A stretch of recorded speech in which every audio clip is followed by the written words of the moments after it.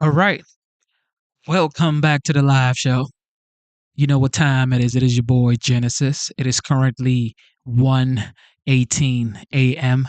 And of course, today's date is the 30th of June 2025. Today, today is my sister's birthday. Happy birthday to my sister. Happy birthday to my sister. All right, with that being said, it is going to be a long stream because this is a full text reading of the GOP Big Beautiful Bill. It's about 15 hours and 55 minutes. Yes, you heard me right. It's about a day. Okay. One day. All right. So we might cut it into two, like 8 hours first, part one, and maybe 7 hours, part two.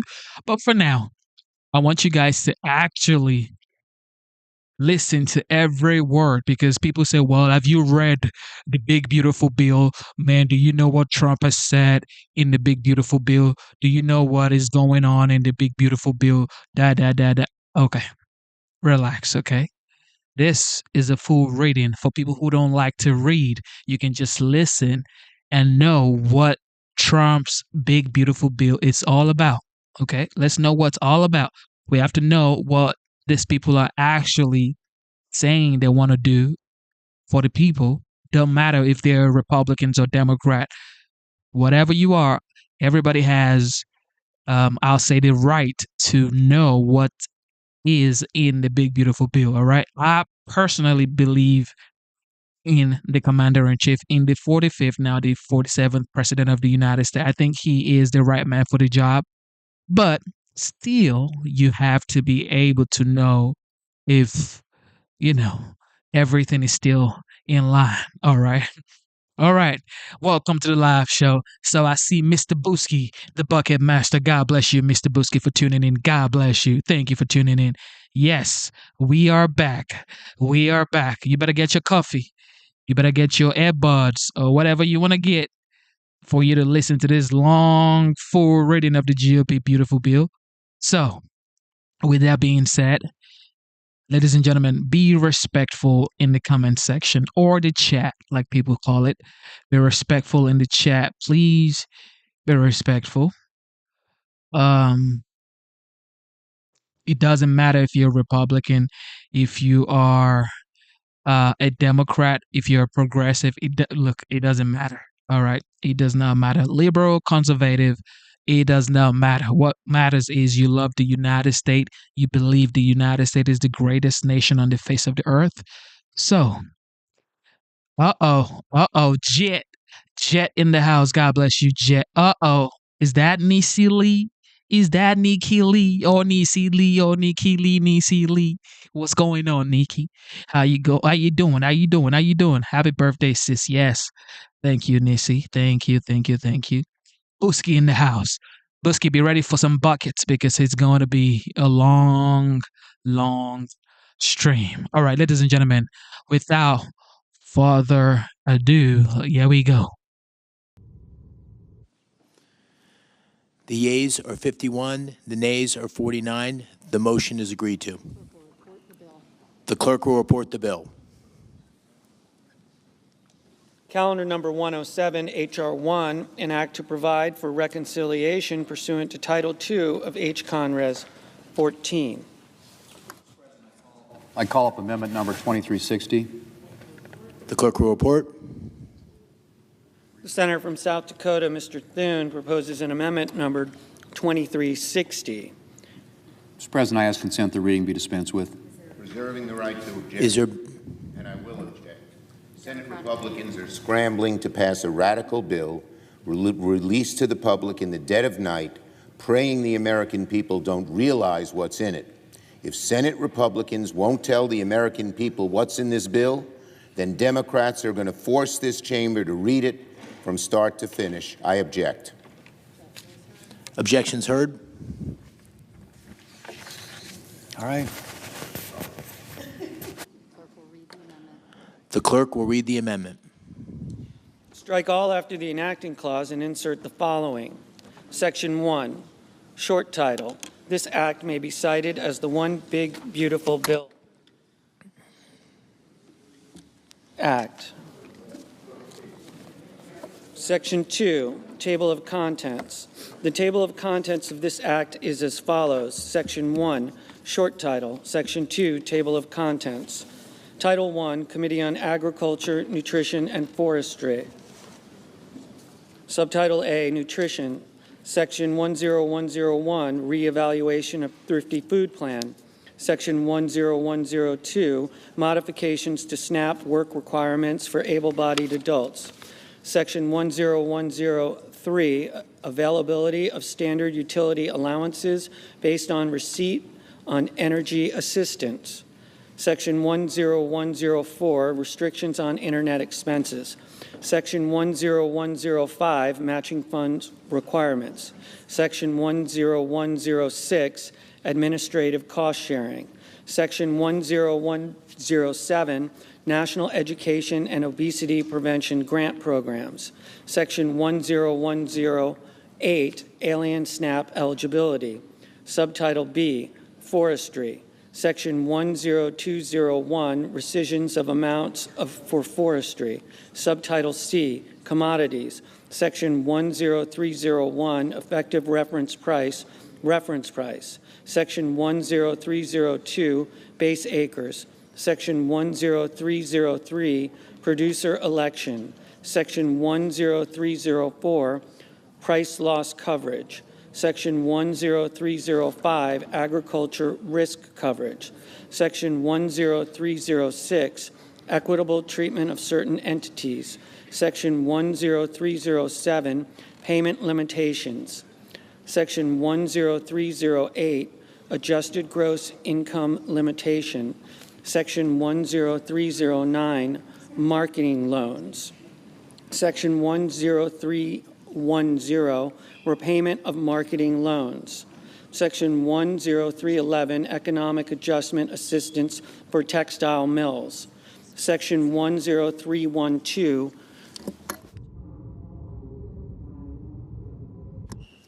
Sugar Price Updates. Section 10313, Dairy Policy Updates. Section 10314, Implementation. Subtitle D, Disaster Assistance Programs. Section 10401, Supplemental Agriculture Disaster Assistance. Subtitle E, Crop Insurance. Section 10501, Beginning Farmer and Rancher Benefit. Section 10502, Area-Based Crop Insurance Coverage and Affordability. Section 10503, Administrative and Operative Expense Adjustments. Section 10504, Premium Support. Section 10505, Program Compliance and Integrity. Section 10506, Reviews, Compliance, and Integrity. Section 10507, Poultry Insurance Pilot Program. Subtitle F, Additional Investments in Rural America. Section 10601, Conservation. Section 10602, Supplemental Agriculture Trade Promotion Program. Section 10603, Nutrition. Section 10604, Research. Section 10605, Energy. Section 10606, Horticulture. Section 10607, Miscellaneous. Title II, Committee on Armed Services. Section 2001, Enhancement of Department of Defense Resources for Improving the Quality of Life for Military Personnel. Section 20002, Enhancement of Department of Defense Resources for Shipbuilding. Section 20003, Enhancement of Department of Defense Resources for Integrated Air and Missile Defense. Just write pending on that and get them to send it out. Section 20004, Enhancement of Department of Defense Resources for Munitions and Defense Supply Chain Resiliency. Section 20005, Enhancement of Department of Defense Resources for Scaling Low-Cost Weapons into Production. Section 20006, Enhancement of Department of Defense Resources for Improving the Efficiency and Cybersecurity of the Department of Defense. Section 20007, enhancement of Department of Defense resources for air superiority. Section 20008, enhancement of resources for nuclear forces. Section 20009, enhancement of Department of Defense resources to improve capabilities of United States Indo-Pacific Command. Section 20010, enhancement of Department of Defense resources for improving the readiness of the Department of Defense. Section 20011, improving Department of Defense border support and counter-drug missions. Section 20012, Department of Defense oversight. Section 20013, military construction projects authorized. Section 20014, multi-year operational plan. Title III, Committee on Banking, Housing, and Urban Affairs. Section 30001, funding cap for the Bureau of Consumer Financial Protection. Section 30002, rescission of funds for green and resilient retrofit program for multifamily housing. Section 30003, Securities and Exchange Commission Reserve Fund. Section 30004, Appropriations for Defense Production Act. Title IV, Committee on Commerce, Science, and Transportation. Section 40001, Coast Guard Mission Readiness. Section 40002, Spectrum Auctions. Section 40003, Air Traffic Control Improvements. Section 40004, Space Launch and Reentry Licensing and Permitting User Fees. Section 40005, Mars Missions, Artemis Mission, and Moon to Mars Program. Section 40006, Corporate Average Fuel Economy Civil Penalties. Section 40007, Payment for Lease of Metropolitan Washington Airports. Section 40008, Rescission of certain amounts for the National Oceanic Atmospheric Administration. Section 40009, Reduction in annual transfers to Travel Promotion Fund. Section 40010, Treatment of unobligated funds for alternative fuel and low-emission aviation technology.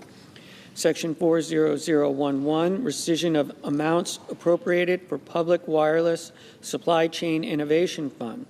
Section 40012, support for artificial intelligence under the Broadband Equity, Access, and Deployment Program. Title V, Committee on Energy and Natural Resources. Subtitle A, Oil and Gas Leasing. Section 50101, Onshore Oil and Gas Leasing. Section 50102, Offshore Oil and Gas Leasing. Section 50103, Royalties on Extracted Methane. Section 50104, Alaska Oil and Gas Leasing.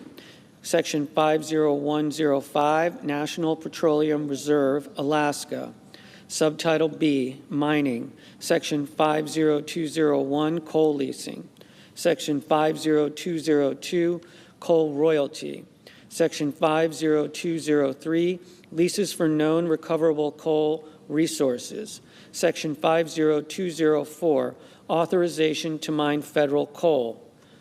Subtitle C, Lands. Section 50301. Section 50302, Timber Sales and Long-Term Contracting for the Forest Service and the Bureau of Land Management. Section 50303, Renewable Energy Fees on Federal Land. Section 50304, Renewable Energy Revenue Sharing. Section 50305, Rescission of National Park Service and Bureau of Land Management Funds. Section 50306, Celebrating America's 250th Anniversary. Subtitle D, Strategic Petroleum Reserve. Section 50401, Strategic Petroleum Reserve. Section 50402, Repeals Rescissions. Section 50403, Energy Dominance Financing. Section 50404, Transformational Artificial Intelligence Models. Subtitle E, Water. Section 50501, Water Conveyance and Surface Water Storage Enhancement. Title VI, Committee on Environment and Public Works. Section 60001, rescission of funding for clean heavy-duty vehicles. Section 60002, repeal of greenhouse gas reduction fund. Section 60003, rescission of funding for diesel emission reductions. Section 60004, rescission of funding to address air pollution. Section 60005, rescission of funding to address air pollution at schools. Section 60006, rescission of funding for low emissions electricity program. Section 60007, rescission of funding for Section 211.0 of the Clean Air Act. Section 60008, rescission of funding for implementation of the American Innovation and Manufacturing Act. Section 60009, rescission of funding for enforcement, technology, and public information. Section 60010, rescission of funding for greenhouse gas corporate reporting. Section 60011, rescission of funding for environmental product declaration assistance.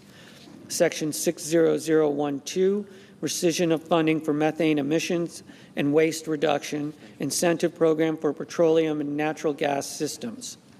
Section 60013, rescission of funding for greenhouse gas, air pollution plans, and implementation grants. Section 60014, rescission of funding for Environmental Protection Agency efficient, accurate, and timely reviews. Section 60015, rescission of funding for low embodied carbon labeling for construction materials. Section 60016, rescission of funding for environmental and climate justice block grants. Section 60017, rescission of funding for ESA recovery plans. Section 60018, rescission of funding for environmental and climate data collection. Section 60019, rescission of neighborhood access and equity grant program. Section 60020, rescission of funding for federal building assistance. Section 60021, rescission of funding for low-carbon materials for federal buildings.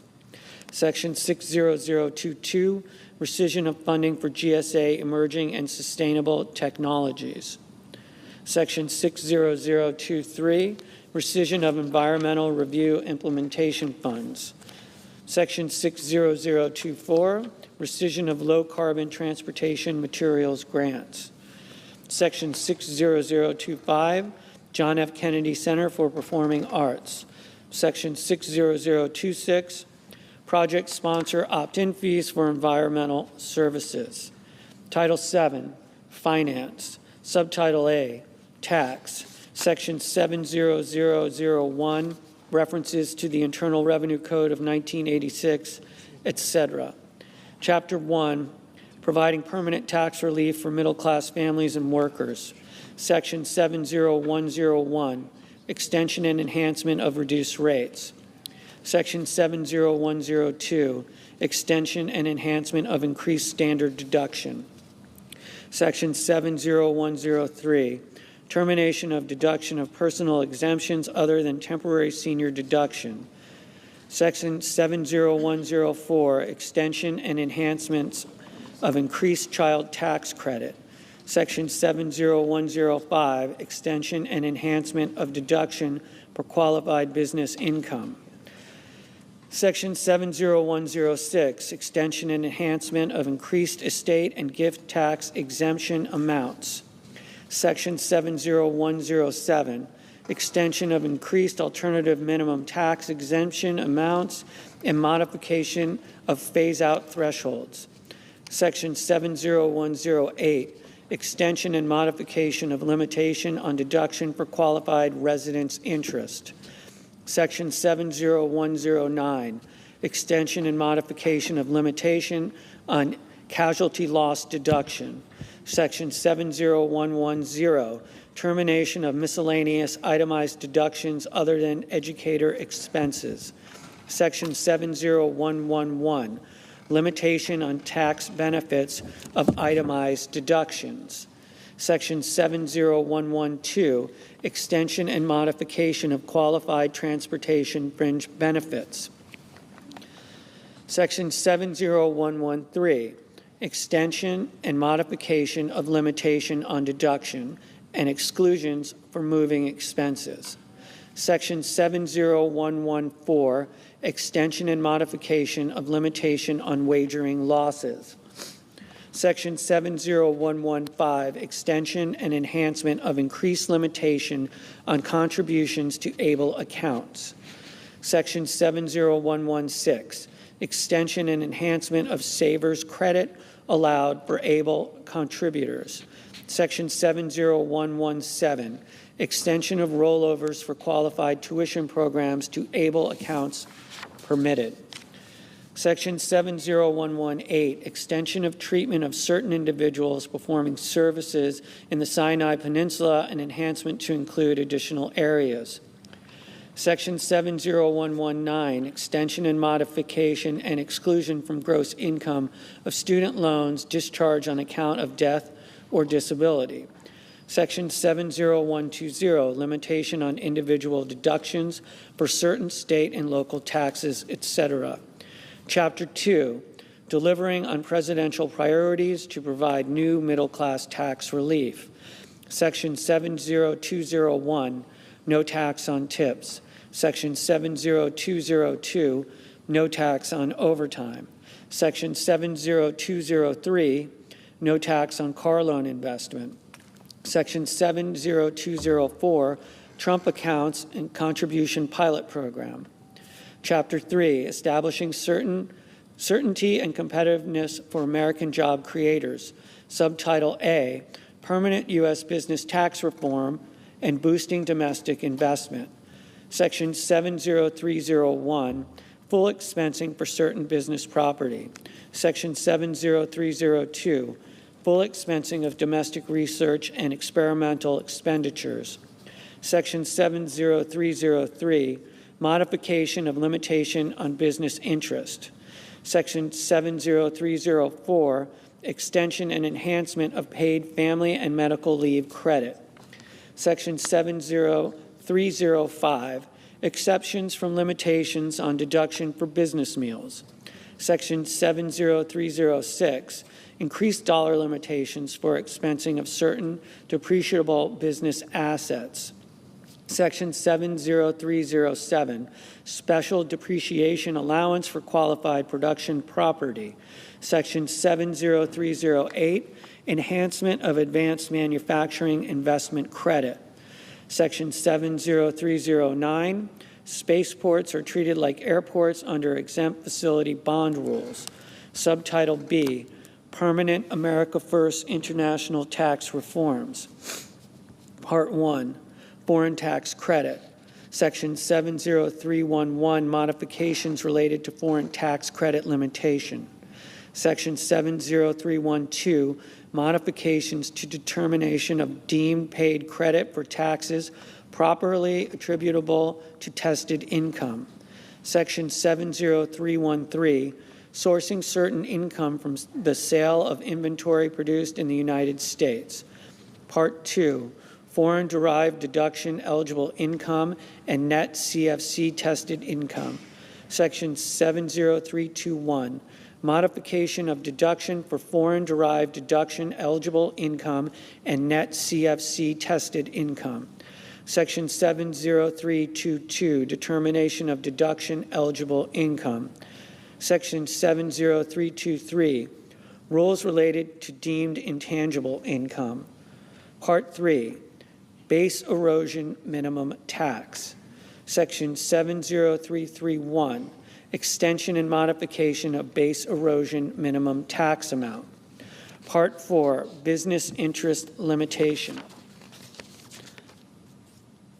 Section 70341, coordination of business interest limitation and interest capitalization provisions. Section 70342, definition of adjusted taxable income for business interest limitation. Part 5, other international tax reforms. Section 70351, permanent extension of look-through rule for related controlled foreign corporations. Section 70352, repeal of election for 1 month deferral and determination of taxable year of specified foreign corporations. Section 70353, restoration of limitation on downward attribution of stock ownership in applying constructive ownership rules. Section 70354, modification to pro rata share rules. Chapter 4, investing in American families, communities, and small businesses. Subchapter A, permanent investments in families and children. Section 70401, enhancement of employer-provided child care credit. Section 70402, enhancement of adoption credit. Section 70403, recognizing Indian tribal governments for purposes of determining whether a child has special needs for purposes of the adoption credit. Section 70404, enhancement of the Dependent Care Assistance Program. Section 70405, enhancement of Child and Dependent Care Tax Credit. Subtitle B, permanent investments in students and reforms to tax-exempt institutions. Section 70411, tax credit for contributions of individuals to scholarship-granting organizations. Section 70412, exclusion for employer payments of student loans. Section 70413, additional expenses treated as qualified higher education expenses for purpose of 529 accounts.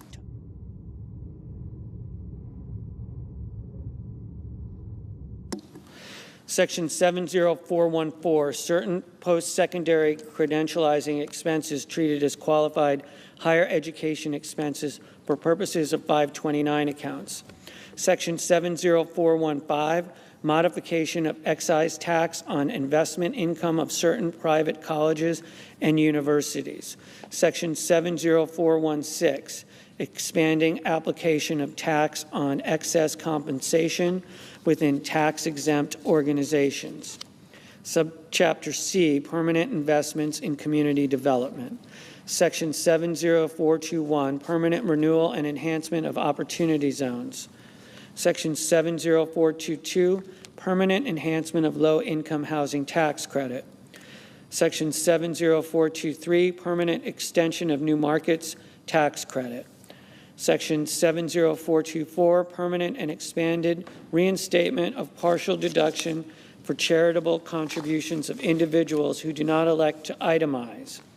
Section 70425, 0.5% floor on deduction of contributions made by individuals. Section 70426, 1% floor on deduction of charitable contributions made by corporations. Section 70427, permanent increase in limitations on cover over of tax on distilled spirits. Section 70428, nonprofit community development activities in remote native languages. Section 70429, adjustment of charitable deduction for certain expenses incurred in support of Native Alaskan subsistent whaling. Section 70430, exception to percentage of completion method of accounting for certain residential construction contracts. Subchapter D, permanent investments in small business and rural America.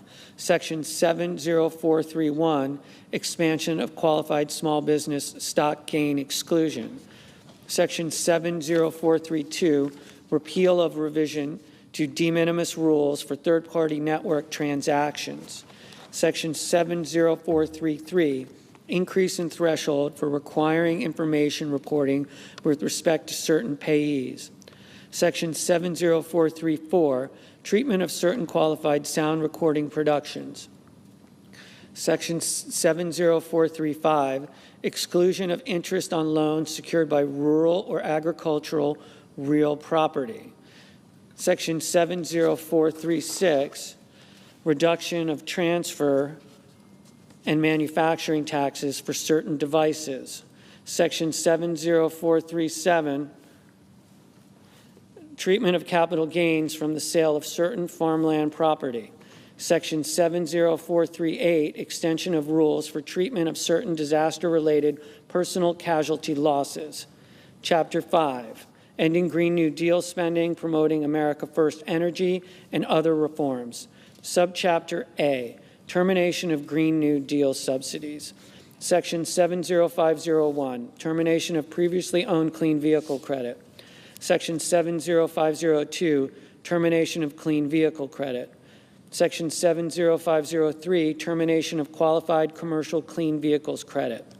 Section 70504, termination of alternative fuel vehicle refueling property credit. Section 70505, termination of energy efficient home improvement credit. Section 70506, termination of residential clean energy credit. Section 70507, termination of energy efficient commercial building deduction. Section 70508, termination of new energy efficient home credit. Section 70509, termination of cost recovery for energy, property, and qualified clean energy facilities, property, and technology. Section 70510, modifications of zero-emission nuclear power production credit. Section 70511, termination of clean hydrogen production credit. Section 70512, termination and restrictions on clean electricity production credit. Section 70513, termination and restrictions on clean electricity investment credit. Section 70514, phase out and restrictions on advanced manufacturing production credit. Section 70515, restriction on the extension of advanced energy project credit program. Subchapter B, enhancement of America First energy policy. Section 70521, extension and modification of clean fuel production credit. Section 70522, restrictions on carbon oxide sequestration credit. Section 70523, intangible drilling and development costs taken into account for purposes of computing adjusted financial statement income. Section 70524, income from hydrogen storage, carbon capture, advanced nuclear, hydropower, and geothermal energy added to qualifying income of certain publicly traded partnerships. Section 70525, allow for payments to certain individuals who die fuel. Subchapter C, other reforms. Section 70531, modifications to de minimis entry privilege for commercial shipments. Chapter 6, enhancing deduction and income tax credit, guardrails, and other reforms. Section 70601, modification and extension of limitation on excess business losses of non-corporate taxpayers. Section 70602, treatment of payments for partnerships to partners for property or services. Section 70603, excessive employee remuneration from controlled group members and allocation of deduction. Section 70604, third-party litigation funding reforms. Section 70605, excise tax on certain remittance transfers. Section 70606, enforcement provisions with respect to COVID-related employee retention credits. Section 70607, Social Security number requirement for American Opportunity and Lifetime Learning credits. Section 70608, Task Force on the Replacement of the Direct File. Subtitle B, Health. Chapter 1, Medicaid. Chapter A, Reducing Fraud and Improving Enrollment Processes.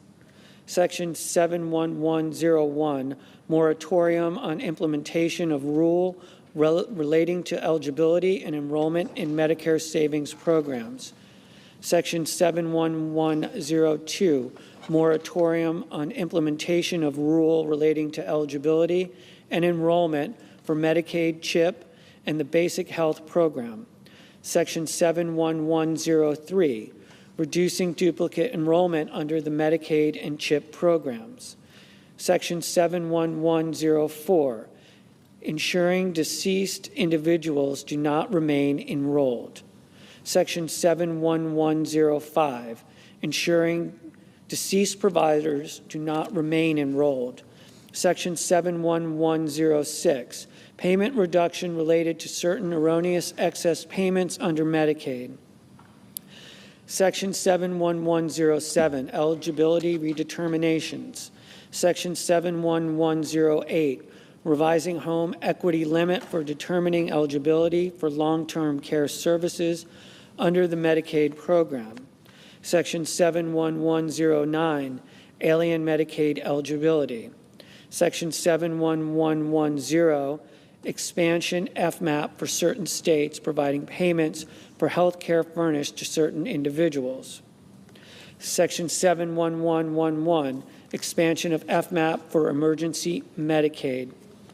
Subchapter B, preventing wasteful spending. Section 7112, moratorium on implementation of rule relating to staffing standards for long-term care facilities under the Medicare and Medicaid programs. Section 71113, reducing state Medicaid costs.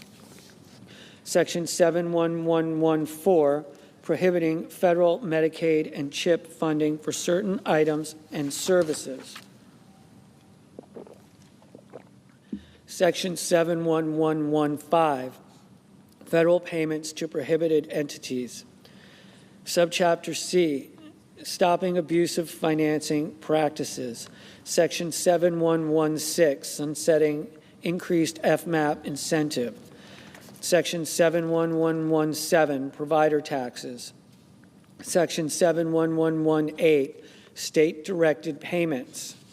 Section 71119, requirements regarding waiver of uniform tax requirement for Medicaid provider tax. Section 71120, requiring budget neutrality for Medicaid demonstration projects under Section 1115. Subchapter D, increasing personal accountability. Section 71121, requirement for states to establish Medicaid community engagement requirements for certain individuals.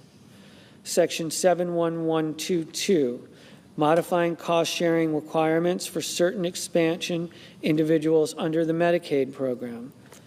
Subchapter E, expanding access to care.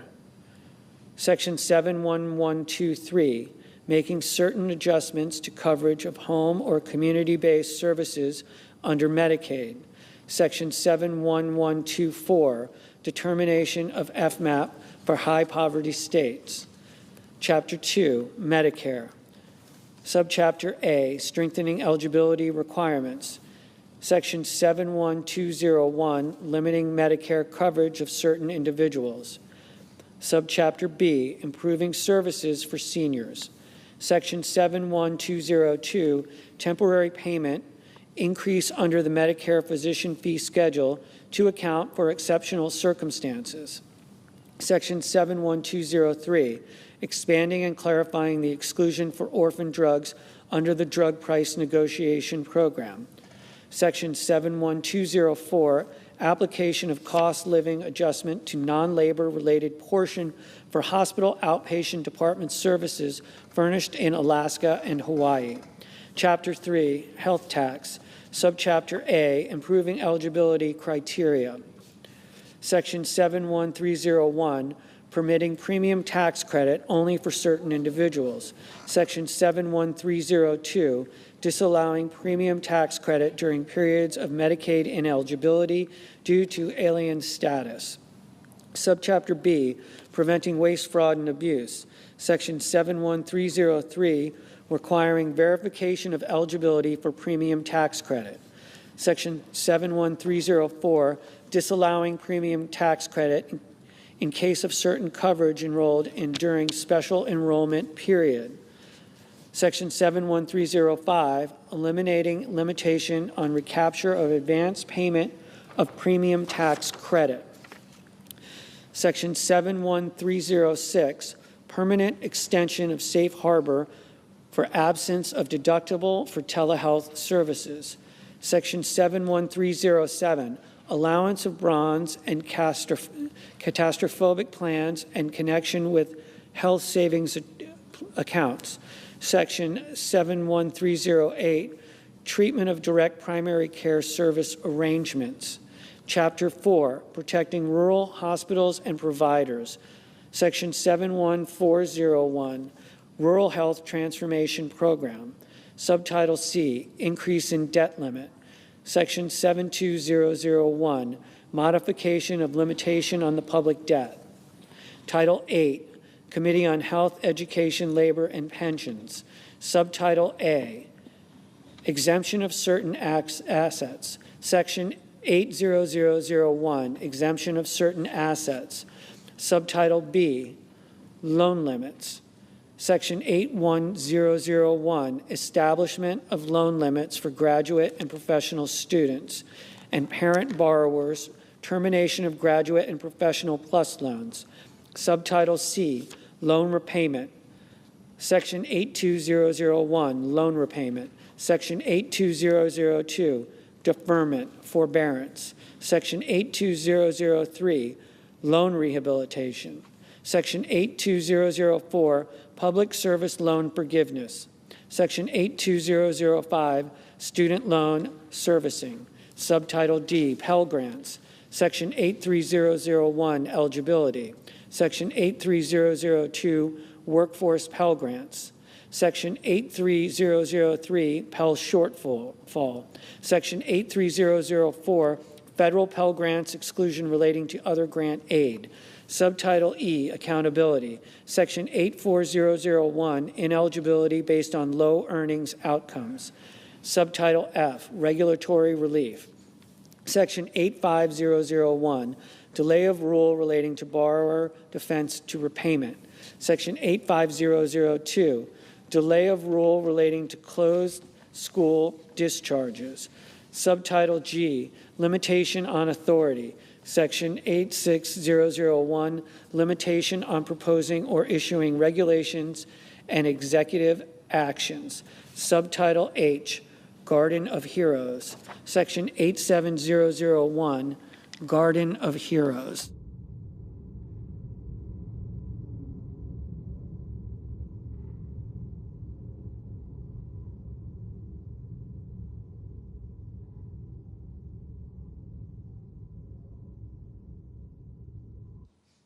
Subtitle 1, Office of Refugee Resettlement, Section 88001, Potential Sponsor Vetting for Unaccompanied Alien Children Appropriation. Title 9, Committee on Homeland Security and Governmental Affairs. Subtitle A, Homeland Security Provisions. Section 90001, Border Infrastructure and Wall System. Section 90002, U.S. Customs and Border Protection personnel, fleet vehicles, and facilities. Section 90003, detention capacity. Section 90004, border security, technology, and screening. Section 90005, state and local assistance. Section 90006, presidential residence protection. Section 90007, Department of Homeland Security appropriations for border support. Subtitle B, Governmental Affairs Provisions. Section 90101, FEHB improvements. Section 90102, Pandemic Response Accountability Committee. Section 90103, Appropriation for the Office of Management and Budget. Title 10, Committee on the Judiciary. Subtitle A, Immigration and Law Enforcement Matters.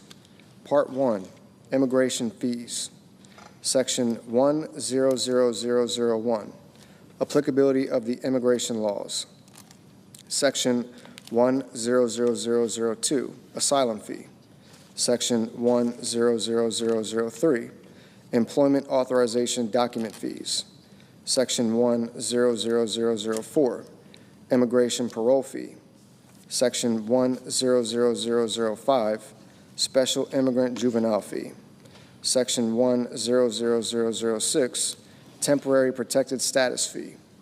Section 100007, Visa Integrity Fee. Section 100008, Form I-94 Fee. Section 100009, Annual Asylum Fee. Section 100010, Fee relating to renewal and extension of employment authorization for parolees. Section 100011, Fee relating to renewal or extension of employment authorization for asylum applicants. Section 100012, Fee relating to renewal and extension of employment authorization for aliens granted temporary protected status. Section 100013, Fees relating to applications for adjustment of status. Section 100014, Electronic System for Travel Authorization Fee. Section 100015, Electronic Visa Update System Fee. Section 100016, Fee for aliens ordered removed in absentia. Section 100017, Inadmissible Alien Apprehension Fee. Section 100018, Amendment to Authority to Apply for Asylum. Part 2, Immigration and Law Enforcement Funding. Section 100051, Appropriation for the Department of Homeland Security. Section 10052, Appropriation for U.S. Immigration and Customs Enforcement. Section 10053, Appropriation for Federal Law Enforcement Training Centers. Section 10054, Appropriation for the Department of Justice. Section 10055, Bridging Immigration-Related Deficits Experienced Nationwide Reimbursement Fund. Section 10056, Appropriation for the Bureau of Prisons. Section 10057, Appropriation for the United States Secret Service. Subtitle B, Judiciary Matters. Section 100101, Appropriation to the Administrative Office of the United States Courts. Section 100102, Appropriation to the Federal Judicial Center. Subtitle C, Radiation Exposure Compensation Matters. Section 100201, Extension of Fund. Section 100202, Claims relating to atmospheric testing. Section 100203, Claims relating to uranium mining. Section 100205, Limitations on Claims. Title I, Committee on Agriculture, Nutrition, and Forestry. Subtitle A, Nutrition. Section 10101, Reevaluation of Thrifty Food Plan. A, in general, Section 3 of the Food and Nutrition Act of 2008, 7 U.S.C. 2012 is amended by striking subsection U and inserting the following. U, Thrifty Food Plan. 1, in general, the term Thrifty Food Plan means a diet required to feed a family of 4 persons consisting of a man and a woman ages 20 through 50, a child ages 6 through 8, and a child ages 9 through 11, using the items and quantities of food described in the report of the Department of Agriculture entitled Thrifty Food Plan 2021. And each successor report updated pursuant to this subsection, subject to the conditions that A, the relevant market baskets of the Thrifty Food Plan shall only be changed pursuant to paragraph 4. B, the cost of the Thrifty Food Plan shall be the basis for uniform allotments for all households regardless of the actual composition of the household. And C, the cost of the Thrifty Food Plan may only be adjusted in accordance with this subsection. 2, household adjustments. The Secretary shall make household adjustments using the following ratios of household size as a percentage of the maximum 4-person allotment. A, for a one-person household, 30%. B, for a 2-person household, 55%. C, for a 3-person household, 79%. D, for a 4-person household, 100%. E, for a 5-person household, 119%. F, for a 6-person household, 143%. G, for a 7-person household, 158%. H, for an 8-person household, 180%. I, for a household of 9 persons or more, an additional 22% per person, which additional percentage shall not total more than 200%. 3, allowable cost adjustments. The Secretary shall, A, make cost adjustments in the Thrifty Food Plan for Hawaii and the urban and rural parts of Alaska to reflect the cost of food in Hawaii and urban and rural Alaska. B, make cost adjustments in the separate Thrifty Food Plans for Guam and the Virgin Islands of the United States to reflect the cost of food in those states, but not to exceed the cost of food in the 50 states and the District of Columbia. And C, on October 1st, 2025, and on each October 1st thereafter, adjust the cost of the Thrifty Food Plan to reflect changes in the Consumer Price Index for all urban consumers published by the Bureau of Labor Statistics of the Department of Labor for the most recent 12-month period ending in June. 4, reevaluation of market baskets. A, reevaluation. Not earlier than October 1st, 2027, the Secretary may reevaluate the market baskets of the Thrifty Food Plan based on current food prices, food composition data, consumption patterns, and dietary guidance.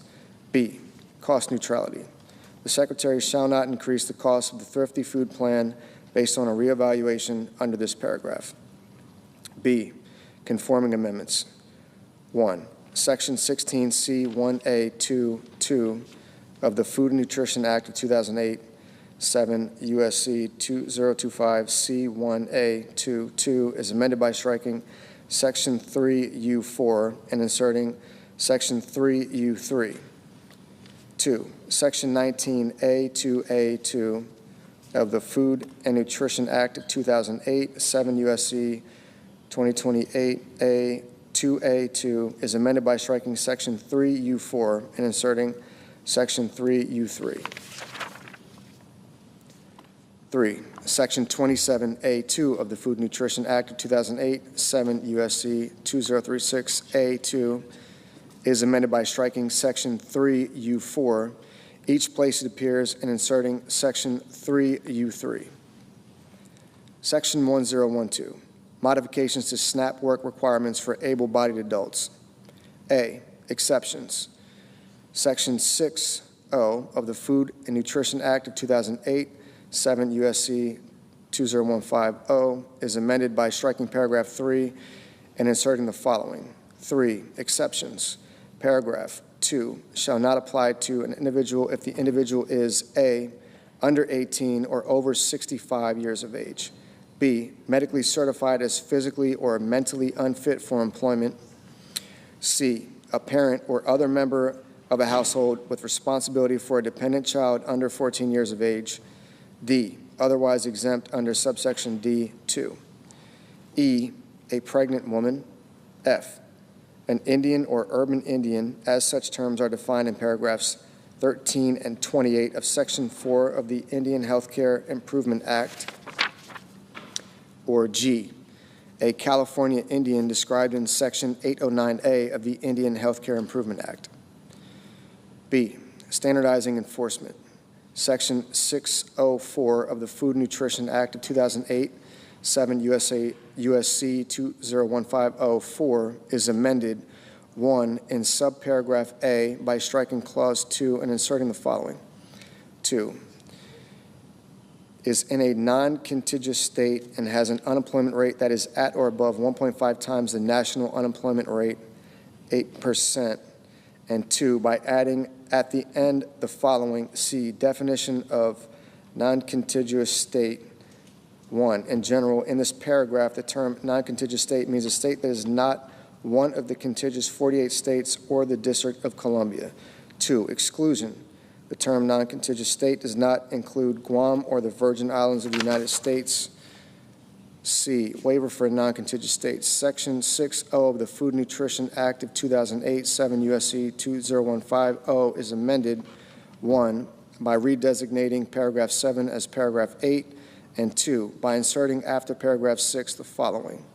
7, exemption for non-contiguous states. A, definition of non-contiguous state. 1, in general, in this paragraph, the term non-contiguous state means a state that is not one of the contiguous 48 states or the District of Columbia. 2, exclusions. In this paragraph, the term non-contiguous state does not include Guam or the Virgin Islands of the United States. B, exemption. Subject to subparagraph D, the Secretary may exempt individuals in a non-contiguous state from compliance with the requirements of paragraph 2 if 1, the state agency submits to the Secretary a request for that exemption made in such form and at such time as the Secretary may require, and including the information described in subparagraph C, and 2, the Secretary determines that based on that request, the state agency is demonstrating a good faith effort to comply with the requirements of paragraph 2. C, good faith effort determination. In determining whether a state agency is demonstrating a good faith effort or for purposes of subparagraph B2, the Secretary shall consider 1, any action taken by the state agency toward compliance with the requirements of paragraph 2, 2, any significant barriers to or challenges in meeting those requirements, including barriers or challenges relating to funding, design, development, procurement, or installation of necessary systems or resources. 3, the detailed plan and timeline of the state agency for achieving full compliance with those requirements, including any milestones as defined by the Secretary. And 4, any other criteria determined appropriate by the Secretary. D, duration of exemption. 1, in general, an exemption granted under subparagraph B shall expire not later than December 31st, 2028, and may not be renewed beyond that date. 2, early termination. The Secretary may terminate an exemption granted under subparagraph B prior to that expiration date of that exemption if the Secretary determines that the state agency, 1, has failed to comply with the reporting requirements described in subparagraph E, or 2, based on the information provided pursuant to subparagraph E, failed to make continued good faith efforts towards compliance with the requirements of this subsection. E, reporting requirements. A state agency granted an exemption under subparagraph B shall submit to the Secretary 1, quarterly progress reports on the status of the state agency in achieving the milestones toward full compliance described in subparagraph C3, and 2, information on specific risks or newly identified barriers or challenges to full compliance, including the plan of the state agency to mitigate those risks, barriers, or challenges. Section 10103, availability of standard utility allowances based on receipt of energy assistance. A, standard utility allowance. Section 5E 6C 4I of the Food and Nutrition Act of 2008, 7 U.S.C. 2014 E6C 4I is amended by inserting with an elderly or disabled member after households.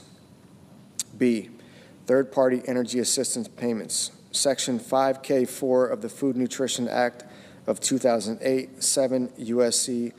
2014 K4 is amended 1 in subparagraph A by inserting without an elderly or disabled member before shall be, and 2 in subparagraph B by inserting with an elderly or disabled member before under a state law. Section 10104, restrictions on internet expenses. Section 5E6 of the Food and Nutrition Act of 2008, 7 U.S.C. 2014 E6 is amended by adding at the end of the following. E, restrictions on internet expenses. Any service fee associated with internet connection shall not be used in computing the excess shelter expense deduction under this paragraph. Section 10105, matching funds requirements. A, in general, Section 4A of the Food and Nutrition Act of 2008, 7 U.S.C. 2013A, is amended, 1, by striking A subject to and inserting the following. A, program. 1, establishment subject to, and 2, by adding at the end the following. 2, state quality control incentive. A, definition of payment error rate. In this paragraph, the term payment error rate has the meaning given the term in Section 16C2. B, state cost share. 1, in general, beginning in fiscal year 2028, if the payment error rate of a state is determined under Clause 2 is 1, less than 6%, the federal share of the cost of the allotment described in paragraph 1 for that state in a fiscal year shall be 100%, and the state share shall be 0%. 2, equal to or greater than 6%, but less than 8%. The federal share of the cost of the allotment described in paragraph 1 for that state in a fiscal year shall be 95%, and the state share shall be 5%. 3, equal to or greater than 8%, but less than 10%. The federal share of the cost of the allotment described in paragraph 1 for that state in a fiscal year shall be 90%, and the state share shall be 10%.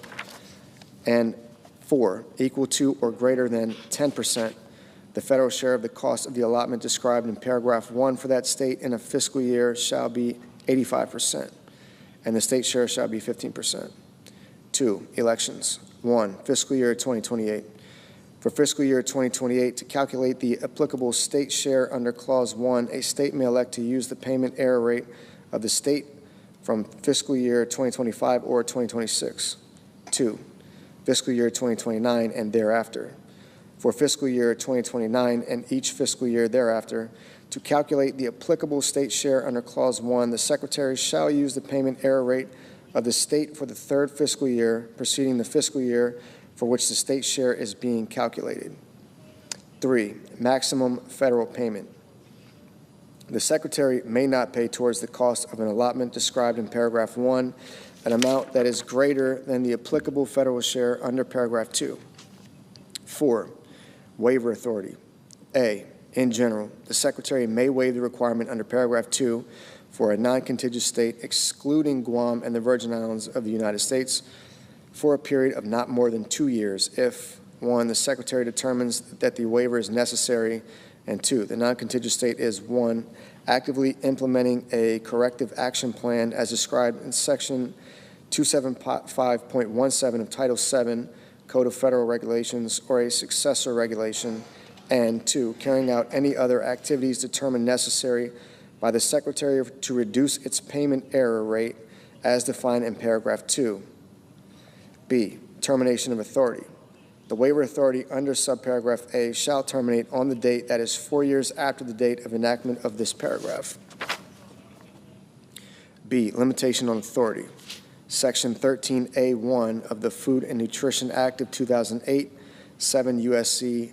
2022 A1 is amended in the first sentence by inserting or the payment or disposition of a state share under Section 4A2 after 16C 1D12. Section 10106, administrative cost sharing. Section 16A of the Food and Nutrition Act of 2008, 7 U.S.C. 2025A, is amended in the matter preceding paragraph 1 by striking agency an amount equal to 50% and inserting agency through fiscal year 2026, 50%, and for fiscal year 2027 and each fiscal year thereafter, 25%. Section 10107, National Education and Obesity Prevention Grant Program. Section 28D1F of the Food and Nutrition Act of 2008, 7 U.S.C. 2036A D1F is amended by striking for fiscal year 2016 and each subsequent fiscal year, and inserting for each of fiscal years 2016 through 2025. Section 10108, Alien SNAP eligibility. Section 6F of the Food and Nutrition Act of 2008, 7 U.S.C. 2015F, is amended to read as follows. F, no individual who is a member of a household otherwise eligible to participate in the Supplemental Nutrition Assistance Program under this section shall be eligible to participate in the Supplemental Nutrition Assistance Program as a member of that or any other household unless he or she is, 1, a resident of the United States, and 2, either A, a citizen or national of the United States, B, an alien lawfully admitted for permanent residence as an immigrant as defined by Sections 101A.15 and 101A.20 of the Immigration and Nationality Act, excluding, among others, alien visitors, tourists, diplomats, and students who enter the United States temporarily with no intention of abandoning their residence in a foreign country. C, an alien who has been granted the status of Cuban and Haitian entrant as defined in Section 501E of the Refugee Education Assistance Act of 1980, Public Law 96-422, or D, an individual who lawfully resides in the United States in accordance with a compact of free association referred to in Section 402B2G of the Personal Responsibility and Work Opportunity Reconciliation Act of 1996. The income less at state option or a pro rata share and financial resources of the individual rendered ineligible to participate in the Supplemental Nutrition Assistance Program under this subsection shall be considered in determining the eligibility and the value of the allotment of the household of which such individual is a member. Subtitle B, Forestry, Section 10201, Rescission of Amounts for Forestry. The unobligated balances of amounts appropriated by the following provisions of Public Law 117-169 are rescinded. 1. Paragraphs 3 and 4 of Section 23001A, 136 Stat 2023. 2. Paragraphs 1 through 4 of Section 23002A, 136 Stat 2025. 3. Section 23003A2, 136 Stat 2026. 4. Section 23005, 136 Stat 2027. Subtitle C, Commodities. Section 10301, Effective Reference Price, A, Effective Reference Price. Section 11118B2 of the Agricultural Act of 2014, 7 U.S.C. 90118B2 is amended by striking 85 and inserting beginning with the crop year 2025, 88. B, Reference Price. Section 1111 of the Agricultural Act of 2014, 7 U.S.C. 9011, is amended by striking paragraph 19 and inserting the following. 19, Reference Price. A, in general, effective beginning with the 2025 crop year, subject to subparagraphs B and C, the term reference price with respect to a covered commodity for a crop year means the following. 1, for wheat, $6.35 per bushel. 2, for corn, $4.10 per bushel. 3, for grain, sorghum, $4.40 per bushel. 4, for barley, $5.45 per bushel. 5, for oats, $2.65 per bushel. 6, for long grain rice, $16.90 per hundredweight. 7, for medium grain rice, $16.90 per hundredweight. 8, for soybeans, $10 per bushel.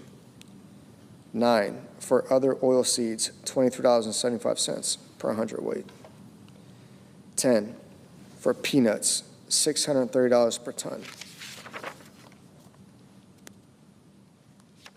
11, for dry peas, $13.10 per hundredweight. 12, for lentils, $23.75 per hundredweight. 13, for small chickpeas, $22.65 per hundredweight. 14, for large chickpeas, $25.65 per hundredweight. 15, for seed cotton, 42 cents per pound. B, effectiveness. Effective beginning with the 2031 crop year, the reference price is defined in subparagraph A with respect to a covered commodity shall equal the reference price in the previous crop year multiplied by 1.005. C, limitation. In no case shall a reference price for a covered commodity exceed 113% of the reference price for such covered commodity listed in subparagraph A. Section 10302, base acres. Section 1112 of the Agricultural Act of 2014, 7 U.S.C. 9012, is amended, 1, in subsection D3A by striking 2023 and inserting 2031, and by adding at the end of the following: E, additional base acres. 1, in general, as soon as practicable after the date of enactment of this subsection and notwithstanding subsection A, the Secretary shall provide notice to owners of eligible farms pursuant to paragraph 3 and allocate to those eligible farms a total of not more than an additional 30 million base acres in the manner provided in this subsection. An owner of a farm that is eligible to receive an allocation of base acres may elect to not receive that allocation by notifying the Secretary not later than 90 days after receipt of the notice provided by the Secretary under this paragraph. 2, content of notice.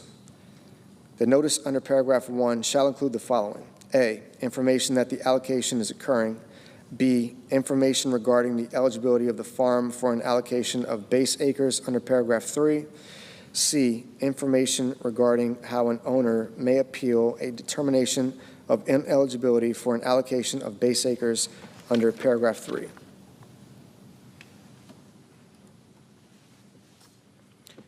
Through an appeals process established by the Secretary. 3, eligibility.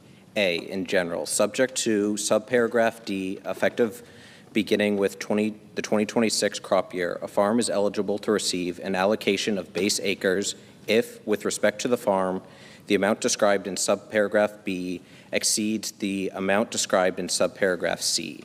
B, 5-year average sum. The amount described in this subparagraph with respect to a farm is the sum of I, the 5-year average of I, the acreage planted on the farm to all covered commodities for harvest, grazing, haying, silage, or other similar purposes for the 2019 through 2023 crop years.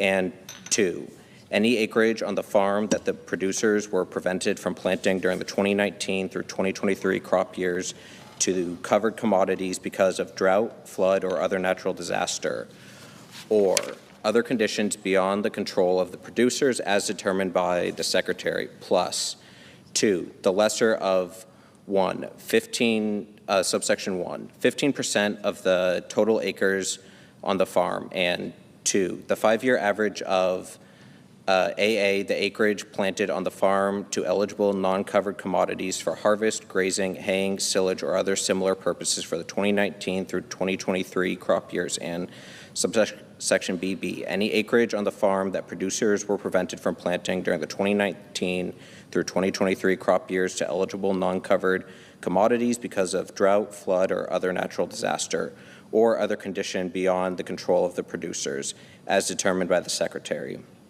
C, total number of base acres for covered commodities. The amount described in this subparagraph with respect to a farm is the total number of base acres for covered commodities on the farm, excluding unassigned crop base, as in effect on September 30, 2024. D, effect of no recent plantings of covered commodities. In the case of a farm for which the amount determined under Clause I of subparagraph B is equal to 0, that farm shall be ineligible to receive an allocation of base acres under the subsection. E, acreage planted on the farm to eligible non-covered commodities. Defined in this paragraph, the term acreage planted on the farm to eligible non-covered commodities means acreage planted on a farm to commodities other than covered commodities, trees, bushes, vines, grass, or pasture, including cropland that was idle or fallow, as defined by the Secretary. 4, number of base acres, subject to paragraphs 3 and 8. The number of base acres allocated to an eligible farm shall, subsection A, be equal to the difference obtained by subtracting the amount determined under subparagraph C of paragraph 3 from the amount determined under subparagraph B of that paragraph, and B, include unassigned crop base. At 5, allocation of acres. A, Allocation. The Secretary shall allocate the number of base acres under paragraph 4 among those covered commodities planted on the farm at any time during the 2019 through 2023 crop years. B, allocation formula. The allocation of additional base acres for covered commodities shall be in proportion to the ratio of subsection I, the 5-year average of I, the acreage planted on the farm, to each covered commodity for harvest, grazing, haying, silage, or other similar purposes for the 2019 through 2023 crop years. And 2, any acreage on the farm that producers were prevented from planting during the 2019 through 2023 crop years to that covered commodity because of drought, flood, or other natural disaster, or other condition beyond the control of the producers as determined by the Secretary to the 5-year average determined under paragraph 3BI. Inclusion C, inclusion of all 5 years in average. For the purpose of determining a 5-year acreage average under subparagraph B for a farm, the Secretary shall not exclude any crop year in which a covered commodity was not planted. D, treatment of multiple planting or prevented planting. For the purpose of determining under subparagraph B the acreage on a farm that producers planted or were prevented from planting during the 2019 through 2023 crop years to covered commodities, if the acreage that was planted or prevented from being planted was devoted to other covered commodity in the same crop year, other than a covered commodity produced under an established practice of double cropping, the owner may elect the covered commodity to be used for that year in determining the 5-year average, but may not include both the initial covered commodity and the subsequent covered commodity.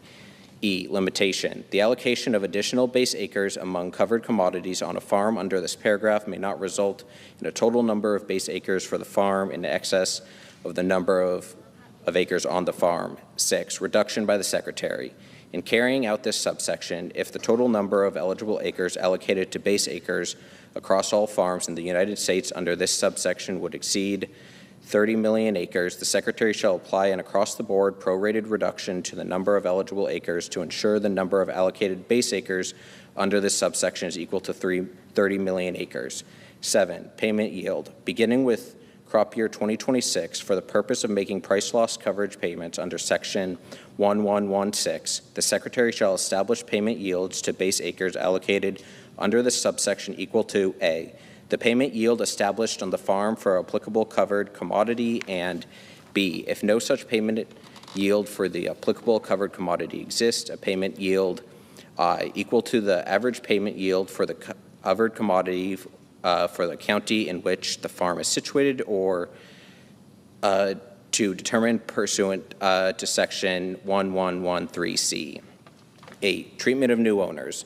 In the case of a farm for which the owner on the date of enactment of this subsection was not the owner for the 2019 through 2023 crop years, the Secretary shall use the planting history of the prior owner or owners of that farm for the purposes of determining A, eligibility under paragraph 3, B, eligibility acres under paragraph 4, and C, the allocation of acres under paragraph 5.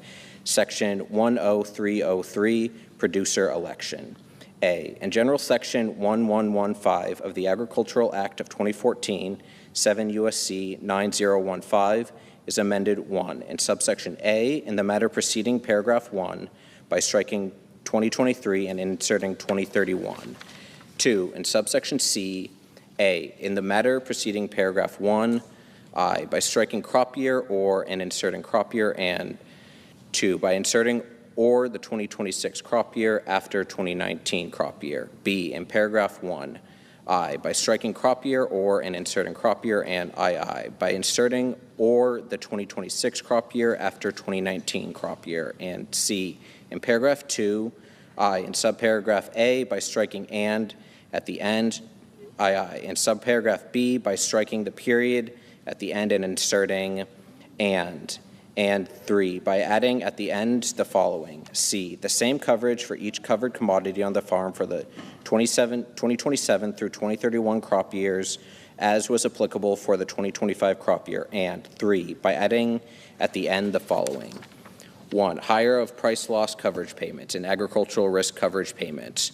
For the 2025 crop year, the Secretary shall, on a covered commodity by covered commodity basis, make the higher of price loss coverage payments under Section 1116 and agricultural risk covered county coverage payments under Section 1117 to the producers on a farm for the payment acres for each covered commodity on the farm. B, federal crop insurance supplemental coverage options. Section 508C4C4IV of the Federal Crop Insurance Act 7 U.S.C.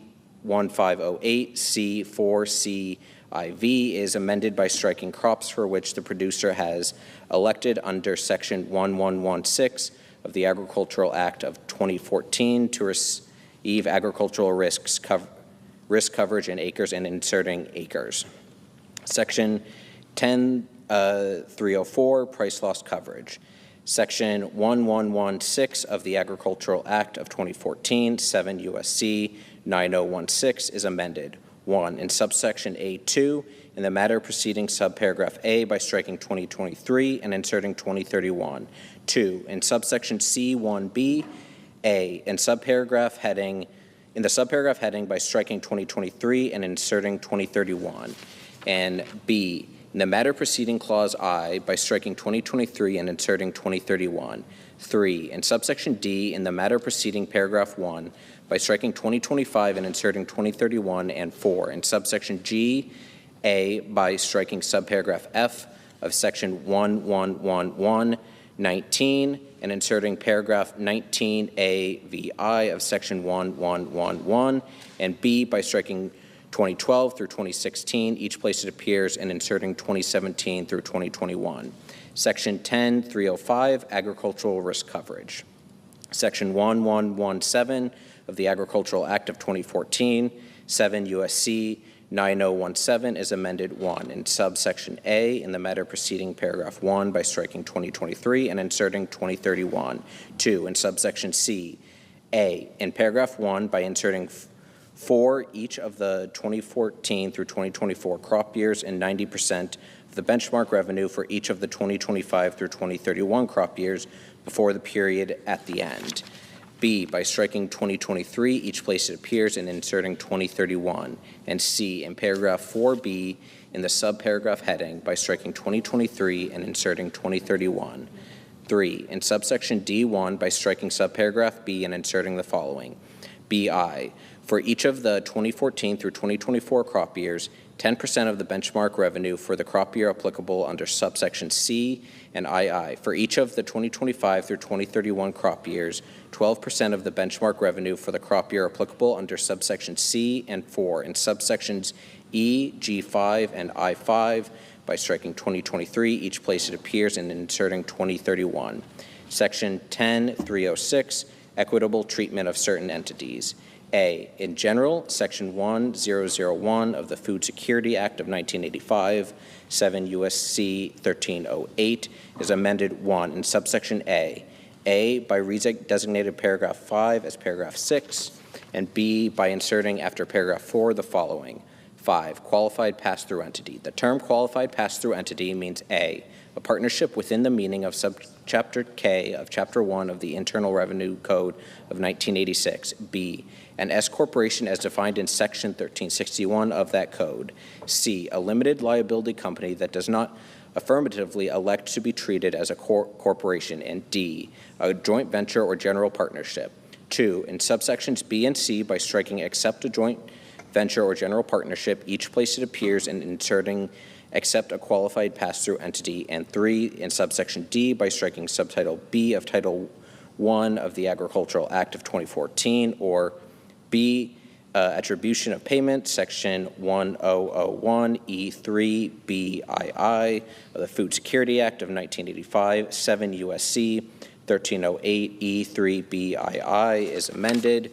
1, in the clause heading by striking joint ventures and general partnerships and inserting qualified pass-through entities. 2, by striking a joint venture or a general partnership and inserting a qualified pass-through entity. 3, by striking joint ventures and general partnerships and inserting qualified pass-through entities. And 4, by striking the joint venture or general partnership and inserting the qualified pass-through entity. C, persons actively engaged in farming. Section 1001AB2 of the Food Security Act of 1985, 7 U.S.C. 1308 1B2 is amended. 1. Subparagraphs A and B by striking a general partnership, a participant in a joint venture, each place it appears, and inserting a qualified pass-through entity. And 2. In subparagraph C by striking a general partnership, joint venture, or similar entity and inserting a qualified pass-through entity or a similar entity. D. Joint and several liability. Section 100BD of the Food Security Act of 1985, 7 U.S.C. 1308-2D is amended by striking partnerships and joint ventures and inserting qualified pass-through entities. E. Exclusion from AGI calculation. Section 1001D of the Food Security Act of 1985, 7 U.S.C. 1308-3AD is amended by striking general partnership or joint venture, each place it appears. Section 10307, payment limitations. Section 1001 of the Food Security Act of 1985, 7 U.S.C. 1308 is amended 1. In subsection B, A, by striking the and inserting subject to subsection I, the, and B by striking $125,000 and inserting $155,000. And 2, in subsection C, A, by striking the and inserting subject to subsection I, the, and B by striking $125,000 and inserting $155,000. And 3, by adding at the end the following. I, adjustment for the 2025 crop year and each crop year thereafter. The Secretary shall annually adjust the amounts described in subsections B and C for inflation based on the Consumer Price Index for all urban consumers published by the Bureau of Labor Statistics of the Department of Labor. Section 10308, adjusted gross income limitation. Section 1001DB of the Food Security Act of 1985, 7 U.S.C. 1308-3AB is amended 1. In paragraph 1 by striking paragraph 3 and inserting paragraphs 3 and 4. And 2, by adding at the end the following. 4, exception for certain operations. A, definitions. In this paragraph, I, accepts payment or benefit. The term accepted payment or benefit means I, a payment or benefit under Subtitle E of Title I of the Agricultural Act of 2014, 7 U.S.C. 908 at sequence. 2, a payment or benefit under Section 196 of the Federal Agricultural Improvement and Reform Act of 1996, 7 U.S.C. 7333, and 3, a payment or benefit described in paragraph 2C received on or after October 1st, 2024. II, farming, ranching, or silviculture activities. The term farming, ranching, or silviculture activities include agritourism, direct-to-consumer marketing of agricultural products, the sale of agricultural equipment owned by the person or legal entity, and other agricultural-related activities as determined by the Secretary. B, exception.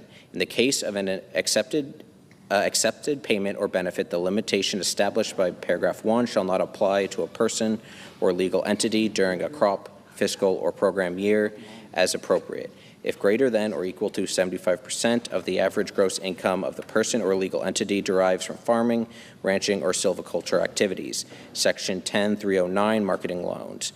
A, availability of non-recourse marketing assistance loans for loan commodities. Section 1201B1 of the Agricultural Act of 2014, 7 U.S.C. 9031B1 is amended by striking 2023 and inserting 2031. B, loan rates for non-recourse marketing assistance loans. Section 1202 of the Agricultural Act of 2014, 7 U.S.C. 9032 is amended 1 in subsection B. A, in the subsection heading by striking 2023 and inserting 2025, and B, in the matter preceding paragraph 1 by striking 2023 and inserting 2025. 2, by redesignating subsections C and D as subsections D and E respectively. 3, by inserting after subsection B the following. C, 2026 through 2031 crop years. For the purposes of each of the 2026 through 2031 crop years, the loan rate for a marketing assistance loan under Section 1201 for a loan commodity shall be equal to the following. 1, in the case of wheat, $3.72 per bushel. In the case of corn, $2.42 per bushel. In the case of grain sorghum, $2.42 per bushel. 4, in the case of barley, $2.75 per bushel. 5, in the case of oats, $2.20 per bushel. 6, in the case of upland cotton, 55 cents per pound. 7, in the case of extra long staple cotton, $1 per pound. In the case of long grain rice, $7.70 per hundredweight. 9, in the case of medium grain rice, $7.70 per hundredweight. 10, in the case of soybeans, $6.82 per bushel. 11, in the case of other oil seeds, $11.10 per hundredweight for each of the following kinds of oil seeds: A, sunflower seed; B, rapeseed; C, canola; D, safflower; E, flaxseed; F, mustard seed; G, cranberry; H, sesame seeds; I, other oil seeds designated by the Secretary. 12, in the case of dry peas, $6.87 per hundredweight. 13, in the case of lentils, $14.30 per hundredweight. 14, in the case of small chickpeas, $11 per hundredweight. 15, in the case of large chickpeas, $15.40 per hundredweight. 16, in the case of grated wool, $1.60 per pound. 17, in the case of non-grated wool, 55 cents per pound. 18, in the case of mohair, $5 per pound. 19, in the case of honey, $1.50 per pound. 20, in the case of peanuts, $390 per ton. 4, in subsection D, as so redesignated by striking A11 and B11 and inserting A11, B11, and C11, and 5, in subsection E, as so redesignated in paragraph 1 by striking 25 cents and inserting 30 cents. C, payment of cotton storage costs. Section 1204G of the Agricultural Act of 2014, 7 U.S.C. 9034G is amended: 1, by striking effective and inserting the following: 1, crop years 2014 through 2025, effective; 2, in paragraph 1, as so designated, by striking 2023 and inserting 2025, and 3, by adding at the end the following: 2, payment of cotton storage costs effective for each of the 2026 through 2031 crop years. The Secretary shall make cotton storage payments for upland cotton and extra long staple cotton available in the same manner as the Secretary provided storage payments for the 2006 crop of upland cotton, except that the payment rate shall be equal to the lesser of A, the submitted storage charge for the current marketing year, and B, in the case of storage in I, California or Arizona, a payment rate of $4.90, and 2, II, any other state, a payment rate of $3. D, loan deficiency payments. 1, continuation. Section 1205A2B of the Agricultural Act of 2014, 7 U.S.C. 9035A2B is amended by striking 2023 and inserting 2031. 2, payments in lieu of LDPS. Section 1206 of the Agricultural Act of 2014, 7 U.S.C. 9036 is amended in subsections A and D by striking 2023, each place it appears, and inserting 2031. E, special competitive provisions for extra long staple cotton. Section 1208A of the Agricultural Act of 2014, 7 U.S.C. 9038A is amended in the matter preceding paragraph 1 by striking 2026 and inserting 2032. F, availability of recourse loans. Section 1209 of the Agricultural Act of 2014, 7 U.S.C. 9039 is amended in subsections A, 2, B, and C by striking 2023, each place it appears, and inserting 2031. Section 310, repayment of marketing loans. Section 1204 of the Agricultural Act of 2014, 7 U.S.C. 9034 is amended: 1, in subsection B, A, by redesignating paragraph 1 as subparagraph A and indenting appropriately. B, in the matter preceding subparagraph A, as so redesignated by striking the Secretary and inserting the following: 1, in general, the Secretary, and C, by striking paragraph 2 and inserting the following: B.I. in the case of long grain rice and medium grain rice, the prevailing world market price for the commodity as determined and adjusted by the Secretary in accordance with this section, or II, in the case of upland cotton, the prevailing world market price for the commodity as determined and adjusted by the Secretary in accordance with this section. 2, refund for upland cotton. In the case of repayment for a marketing assistance loan for upland cotton at a rate described in paragraph 1BII, the Secretary shall provide the producer a refund, if any, in an amount equal to the difference between the lowest prevailing world market price as determined and adjusted by the Secretary in accordance with this section during the 30-day period following the date on which the producer repays the marketing assistance loan, and the repayment rate. 2, in subsection C, A, by striking the period at the end and inserting semicolon and, B, by striking at the loan rate and inserting the following, at a rate that is lesser of 1, the loan rate, and C, by adding at the end the following. 2, the prevailing world market price for the commodity as determined and adjusted by the Secretary in accordance with this section. 3, subsection D, A, in paragraph 1, by striking and medium grain rice and inserting medium grain rice and extra long staple cotton. B, by redesignating paragraphs 1 and 2 as subparagraphs A and B respectively and indenting appropriately. C, in the matter preceding subparagraph A as so redesignated by striking for purposes and inserting the following. 1, in general, for purposes, and D, by adding at the end the following. 2, upland cotton. In the case of upland cotton, for any period when price quotations for middling M 3/32-inch cotton are available, the formula under paragraph 1A shall be based on the average of the 3 lowest price growths that are quoted. And 4, in subsection E, A, in the subsection heading by inserting extra long staple cotton and upland cotton. B, in paragraph 2, I, in the paragraph heading by inserting upland before cotton, and 2 in subparagraph, and II in subparagraph B in the matter preceding clause I by striking 2024 and inserting 2032. C, by redesignating paragraph 3 as paragraph 4, and D, by inserting after paragraph 2 the following. 3, extra long staple cotton. The prevailing world market price for extra long staple cotton determined under subsection D, A, shall be adjusted to United States quality and location with the adjustment to include the average cost to market the commodity, including average transportation cost as determined by the Secretary, and B, may be further adjusted during the period beginning on the date of enactment of the act entitled An Act to Provide for Reconciliation pursuant to Title II of H. Con. Res. 14, 119th Congress, and ending on July 31st, 2032.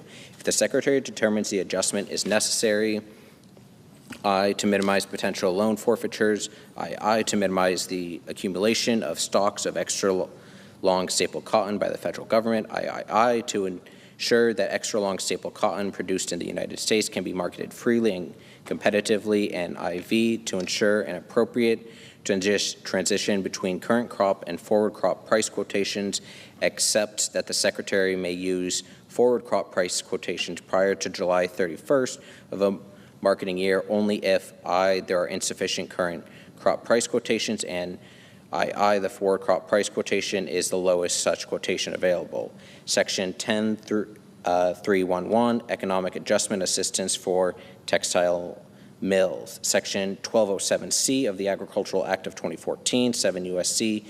9037C is amended by striking paragraph 2 and inserting the following. 2, value of assistance. The value of the assistance provided under paragraph 1 shall be A, for the period beginning on August 1st, 2013 and ending on July 31st, 2025, 3 cents per pound, and B, beginning on August 1st, 2025, 5 cents per pound.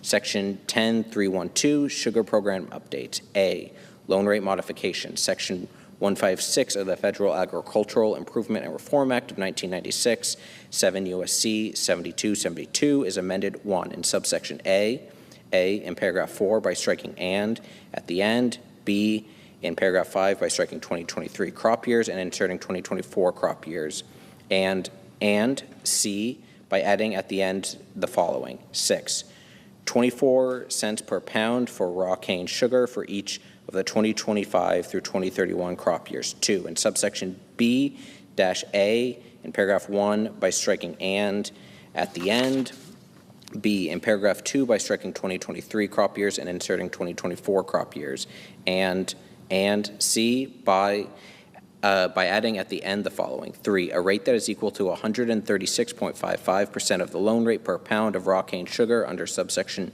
A6 for each of the 2025 through 2031 crop years. And 3, in subsection I by striking 2023 and inserting 2031. B, adjustments to Commodity Credit Corporation storage rates. Section 167 of the Federal Agricultural Improvement and Reform Act of 1996, 7 U.S.C. 7287 is amended 1 by striking subsection A and inserting the following. A, in general, for the 2025 crop year and each subsequent crop year, the Commodity Credit Corporation shall establish rates for the storage of forfeited sugar in an amount that is not less than 1. In the case of refined sugar, 34 cents per hundredweight per month, and 2. In the case of raw cane sugar, 27 cents per hundredweight per month, and 2. In subsection B, A, in the subsection heading by striking subsequent and inserting prior, and B by striking and subsequent and inserting through 2024. C, modernization beet sugar allotments. 1, sugar estimates.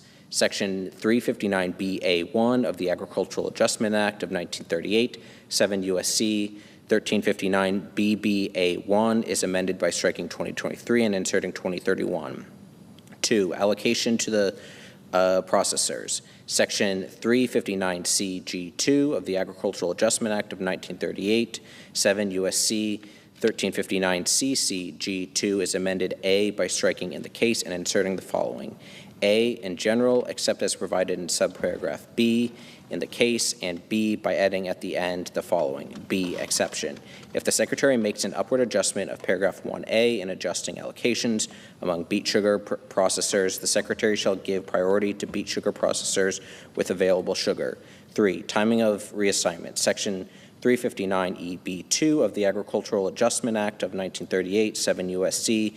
1359EEB2 is amended A by redesignating subparagraphs A through C as clauses I through III, respectively, and indenting appropriately. B, in the matter preceding clauses I as so redesignated by striking if the Secretary and inserting the following. A, in general, if the Secretary, and C, by adding at the end the following. B, timing. In carrying out subparagraph A, the Secretary shall I make an initial determination based on the World Agricultural Supply and Demand estimates approved by the World Agricultural Outlook Board for January that shall be applicable to the crop year for which allotments are required, and II, provide for an initial reassignment under subparagraph AI not later than 30 days after the date on which the World Agricultural Supply and Demand estimates described in Clause I is released. D, reallocations of tariff rate quota shortfall. Section 359K of the Agricultural Adjustment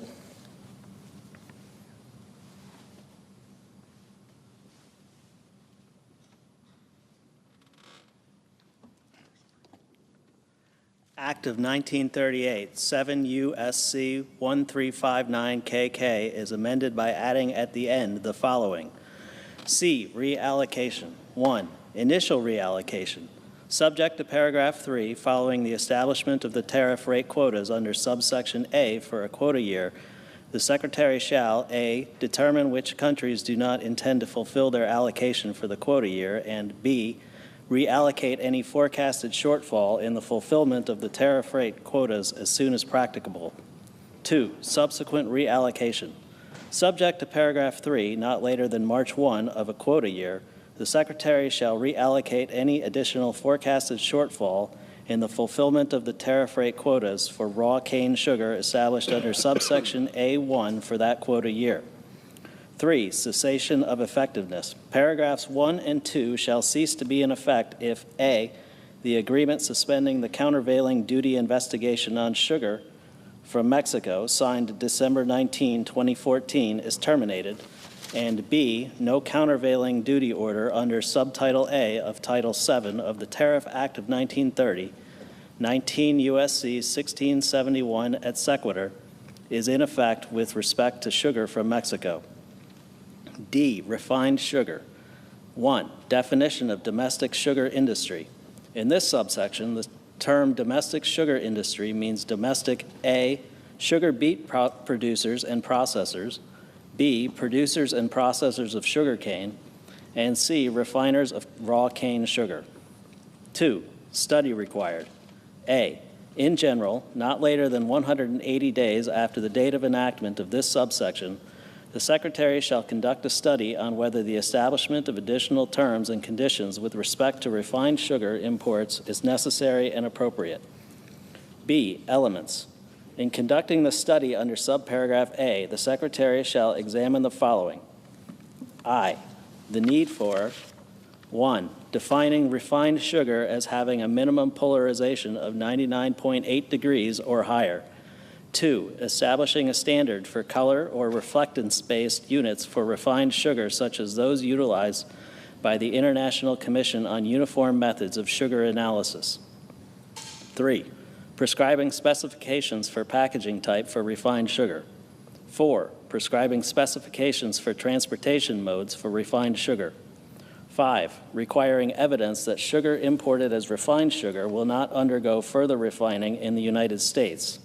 6, prescribing appropriate terms and conditions to avoid unlawful sugar imports. And 7, establishing other definitions, terms, and conditions or other requirements. II, the potential impact of modifications described in each of the subclauses 1 through 7 of Clause I of the domestic sugar industry.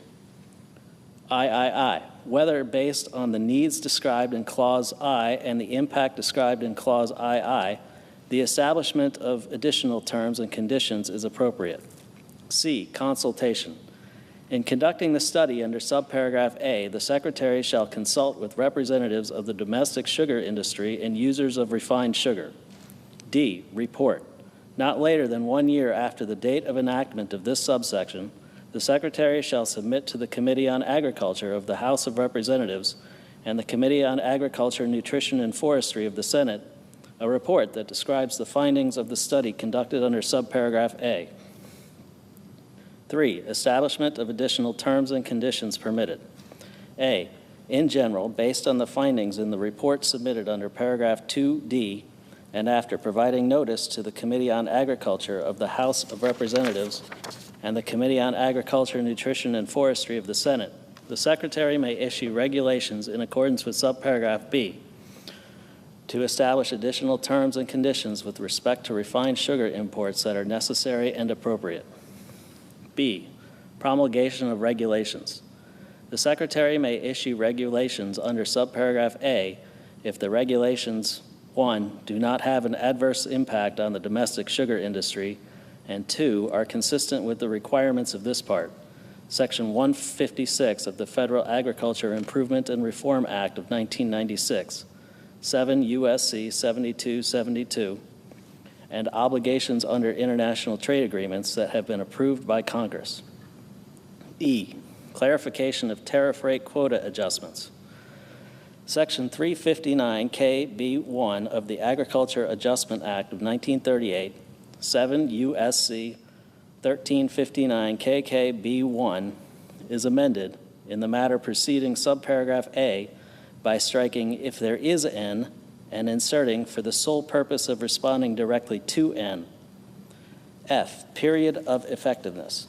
Section 359LA of the Agriculture Adjustment Act of 1938, 7 U.S.C. 1359 LLA, is amended by striking 2023 and inserting 2031. Section 10313, Dairy Policy Updates. A, Dairy Margin Coverage Production History. 1, definition. Section 14018 of the Agricultural Act of 2014, 7 U.S.C. 9051-8, is amended by striking "when the participating dairy operation first registers to participate in dairy margin coverage." 2, production history of participating dairy operations. Section 1405 of the Agricultural Act of 2014, 7 U.S.C. 9055, is amended by striking subsections A and B and inserting the following. A, production history. Except as provided under subsection B, the production history of a dairy operation for dairy margin coverage is equal to the highest annual milk marketings of the participating dairy operation during any one of the 2021, 2022, or 2023 calendar years. B, election by new dairy operations. In the case of a participating dairy operation that has been in operation for less than a year, the participating dairy operations shall elect one of the following methods for the Secretary to determine the production history of the participating dairy operation. 1, the volume of the actual milk marketings for the months the participating dairy operation has been in operation extrapolated to a yearly amount. 2, an estimate of the actual milk marketings of the participating dairy operation based on the herd size of the participating dairy operation relative to the national rolling herd average data published by the Secretary. B, dairy margin coverage payments. Section 1406A1C of the Agricultural Act of 2014, 7 U.S.C. 9056A1C, is amended by striking $5 million each place it appears and inserting $6 million. C, premiums for dairy margins. 1, Tier 1. Section 1407B of the Agricultural Act of 2014, 7 U.S.C. 9057B is amended. A, in the subsection heading by striking $5 million and inserting $6 million, and B, in paragraph 1 by striking $5 million and inserting $6 million. 2, Tier 2. Section 1407C of the Agricultural Act of 2014, 7 U.S.C. 9057C, is amended.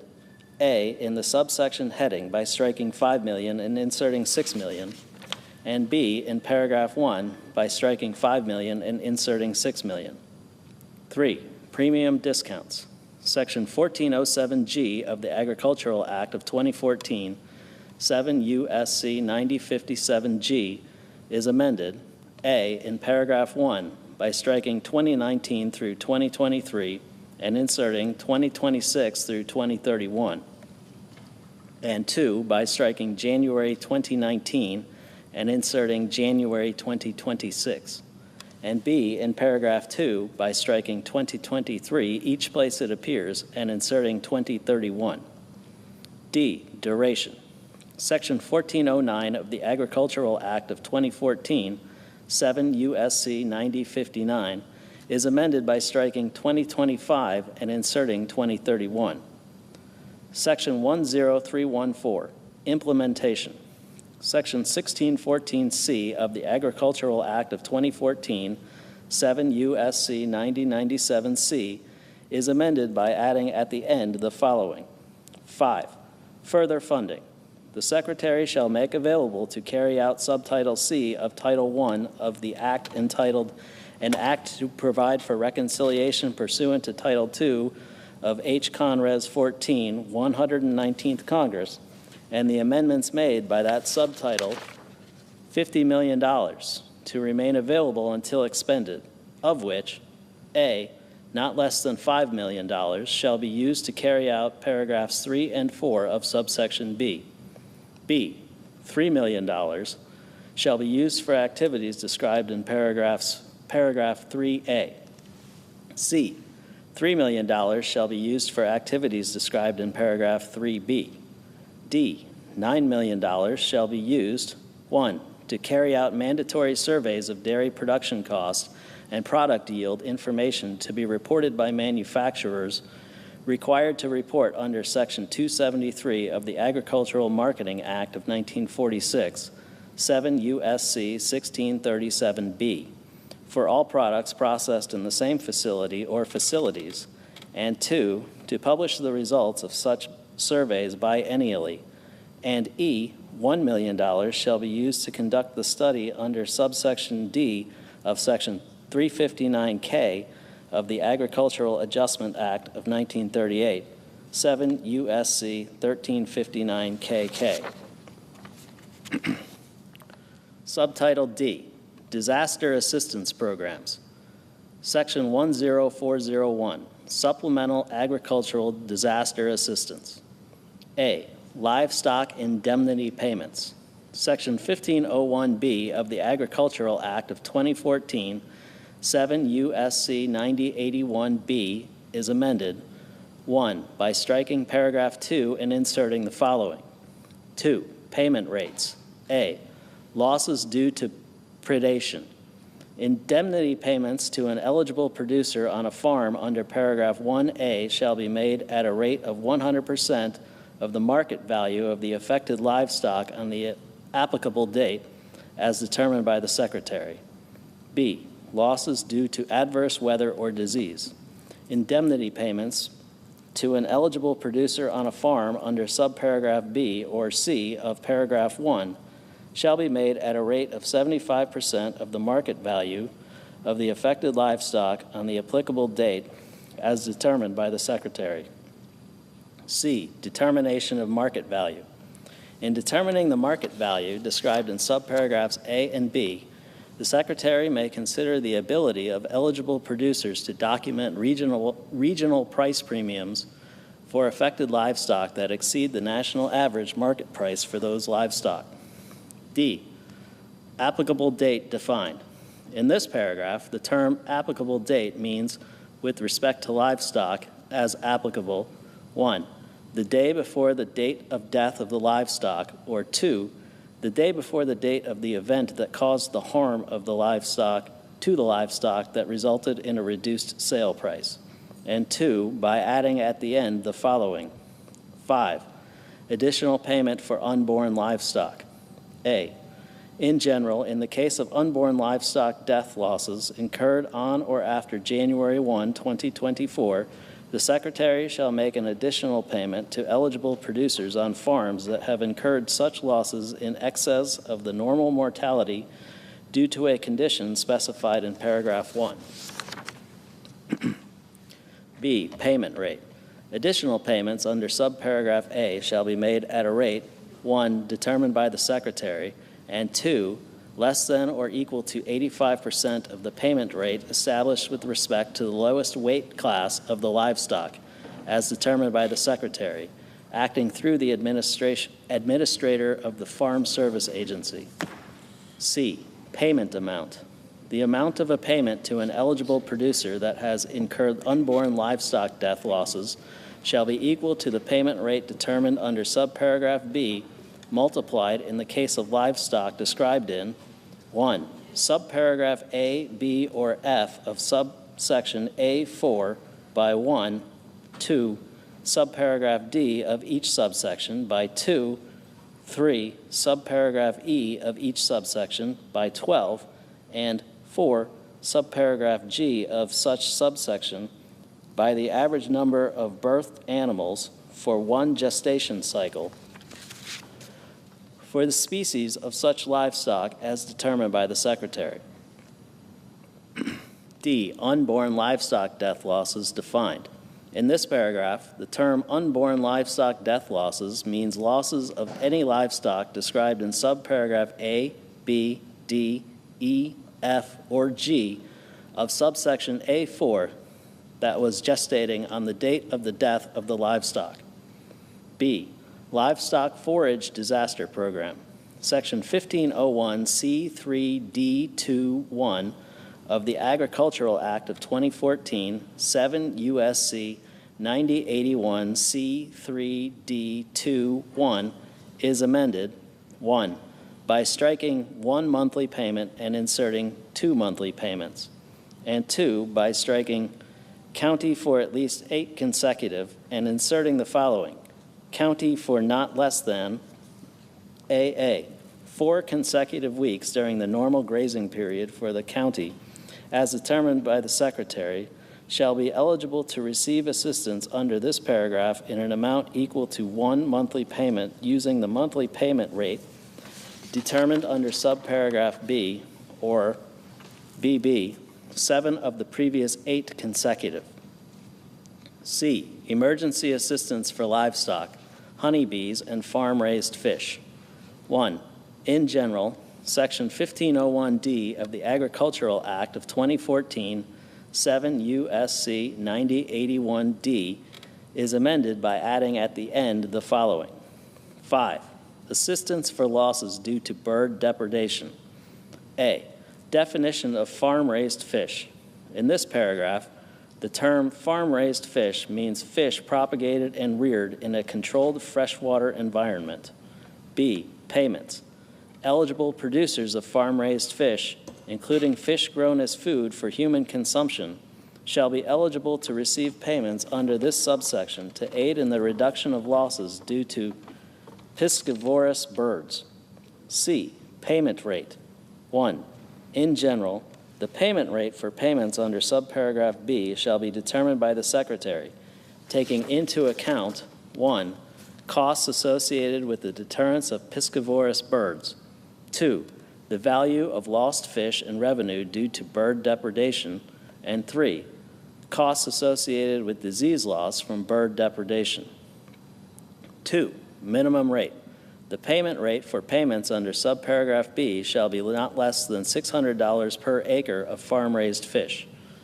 D, payment amount. The amount of a payment under subparagraph B shall be the product obtained by multiplying 1, the applicable payment rate under subparagraph C, and 2, 85% of the total number of acres of farm-raised fish that the eligible producer has in production for the calendar year. 2, emergency assistance for honeybees. In determining honeybee colony losses eligible for assistance under Section 1501D of the Agricultural Act of 2014, 7 U.S.C. 9081D, the Secretary shall utilize a normal mortality rate of 15%. D, Tree Assistance Program. Section 1501E of the Agricultural Act of 2014, 7 U.S.C. 9081E, is amended 1. In paragraph 2B by striking 15%, adjusted for normal mortality, and inserting normal mortality. And 2. In paragraph 3, A, in subparagraph A1 by striking 15% mortality, adjusted for normal mortality, and inserting normal mortality. And B, in subparagraph B, 1, by striking 50 and inserting 65. And 2, by striking 15% damage or mortality, adjusted for normal tree damage and mortality, and inserting normal tree damage or mortality. Subtitle E, Crop Insurance. Section 10501, Beginning Farmer and Rancher Benefit. A, definitions. 1, in general, Section 502B3 of the Federal Crop Insurance Act, 7 U.S.C. 1502B3, is amended by striking 5 and inserting 10. 2, conforming amendment. Section 522C7 of the Federal Crop Insurance Act, 7 U.S.C. 1522C7, is amended by striking subparagraph F. B, increase in assistance. Section 508E of the Federal Crop Insurance Act, 7 U.S.C. 1508E, is amended by adding at the end the following. 9, additional support. A, in general, in addition to any other provision of this subsection, except paragraph 2A regarding payment of a portion of premiums, a beginning farmer or rancher shall receive additional premium assistance, that is, the number of percentage points specified in subparagraph B greater than the premium assistance that would otherwise be available for the applicable policy, plan of insurance, and coverage level selected by the beginning farmer or rancher. B, percentage points adjustments. The percentage points referred to in subparagraph A are the following. 1, for each of the first and second reinsurance years that a beginning farmer or rancher participates as a beginning farmer or rancher in the applicable policy or plan of insurance, 5 percentage points. 2, for the third reinsurance year that a beginning farmer or rancher participates as a beginning farmer or rancher in the applicable policy or plan of insurance, 3 percentage points. 3, for the fourth reinsurance year that a beginning farmer or rancher participates as a beginning farmer or rancher in the applicable policy or plan of insurance, 1 percentage point. Section 10502, area-based crop insurance coverage and affordability. A, coverage level. Section 508C4 of the Federal Crop Insurance Act, 7 U.S.C. 1508C4, is amended, 1, in subparagraph A by striking clause 2 and inserting the following. 2, may be purchased at any level not to exceed 1, in the case of the individual yield or revenue coverage, 85%. 2, in the case of individual yield or revenue coverage aggregated across multiple commodities, 90%. And 3, in the case of area yield or revenue coverage as determined by the corporation, 95%. And 2, in subparagraph C. A, in clause 2 by striking 14 and inserting 10. And B, in clause 3.1 by striking 86 and inserting 90. B, premium subsidy. Section 508E2H1 of the Federal Crop Insurance Act, 7 U.S.C. 1508E2H1, is amended by striking 65 and inserting 80. Section 10503, Administrative and Operating Expense Adjustments. Section 508K of the Federal Crop Insurance Act, 7 U.S.C. 1508K, is amended by adding at the end the following. 10. Additional expenses. A. In general, beginning with the 2026 reinsurance year and for each reinsurance year thereafter, in addition to the terms and conditions of the standard reinsurance agreement, to cover additional expenses for loss adjustment procedures, the corporation shall pay an additional administrative and operating expense subsidy to approved insurance providers for eligible contracts. B. Payment amount. In the case of an eligible contract, the payment to an approved insurance provider required under subparagraph A shall be the amount equal to 6% of the net book premium. C. Definitions. In this paragraph, 1. Eligible contract. The term eligible contract, 1, means a crop insurance contract entered into by an approved insurance provider in an eligible state, and 2, does not include a contract for AA, catastrophic risk protection under subsection B, BB, an area-based plan of insurance or similar plan of insurance as determined by the corporation, or CC, a policy under which an approved insurance provider does not incur loss adjustment expenses as determined by the corporation. 2. Eligible state. The term eligible state means a state in which, with respect to an insurance year, the loss ratio for eligible contracts is greater than 120% of the total net book premium written by all approved insurance providers. 11. Specialty crops. A. Minimum reimbursement. Beginning with the 2026 reinsurance year and for each reinsurance year thereafter, the rate of reimbursement to approved insurance providers and agents for administrative and operating expenses with respect to crop insurance contracts covering agricultural commodities described in Section 101 of the Specialty Crops Competitiveness Act of 2004, 7 U.S.C. 1621 Note, Public Law 108-465, shall be equal to or greater than the percentage that is the greater of the following. 1. 17% of the premium used to define loss ratio. 2. The percent of the premium used to define loss ratio that is otherwise applicable for the reinsurance year under the terms of the standard reinsurance agreement in effect for the reinsurance year. B. Other contracts.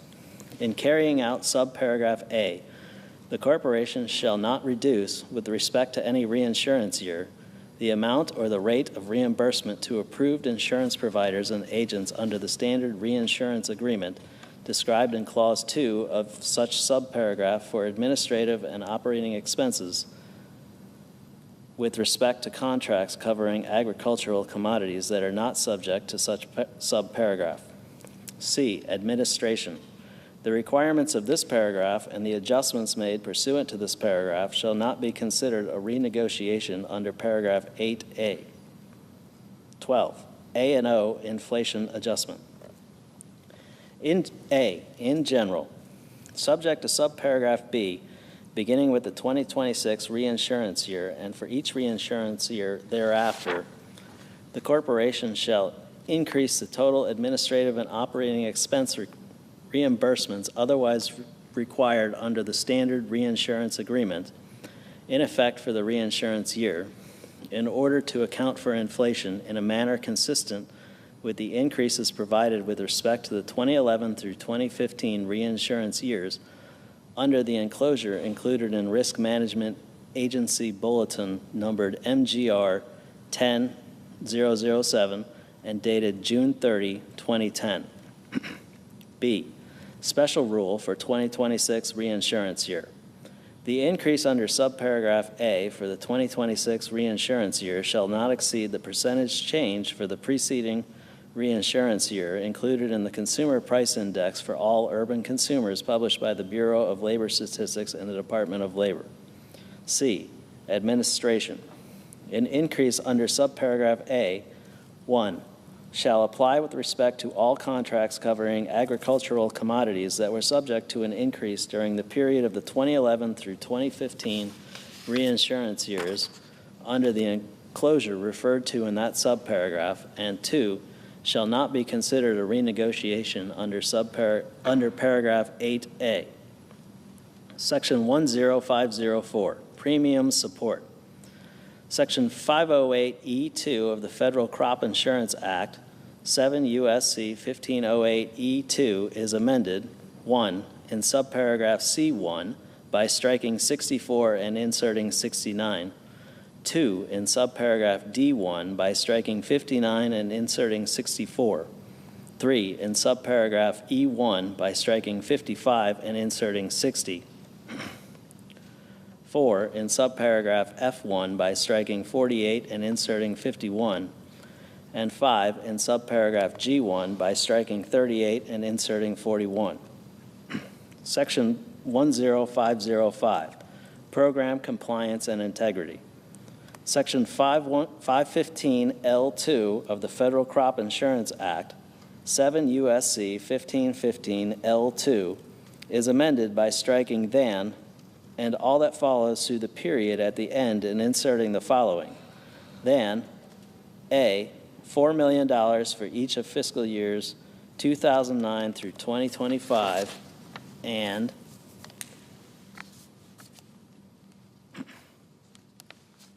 B, $6 million for fiscal year 2026 and each subsequent fiscal year.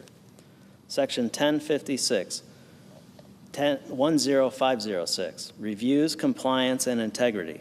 Section 516B2C1 of the Federal Crop Insurance Act, 7 U.S.C. 1516B2C1, is amended in the matter preceding subclause 1 by striking for each fiscal year and inserting for each of fiscal years 2014 through 2025 and $10 million for fiscal year 2026 and each fiscal year thereafter.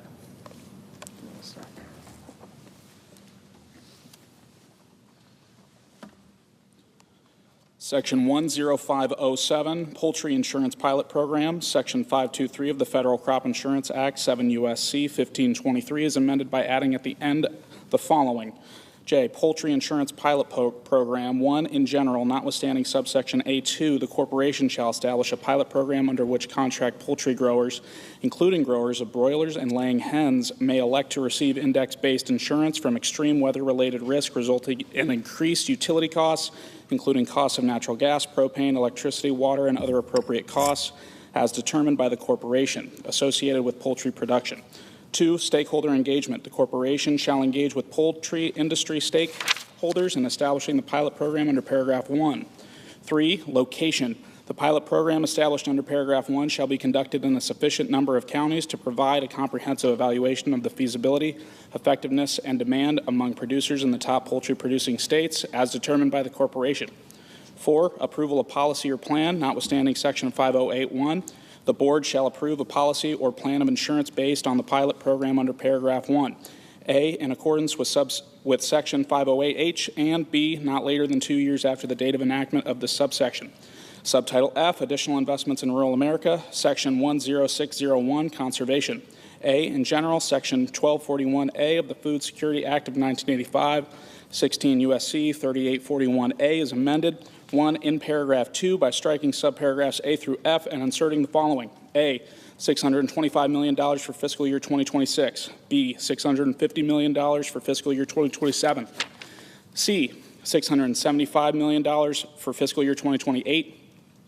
D, $700 million for fiscal year 2029. E, $700 million for fiscal year 2030. And F, $700 million for fiscal year 2031, and 2, in paragraph 3A and subparagraph A by striking clauses 1 through 5 and inserting the following. 1, $2,655 million for fiscal year 2026. 2, $2,855 million for fiscal year 2027. 3, $3,255 million for fiscal year 2028. 4, $3,255 million for fiscal year 2029. 5, $3,255 million for fiscal year 2030, and 6, $3,255 million for fiscal year 2031, and B, in subparagraph B, by striking clauses 1 through 5 and inserting the following.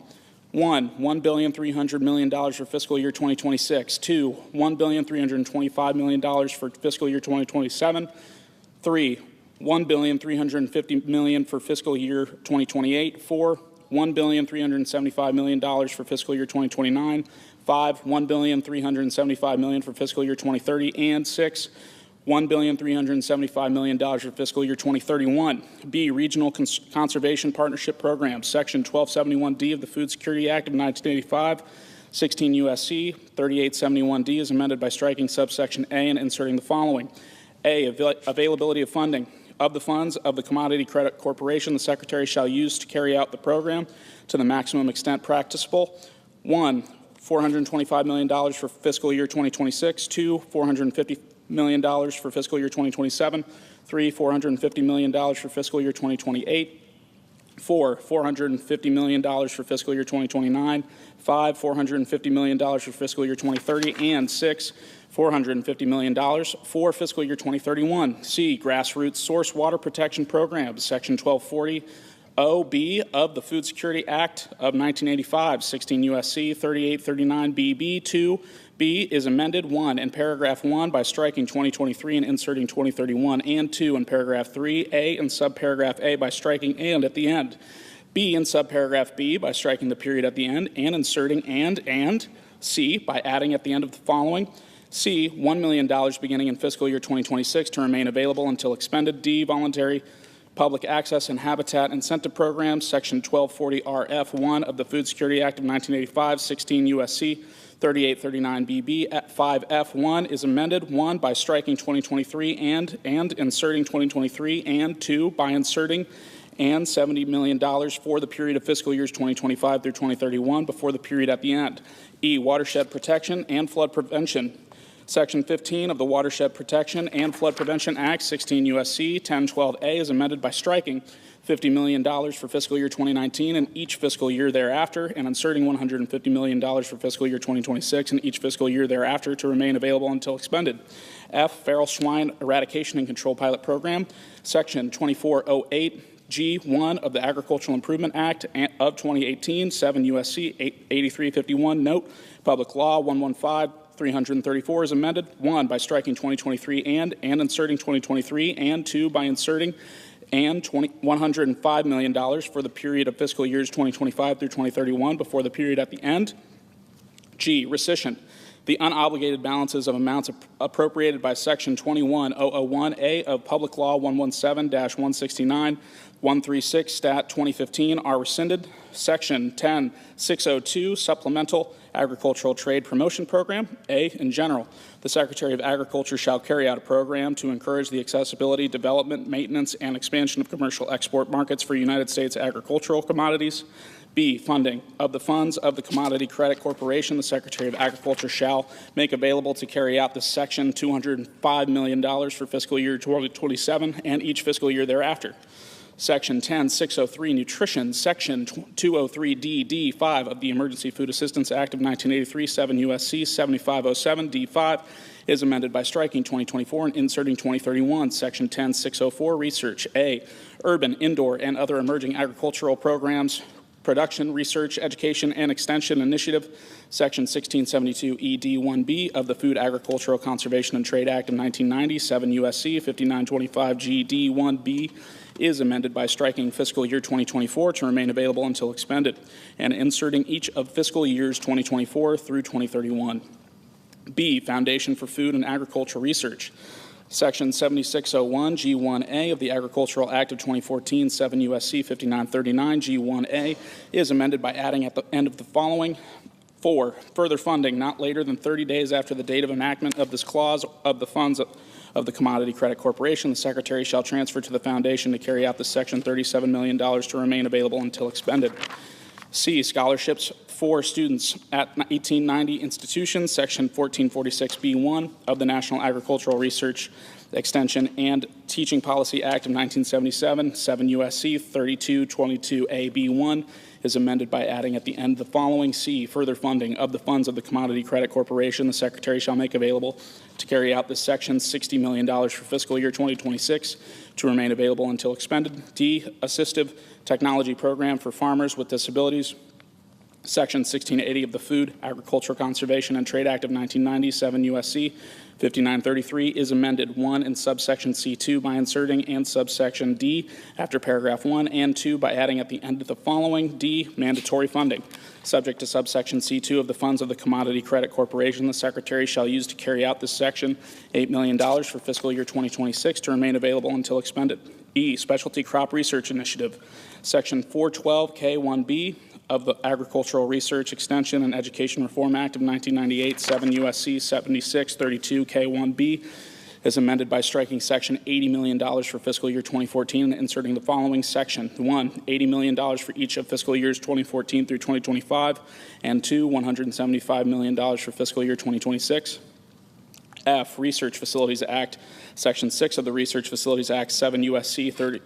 390D is amended, 1, in subsection C by striking subsection A and inserting subsections A and E, and 2, by adding at the end the following: E, mandatory funding, subject to subsections B, C, and D of the funds of the Commodity Credit Corporation, the Secretary shall make available to carry out the competitive grant program under Section 4, $125 million for fiscal year 2026 and each fiscal year thereafter. Section 10605, Energy, Section 9005 G1F of the Farm Security and Rural Investment Act of 2002, 7 U.S.C. 8105 G1F is amended by striking 2024 and inserting 2031. Section 10606, Horticulture.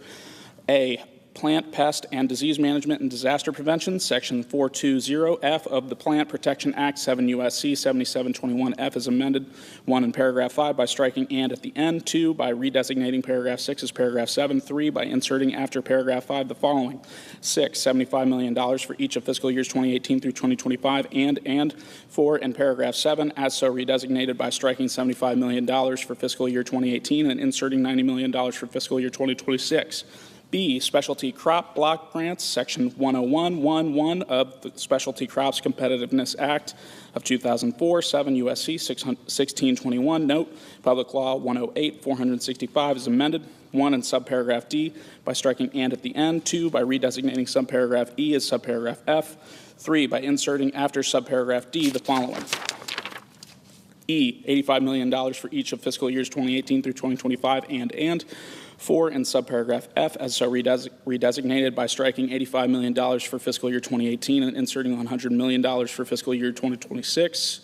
C, Organic Production and Market Data Initiative, Section 7407 D1 of the Farm Security and Rural Investment Act of 2002, 7 U.S.C. 5925 CD1 is amended, 1, in subparagraph B by striking and at the end, 2, in subparagraph C by striking the period at the end and inserting and by 3, by adding at the end the following: D, $10 million for the period of fiscal years 2026 through 2031.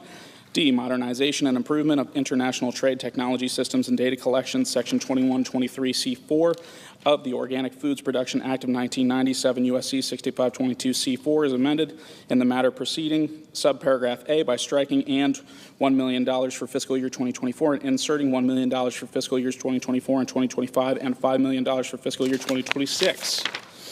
E, National Organic Certification Cost Share Program, Section 10606 D1C of the Farm Security and Rural Investment Act of 2002, 7 U.S.C. 6523 D1C is amended by striking 2024 and inserting 2031.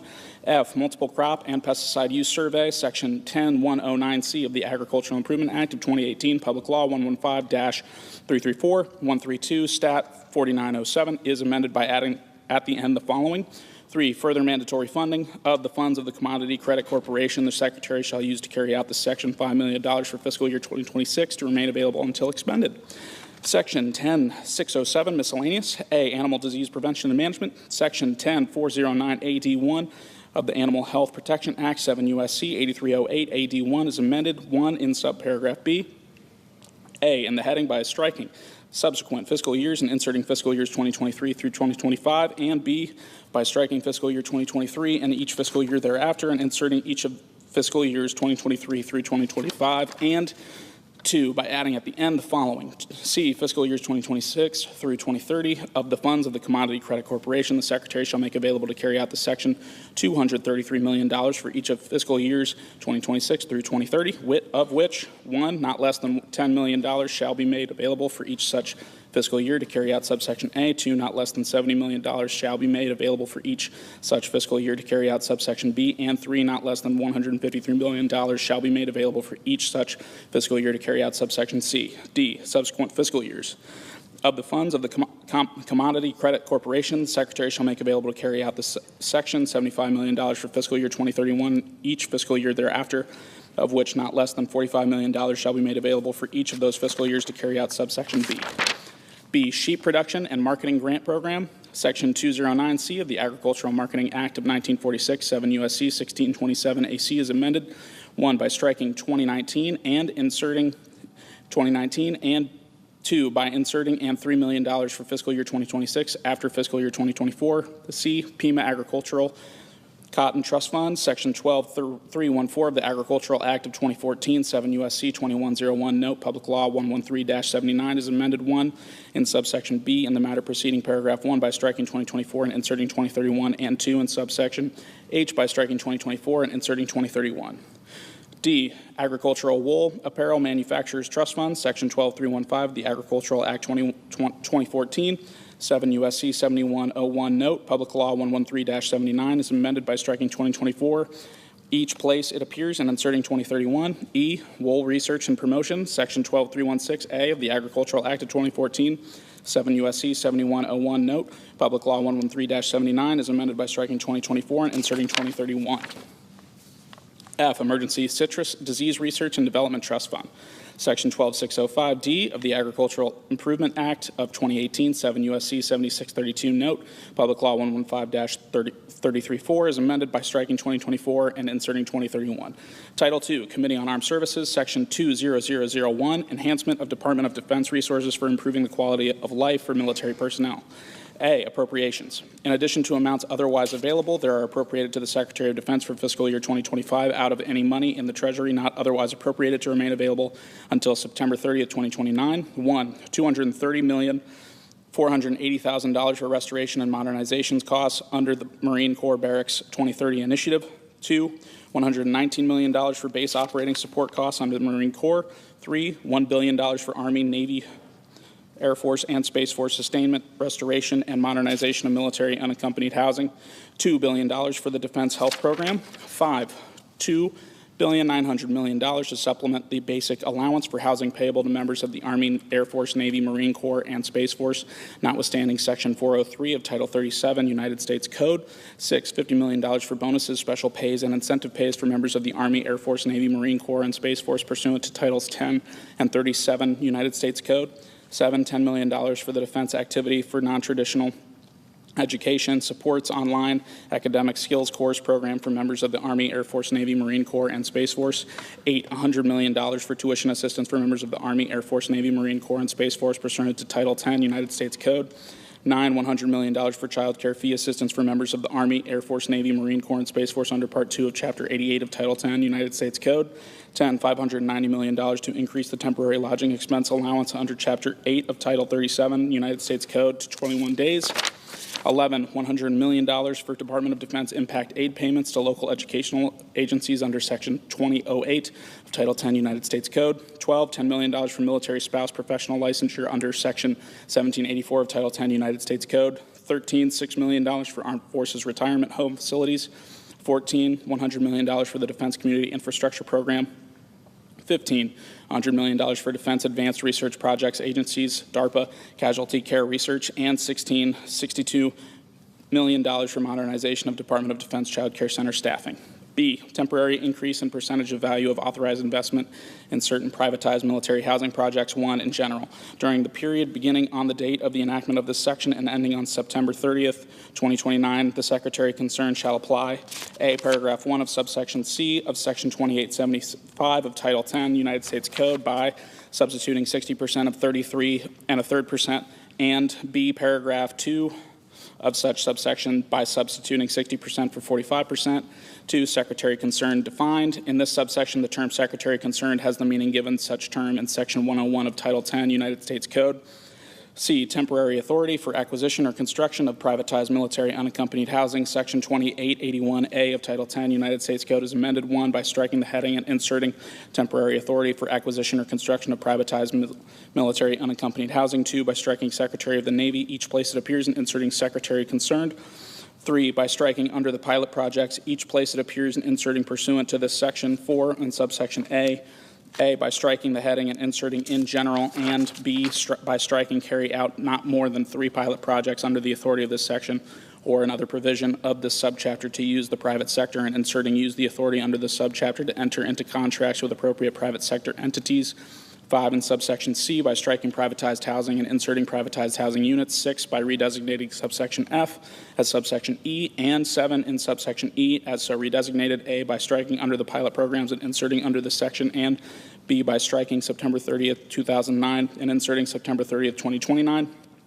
Section 20002, enhancement of Department of Defense resource for shipbuilding. In addition to amounts otherwise available, there are appropriated to the Secretary of Defense for fiscal year 2025 out of any money in the Treasury not otherwise appropriated to remain available until September 30th, 2029. 1, $250 million for the expansion of accelerated training and defense manufacturing program. 2, $250 million for United States production of turbine generators for shipbuilding and industrial bases. 3, $450 million for United States additive manufacturing for wire production and machining capacity for shipbuilding and industrial base. 4, $492 million for the next generation shipbuilding techniques. 5, $85 million for United States made steel plate for shipbuilding industrial base. 6, $50 million for machining capacity for naval propellers for shipbuilding industrial base. 7, $110 million for rolled steel and fabrication facility for shipbuilding industrial base. 8, $400 million for expansion of collaborative campus for naval shipbuilding. 9, $450 million for application of autonomy and artificial intelligence to naval shipbuilding. 10, $500 million for the adoption of advanced manufacturing techniques in the shipbuilding industrial base. 11, $500 million for additional dry dock capability.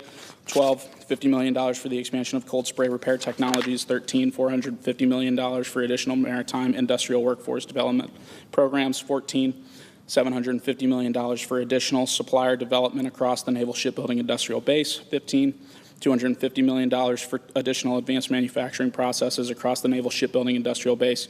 16, $4,600 million for a second Virginia-class submarine in fiscal year 2026. 17, $5,400 million for 2 additional guided missile destroyers, DDG ships. 18, $160 million for advanced procurement of landing ship medium. 19, $1,803,941,000 for procurement of landing ship medium. 20, $295 million for development of a second landing craft utility shipyard and production of additional landing craft utility. 21, $100 million for advanced procurement for light replenishment oiler program. 22, $600 million for the lease or purchase of new ships through the National Defense Sea Lift Fund. 23, $2,725 million for the procurement of TAO oilers. 24, $500 million for cost to complete for rescue and salvage ships. 25, $300 million for production of ship-to-shore connectors. 26, $1,470 million for the implementation of a multi-ship amphibious warship contract. 27, $80 million for accelerated development of vertical launch system reloading at sea. 28, $250 million for expansion of Navy corrosion control programs. 29, $159 million for leasing of ships for Marine Corps operations. 30, $1,534 million for expansion of small unmanned surface vessel production. 31, $2,100 million for development, procurement, and integration of purpose-built medium unmanned surface vessels.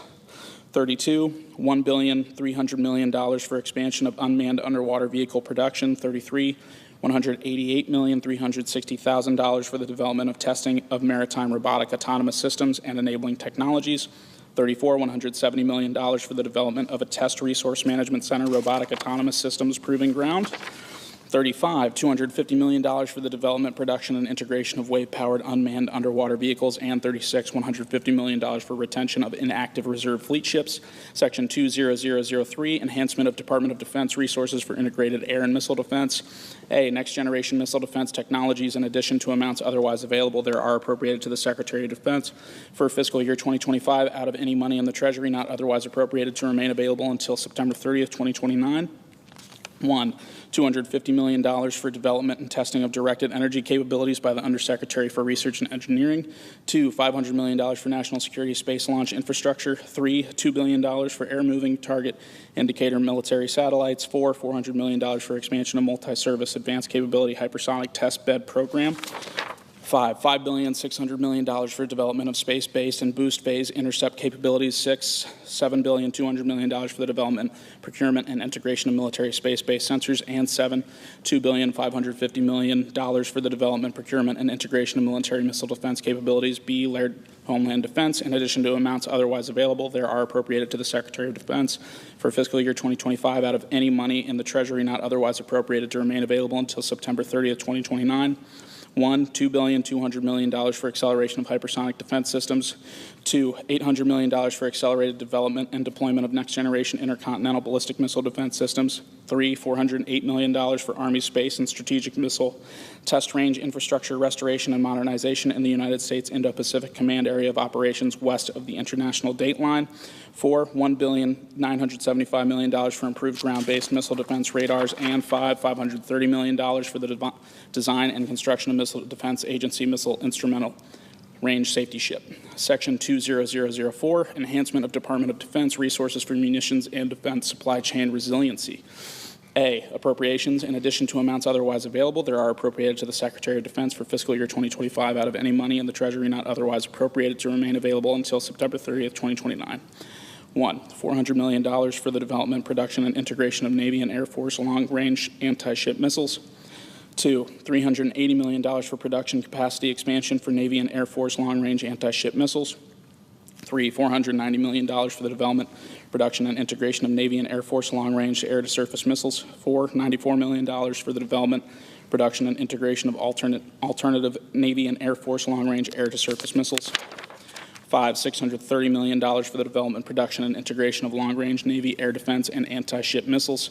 6, $688 million for the development, production, and integration of long-range multi-service cruise missiles.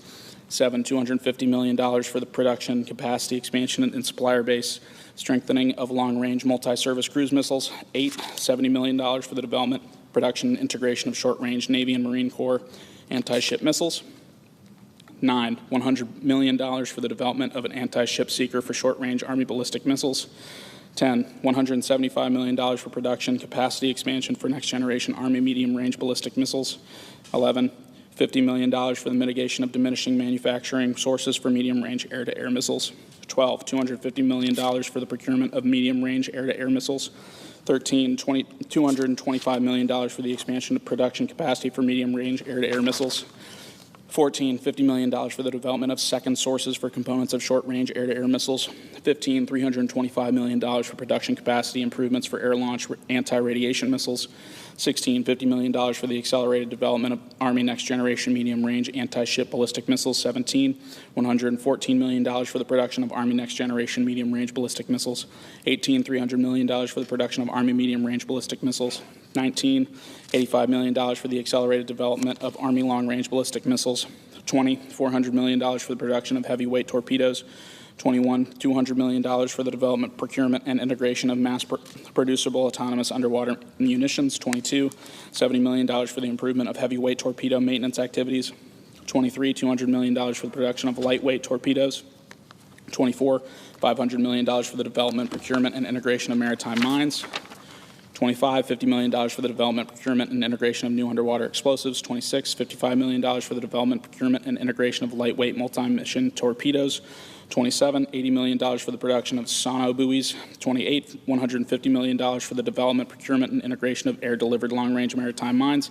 29, $61 million for the acceleration of Navy expeditionary loitering munitions deployment. 30, $50 million for the acceleration of one-way attack unmanned aerial systems with advanced autonomy. 31, $1 billion for the expansion of the one-way attack unmanned aerial systems industrial base. 32, $200 million for investments in solid rocket motor industrial base through the Industrial Base Fund established under Section 4817 of Title 10 United States Code. 33, $400 million for investments in the emerging solid rocket motor industrial base through the Industrial Base Fund established under Section 4817 of Title 10 United States Code. 34, $42 million for investments in second sources for large diameter solid rocket motors for hypersonic missiles. 35, $1 billion for the creation of next-generation automated munitions production factories. 36, $170 million for the development of advanced radar depot for repair, testing, and production of radar and electronic warfare systems. 37, $25 million for the expansion of the Department of Defense industrial base policy analysis workforce. 38, $30,300,000 for the repair of Army missiles. 39, $100 million for the production of small and medium ammunition. 40, $2 billion for additional activities to improve the United States stockpile of critical minerals through the National Defense Stockpile Transaction Fund, authorized by Subchapter 3 of Chapter 5 of Title 5 United States Code.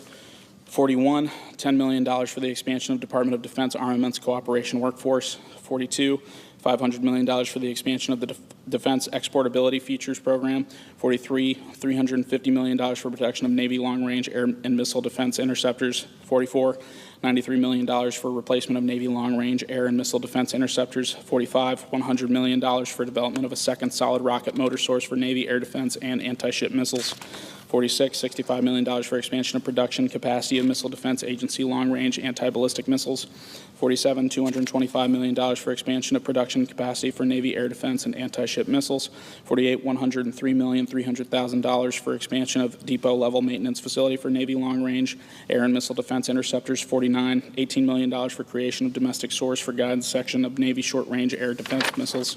50, $65 million for integration of Army medium-range air and missile defense interceptor with Navy ships. 51, $176,100,000 for production of Army long-range movable missile defense radar. 52, $167 million for accelerated fielding of Army short-range gun-based air and missile defense system. 53, $40 million for development of low-cost alternatives to air and missile defense interceptors. 54, $50 million for acceleration of Army next-generation shoulder-fired air defense system. 55, $91 million for production of Army next-generation shoulder-fired air defense system. 56, $500 million for development, production, and integration of counter-unmanned aerial system programs.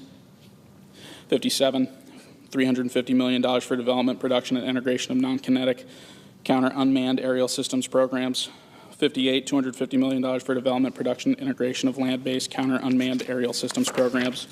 59, $200 million for development, production, and integration of ship-based counter-unmanned aerial systems programs. 60, $400 million for acceleration of hypersonic strike programs. 61, $167 million for procurement of additional launchers for Army medium-range air and missile defense interceptors.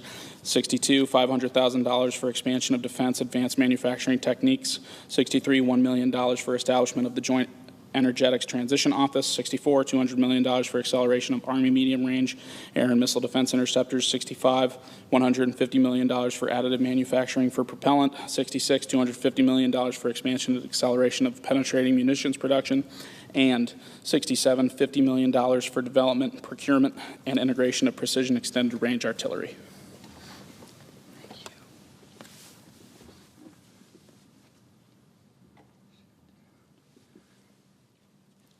B, appropriation. In addition to amounts otherwise available, there is appropriated to the Secretary of Defense for fiscal year 2025 out of any money in the Treasury not otherwise appropriated to remain available until September 30th, 2029, $3.3 billion for grants and purchase commitments made pursuant to the Industrial Base Fund established under Section 4817 of Title 10, United States Code. C, appropriation. In addition to amounts otherwise available, there is appropriated to the Secretary of Defense for fiscal year 2025 out of any money in the Treasury not otherwise appropriated to remain available until September 30th, 2029, $5 billion for investments in critical mineral supply chains made pursuant to the Industrial Base Fund established under Section 4817 of Title 10, United States Code. D, appropriations. In addition to amounts otherwise available, there is appropriated to the Secretary of Defense out of any money in the Treasury not otherwise appropriated to remain available until September 30th, 2029, $500 million to the Department of Defense Credit Program account to carry out the Capital Assistance Program, including loans, loan guarantees, and technical assistance established under Section 149E of Title 10, United States Code for critical minerals and related industries and projects, including related covered technology categories, provided that 1, such amounts are available to subsidize gross obligations for the principal amount of direct loans and total loan principal, any part of which is to be guaranteed. not to exceed $100 billion, and 2, such amounts are available to cover all costs and expenditures as provided under Section 149E5B of Title 10, United States Code. Section 20005, enhancement of Department of Defense resources for scaling low-cost weapons into production. A, appropriations. In addition to amounts otherwise available, there are appropriated to the Secretary of Defense for fiscal year 2025 out of any money in the Treasury not otherwise appropriated to remain available until September 30th, 2029, 1, $25 million for the Office of Strategic Capital Global Technology Scout Program, 2, $1.4 billion for the expansion of the Small Unmanned Aerial System Industrial Base, 3, $400 million for the development and deployment of the Joint Fires Network and associated joint battle management capabilities. 4, $400 million for the expansion of advanced command and control tools to combatant commands and military departments. 5, $100 million for the development of shared secured facilities for the Defense Industrial Base. 6, $50 million for the creation of additional Defense Innovation Unit on-ramp hubs. 7, $600 million for the acceleration of strategic capabilities office programs. 8, $650 million for the expansion of mission capabilities office joint prototyping and experimentation activities for military innovation. 9, $500 million for the accelerated development and integration of advanced 5G, 6G technologies for military use. 10, $25 million for testing of simultaneous transmit and receive technology for military spectrum agility. 11, $50 million for the development, procurement, and integration of high-altitude stratospheric balloons for military use. 12, $120 million for the development, procurement, and integration of long-endurance unmanned aerial systems for surveillance. 13, $40 million for the development, procurement, and integration of alternative positioning and navigation technology to enable military operations in contested electromagnetic environments.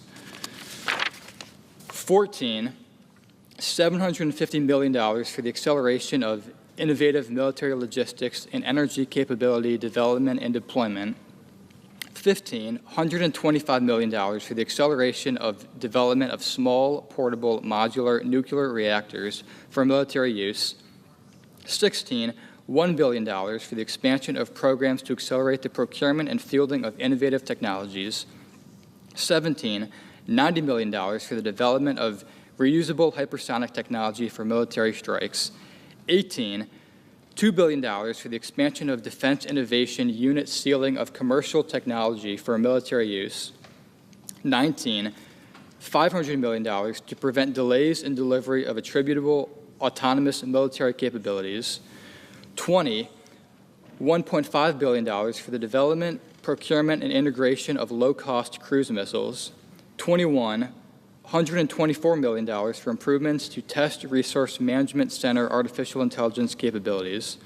22, $145 million for the development of artificial intelligence to enable one-way attack, unmanned aerial systems, and naval systems. 23, $250 million for the development of the Test Resource Management Center digital test environment. 24, $250 million for the advancement of the artificial intelligence ecosystem. 25, $250 million for the expansion of Cyber Command artificial intelligence lines of effort. 26, $250 million for the acceleration of the Quantum Benchmarking Initiative. 27, $1 billion for the expansion and acceleration of qualification activities and technical data management to enhance competition in defense industrial base. 28, $400 million for the expansion of the Defense Manufacturing Technology Program. 29, $1,685 million for military cryptographic modernization activities. 30, $90 million for Apex Accelerators, the Mentor Protege Program, and cybersecurity support to small non-traditional contractors.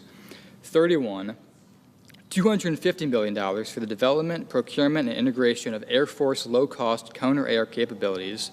32, $10 million for additional Air Force wargaming activities. And 33, $20 million for the Office of Strategic Capital Workforce. B, appropriations. In addition to amounts otherwise available, there are appropriated to the Secretary of Defense out of any money in the Treasury not otherwise appropriated to remain available until September 30th, 2029, $1 billion to the Department of Defense Credit Program account to carry out the Capital Assistance Program, including loans, loan guarantees, and technical assistance established under Section 149E of Title 10 U.S. Code, provided that 1. Such amounts are available to subsidize gross obligations for the principal amount of direct loans and total loan principal, any part of which is to be guaranteed not to exceed $100 billion, and 2. Such amounts are available to cover all costs and expenditures as provided under Section 149E5B of Title 10 U.S. Code. Section 20006, enhancement of Department of Defense resources for improving the efficiency and cybersecurity of the Department of Defense. In addition to amounts otherwise available, they are appropriated to the Secretary of Defense for fiscal year 2025 out of any money in the Treasury not otherwise appropriated to remain available until September 30th, 2029. 1, $150 million for business systems replacement to accelerate the audits of the financial statements of the Department of Defense pursuant to Chapter 9A and Section 2222 of Title 10 U.S. Code.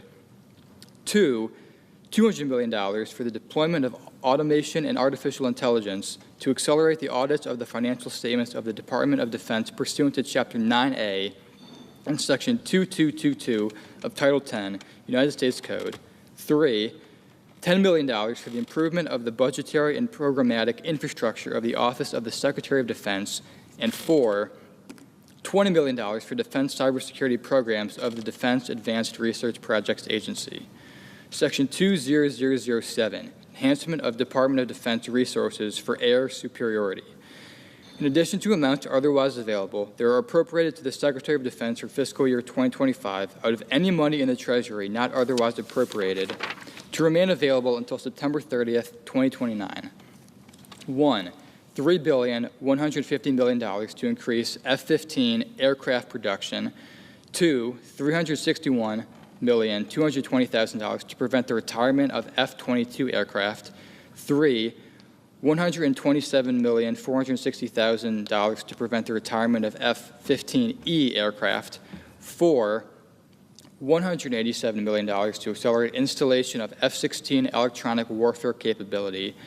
5, $116 million for C-17A mobility aircraft connectivity. 6, $84 million for KC-135 mobility aircraft connectivity. 7, $440 million to increase C-130J production. 8, $474 million to increase EA-37B production. 9, $678 million to accelerate the Collaborative Combat Aircraft Program. 10, $400 million to accelerate production of the F-47 aircraft. 11, $750 million to accelerate the F/A-XX aircraft. 12, $100 million for production of advanced aerial sensors. 13, $160 million to accelerate V-22 reliability and safety improvements. 14, $100 million to accelerate production of MQ-25 aircraft. 15, $270 million for development, procurement, and integration of Marine Corps unmanned combat aircraft. 16, $96 million for the procurement and integration of infrared search and track pods. 17, $50 million for the procurement and integration of additional F-15EX fuel tanks. 18, $600 million for the development, procurement, and integration of Air Force long-range strike aircraft. 19, $500 million for the development, procurement, and integration of Navy long-range strike aircraft. Section 20008, enhancement of resources for nuclear forces. A, DoD appropriations. In addition to amounts otherwise available, they are appropriated to the Secretary of Defense for fiscal year 2025 out of any money in the Treasury not otherwise appropriated to remain available until September 30th, 2029. 1. $2.5 billion for risk reduction activities for the Sentinel Intercontinental Ballistic Missile Program. 2. $4.5 billion only for expansion of production capability of B-21 long-range bomber aircraft and the purchase of aircraft only available through the expansion of production capabilities. 3. $500 million for improvements to the Minuteman III intercontinental ballistic missile system. 4. $100 million for capability enhancements to intercontinental ballistic missile reentry vehicles. 5. $148 million for the expansion of D5 missile motor production. 6. $400 million to accelerate the development of Trident D5 LE-2 submarine-launched ballistic missiles. 7. $2 billion to accelerate the development, procurement, and integration of the nuclear-armed sea-launched cruise missile. 8. $62 million to convert Ohio-class submarine tubes to accept additional missiles not to be obligated before March 1st, 2026. 9. $168 million to accelerate the production of the Survivable Airborne Operations Center program. 10. $65 million to accelerate the modernization of nuclear command, control, and communications. 11. $210,300,000 for the increased production of MH-139 helicopters. And 12. $150 million to accelerate the development, procurement, and integration of military nuclear weapons delivery programs. B. NNSA appropriations. In addition to amounts otherwise available, they are appropriated to the Administrator of the National Nuclear Security Administration for fiscal year 2025 out of any money in the Treasury not otherwise appropriated to remain available until September 30th, 2029. 1. $200 million to perform National Nuclear Security Administration Phase 1 studies pursuant to Section 3211 of the National Nuclear Security Administration Act, 50 U.S.C. 2401. 2. $540 million to address deferred maintenance and repair needs of the National Nuclear Security Administration pursuant to Section 3211 of the National Nuclear Security Administration Act, 50 U.S.C. 2401. 3.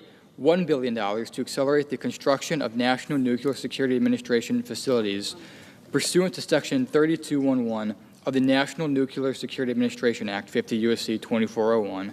4. $400 million to accelerate the development, procurement, and integration of the warhead for the nuclear-armed sea-launched cruise missile pursuant to Section 3211 of the National Nuclear Security Administration Act, 50 U.S.C. 2401.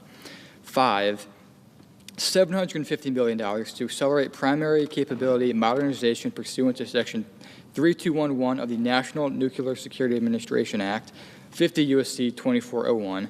6. $750 million to accelerate secondary capability modernization pursuant to Section 3211 of the National Nuclear Security Administration Act, 50 U.S.C. 2401. 7.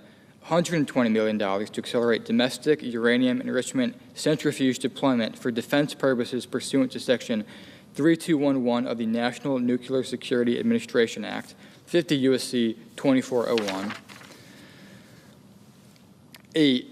$10 million for National Nuclear Security Administration evaluation of spent fuel reprocessing technology. And 9. $115 million for accelerating nuclear national security missions through artificial intelligence. Section 20009, enhancement of Department of Defense resources to improve capabilities of United States Indo-Pacific Command. In addition to amounts otherwise available, they are appropriated to the Secretary of Defense for fiscal year 2025 out of any money in the Treasury not otherwise appropriated to remain available until September 30th, 2029. 1. $365 million for Army exercises and operations in the Western Pacific Area of Operations. 2. $53 million for Special Operations Command exercises and operations in the Western Pacific Area of Operations. 3. $47 million for Marine Corps exercises and operations in Western Pacific Area of Operations. 4. $90 million for Air Force exercises and operations in Western Pacific Area of Operations. 5. $532,600,000 for the Pacific Air Force biennial large-scale exercise. 6, $19 million for the development of naval small craft capabilities. 7, $35 million for military additive manufacturing capabilities in the United States Indo-Pacific Command Area of Operations west of the international date line. 8, $450 million for the development of airfields within the area of operations of the United States Indo-Pacific Command. 9, $1.1 billion for development of infrastructure within the area of operations of United States Indo-Pacific Command. 10, $124 million for mission networks for United States Indo-Pacific Command. 11, $100 million for the Air Force regionally based cluster preposition base kits. 12, $115 million for exploration and development of existing Arctic infrastructure. 13, $90 million for the accelerated development of non-kinetic capabilities. 14, $20 million for United States Indo-Pacific Command military exercises. 15, $143 million for anti-submarine sonar arrays. 16, $30 million for surveillance and reconnaissance capabilities for United States Africa Command. 17, $30 million for surveillance and reconnaissance capabilities for United States Indo-Pacific Command. 18, $500 million for the development, coordination, and deployment of economic competition effects within the Department of Defense. 19, $10 million for the expansion of Department of Defense workforce for economic competition. 20, $1 billion for offensive cyber operations. 21, $500 million for personnel and operations costs associated with forces assigned to United States Indo-Pacific Command. 22, $300 million for the procurement of mesh network communications capabilities for Special Operations Command Pacific. 23, $850 million for the replenishment of military articles. 24, $200 million for the acceleration of Guam Defense System program. 25, $68 million for the Space Force facilities improvements. 26, $150 million for ground moving target indicator military satellites. 27, $528 million for DARC and Silent Barker military space situational awareness programs. 28, $80 million for Navy Operational Support Division. 29, $1 billion for the X-37B military spacecraft program. 30, $3.65 billion for the development, procurement, and integration of United States military satellites and the protection of United States military satellites. 31, $125 million for the deployment, procurement, and integration of military space communications. 32, $350 million for the development, procurement, and integration of military space command and control systems. Section 20010, enhancement of Department of Defense resources for improving the readiness of the Department of Defense.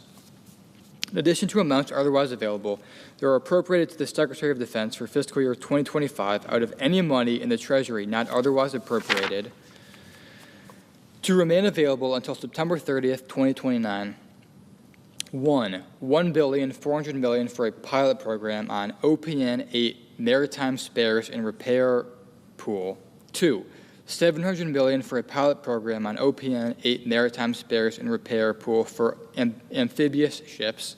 3, $2.118 billion for spares and repairs to keep Air Force aircraft mission capable. 4, $1.5 billion for Army depot modernization and capacity enhancement. 5, $2 billion for Navy depot and shipyard modernization and capacity enhancement. 6, $250 million for Air Force depot modernization and capacity enhancement. 7, $1.640 billion for Special Operations Command equipment, readiness and operations. 8, $500 million for National Guard unit readiness. 9, $400 million for Marine Corps readiness and capabilities. 10, $20 million for upgrades to Marine Corps utility helicopters. 11, $310 million for next-generation vertical lift, assault, and infrastructure acro medical evacuation aircraft. 12, $75 million for the procurement of anti-lock braking systems for the Army wheeled transport vehicles. 13, $230 million for the procurement of Army wheeled combat vehicles. 14, $63 million for the development of advanced rotary wing engines. 15, $241 million for the development, procurement, and integration of Marine Corps amphibious vehicles. 16, $250 million for the procurement of Army tracked combat transport vehicles. 17, $98 million for additional advanced Army light rotary wing capabilities. 18, $1.5 billion for increased depot maintenance and shipyard maintenance activities. 19, $2.5 billion for Air Force facilities sustainment, restoration, and modernization. 20, $92,500,000 for the completion of robotic combat vehicle prototyping.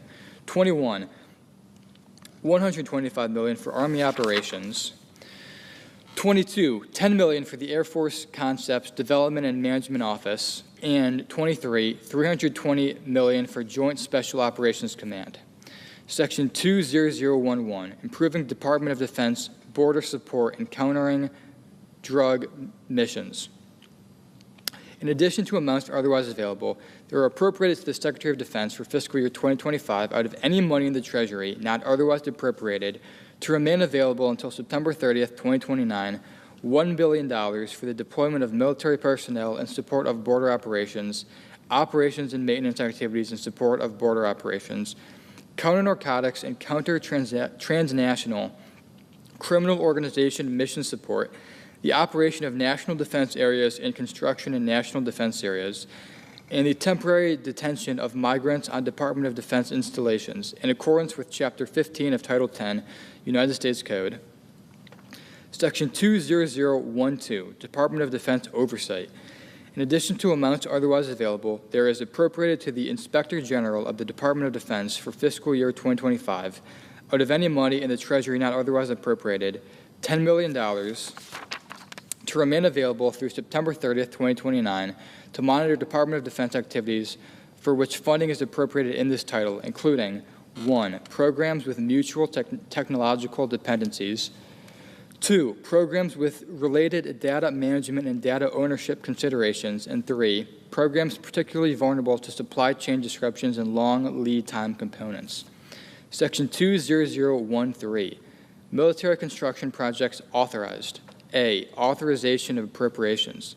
Funds are hereby authorized to be appropriated for military construction, land acquisition, and military family housing functions of each military department as defined in Section 101A of Title 10, United States Code, as specified in this title. B, spending plan. Not later than 30 days after the date of the enactment of this title, the Secretary of each military department shall submit to the Committees on Armed Services of the Senate and House of Representatives a detailed spending plan by project for all funds made available by this title to be expended on military construction projects. Section 20014, multi-year operational plan. A, in general, not later than 60 days after the date of the enactment of this act, the Secretary of Defense and the Administrator of the National Nuclear Security Administration shall submit to the Committees on Armed Services of the Senate and the House of Representatives a plan detailing how the funds appropriated to the Department of Defense and the National Nuclear Security Administration under the Act will be spent over the 4-year period ending with fiscal year 2029. B, quarterly updates.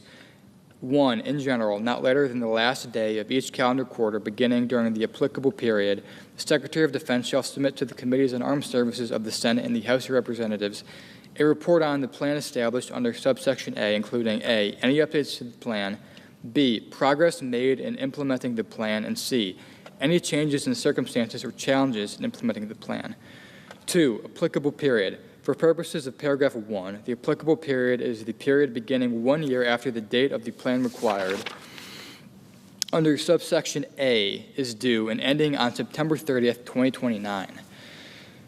C, reduction in appropriation. 1, in general, in the case of any failure to submit a plan required under subsection A or the report required under subsection B by the date specified in paragraph 2, the amounts made available to the Department of Defense under this act shall be reduced by $100,000 for each day after such specified date that the report has not been submitted to Congress.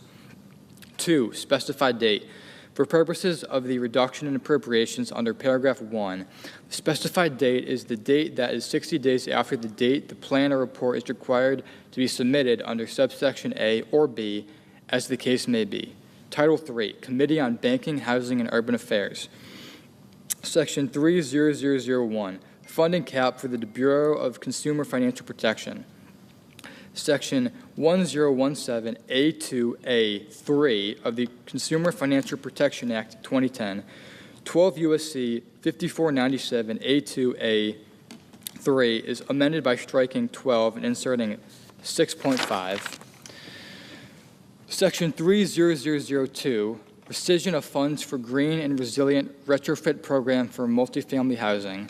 The unobligated balances of amounts made available under Section 30002A of the Act entitled An Act to Provide for Reconciliation pursuant to Title II of S. Con. Res. 14, approved August 16, 2022, Public Law 117, 169, 136, Statute 2027 are rescinded. Section 30003, Securities and Exchange Commission Reserve Fund. A, in general, Section 4 of the Securities Exchange Act of 1934, 15 U.S.C. 78D is amended, 1, by striking subsection 1, and 2, by redesignating subsections J and K as subsections I and J, respectively. B, technical and conforming amendment. Section 21FG2 of the Securities Exchange Act of 1934, 15 U.S.C. 78U G 6.2 is amended to read as follows. A, use of fund. The fund shall be available to the Commission without further appropriation or fiscal year limitation for paying awards to whistleblowers as provided in subsection B.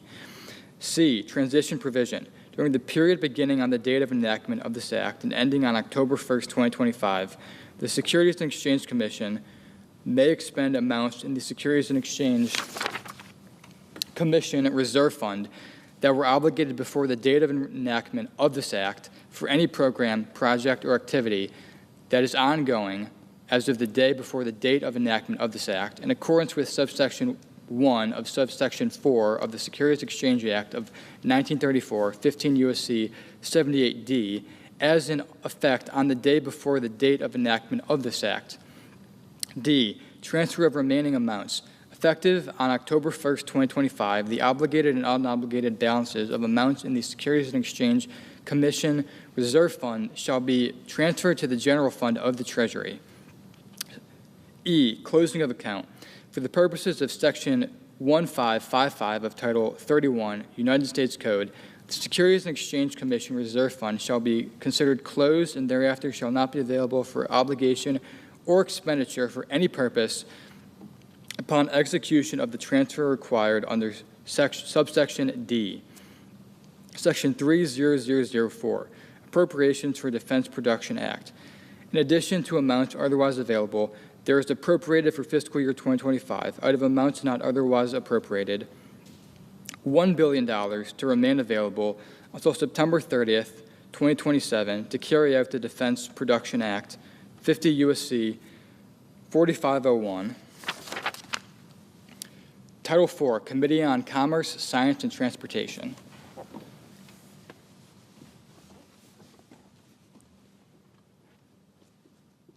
Section 40001, Coast Guard Mission Readiness. A, in general, Chapter 11 of Title 14 United States Code is amended by adding at the end the following. Subchapter 5, Coast Guard Mission Readiness. Section 1181, Special Appropriations. In addition to amounts otherwise available, there is appropriated to the Coast Guard for fiscal year 2025 out of any money in the Treasury not otherwise appropriated, $24,593,500,000,000 to remain available until September 30th, 2029.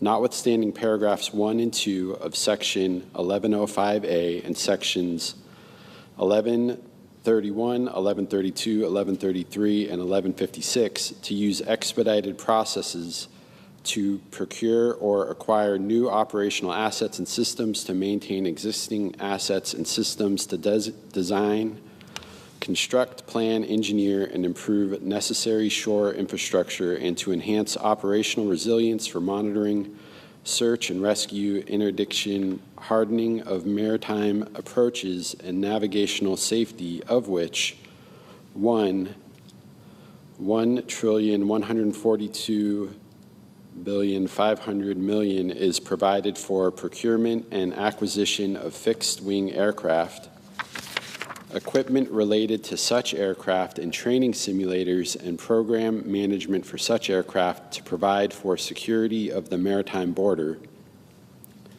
$2,283,000,000,000 is provided for procurement and acquisition of rotary wing aircraft, equipment related to such aircraft and training simulators, and program management for such aircraft to provide for security of the maritime border.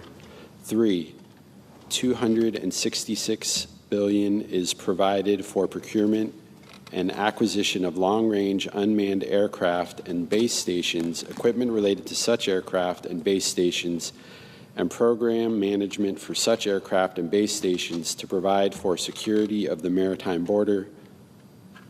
4, $4,300,000,000,000 is provided for procurement of offshore patrol cutters, equipment related to such cutters, and program management for such cutters to provide operational presence and security of the maritime border for the interdiction of persons and controlled substances. 5, $1 trillion is provided for procurement of fast response cutters, equipment related to such cutters, and program management for such cutters to provide operational presence and security of the maritime border for interdiction of persons and controlled substances. 6, $4,300,000,000,000 is provided for procurement of polar security cutters, equipment related to such cutters, and program management for such cutters to ensure timely presence of the Coast Guard in the Arctic and Antarctic regions. 7, $3,500,000,000 is provided for procurement of Arctic security cutters, equipment related to such cutters, and program management for such cutters to ensure timely presence of the Coast Guard in the Arctic and Antarctic regions. 8, $816 billion is provided for procurement of light and medium ice-breaking cutters and equipment related to such cutters from shipyards that have demonstrated success in the cost-effective application of design standards and in delivering on schedule and within budget vessels of size and tonnage that are not less than the size and tonnage of the cutters described in this paragraph, and for program management for such cutters to expend domestic ice-breaking capacity. 9, $126 billion is provided for procurement of waterways, commerce cutters, equipment related to such cutters, and program management for such cutters to support aids to navigation, waterways, and coastal security, and to search and rescue in inland waterways. 10, $4,379,000,000,000 is provided for design, planning, engineering, recapitalization, construction, rebuilding, and improvement of, and program management for shore facilities, of which A, $425 billion is provided for design, planning, engineering, construction of, and program management for 1, the enlisted boot camp barracks and multi-use training center, and 2, other related facilities at the enlisted boot camp. B, $500 billion is provided for 1, construction, improvement, and dredging of the Coast Guard yard, and 2, acquisition of a floating dry dock for the Coast Guard yard.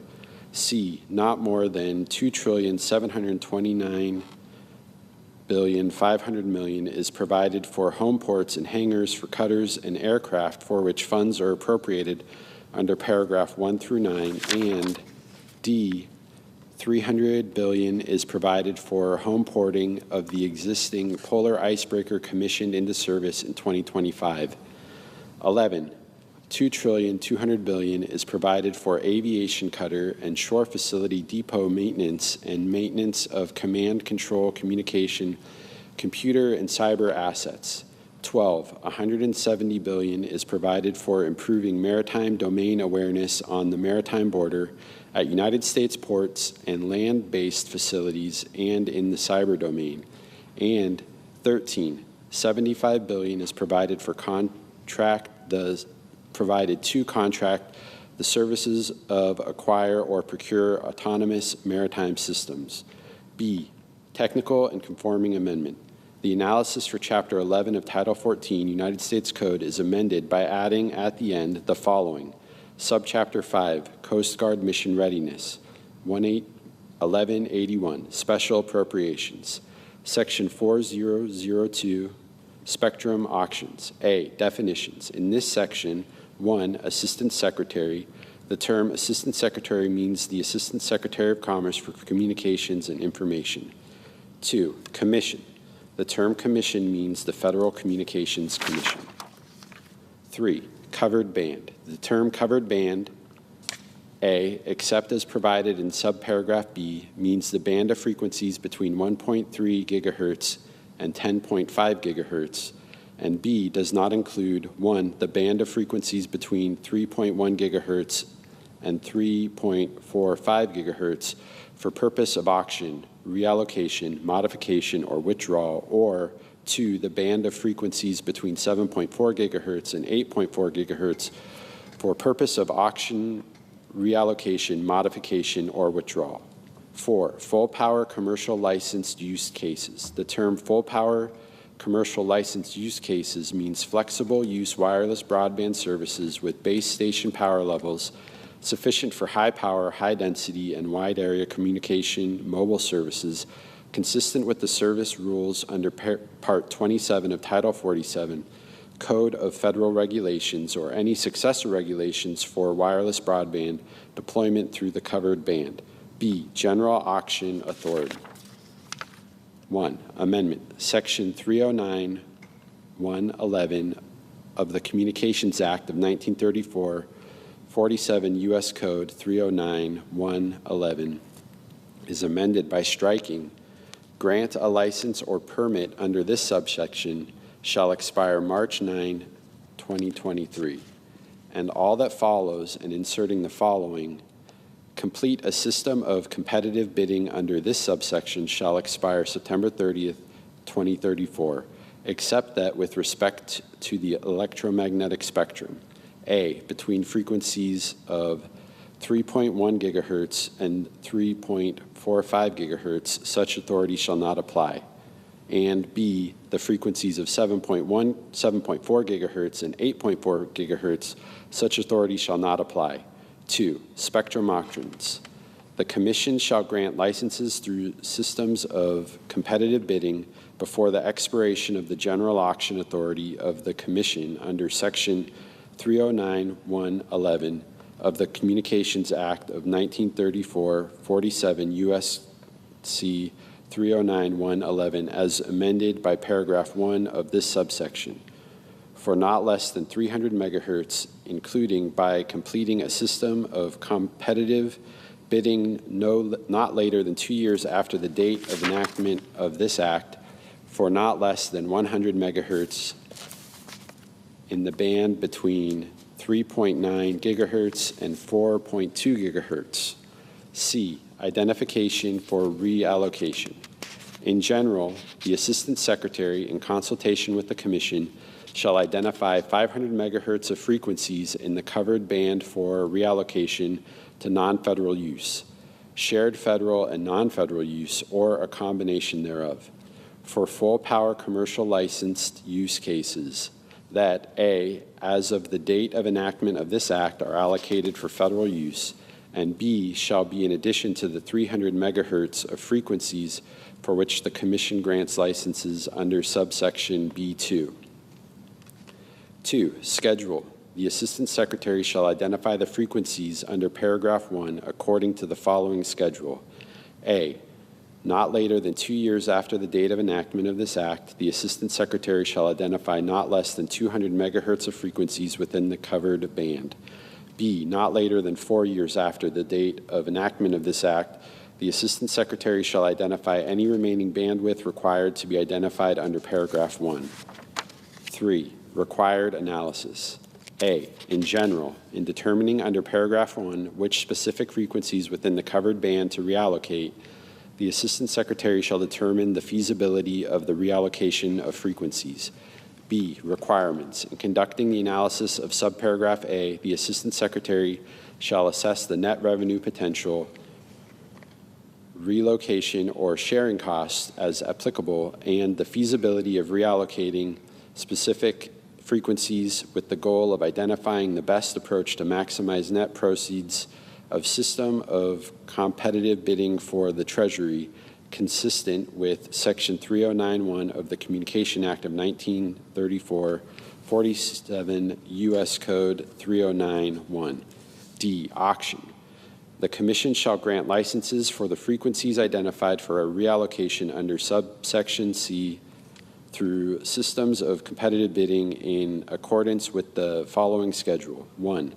Not later than 4 years after the date of enactment of this act, the Commission shall, after notifying the Assistant Secretary, complete one or more systems of competitive bidding for not less than 200 megahertz of the frequencies.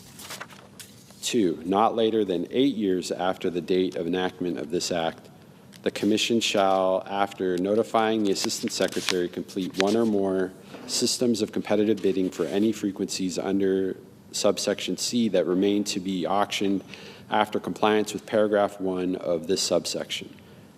E, limitation. The President shall modify or withdraw any frequencies proposed for reallocation under this section not later than 60 days before the commencement of a system of competitive bidding scheduled by the Commission with respect to that frequency. If the President determines that such modification or withdrawal is necessary to protect the national security of the United States. F, appropriation.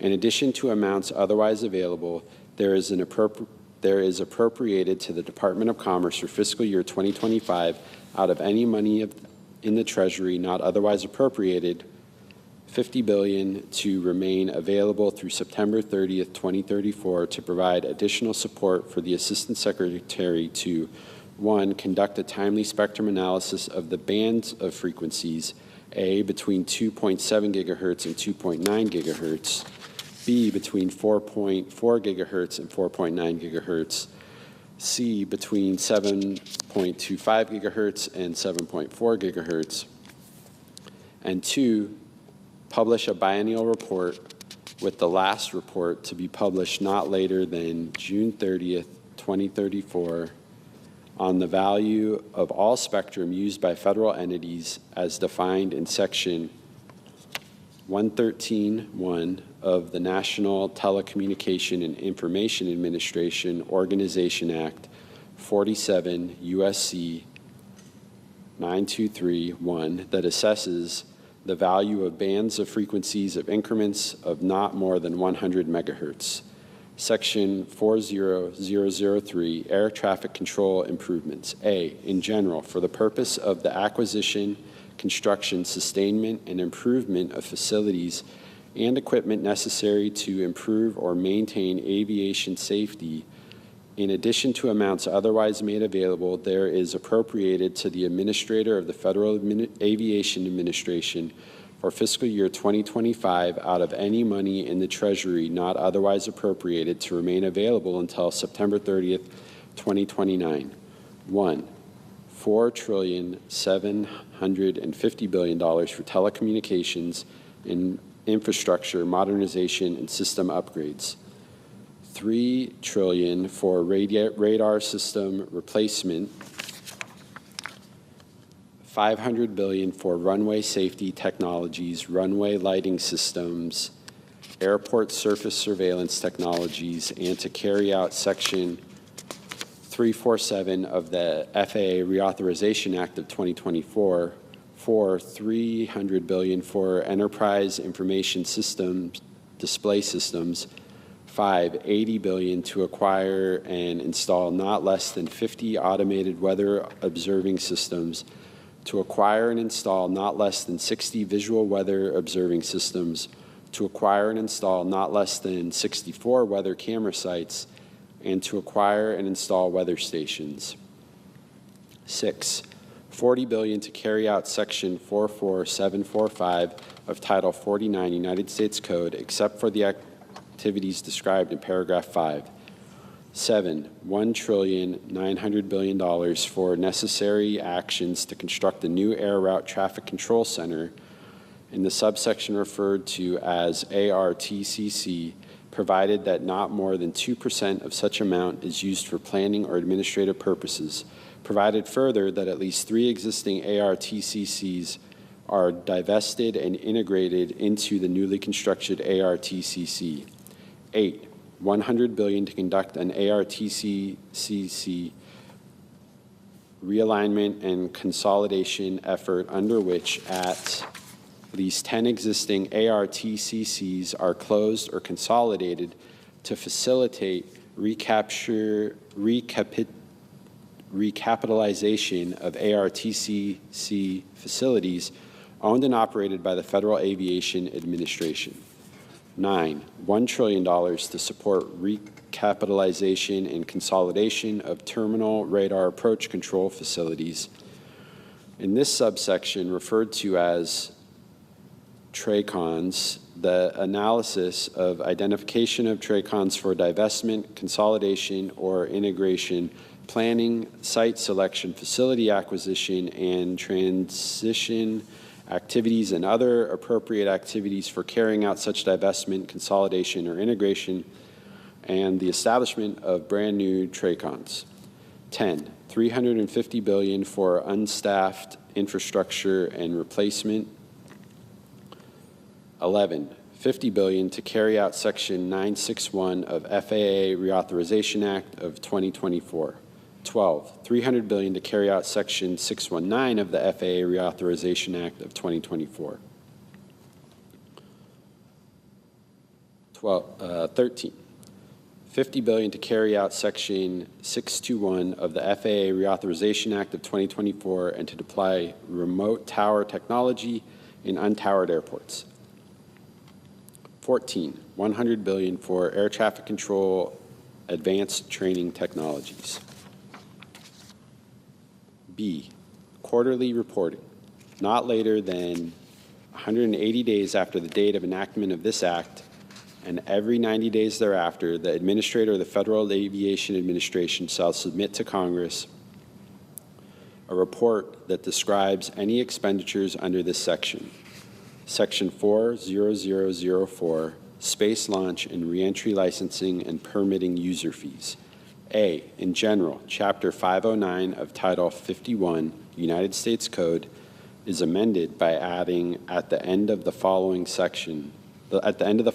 new section. Section 50924, Space Launch and Reentry Licensing and Permitting User Fees. A, fees. 1, in general, the Secretary of Transportation shall impose a fee which shall be deposited in the account established under subsection B on each launch or reentry carried out under a license or permit issue under Section 50904 during 2026 or a subsequent year, in an amount equal to the lesser of A, the amount specified in paragraph 2 for the year involved per pound of the weight of the payload, or B, the amount specified in paragraph 3 for the year involved. 2, paragraph 2, specified amount. The amount specified in this paragraph is A, for 2026, 25 cents, B, for 2027, 35 cents, C, for 2028, 50 cents, D, for 2029, 60 cents, E, for 2030, 75 cents, F, for 2031, $1, G, for 2032, $1.25, C, for 2033, $1.50, and I, for 2034 and each subsequent year, the amount specified in this paragraph for the previous years increased by the percentage increase in the Consumer Price Index for all urban consumers, all items United States city average over the previous year. 3, paragraph 3, specified amount. The amount specified in this paragraph is A, for 2026, $30,000, B, for 2027, $40,000, C, for 2028, $50,000, D, for 2029, $75,000, E, for 2030, $100,000, F for 2031, $125,000. G for 2032, $170,000. H for 2033, $200,000, and I for 2034 and each subsequent year, the amount specified in this paragraph for the previous year increased by the percentage increase in the Consumer Price Index for all urban consumers, all items United States city average over the previous year. B, Office of Commercial Space Transportation Launch and Reentry Licensing and Permitting Fund.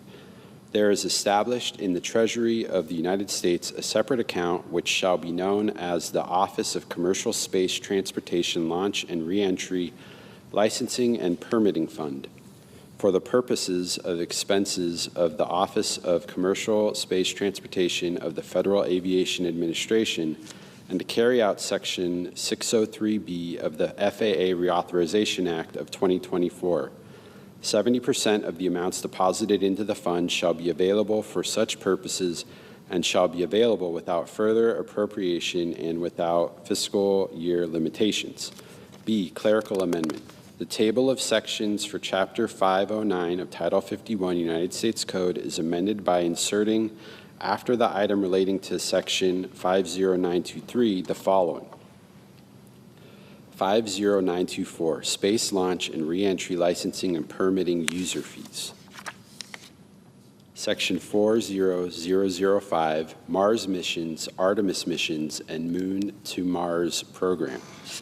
In general, Chapter 203 of Title 51 United States Code is amended by adding at the end of the following.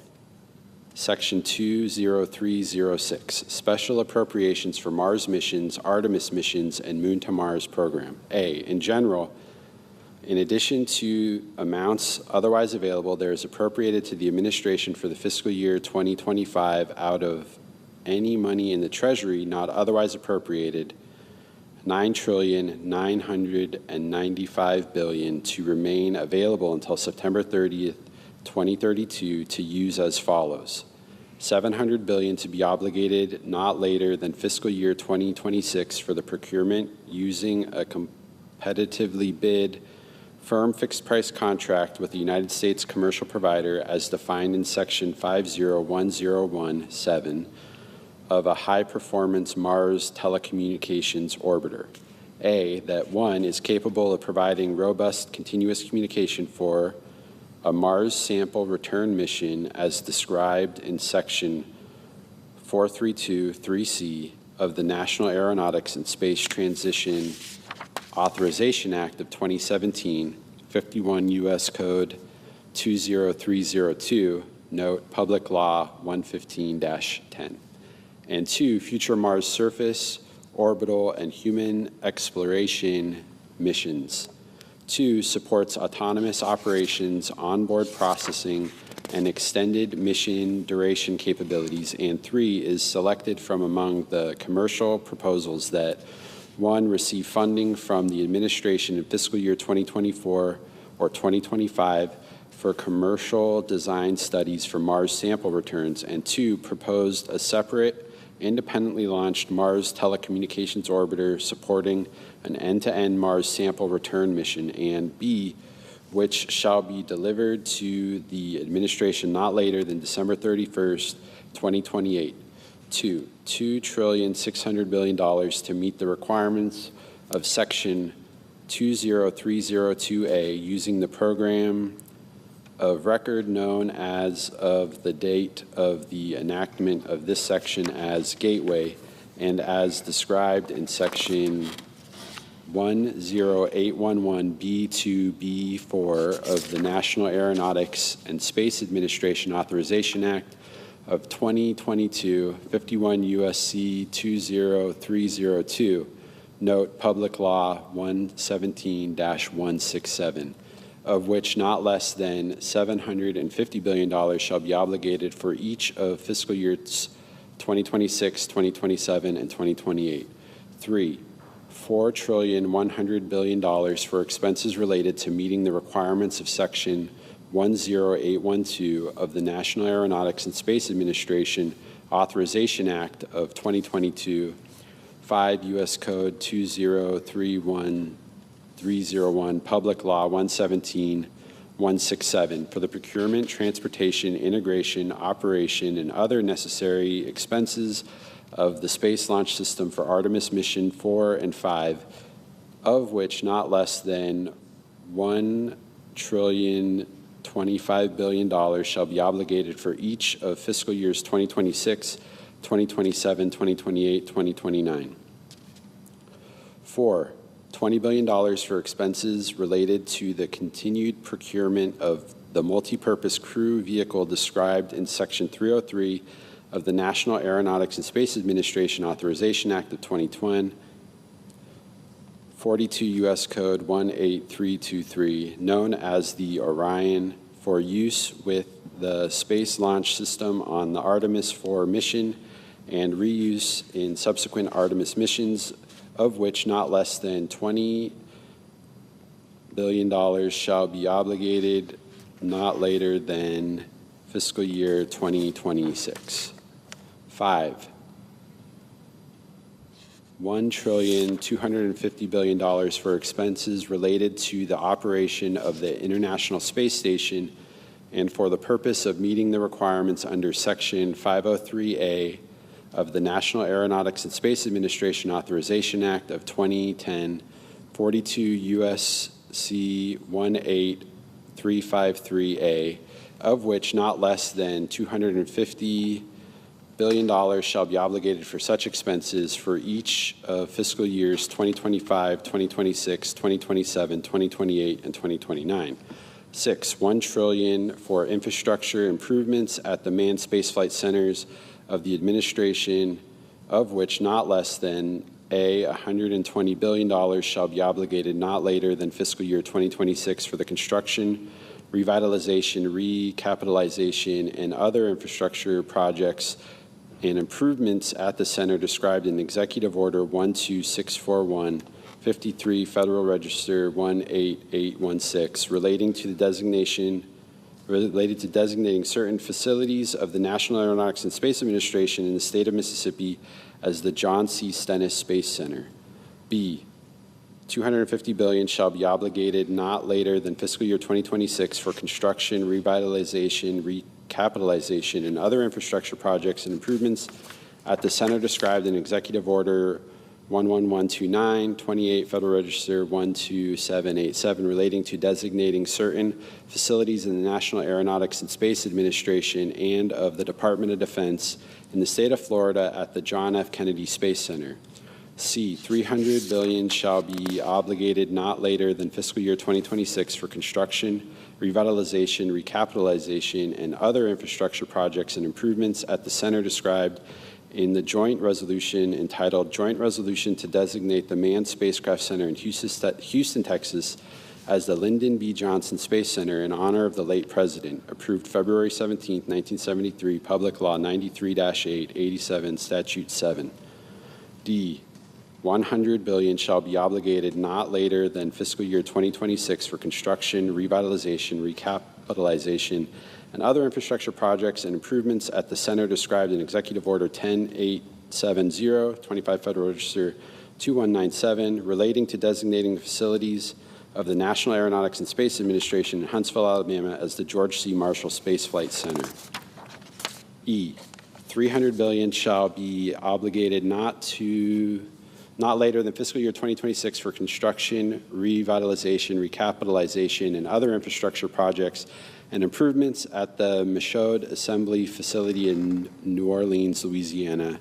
And F, $85 billion shall be obligated to carry out subsection B, of which not less than $5 million shall be designated for the transportation of the space vehicle described in that subsection, with the remainder transferred not later than the date, that is 18 months after the date of enactment of this section, and entity designated under the subsection for the purpose of constructing a facility to house the space vehicle referred to in that subsection.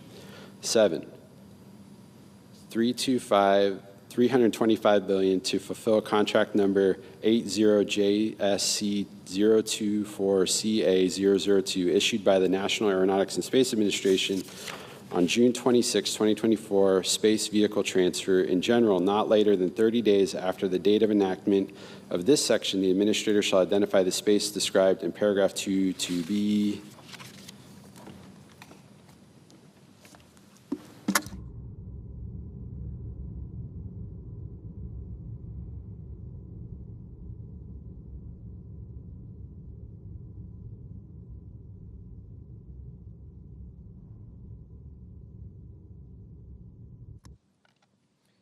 B, placed on public exhibition at an entity within the metropolitan statistical area where such center is located. 2, space vehicle described. A space vehicle described in this paragraph is a vessel that A, has flown into space, B, has carried astronauts, and C, is selected with the concurrence of an entity designated by the administrator. 3, transfer. A, in general, not later than 18 months after the date of the enactment of this section, the space vehicle identified under paragraph 1 shall be transferred to an entity designated by the administrator. B, title, not later than 1 year after the date on which a space vehicle is identified under paragraph 1, the federal government shall, as applicable, transfer the title to the space vehicle to the entity designated by the administrator. C, responsibility. The transfer under this paragraph shall be carried out under the administrator or acting administrator. C, obligation of funds. Funds appropriated under subsection A shall be obligated as follows. 1, not less than 50% of the total funds in subsection A shall be obligated not later than September 30th, 2028. 2, 100% of funds shall be obligated not later than September 30th, 2029. 3, all associated outlays shall occur not later than September 30th, 2034. B, clerical amendment. The table of sections for Chapter 203 of Title 51 United States Code is amended by adding at the end the following: 20306, special appropriations for Mars missions, Artemis missions, and Moons to Mars program. Section 40006, corporate average fuel economy civil penalties. A, in general, Section 32912 of Title 49 United States Code is amended. 1, in subsection B, in the matter preceding paragraph 1 by striking $5 and inserting $0, and 2, in subsection C1B by striking $10 and inserting $0. B, effect applicability. The amendments made by subsection A shall 1, take effect on the date of the enactment of this section, and 2, apply to all model years of manufacture for which the Secretary of Transportation has not provided a notification pursuant to Section 32903B2B of Title 49 United States Code, specifying the penalty due for the average fuel economy of that manufacturer being less than the applicable standard prescribed under Section 32902 of that title. Section 40007, payments for lease of metropolitan Washington airports. Section 49104B of Title 49 United States Code is amended to read as follows. B, payments. 1, in general, subject to paragraph 2, under the lease, the airport's authority must pay to the general fund of the Treasury annually an amount computed using the GNP price deflator, A, during the period from 1987 to 2026, equal to $3 million in 1987 dollars, and B, for 2027 and subsequent years, equal to $15 million in 2027 dollars. 2, renegotiation. The Secretary and Airports Authority shall renegotiate the level of lease payments at least once every 10 years to ensure that in no year the amount specified in paragraph 1B is less than $15 million in 2027 dollars. Section 40008, rescission of certain amounts for the National Oceanic and Atmospheric Administration. Any unobligated balances of amounts appropriated or otherwise made available by sections 40001, 40002, 40003, and 40004 of Public Law 117-169, 136, 2028 are hereby rescinded. Section 40009, reduction in annual transfer to Travel Promotion Fund. Subsection D2B of the Travel Promotion Act of 2009, 22 U.S.C. 2131 D2B is amended by striking $100 million and inserting $20 million. Section 40010, treatment of unobligated funds for alternative fuel and low emissions aviation technology. Out of the amounts made available in Section 40007A of Title IV of Public Law 117-169, 49 U.S.C. 44504 note, any obligated balances of such amounts are hereby rescinded. Section 40011, rescission of amounts appropriated to Public Wireless Supply Chain Innovation Fund. Of the unobligated balances of amounts made available under Section 106A of the CHIPS Act of 2022, Public Law 117-167, 136-1392, $850 million are permanently rescinded. Section 40012, support for artificial intelligence under the Broadband Equity, Access, and Deployment Program. A, in general, Section 60102 of Division F of Public Law 117-58, 47 U.S.C. 1702 is amended. 1, in subsection A2, A, by redesignating subparagraphs B through N as subparagraphs F through R, respectively. B, by redesignating subparagraph A as subparagraph D. C, by inserting before subparagraph D, as so redesignated, the following. A, artificial intelligence. The term artificial intelligence has the meaning given the term in Section 5002 of the National Artificial Intelligence Initiative Act of 2020, 15 U.S.C. 9401.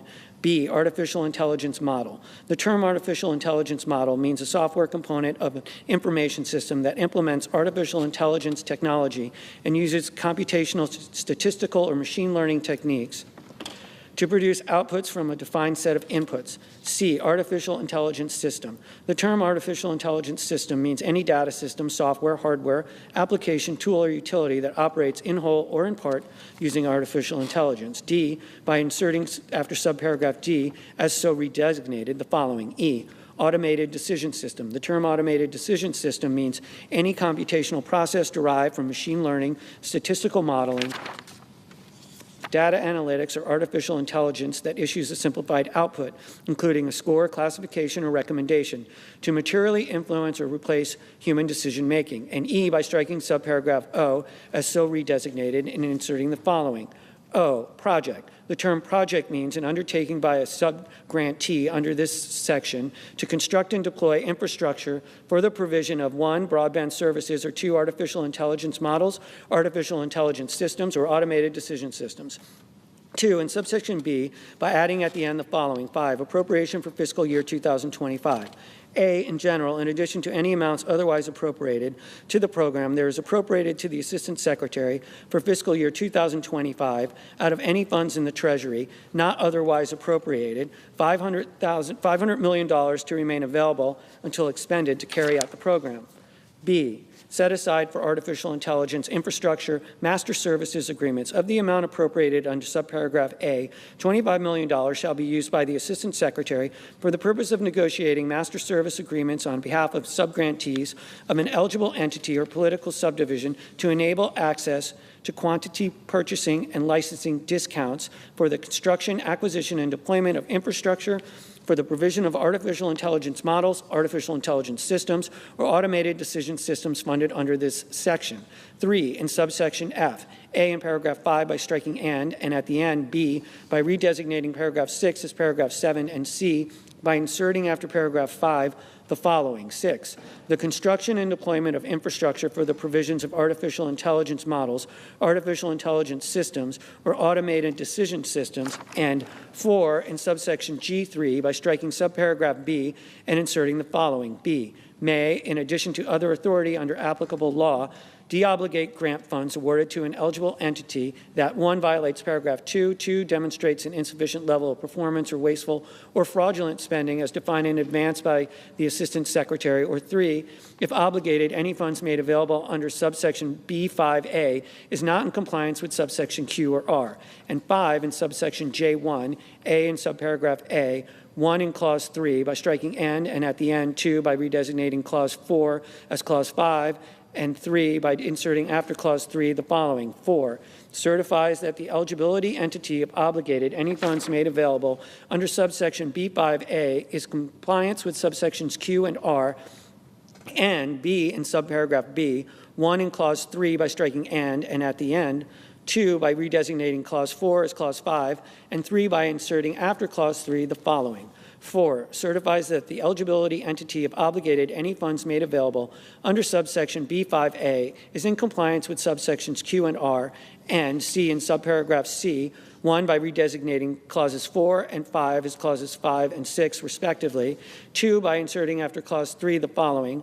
4, certifies that the eligibility entity, if obligated, any funds made available under subsection B5A is in compliance with subsections Q and R, and 6, by adding at the end the following. P, receipt of funds conditioned on temporary pause and efficiencies.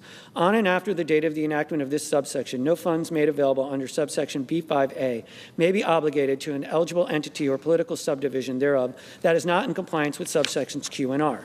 Q, temporary pause. 1, in general, except as provided in paragraph 2, no eligible entity or political subdivision thereof to which funds made available under subsection B5A are obligated on or after the date of enactment of this subsection may enforce during the 10-year period beginning on the date of enactment of this subsection any law or regulation that eligible entity or political subdivision thereof limiting, restricting, or otherwise regulating artificial intelligence models, artificial intelligence systems, or automated decision systems entered into interstate commerce. 2, rule of construction. Paragraph 1 may not be construed to prohibit the enforcement of any law or regulation.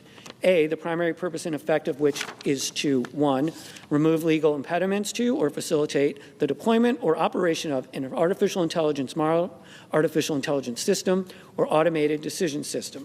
Or 2, streamline licensing, permitting, routing, zoning, procurement, or reporting procedures in a manner that facilitates the adoption of artificial intelligence models, artificial intelligence systems, or automated decision systems. Or B, that does not impose any substantive design, performance, data holding, documentation, civil liability, taxation fee, or other requirement of artificial intelligence models, artificial intelligence systems, or automated decision systems, unless that requirement is imposed under 1, federal law, 2, a general applicable law, such as a body of common law, and C, that does not impose a fee or bond unless 1, the fee or bond is reasonable and cost-based, and 2, under the fee or bond, artificial intelligence models, artificial intelligence systems, and automated decision systems are treated in the same manner as other models and systems that perform comparable functions. R, master service agreements. An eligible entity or political subdivision thereof to which funds made available under subsection B5A are obligated on or after the date of the enactment of this subsection shall certify to the Assistant Secretary either that 1, each subgrantee of the eligible entity or political subdivision is utilizing applicable master service agreements negotiated using amounts made available under subsection B5B, or 2, each contract, license, purchase order, or service agreement entered into, procured, or made by a subgrantee of the eligible entity or political subdivision for purposes described in subsection B5B is at least as cost-effective as the terms of executable master services agreements as applicable negotiated by the Assistant Secretary using amounts made available under subsection B5B. B, technical conforming amendments. Section 60102A1 of Division F of Public Law 117-58, 47 U.S.C. 1702A1 is amended, 1, in subparagraph B by striking a project and inserting a project described in subsection A20I, and 2, in subparagraph D by striking a project and inserting a project described in subsection A20I. Title 5, Committee on Energy and Natural Resources. Subtitle A, Oil and Gas Leasing. Section 50101, Onshore Oil and Gas Leasing. A, Repeal of Inflation Reduction Act provisions. 1, onshore oil and gas royalty rates, subsection A of section 50262 of Public Law 117-169-136-2056 is repealed, and provision of law amended or repealed by that subsection is restored or revived as if the subsection had not been enacted into law. 2, non-competitive leasing. Subsection E of Section 50262 of Public Law 117-169-136-2057 is repealed, and any provision of law amended or repealed by that subsection is restored or revived as if the subsection had not been enacted into law. B, requirement to immediately resume onshore oil and gas leases. 1, in general, the Secretary of the Interior shall immediately resume quarterly onshore oil and gas lease sales in compliance with the Mineral Leasing Act, 30 U.S.C. 181 et sec.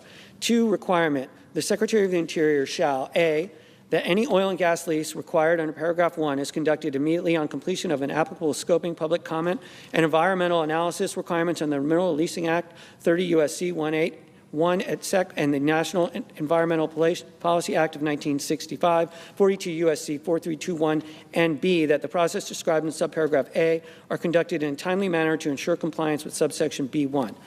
3, lease of oil and gas lands, Section 17B1A of the Mineral Leasing Act, 30 U.S.C. 226B1A as amended by subsection A is amended by inserting, for purposes of the previous sentence, the term eligible land means all lands that are subject to leasing under this act and are not excluded from leasing by statutory prohibition. And the term available with respect to eligible lands means those that have been designated as open for leasing under a land use plan developed under Section 202 of the Federal Land Policy and Management Act of 1976, 43 U.S.C. 1712, and that have been nominated for leasing through the submission of an expression of interest, are subject to drainage in the absence of leasing, or are otherwise designated as available pursuant to regulations adopted by the Secretary after sales are necessary. C, quarterly lease sales. 1, in general, in accordance with the Mineral Leasing Act, 30 U.S.C. 181, each fiscal year the Secretary of the Interior shall conduct a minimum of 4 oil and gas lease sales of available land in each of the following states: A, Wyoming, B, New Mexico, C, Colorado, D, Utah, E, Montana, F, North Dakota, G, Oklahoma, H, Nevada, I, Alaska. 2, requirement. In conducting a lease sale under paragraph 1 in a state described in that paragraph, the Secretary of the Interior, A, shall offer not less than 50% of available parcels nominated for oil and gas development under the applicable resource management plan in effect for relevant Bureau of Land Management resource management areas within the applicable state, and B, shall not restrict the parcels offered to one Bureau of Land Management field office within the applicable state unless all nominated parcels are located within the same Bureau of Land Management field office. 3, replacement sales. The Secretary of the Interior shall conduct a replacement sale during the same fiscal year if A, a lease sale under paragraph 1 is canceled, delayed, or deferred, including for a lack of eligible parcels, or B, during a lease sale under paragraph 1, the percentage of acreage that does not receive a bid is equal to or greater than 25% of the acreage offered. D, Mineral Leasing Act reforms. Section 17 of the Mineral Leasing Act, 30 U.S.C. 226, as amended by subsection A, is amended. 1, by striking the section designation and all that follows through the end of subsection A and inserting the following. Section 17, leasing of oil and gas parcels. A, leasing authorized. 1, in general, any parcel of land subject to disposition under this act that is known or believed to contain oil or gas deposits shall be made available for leasing subject to paragraph 2 by the Secretary of the Interior not later than 18 months after the date of the receipt of the Secretary of an expression of interest in the leasing applicable parcel of land available for disposition under this section. If the Secretary determines that the parcel of land is open to oil or gas leasing under the approved resource management plan applicable to the planning area in which the parcel of land is located, that is in effect on the date on which the expression of interest was submitted to the Secretary, referred to in this subsection as the approved resource management plan. 2, resource management plans. A, lease in terms and conditions. A lease issued by the Secretary under the section with respect to applicable parcel of land made available for leasing under paragraph 1. 1 shall be subject to the terms and conditions of the approved resource management plan, and 2 may not require any stipulations or mitigation requirements not included in the approved resource management plan.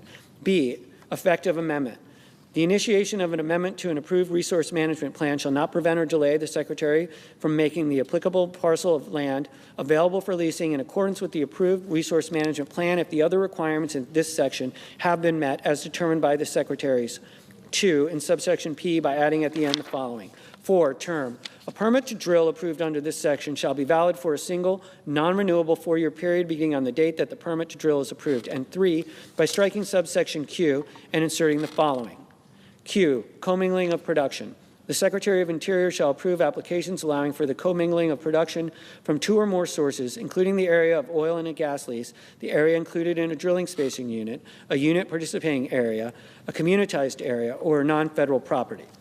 Before production reaches the point of royalty measurement, regardless of ownership, the royalty rates and the number of percentage of acres for each source, if the applicant agrees to install measurement devices for each source, utilize an allocation method that achieves volume measurement, uncertainty levels within plus or minus 2% during the production phase reported on a monthly basis, or utilize an approved periodic well testing methodology.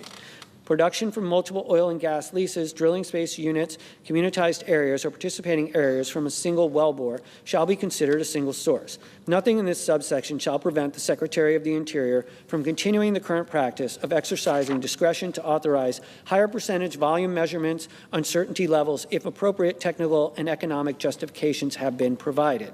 Section 50102, offshore oil and gas leasing.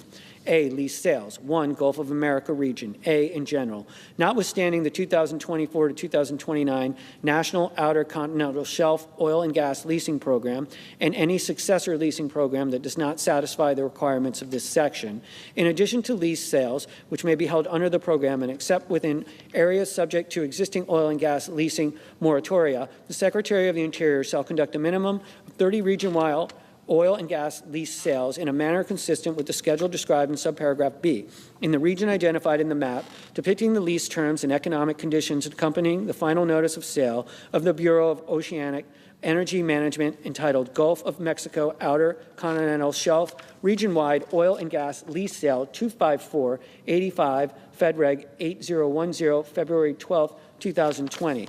B, timing requirement.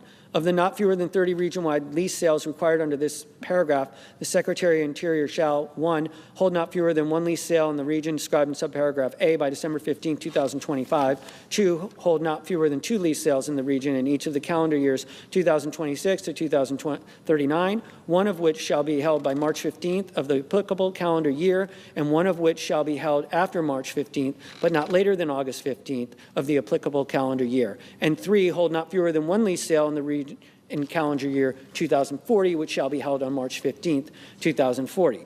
Alaska region. A, in general, the Secretary of the Interior shall conduct a minimum of 6 offshore lease sales in a manner consistent with the schedule described in subparagraph B in the Cook Inlet Planning Area as identified in the 2017 to 2022 Outer Continental Shelf Oil and Gas Leasing Proposed Final Program published on November 18, 2016 by the Bureau of Ocean Energy Management, as announced in the Notice of Availability of the Bureau of Ocean Energy Management entitled Notice of Availability of the 2017 to 2022 Outer Continental Shelf Oil and Gas Leasing Program Proposed Final Program, 81 Federal Register 84612, November 23, 2016. B, timing requirements. Of the not fewer than 6 lease sales required under this paragraph, the Secretary of the Interior shall hold not fewer than 1 lease sale in the area described in subparagraph A in each calendar years 2026 to 2028, and in each of the calendar years 2030 to 2032, by March 15th of the applicable calendar year. B, requirements. 1, terms and stipulations for Gulf of America sales. In conducting lease sales under subsection A1, the Secretary of the Interior, A, shall subject to subparagraph C, offer the same lease form, lease terms, economic conditions, and lease stipulations 4 through 9 as contained in the final notice of the sale of the Bureau of Ocean Energy Management entitled Gulf of Mexico Outer Continental Shelf Region Wide Oil and Gas Sale 25485 Fed Reg 8010 February 12, 2020.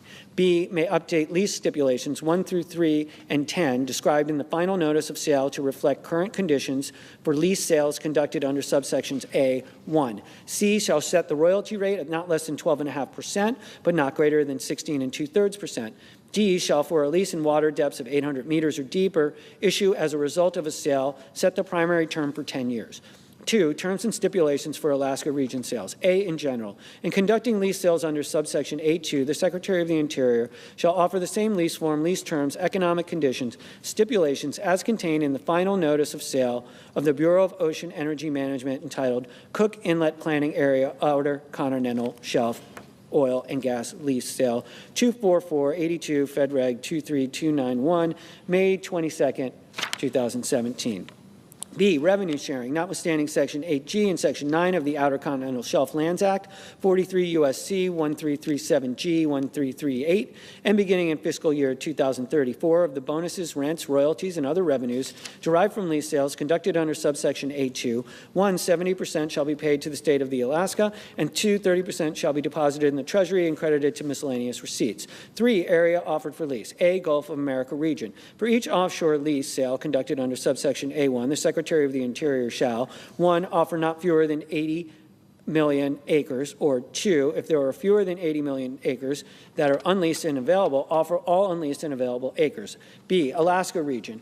For each offshore lease sale conducted under subsection 8.2, the Secretary of the Interior shall, 1, offer not fewer than 1 million acres, or 2, if there are fewer than 1 million acres that are unleased and available, offer all unleased and available acres. C, offshore commingling. The Secretary of the Interior shall approve a request of an operator to commingle oil and gas production from multiple reservoirs within a single wellbore completed on the outer continental shelf in the Gulf of America region unless the Secretary of the Interior determines that conclusive evidence establishes that the commingling would, 1, could not be conducted by the operator in a safe manner, or 2, would result in the ultimate recovery from the applicable reservoirs to be reduced in comparison to the expected recovery of those reservoirs if they had not been commingled. D, offshore oil and gas royalty rate. 1, repeal Section 50261 of Public Law 117-169, 136-2056 is repealed, and any provision of law amended or repealed by that section is restored or revived as if that section had not been enacted into law.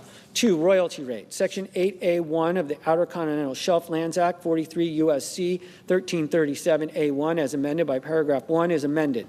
A, in subparagraph A, by striking not less than 12.5% and inserting not less than 12.5%, but not more than 16 2/3%. B, in subparagraph C, by striking not less than 12.5% and inserting not less than 12.5%, but not more than 16 2/3%. C, in subparagraph F, by striking no less than 12.5% and inserting not less than 12.5%, but not more than 16 2/3%. And D, in subparagraph H, by striking no less than 12.5% and inserting not less than 12.5%, but not more than 16 2/3%. E, limitations on amount of distributed qualified outer continental shelf revenues. Section 105F1 of the Gulf of Mexico Energy Security Act of 2006, 43 U.S.C. 1331, note Public Law 109-432, is amended. 1, in subparagraph B, by striking "and" at the end. 2, in subparagraph C, by striking 2055 and inserting 2024, and 3, by adding at the end the following.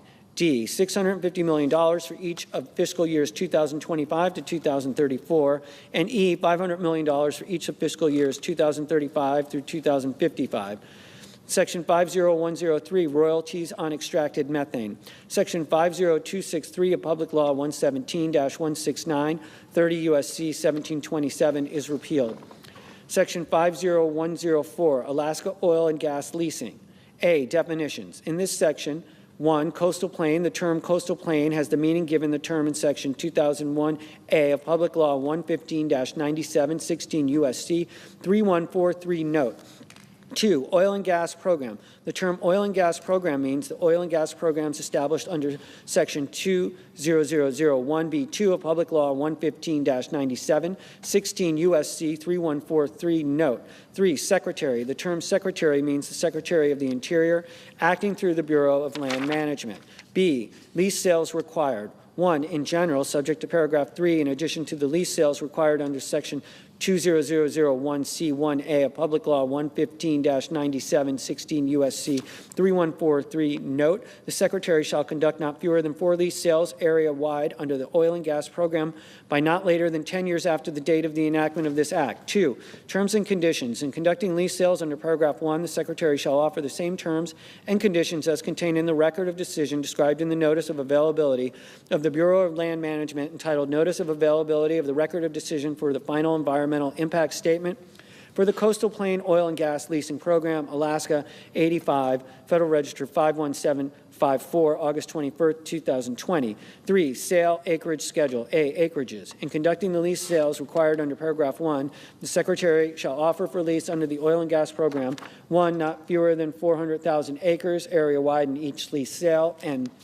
2, those areas that have the highest potential for the discovery of hydrocarbons. B, schedule. The Secretary shall offer 1, the initial lease sale under paragraph 1 not later than 1 year after the date of the enactment of this act. 2, a second lease sale under paragraph 1 not later than 3 years after the date of the enactment of this act. 3, a third lease sale under paragraph 1 not later than 5 years after the date of the enactment of this act. And 4, a fourth lease sale under the paragraph 1 not later than 7 years after the date of the enactment of this act. 4, rights of way. Section 20001C2 of Public Law 115-97, 16 U.S.C. 3143 note shall apply to leases awarded under this subsection. 5, surface development. Section 20001C3 of Public Law 115-97, 16 U.S.C. 3143 note shall apply to leases awarded under this subsection. C, receipts. Notwithstanding Section 35 of the Mineral Leasing Act, 30 U.S.C. 191, and Section 20001 B5 of Public Law 115-97, 16 U.S.C. 3143 note of the amount adjusted bonus, rental, and royalty receipts derived from the oil and gas program operations on the coastal plain pursuant to this section. 1A, for each of fiscal years 2025 through 2033, 50% shall be paid to the state of Alaska, and B, for the fiscal year 2034, each fiscal year thereafter, 70% shall be paid to the state of Alaska, and 2, the balance shall be deposited into the Treasury as miscellaneous receipts. Section 50105, National Petroleum Reserve, Alaska. A, definitions. In this section, 1, NPRA, Final Environmental Impact Statement.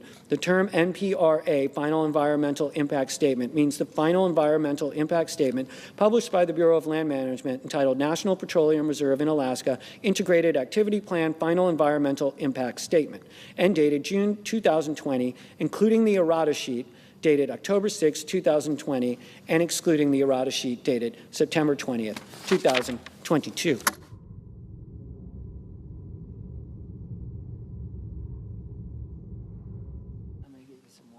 Two, NPRA, record of decision. The term NPRA, record of decision, means the record of decision published by the Bureau of Land Management entitled National Petroleum Reserve in Alaska, Integrated Activity Plan Record of Decision, and dated December 2020. 3, program. The term program means the competitive oil and gas leasing, exploration, development, and production program established under Section 107 of the Naval Petroleum Reserves Reduction Act of 1976, 42 U.S.C. 6506A. 4, secretary. The term secretary means the Secretary of the Interior. B, restoration of NPRA oil and gas leasing program, effective beginning on the date of enactment of this act. 1, the Secretary shall expeditiously restore and resume oil and gas lease sales under the program for domestic energy production and federal revenue, subject to the requirements of this section. And 2, the final rule of the Bureau of Land Management entitled Management and Protection of the National Petroleum Reserve in Alaska, 89 Fed Reg 38712, May 7, 2024, shall have no force or effect until January 1, 2035. C, resumption of NPRA lease sales. 1, in general, subject to paragraph 2, the Secretary shall conduct not fewer than 5 lease sales under the program by not later than 10 years after the date of enactment of this act. 2, sales acreages schedule A, acreages. In conducting the lease sales required under paragraph 1, the Secretary shall offer not fewer than 4 million acres in each sale. B, schedule. The Secretary shall offer I, an initial lease sale under paragraph 1 not later than 1 year after the date of enactment of this act, and II, an additional lease sale under paragraph 1 not later than every 2 years after the date of enactment of this act. D, terms and stipulations for NPRA lease sales. In conducting lease sales under subsection C, the Secretary shall offer the same lease form, lease terms, economic conditions, and stipulations as described in NPRA Final Environmental Impact Statement and the NPRA Record of Decision. C, receipts. Section 107I of the Naval Petroleum Reserves Reduction Act of 1976, 42 U.S.C. 6506A1 is amended. 1, by striking all receipts from and inserting the following. 1, in general, except as provided in paragraph 2, all receipts from. 2, by adding at the end the following, 2% share for fiscal year 2034 and thereafter. Beginning in fiscal year 2034, the receipts from sales, rentals, bonuses, and royalties on leases issued pursuant to the section after the date of enactment of the act entitled An Act to Provide for Reconciliation pursuant to Title II of H. Conres 14, 119th Congress. A, 70% shall be paid to the state of Alaska, and B, 30% shall be paid into Treasury of the United States. Subtitle B, mining. Section 50201, coal leasing. A, definitions. In this section, 1, coal lease. The term coal lease means a lease entered into by the United States as a lessor through the Bureau of Land Management and an applicant on Bureau of Land Management Form 3400012 or a successor form that contains the terms of co-lease. 2, qualified application. The term qualified application means an application for a co-lease pending as of the date of enactment of this act or submitted within 90 days thereafter under the lease by application program administered by the Bureau of Land Management pursuant to Mineral Leasing Act 30 U.S.C. 181 et sec, for which any required environmental review is commenced or the Director of the Bureau of Land Management determines can commence within 90 days after receiving the application. B, co-leasing activities. Not later than 90 days after the date of enactment of this act, the Secretary of the Interior, 1, shall, A, with respect to each qualified application, 1, if not previously published for public comment, publish any required environmental review. 2, establish the fair market value of the applicable contract. 3, hold a lease sale with respect to the applicable contract. 4, identify the highest bidder or at above the fair market value and take all other intermediate actions necessary to identify the winning bidder and grant the qualified application. And 2, may, A, with respect to a previously issued co-lease, grant any additional approvals of the Department of the Interior required for mining activities to commence, and B, after completing the actions required by Clause I through 4 of paragraph 1A, grant the qualified application and issue that applicable lease to the person that submitted the qualified application if that person submitted the winning bid in the lease sale held under Clause 3 of paragraph 1A. Section 50202, coal royalty. A, rate. Section 7A of the Mineral Leasing Act 30 U.S.C. 207A is amended in the fourth sentence by striking 12.5% and inserting 12.5%, except such amounts shall not be more than 7% during the period that begins on the date of enactment of the act entitled An Act to Provide for Reconciliation pursuant to Title II of H. Con. Res. 14, 119th Congress, and ends September 30th, 2034. B, applicability to existing leases. The amendment made by subsection A shall apply to a co-lease, 1, issued under Section 2 of the Mineral Leasing Act 30 U.S.C. 201 before, on, or after the date of enactment of this act, and 2, that has not been terminated. C, advanced royalties. With respect to a lease issued under Section 2 of the Mineral Leasing Act 30 U.S.C. 201, for which the leasee has paid advanced royalties under Section 7B of that act, 30 U.S.C. 207B, the Secretary of the Interior shall provide to the leasee a credit for the difference between the amount paid by the leasing and advanced royalties for the lease before the date of the enactment of this act and the amount the leasee would have to be repaid if the amendment made by subsection A had been made before the leasee paid advanced royalties for the lease. Section 50203, leases for known recoverable coal resources. Notwithstanding Section 2A3A of the Mineral Leasing Act 30 U.S.C. 201A3A and Section 202A of the Federal Land Policy and Management Act of 1976, 43 U.S.C. 1712A, not later than 90 days after the date of enactment of this act, the Secretary of the Interior shall make available for lease known recoverable coal resources of not less than 4 million additional acres on federal land located in the 48 contiguous states in Alaska, subject to the jurisdiction of the Secretary, but which shall not include any federal land within 1, a national monument, 2, a national recreation area, 3, a component of the National Wilderness Preservation System, 4, a component of the National Wild and Scenic River System, 5, a component of the National Trail System, 6, a National Conservation Area, 7, a unit of the National Wildlife Refuge System, 8, a unit of the National Fish Hatchery System, or 9, a unit of the National Park System. Section 50204, authorization to mine federal coal. Authorization in order to provide access to coal reserves in adjacent state or private land that, without an authorization, could not be mined economically. Federal coal reserves located in federal land, subject to a mining plan previously approved by the Secretary of the Interior as of the date of enactment of this act, and adjacent to coal reserves in adjacent state or private land are authorized to be mined. B, requirement. Not later than 90 days after the date of the enactment of this act, the Secretary of the Interior shall, without substantial modification, take such steps as are necessary to authorize the mining of federal land described in subsection A. C, NEPA. Nothing in this section shall prevent a review under the National Environmental Policy Act of 1969, 42 U.S.C. 4321 et sec. Subtitle C, lands.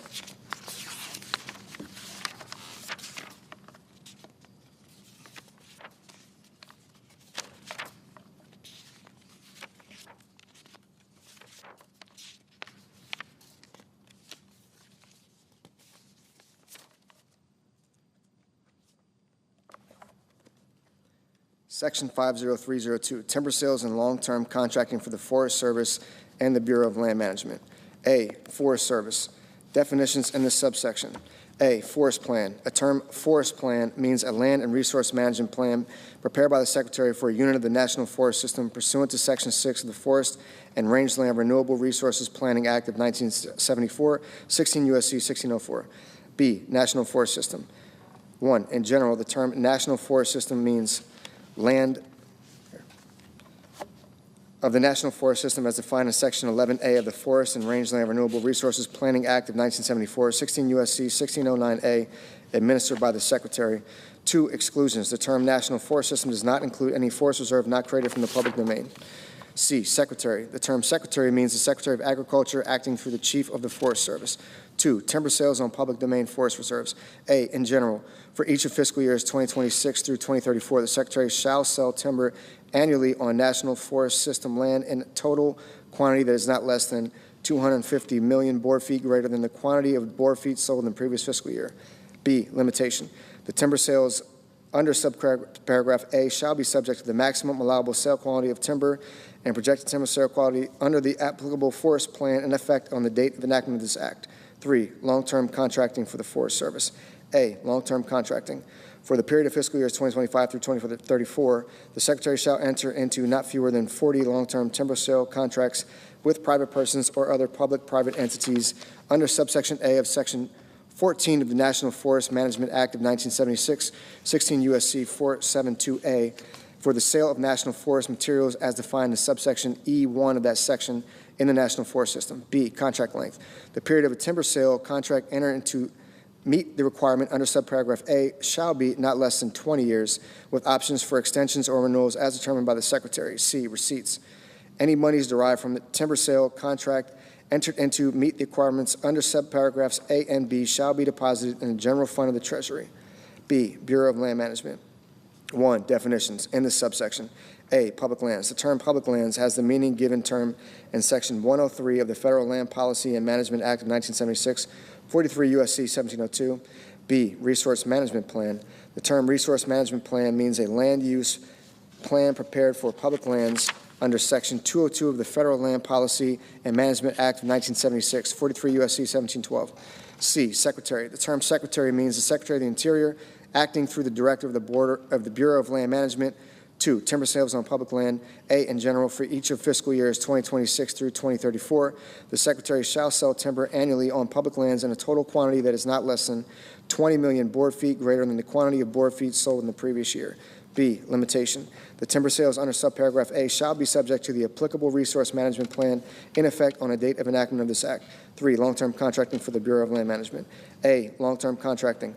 For the period of fiscal years 2025 through 2034, the Secretary shall enter into not fewer than 5 long-term contracts with private persons or other public or private entities under Section 1 of the Act of July 31st, 1947, commonly known as the Materials Act of 1947, 61 Stat 681, Chapter 406, 30 U.S.C. 601, for the disposal of vegetative materials described in that section on public lands. B, contract length.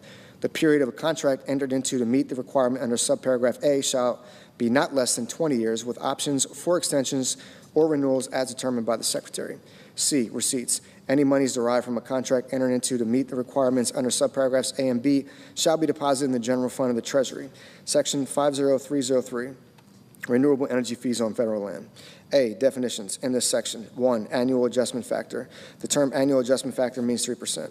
2, encumbrance factor. The term encumbrance factor means A, 100% for a solar energy generation facility, and B, an amount determined by the Secretary but not less than 10% for a wind energy generation facility. 3, National Forest System. A, in general, the term National Forest System means land of the National Forest System as defined in Section 11A of the Forest and Rangeland Renewable Resources Planning Act of 1974, 16 U.S.C. 1609A, administered by the Secretary of Agriculture. B, exclusion. The term National Forest System does not include any forest reserve not created from the public domain. 4, per acre rate. The term per acre rate with respect to a right-of-way means the average of the per acre pasture land rental rates published in the cash rent survey by the National Agricultural Statistics Service for the state in which the right-of-way is located over the 5 calendar year period preceding the issuance or renewal of the right-of-way. 5, project. The term project means a system described in Section 9A4 of Title 43 Code of Federal Regulations as in effect on the date of enactment of this act. 6, public land. The term public land means A, public lands as defined in Section 103 of the Federal Land Policy and Management Act of 1976, 43 U.S.C. 1702, and B, National Forest System land. 7, renewable energy project. The term renewable energy project means a project located on public land that uses wind or solar energy to generate energy. 8, right-of-way.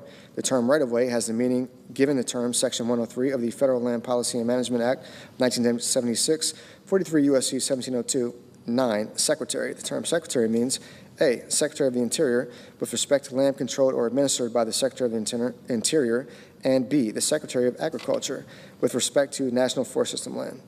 B, acreage rent for wind and solar rights-of-way. 1, in general, pursuant to Section 504G of the Federal Land Policy and Management Act of 1976, 43 U.S.C. 1764G, the Secretary shall, subject to paragraph 3 and not later than January 1 of each calendar year, collect from the holder of a right-of-way for a renewable energy project an acreage rent in an amount determined by the equation described in paragraph 2. 2, calculation of acreage rent rate. A, equation. The amount of acreage rent collected under paragraph 1 shall be determined using the following equation. Acreage rent equals A times B times 1 plus C D squared. B, definitions. For purposes of the equation described in subparagraph A, 1, the letter A means per acre rate. 2, the letter B means the encumbrance factor. 3, the letter C means the annual adjustment factor. 4, the letter D means the year and the term of right-of-way. 3, payment until production. The holder of a right-of-way for renewable energy project shall pay an acreage rent collected under paragraph 1 until the date of which energy generation begins. C, capacity fees. In general, the Secretary shall, subject to paragraph 3, annually collect a capacity fee from the holder of a right-of-way for a renewable energy project based on the amount described in paragraph 2. 2, calculation of capacity fee. The amount of a capacity fee collected under paragraph 1 shall be equal to the greater of A, an amount equal to the acreage rent described in subsection B, and B, 3.9% of the gross proceeds from the sale of electricity produced by the renewable energy project. 3, multiple use reduction factor. A, application. The holder of a right-of-way for a wind energy generation project may request that the Secretary apply a multiple use reduction factor of 10% to the amount of a capacity fee determined under paragraph 2 by submitting to the Secretary an application at such time in such manner and containing such information as the Secretary may require. B, approval. The Secretary may approve an application submitted under some paragraph A only if not less than 25% of the land within the area of the right-of-way is authorized for use, occupancy, or development with respect to an activity other than the generation of wind energy for the entirety of the year in which the capacity fee is collected. C, late determination. 1, in general, if the Secretary approves an application under subparagraph B for a wind energy generation project after the date on which the holder of the right-of-way for the project begins paying a capacity fee, the Secretary shall apply the multiple use reduction factor described in subparagraph A to the capacity fee for the first year beginning after the date of approval and each year thereafter for the period during which the right-of-way remains in effect. 2, refund. The Secretary may not refund the holder of a right-of-way for the difference in the amount of a capacity fee paid in a previous year. D, late payment fee termination.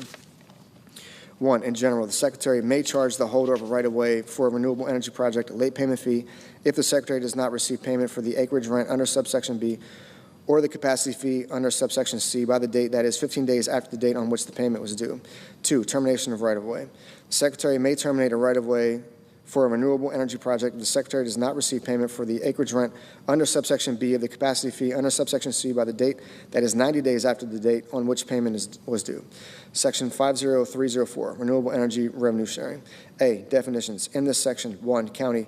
The term county includes a parish, township, borough, and other similar independent unit of local government. 2, covered land. The term covered land means that land that is A, public land administered by the Secretary, and B, not excluded from the development of solar or wind energy under 1, a land use plan, or 2, other federal law.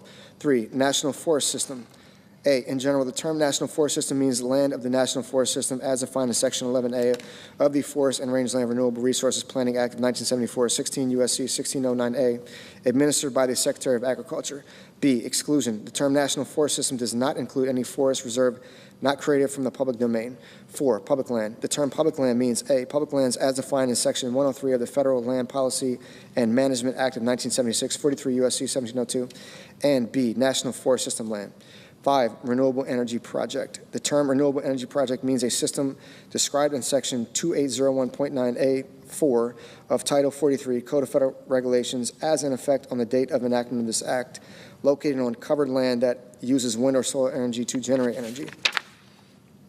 6, secretary. The term secretary means A, the Secretary of the Interior with respect to land controlled or administered by the Secretary of the Interior, and B, the Secretary of Agriculture with respect to the national forest system land. B, disposition of revenue. 1, disposition of revenues. Beginning on January 1, 2026, the amounts collected from a renewable energy project as bonus bids, rentals, fees, or other payments under a right-of-way permit, lease, or other authorization shall A, be deposited in the general fund of the Treasury, and B, without further appropriation for fiscal year limitation, has allocated as follows. 1, 25% shall be paid from amounts in the general fund of the Treasury to the state within the boundaries of which the revenue is derived. 2, 25% shall be paid from amounts in the general fund of the Treasury to each county and a state within the boundaries of which the revenue is derived, to be allocated among each applicable county based on the percentage of county land from which the revenue is derived. 2, payments to states and counties. A, in general, amounts paid to states and counties under paragraph 1 shall be used in accordance with the requirements of Section 35 of the Mineral Leasing Act, 30 U.S.C. 191. B, payments in lieu of taxes. A payment to a county under paragraph 1 shall be in addition to a payment in lieu of taxes received by the county under Chapter 69 of Title 31 United States Code. C, timing. The amounts required to be paid under paragraph 1B for an applicable fiscal year shall be made available for the fiscal year that immediately follows fiscal year for which the amounts were collected. Section 50305, rescission of National Park Service and Bureau of Land Management funds. There are rescinded the unobligated balances of amounts made available by the following sections of Public Law 117-169, commonly known as the Inflation Reduction Act of 2022, 136 Statute 1818. 1, Section 50221, 136 Statute 2052. 2, Section 50221, 136 Statute 2052. 3, Section 50223, 136 Statute 2052. Section 50306, celebrating America's 250th anniversary. In addition to amounts otherwise available, there is appropriated to the Secretary of the Interior, acting through the Director of the National Park Service, for fiscal year 2025, out of any money in the Treasury not otherwise appropriated, $150 million for events, celebrations, and activities surrounding the observance and commemoration of the 250th anniversary of the founding of the United States to remain available through fiscal year 2028. Subtitle D, Energy. Section 50401, Strategic Petroleum Reserve. A, Energy Policy and Conservation Act definitions. In this section, the terms related facility, storage facility, and strategic petroleum reserve have the meanings given those terms in Section 152 of the Energy Policy and Conservation Act, 42 U.S.C. 6232. B, appropriations. In addition to the amounts otherwise available, there is appropriated to the Department of Energy for fiscal year 2025 out of any money in the Treasury not otherwise appropriated to remain available until September 30th, 2029. $218 million for maintenance of, including repairs to, storage facilities and related facilities of Strategic Petroleum Reserve, and to $171 million to acquire by purchase petroleum products for storage in the Strategic Petroleum Reserve. C, repeal of Strategic Petroleum Reserve drawdown and sale mandate. Section 200003 of Public Law 115-97, 42 U.S.C. 6241, note, is repealed. Section 50402, repeals, rescissions.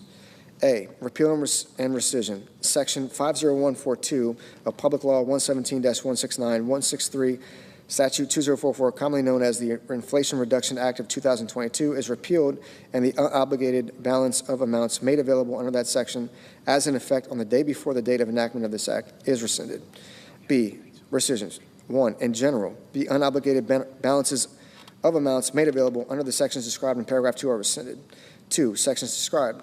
The sections referred to in paragraph 1 are the following sections of Public Law 117-179, commonly known as the Inflation Reduction Act of 2022. A, Section 50123, 42 U.S.C. 1879B5. B, Section 50141, 136, Statute 2042. C, Section 50144, 136, Statute 2044. D, Section 50145, 136, Stat 2045. E, Section 50151, 42 USC 18715. 5, F, Section 50152, 42 USC 18715A. G, Section 50153, 42 USC 18715B. H, Section 50161, 42 USC 17113B. Section 50403, Energy Dominance Financing. A, in general, Section 1706 of the Energy Policy Act of 2005, 42 USC 16517, is amended, 1, in subsection A in paragraph 1 by striking or at the end, B, in paragraph 2 by striking avoid, and all that follows through the period at the end and insert increased capacity or output, or, and C, by adding at the end of the following. 3, support or enable the provision of known or forecastable electric supply at time intervals necessary to maintain or enhance grid reliability or other system adequacy needs. 2, by striking subsection C. 3, by redesignating subsections D through F as subsections C through E, respectively. 4, in subsection C, as so redesignated. A, in paragraph 1 by adding and at the end. B, by striking paragraph 2, and C, by redesignating paragraph 3 as paragraph 2. 5, in subsection E, as so redesignated, by striking 4 in the matter preceding paragraph 1, and all that follows through the period at the end of the paragraph 2, and inserting 4, enabling the identification, leasing, development, production, processing, transportation, transmission, refining, and generation needed for energy and critical minerals, and 6, by adding at the end of the following F, funding. I, in general, in addition to amounts otherwise available, there is appropriated to the Secretary for fiscal years 2025 out of any money in the Treasury not otherwise appropriated, $1 trillion to remain available through September 30, 2028 to carry out activities under the section. 2, administrative costs of the amount made available under paragraph 1. The Secretary shall not use more than 3% for administrative expenses.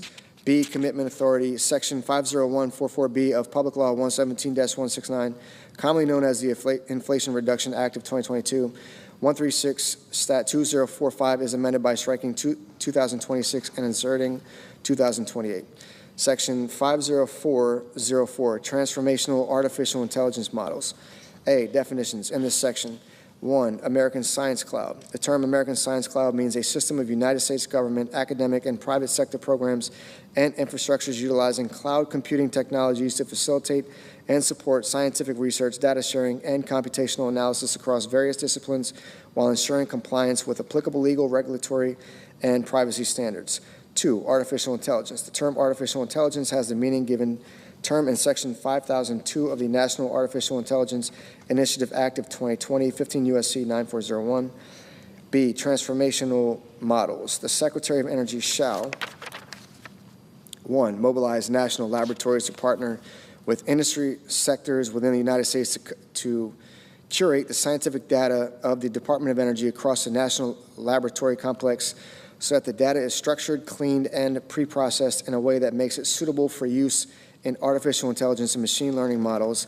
And 2, initiate seed efforts for self-improving artificial intelligence models for science and engineering powered by the data described in paragraph 1. C, uses. Microelectronics. The curated data described in subsection B1 may be used to rapidly develop next-generation microelectronics that have greater capabilities beyond Moore's law while requiring lower energy consumption. 2, new energy technologies. The artificial intelligence models developed under subsection B2 shall be provided to the scientific community through the American Science Cloud to accelerate innovation in discovery, science, and engineering for new energy technologies. D, appropriations. There is appropriated out of any funds in the Treasury not otherwise appropriated $150 million to remain available through September 30th, 2026 to carry out this section. Subtitle E, water. Section 50501. Water conveyance and surface water storage enhancement. In addition to amounts otherwise available, there is appropriated to the Secretary of the Interior acting through the Commissioner of Reclamation for fiscal year 2025 on any funds in the Treasury not otherwise appropriated, $1 billion to remain available through September 30th, 2034 for construction and associated activities that restore or increase the capacity or use of existing conveyance facilities constructed by the Bureau of Reclamation or for construction and associated activities and increase the capacity of existing Bureau of Reclamation surface water storage facilities in a manner as determined by the Secretary of the Interior acting through the Commissioner of Reclamation, provided that for the purposes of Section 203 of the Reclamation Reform Act of 1982, 43 U.S.C. 390cc, or Section 3404A of the Reclamation Projects Authorization and Adjustment Act of 1992, Public Law 102-575, 106 Stat 4708, a contract or agreement entered into pursuant to this section shall not be treated as a new or amended contract, provided further that none of the funds provided under this section shall be reimbursable or subject to matching or cost-sharing requirements. Title VI, Committee on Environment and Public Works, Section 60001, rescission of funding for clean heavy-duty vehicles. The unobligated balances of amounts made available to carry out Section 132 of the Clean Air Act, 42 U.S.C. 7432, are rescinded. Section 60002, repeal of Greenhouse Gas Reduction Fund. Section 134 of the Clean Air Act, 42 U.S.C. 7434, is repealed, and the unobligated balances of amounts made available to carry out that section as in effect on the day before the date of enactment of this act are rescinded. Section 60003, rescission of funding for diesel emissions reductions. The unobligated balances of amounts made available to carry out Section 60104 of Public Law 117-169, 136 Stat 2067 are rescinded. Section 60004, rescission of funding to address air pollution. The unobligated balances of amounts made available to carry out Section 60105 of Public Law 117-169, 136 Stat 2067 are rescinded. Section 60005, rescission of funding to address air pollution at schools. The unobligated balances of amounts made available to carry out Section 60106 of Public Law 117-169, 136 Stat 2069 are rescinded. Section 60006, rescission of funding for the Low Emissions Electricity Program. The unobligated balances of amounts made available to carry out Section 135 of the Clean Air Act, 42 U.S.C. 7435 are rescinded. Section 6007, rescission of funding for Section 2110 of the Clean Air Act.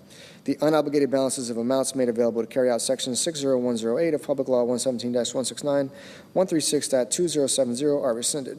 Section 60008, rescission of funding for implementation of the American Innovation and Manufacturing Act. The unobligated balances of amounts made available to carry out Section 60109 of Public Law 117-169, 136 Stat 2071 are rescinded.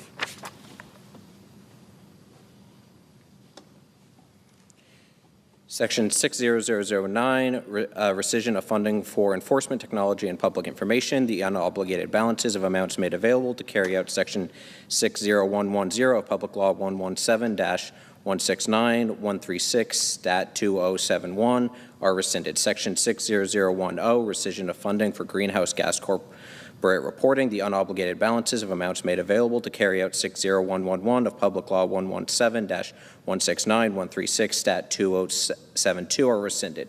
Section 60011, rescission of funding for environmental product declaration assistance. The unobligated balances of amounts made available to carry out Section 60112 of Public Law 117-169, 42 U.S.C. 4321, Note 136, Stat 2072 are rescinded.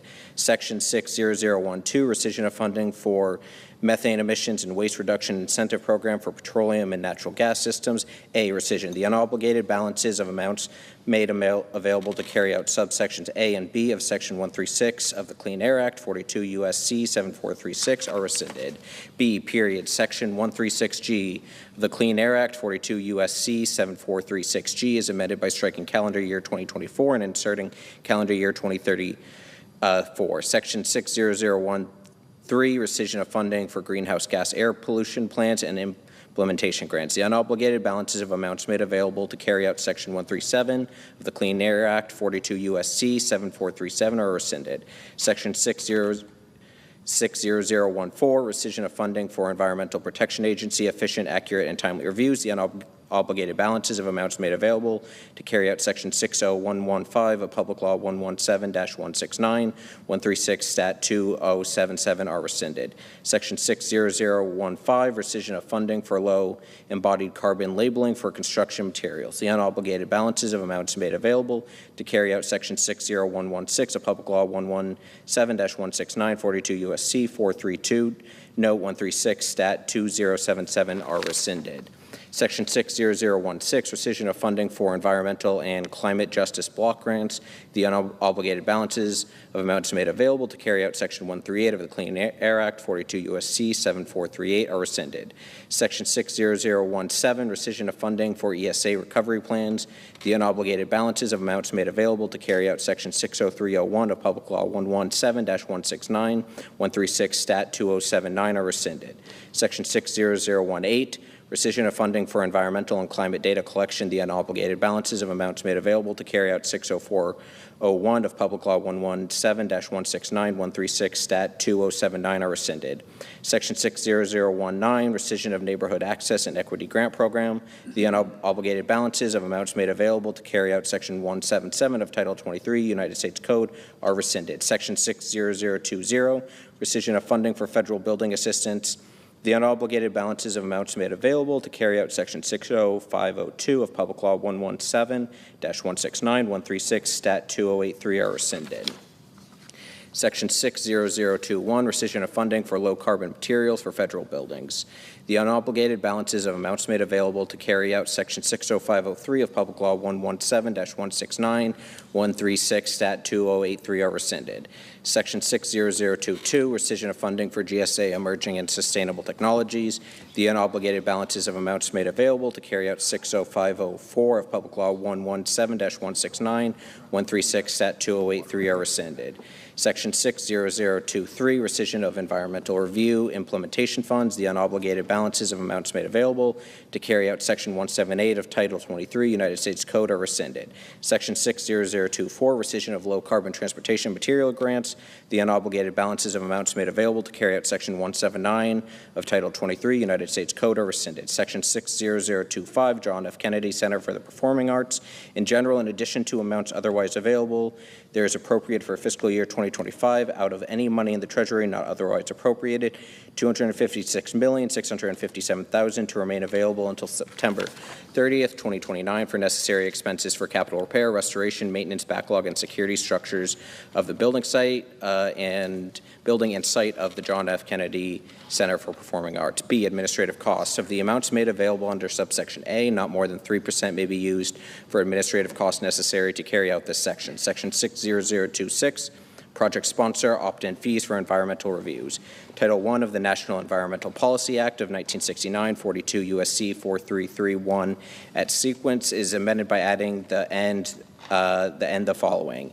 Section 112, project sponsor opt-in fees for environmental reviews. A, process. 1, project sponsor. A project sponsor that intends to pay a fee under the section for the preparation or supervision of the preparation of an environmental assessment or environmental impact statement for a project shall submit to the council A, description of the project, and B, a declaration of whether the project sponsor intends to prepare the environmental assessment or environmental impact statement under Section 7F. 2, Council of Environmental Quality. Note, not later than 15 days after the date on which the council receives information described in paragraph 1 from a project sponsor, the council shall provide to the project sponsor notice of the amount of the fee to be paid under this section as determined under subsection B. 3, payment of fee. A project sponsor may pay a fee under this section after the receipt of the notice described in paragraph 2. 4, deadline for environmental reviews for which a fee is paid. Notwithstanding Section 107G1A, an environmental assessment for which a fee is paid under the section shall be completed not later than 180 days after the date on which the fee is paid. And B, an environmental impact statement for which a fee is paid under the section shall be completed not later than 1 year after the date of publication of the notice of the intent to prepare the environmental impact statement. B, fee amount. The amount of a fee under the section shall be 1, 125% of the anticipated cost to prepare the environmental assessment or environmental impact statement. And 2, in the case of an environmental assessment or environmental impact statement to be prepared in whole or in part by a project sponsor under Section 107F, 125% of the anticipated cost to supervise preparation of and, as applicable, prepare the environmental assessment or environmental impact statement. Title 7, Finance, Subtitle A, Tax, Section 70001, references to the Internal Revenue Code of 1986, etc. A, references, except as otherwise expressly provided whenever in this title an amendment or repeal is expressed in terms of an amendment to or repeal of a section or other provision, the reference shall be considered to be made to a section or other provision of the Internal Revenue Code of 1986. B, certain rules regarding effect of rate changes not applicable. Section 15 of the International Revenue Code of 1986 shall not apply to any change in rate of tax by reason of any provision of or amendment made by this title. Chapter 1, providing permanent tax relief for middle-class families and workers. Section 70101, extension and enhancement of reduced rates. A, in general, Section 1J is amended. 1, in paragraph 1 by striking and before January 1, 2026, and 2, by striking 2018 through 2025 in the heading and inserting beginning after 2017. B, inflation adjustment. Section 1J3BI is amended by inserting solely for the purpose is of determining the dollar amounts at which any rate bracket higher than 12% ends and at which any rate bracket higher than 22% begins before subsection F3. C, effective date. The amendments made by this section shall be apply to taxable years beginning after December 31st, 2025. Section 70102, extension and enhancement of increased standard reduction. A, in general, Section 63C7 is amended 1, by striking and before January 1st, 2026 in the matter preceding subparagraph A, and 2, by striking 2018 through 2025 in the heading and inserting beginning after 2017. B, additional increase in standard deduction. Paragraph 7 of Section 63C is amended 1, by striking $18,000, both places it appears in subparagraphs AI and BII, and inserting $23,625. 2, by striking $12,000, both places it appears in subparagraphs AII and BII, and inserting $15,750. 3, by striking 2018 in subparagraph BII and inserting 2025. And 4, by striking 2017 in subparagraph BII and inserting 2024. C, effective date. The amendments made by this section shall apply to taxable years beginning after December 31st, 2024. Section 70103, termination of deduction for personal exemptions other than temporary senior deduction. A, in general, Section 151D5 is amended 1, by striking 2018 through 2025 in the heading and inserting beginning after 2017. 2, by striking and before January 1st, 2026. And 3, by adding at the end the following new subparagraph. C, deductions for seniors. I, in general, in the case of a taxable year beginning before January 1st, 2029, there shall be allowed a deduction in an amount equal to $6,000 for each qualified individual with respect to the taxpayer. II, qualified individual. For purposes of Clause I, the term qualified individual means I, the taxpayer, if the taxpayer has attained age 65 before the close of the taxable year, and II, in the case of a joint return, the taxpayer's spouse, if such spouse has attained age 65 before the close of the taxable year. III, limitation based on modified adjusted gross income. I, in general, in the case of any taxpayer for any taxable year, the $6,000 amount in Clause I shall be reduced, but not below zero, by 6% of so much of that taxpayer's modified adjusted gross income as exceeds $75,000, $150,000 in the case of a joint return. II, modified adjustment gross income. For the purpose of this clause, the term modified adjusted gross income means the adjusted gross income of the taxpayer for the taxable year increased by any amount excluded from gross income under sections 911, 931, or 933. 4, Social Security number required. 1, in general clause, I shall not apply with respect to a qualified individual unless the taxpayer includes such qualified individual Social Security number on the return of tax for the taxable year. 2, Social Security number. For the purpose is of subclause 1, the term Social Security number has the meaning given such term in Section 24H7. 5, married individuals. If the taxpayer is a married individual within this meaning of Section 7703, this subparagraph shall apply only if the taxpayer and the taxpayer's spouse file a joint return for the taxable year. B, omission of correct Social Security number treated as mathematical or clerical error. Section 6213G2 is amended by striking and at the end of subparagraph U, by striking the period at the end of subparagraph V and inserting and by inserting after subparagraph V the following new subparagraph W. An omission of a correct Social Security number required under Section 151D5C relating to deduction for seniors. C, effective date. The amendments made by this section shall apply to taxable years beginning after December 31st, 2024. Section 70104, extension and enhancement of increased child tax credit. A, extension and increase of expanded child tax credit. Section 24H is amended, 1, in paragraph 1 by striking and before January 1st, 2026, 2, in paragraph 2 by striking $2,000 and inserting $2,200, and 3, by striking 2018 through 2025 and in the heading and inserting beginning after 2017. B, Social Security number required. Section 24H7 is amended to read as follows. 7, Social Security number required. A, in general, no credit shall be allowed under the section to a taxpayer with respect to any qualifying child unless the taxpayer includes on the return of the tax for the taxable year 1, the taxpayer's Social Security number, or in the case of a joint return, the Social Security number of at least one spouse, and 2, the Social Security number of such qualifying child. B, Social Security number.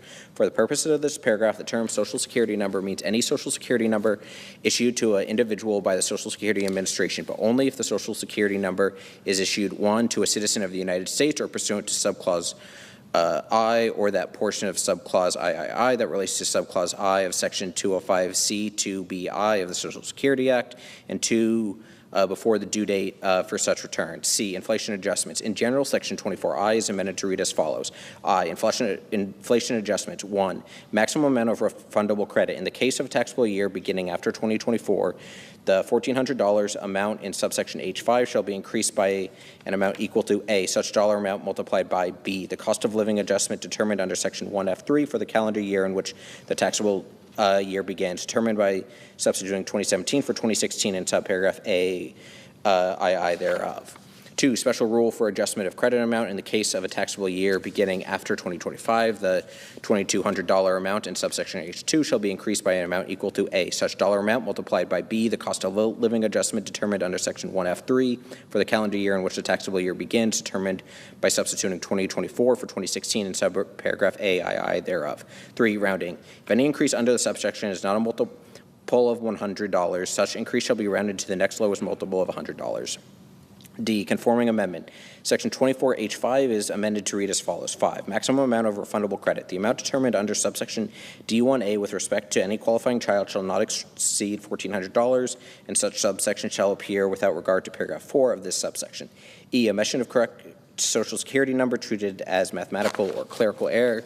Section 6213G2I is amended by striking Section 24E and inserting Section 24F, effective date. The amendments made by this section shall apply to taxable years beginning after December 31st, 2024. Section 70105, extension and enhancement of deduction for qualified business income. A, increase in taxable income limitation phase-in amounts. 1, in general. Subparagraph B of Section 199AB3 is amended by striking $50,000, $100,000 in case of a joint return. Each place it appears and inserting $75,000, $150,000 in the case of a joint return. 2, conforming amendment. Paragraph 3 of Section 199AD is amended by striking $50,000, $100,000 in the case of a joint return. Each place it appears and inserting $75,000, $150,000 in the case of a joint return. B, minimum deduction for active qualified business income. 1, in general. Subsection I of Section 199A is amended to read as follows. I, minimum deduction for active qualified business income. 1, in general. In the case of an applicable taxpayer for any taxable year, the deduction allowed under subsection A for the taxable year shall be equal to the greater of A, the amount of such deduction determined without regard to the subsection, or B, $400 to an applicable taxpayer. For the purpose of this subsection A, in general, the term applicable taxpayer means with respect to any taxable year, a taxpayer whose aggregate qualified business income with respect to all active qualified trades or businesses of the taxpayer for such taxable year is at least $1,000. B, active qualified trade or business. The active qualified trade or business means with respect to any taxpayer for any taxable year, any qualified trade or business of the taxpayer in which the taxpayer materially participates within the meaning of Section 469H. 3, inflation adjustment. In the case of any taxable year beginning after 2026, the $400 amount in paragraph 1B and the $1,000 amount in paragraph 2A shall be increased by an amount equal to A, such dollar amount multiplied by B, the cost of living adjustment determined under Section 1F3 for the calendar year in which the taxable year begins, determined by substituting calendar year 2025 for calendar year 2016 in subparagraph A, II thereof. If Any increase under this paragraph is not a multiple of 5. Such increase shall be rounded to the nearest multiple of $5. 2. Conforming amendment. Section 199AA is amended by inserting except as provided in subsection I before there. C. Effective date. The amendments made by this section shall apply to taxable years beginning after December 31st, 2025. Section 70106, extension and enhancement of increased estate and gift tax exemption amounts. A, in general. Subsection 2010C3 is amended 1. In subparagraph A by striking $5 million and inserting $15 million. 2. In subparagraph B, A, in the matter preceding clause I by striking 2011 and inserting 2026, and B in clause II by striking calendar year 2010 and inserting calendar year 2025, and 3 by striking subparagraph C. B, effective date. The amendments made by the section shall apply to estates of decedents dying and gifts made after December 31st, 2025. Section 70107, extension of increased alternative minimum tax exemption amounts and modification of phase-out thresholds. A, in general, Section 55D4 is amended 1 in subparagraph A by striking and before January 1st, 2026, and 2 by striking and before 2026 in the heading. B, modification of inflation adjustment. Section 55D4B is amended 1 by striking 2018 and inserting 2018-2026 in the case of $1 million, amount in subparagraph AIII, and 2 by striking determined by substituting calendar year 2017 for calendar year 2016 in subparagraph AII thereof, and inserting determined by substituting for calendar year 2016 in subparagraph AII thereof. 1. Calendar year 2017 in the case of $109,400 amount in subparagraph AII, and the $70,300 amount in subparagraph AIII, and 2. Calendar year 2025 in the case of $1 million amount in subparagraph AIII. C. Modification of phase-out amount. Section 55D4AII is amended by striking and at the end of subclause II and by adding at the end of the following new subclause. 4, by substituting 50% for 25%, and D, effective date. The amendments made by the section shall apply to taxable years beginning after December 31st, 2025. Section 70108, extension and modification of limitation on deduction for qualified resident interest. A, in general, Section 163H3F is amended 1 in clause I, A, by striking and before January 1st, 2026. B, by redesignated subclauses 3 and 4 as subclauses 4 and 5 respectively. C, by striking out subclauses 3 and subclause 5 as so redesignated and inserting subclause 4. And D, by inserting after subclause 2 the following new subclause 3, mortgage insurance premiums treated as interest. Clause 4 of subparagraph E shall not apply. 2, by striking clauses 2 and redesignated clauses 3 and 4 as clauses 2 and 3 respectively. And 3, by striking 2018 through 2025 in the heading and inserting beginning after 2017. B, effective date. The amendment made by the section shall apply to taxable years beginning after December 31st, 2025. Section 70109, extension and modification of limitation on casualty loss deduction. In general, Section 165H5 is amended 1 in subparagraph A by striking and before January 1st, 2026, and 2 by striking 2018 through 2025 in the heading and inserting beginning after 2017. B, extension to state declared disasters. 1 in general, subparagraph A of Section 165H5 is amended by subsection A is further amended by striking I-5 and inserting I-5 or a state declared disaster. 2, exception related to personal casualty gains. Clause I of Section 165H5B is amended by striking as so defined and inserting as so defined or a state declared disaster. 3, state declared disaster. Paragraph 5 of Section 165H is amended by adding at the end the following new subparagraph. C, state declared disaster for the purpose is of this paragraph. 1, in general, the term state declared disaster means with respect to any state, any natural catastrophe, including any hurricane, tornado, storm, high water, wind-driven water, tidal wave, tsunami, earthquake, volcanic eruption, landslide, mudslide, snowstorm, or drought, or regardless of case, any fire, flood, or explosion in any part of the state, which in the determination of the governor of such state or mayor in the case of the District of Columbia and the secretary causes damage of sufficient severity and magnitude to warrant the application of the rules of this section. 2, state. The term state includes the District of Columbia, the Commonwealth of Puerto Rico, the Virgin Islands, Guam, American Samoa, and the Commonwealth of the Northern Mariana Islands. C, effective date. The amendments made by this section shall apply to taxable years beginning after December 31st, 2025. 70110, termination of miscellaneous itemized deductions other than educator expenses. A, in general, Section 67G is amended by striking and before January 1st, 2026, and 2, by striking 2018 through 2025, the heading inserting beginning after 2017. B, deduction for educator expenses.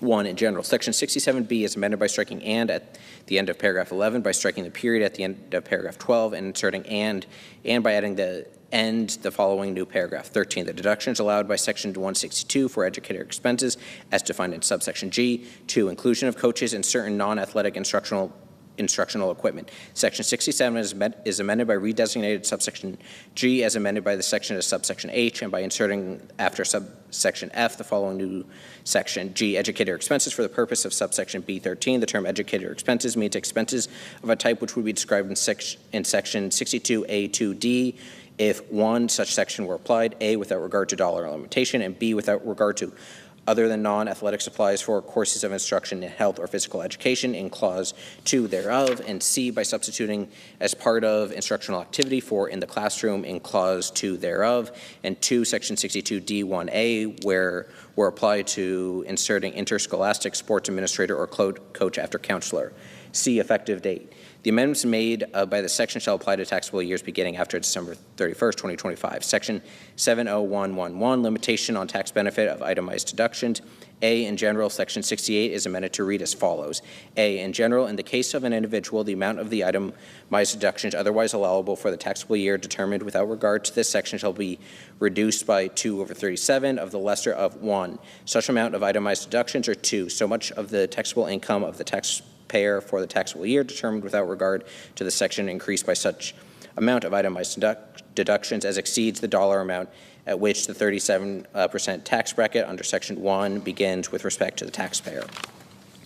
B, coordination with other limitations. The section shall be applied after the application of any other limitation on allowance of any itemized deductions. B, limitation not applicable to determination of deduction for qualified business income. 1, in general, Section 199 AE1 is amended by inserting without regard to Section 68 and after shall be computed. 2, patrons of specified agricultural and horticultural cooperatives. Section 199 AG2B is amended by inserting Section 68 or after without regard to. C, effective date.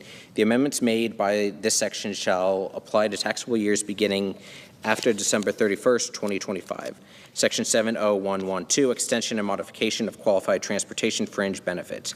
A, in general, Section 132F is amended 1 by striking subparagraph D of paragraph 1, 2 and paragraph 2 by inserting and at the end of subparagraph A by striking and at the end of subparagraph B and inserting a period, and by striking subparagraph C. 3, by striking other than a qualified bicycle commuting reimbursement in paragraph 4, 4 by striking subparagraph F of paragraph 5, and 5 by striking paragraph 8. B, inflation adjustment.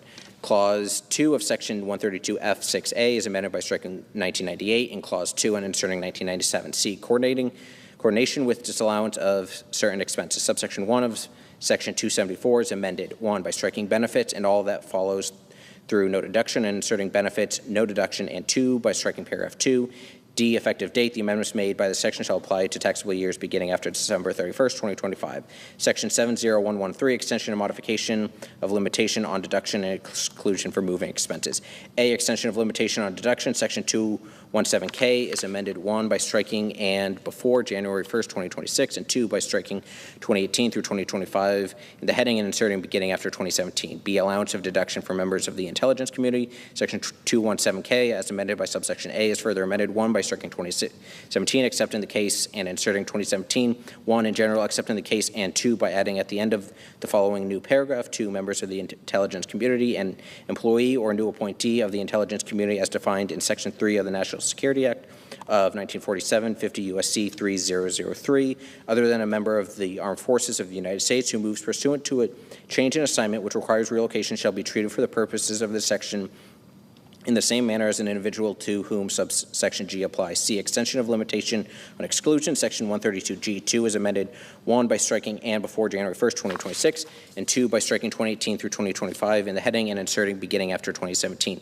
D, allowance of exclusion for members of the intelligence community. 132G2 of the Internal Revenue Code of 1986 is amended by inserting or an employee or new appointee of the intelligence community as defined in Section 3 of the National Security Act of 1947, 50 U.S.C. 3003, other than a member of the Armed Forces of the United States who moves pursuant to a change in assignment that requires relocation after a change of station. E, effective date. The amendments made by the section shall apply to taxable years beginning after December 31st, 2025.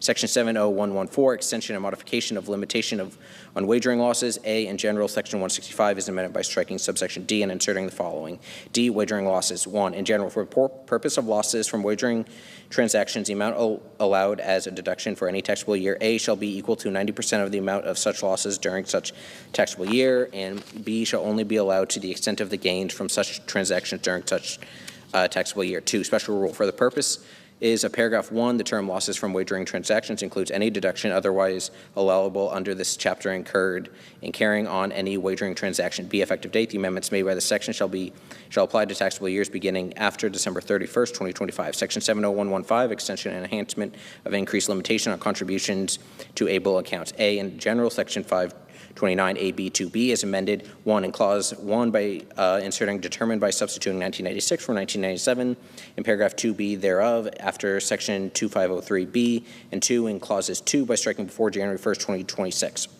B, effective dates. 1 in general, except as otherwise provided in the subsection, the amendments made.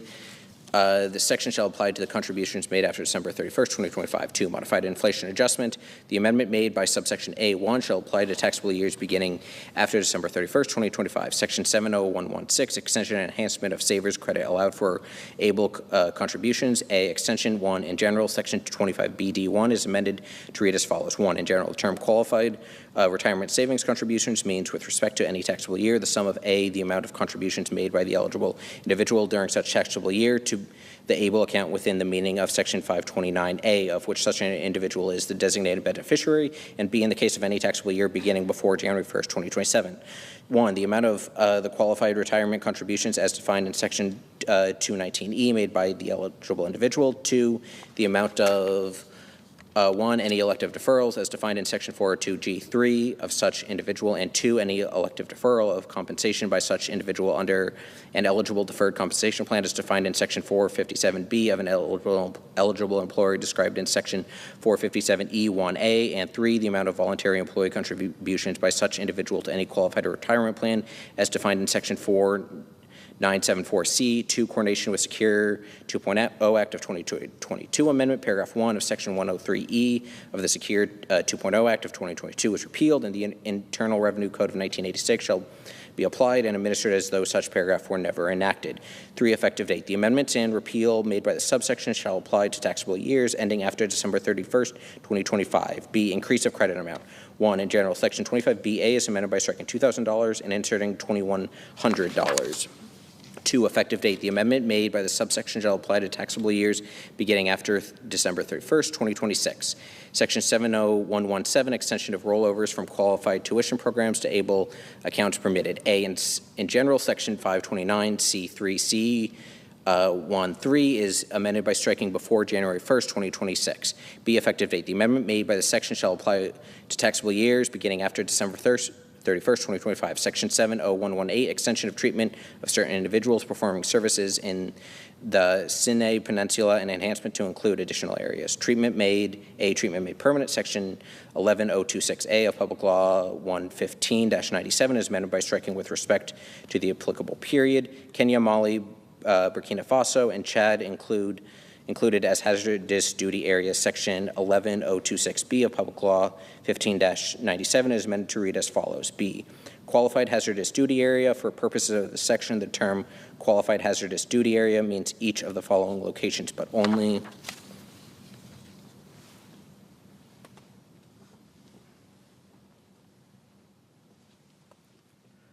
during the period for which any member of the Armed Forces of the United States is entitled to special pay under Section 310 of Title 37, United States Code, relating to special pay, duty subject to hostile fire or imminent danger for services performed in such location. 1, the Sinai Peninsula of Egypt. 2, Kenya. 3, Mali. 4, Burkina Faso. 5, Chad.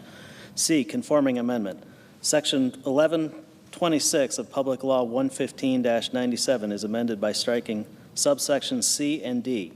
D, effective date. The amendments made by this section shall take effect on January 1st, 2026.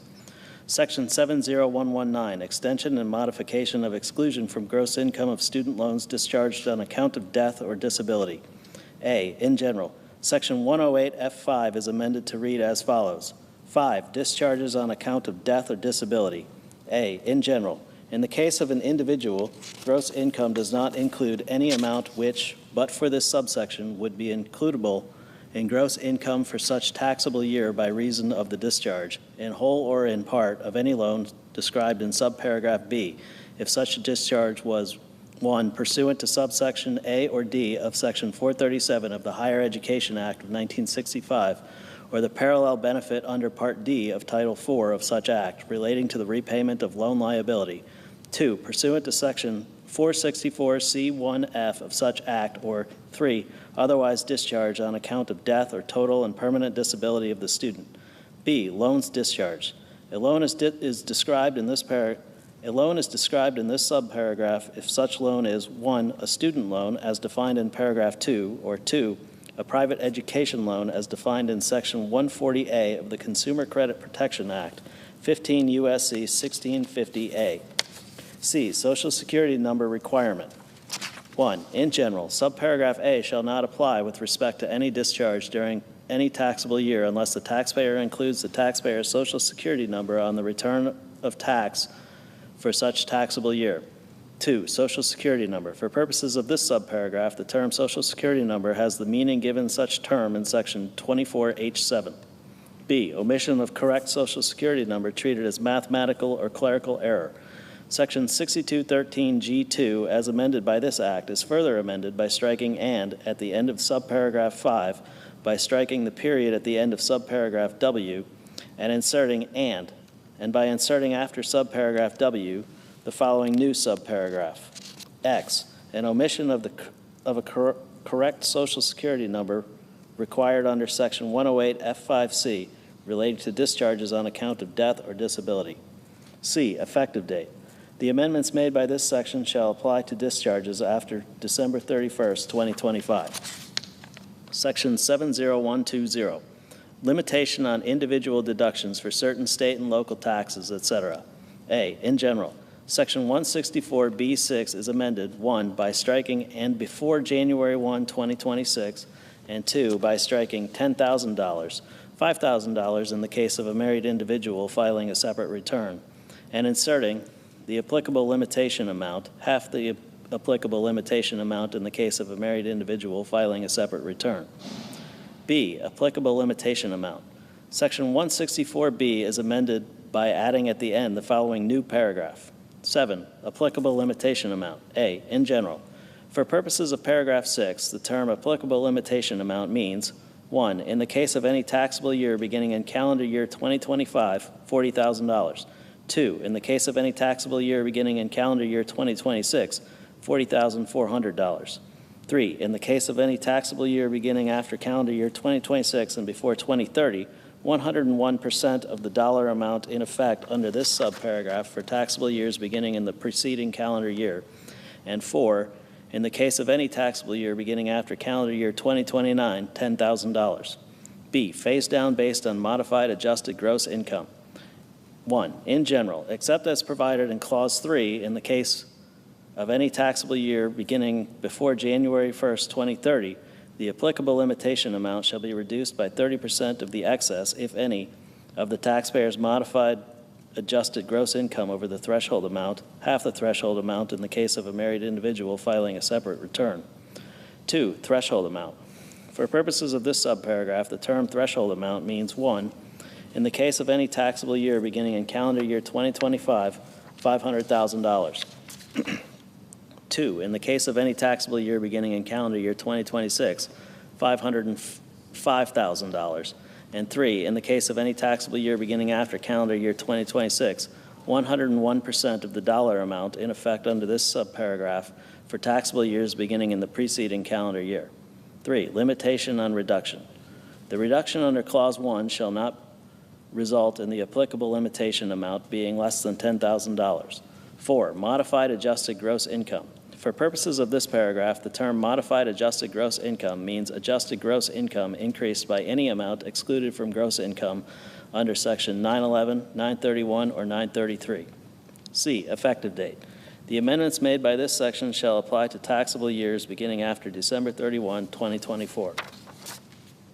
Chapter 2, delivering on presidential priorities to provide new middle-class tax relief. Section 70201, no tax on tips. A, deduction allowed.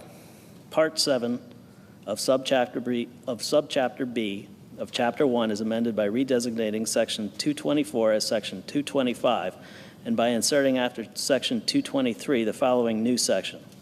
Section 224, Qualified Tips. A, in general, there shall be allowed as a deduction an amount equal to the qualified tips received during the taxable year that are included on statements furnished to the individual pursuant to Section 6041D3, 6041AE3, 6050WF2, or 6051A18, or reported by the taxpayer on Form 4137 or successor. B, limitation. 1. In general, the amount allowed as a deduction under this section for any taxable year shall not exceed $25,000. 2. Limitation based on adjusted gross income. A, in general, the amount allowable as a deduction under subsection A after application of paragraph 1 shall be reduced, but not below zero, by $100 for each $1,000 by which the taxpayer's modified adjusted gross income exceeds $150,000, $300,000 in the case of a joint return. B, modified adjusted gross income. For purposes of this paragraph, the term modified adjusted gross income means the adjusted gross income of the taxpayer for the taxable year increased by any amount excluded from gross income under Section 911, 931, or 933.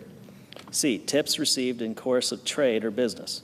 In the case of qualified tips received by an individual during any taxable year in the course of trade or business, other than the trade or business of performing services as an employee of such individual, such qualified tips shall be taken into account under subsection A only to the extent that the gross income for the taxpayer for such trade or business for such taxable year, including such qualified tips, exceeds the sum of the deductions other than the deduction allowed under this section, allocable to the trade or business in which such qualified tips are received by the individual for such taxable year. D, qualified tips. For purposes of this section, 1, in general, the term qualified tips means cash tips received by an individual in an occupation which customarily and regularly received tips on or before December 31, 2024, as provided by the Secretary. 2, exclusions. Such term shall not include any amount received by an individual unless A, such amount is paid voluntarily without any consequence in the event of non-payment, is not the subject of negotiation, and is determined by the payer. B, the trade or business in the course of which the individual receives such amount is not a specified service, trade, or business as defined in Section 199AD2. And C, such other requirements as may be established by the Secretary and regulations or other guidance are satisfied. For purposes of subparagraph B, in the case of an individual receiving tips in the trade or business of performing services as an employee, such individual shall be treated as receiving tips in the course of a trade or business which is a specified service, trade, or business if the trade or business of the employer is a specified service, trade, or business. 3, cash tips. For purposes of paragraph 1, the term cash tips includes tips received from customers that are paid in cash or charged, and in the case of an employee, tips received under any tip-sharing arrangement. E, Social Security number required. 1, in general, no deduction shall be allowed under this section unless the taxpayer includes on the return of tax for the taxable year such individual's Social Security number.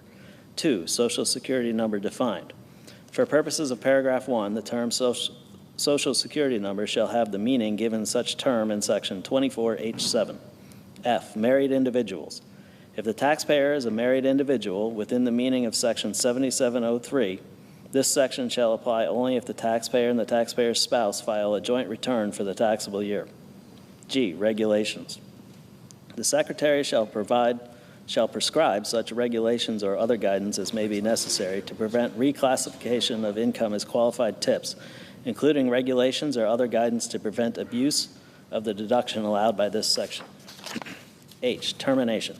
No deduction shall be allowed under this section for any taxable year beginning after December 31, 2028. B, deduction allowed to non-itemizers.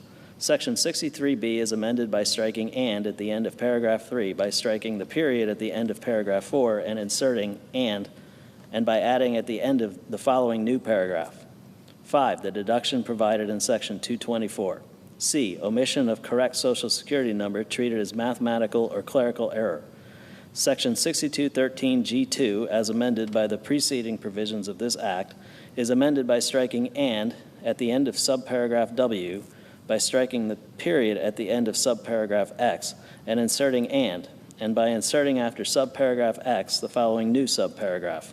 Y, an omission of a correct Social Security number required under Section 224E relating to deduction for qualified tips. D, exclusion from qualified business income. Section 199AC4 is amended by striking "and" at the end of subparagraph B, by striking the period at the end of subparagraph C, and inserting "and by adding at the end of the following new subparagraph. D, any amount with respect to which a deduction is allowable to the taxpayer under Section 224A for the taxable year. E, extension of tip credit to beauty service business. 1, in general, Section 45BB2 as amended is amended to read as follows. 2, application only to certain lines of business. In applying paragraph 1, there shall be taken into account only tips received from customers or clients in connection with the following services.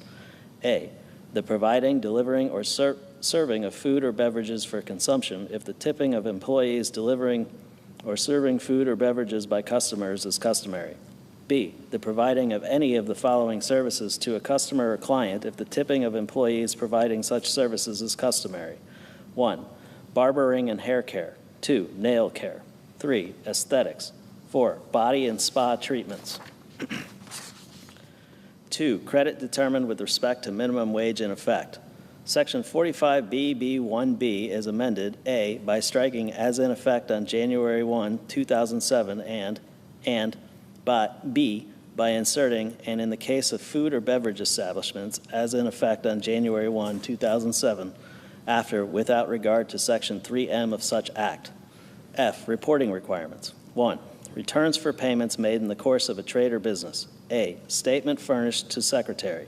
Section 6041A is amended by inserting "including a separate accounting of any such amounts reasonably designated as cash tips and the occupation described in Section 224D1 of the person receiving such tips after such gains, profits, and income."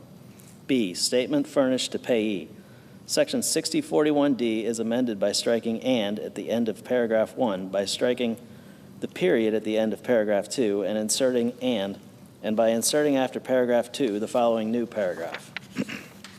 3, in the case of compensation to non-employees, the portion of payments that have been reasonably designated as cash tips and the occupation described in Section 224D1 of the person receiving such tips.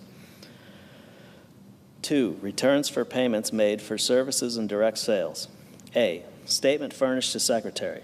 Section 6041A is amended by inserting "including a separate accounting of any such amounts reasonably designated as cash tips and the occupation described in Section 224D1 of the person receiving such tips after amount of such payments." B, statement furnished to payee. Section 6041AE is amended by striking "and" at the end of paragraph 1, by striking the period at the end of paragraph 2 and inserting "and by inserting after paragraph 2 the following new paragraph. 3, in the case of subsection A, the portion of payments that have been reasonably designated as cash tips and the occupation described in Section 224D1 of the person receiving such tips. 3, returns relating to third-party settlement organizations. A, statement furnished to Secretary. Section 6050WA is amended by striking "and" at the end of paragraph 1, by striking the period at the end of paragraph 2, and inserting "and by adding at the end the following new paragraph. 3, in the case of a third-party settlement organization, the portion of reportable payment transactions that have been reasonably designated by payers as cash tips and the occupation described in Section 224D1 of the person receiving such tips. B, statement furnished to payee. Section 6050WF2 is amended by inserting "including a separate accounting of any such amounts that have been reasonably designated by payers as cash tips and the occupation described in Section 224D1 of the person receiving such tips after reportable payment transactions." 4, returns related to wages. Section 6051A is amended by striking "and" at the end of paragraph 16, by striking the period at the end of paragraph 17, and inserting "and and by inserting after paragraph 17 the following new paragraph. 18, the total amount of cash tips reported by the employee under section 6053A and the occupation described in section 224D1, such person. G, clerical amendment. The table of sections for Part 7 of Subchapter B of Chapter 1 is amended by redesignating the item relating to Section 224 as relating to Section 225, and by inserting after the item relating to Section 223 the following new item. Section 224, qualified tips. H, published list of occupations traditionally receiving tips. Not later than 90 days after the date of the enactment of this Act, the Secretary of the Treasury or the Secretary's delegate shall publish a list of occupations which customarily and regularly received tips on or before December 31, 2024 for purposes of Section 224D1 of the Internal Revenue Code of 1986 as added by subsection A. 1. Withholding. The Secretary of the Treasury or the Secretary's delegate shall modify the procedures prescribed under Section 3402A of the Internal Revenue Code of 1986 for taxable years beginning after December 31, 2025, to take into account the deduction allowed under Section 224 of such code as added by this Act. J. Effective date. The amendments made by this section shall apply to taxable years beginning after December 31, 2024. K. Transition rule. In the case of any cash tips required to be reported for periods before January 1, 2026, persons required to file returns or statements under Section 6041A, 6041D3, 6041AA, 6041AE3, 6050WA, or 6050WF2 of the Internal Revenue Code of 1986, as amended by this section, may approximate a separate accounting of amounts designated as cash tips by any reasonable method specified by the Secretary. Section 70202, no tax on overtime. A, deductions allowed.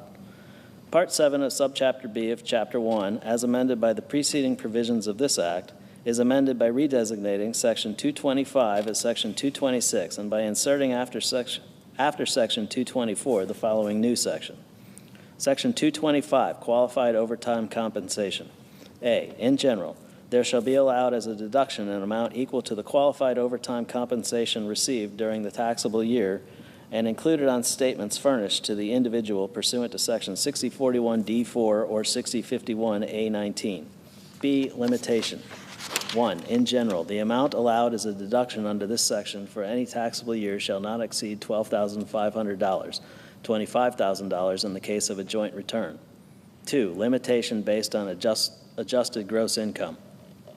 A, in general, the amount allowable as a deduction under subsection A after application of paragraph 1 shall be reduced, but not below zero, by $100 for each $1,000 by which the taxpayer's modified adjusted gross income exceeds $150,000, $300,000 in the case of a joint return.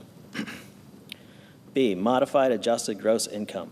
For purposes of this paragraph, the term modified adjusted gross income means the adjusted gross income of the taxpayer for the taxable year increased by any amount excluded from gross income under Section 911, 931, or 933. C, qualified overtime compensation. 1. In general, for purposes of this section, the term qualified overtime compensation means overtime compensation paid to an individual required under Section 7 of the Fair Labor Standards Act of 1938 that is in excess of the regular rate as used in such section at which such individual is employed.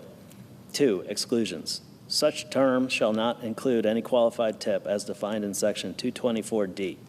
D. Social Security number required. 1. In general, no deduction shall be allowed under this section unless the taxpayer includes on the return of tax for the taxable year such individual's Social Security number. 2. Social Security number defined. For purposes of paragraph 1, the term Social Security number shall have the meaning given such term in Section 24H7. E. Married individuals. If the taxpayer is a married individual within the meaning of Section 7703, this section shall apply only if the taxpayer and the taxpayer's spouse file a joint return for the taxable year. F. Regulations. The Secretary shall issue such regulations or other guidance as may be necessary or appropriate to carry out the purposes of this section, including regulations or other guidance to prevent abuse of the deduction allowed by this section. G. Termination. No deduction shall be allowed under this section for any taxable year beginning after December 31, 2028. B, deduction allowed to non-itemizers. Section 63B, as amended by the preceding provisions of this Act, is amended by striking "and" at the end of paragraph 4, by striking the period at the end of paragraph 5 and inserting "and by adding at the end a following new paragraph. 6, the deduction provided in Section 225. C, reporting. 1, requirement to include overtime compensation on W-2. Section 6051A, as amended by the preceding provision of this Act, is amended by striking "and" at the end of paragraph 17, by striking the period at the end of paragraph 18 and inserting "and by inserting after paragraph 18 the following new paragraph. 19, the total amount of qualified overtime compensation as defined in Section 225C. 2, payments to persons not treated as employees under tax laws. A, statement furnished to Secretary. Section 6041A, as amended by Section 70201E1A, is amended by inserting "and a separate accounting of any amount of qualified overtime compensation as defined in Section 225C after occupation of the person receiving such tips." B, statement furnished to payee. Section 6041D, as amended by Section 70201E1B, is amended by striking "and" at the end of paragraph 2, by striking the period at the end of paragraph 3 and inserting "and by inserting after paragraph 3 the following new paragraph. 4, the portion of payments that are qualified overtime compensation as defined in Section 225C. Omission of correct Social Security number treated as mathematical or clerical error. Section 6213G2, as amended by the preceding provisions of this Act, is amended by striking "and" at the end of subparagraph X, by striking the period at the end of subparagraph Y and inserting "and by inserting after subparagraph Y the following new subparagraph. Z, an omission of a correct Social Security number required under Section 225D relating to deduction for qualified overtime. E, clerical amendment.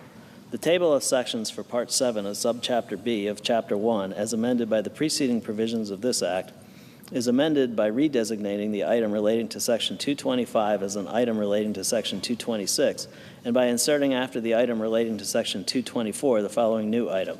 Section 225, qualified overtime compensation. F, withholding. The Secretary of the Treasury or the Secretary's delegate shall modify the procedures prescribed under Section 3402A of the Internal Revenue Code of 1986 for taxable years beginning after December 31st, 2025, to take into account the deduction allowed under Section 225 of such code as added by this Act. G, effective date. The amendments made by this section shall apply to taxable years beginning after December 31, 2024. H, transition rule. In the case of qualified overtime compensation required to be reported for periods before January 1, 2026, persons required to file returns or statements under Section 6051A19, 6041A, or 6041D4 of the Internal Revenue Code of 1986, as amended by this section, may approximate a separate accounting of amounts designated as qualified overtime compensation by any reasonable method specified by the Secretary. Section 70203, no tax on car loan interest. A, in general, Section 163H is amended by redesignating paragraph 4 as paragraph 5 and by inserting after paragraph 3 the following new paragraph. 4, special rules for taxable years 2025 through 2028 relating to qualified passenger vehicle loan interest. A, in general, in the case of taxable years beginning after December 31, 2024 and before January 1, 2029, for purposes of this subsection, the term personal interest shall not include qualified passenger vehicle loan interest. B, qualified passenger vehicle loan interest defined. 1, in general, for purposes of this paragraph, the term qualified passenger vehicle loan interest means any interest which is paid or accrued during the taxable year on indebtedness incurred by the taxpayer after December 31, 2024 for the purchase of and that is secured by a first lien on an applicable passenger vehicle for personal use. 2, exceptions. Such term shall not include any amount paid or incurred on any of the following. 1, a loan to finance fleet sales. 2, a loan incurred for the purchase of a commercial vehicle that is not used for personal purposes. 3, any lease financing. 4, a loan to finance the purchase of a vehicle with a salvage title. 5, a loan to finance the purchase of a vehicle intended to be used for scrap or parts. 3, VIN requirement. Interest shall not be treated as qualified passenger vehicle loan interest under this paragraph unless the taxpayer includes the vehicle identification number of the applicable passenger vehicle described in Clause 1 of the return of tax for the taxable year. C, limitations. 1, dollar amount. The amount of interest taken into account by a taxpayer under subparagraph B for any taxable year shall not exceed $10,000. 2, limitation based on modified adjusted gross income. 1, in general, the amount which is otherwise allowable as a deduction under subsection A is qualified passenger vehicle loan interest determined without regard to this clause and after the application of Clause 1 shall be reduced, but not below zero, by $200 for each $1,000 or portion thereof, by which the modified adjusted gross income of the taxpayer for the taxable year exceeds $100,000, $200,000 in the case of a joint return. 2, modified adjusted gross income. For purposes of this clause, the term modified adjusted gross income means the adjusted gross income of the taxpayer for the taxable year increased by any amount excluded from gross income under Section 911, 931, or 933. D, applicable passenger vehicle. The term applicable passenger vehicle means any vehicle, 1, the original use of which commences with the taxpayer, 2, which is manufactured primarily for use on public streets, roads, and highways, not including a vehicle operated exclusively on a rail or rails. 3, which has at least 2 wheels. 4, which is a car, minivan, sport utility vehicle, pickup truck, or motorcycle. 5, which is treated as a motorcycle for purposes of Title II of the Clean Air Act. And 6, which has a gross vehicle weight rating of less than 14,000 pounds. Such term shall not include any vehicle, the final assembly of which did not occur within the United States. E, other definitions and special rules. For purposes of this paragraph, 1, final assembly. For purposes of subparagraph D, the term final assembly means the process by which a manufacturer produces a vehicle at or through the use of a plant, factory, or other place from which the vehicle is delivered to a dealer with all component parts necessary for the mechanical operation of the vehicle included with the vehicle, whether or not the component parts are permanently installed in or on the vehicle. 2, treatment of refinancing. Indebtedness described in subparagraph B shall include indebtedness that results from refinancing any indebtedness described in such subparagraph and that is secured by a first lien on the applicable passenger vehicle with respect to which the refinanced indebtedness was incurred, but only to the extent the amount of such resulting indebtedness does not exceed the amount of such refinanced indebtedness. 3, related parties. Indebtedness described in subparagraph B shall not include any indebtedness owed to a person who is related within the meaning of Section 267B or 707B1 to the taxpayer. B, deduction allowed to non-itemizers.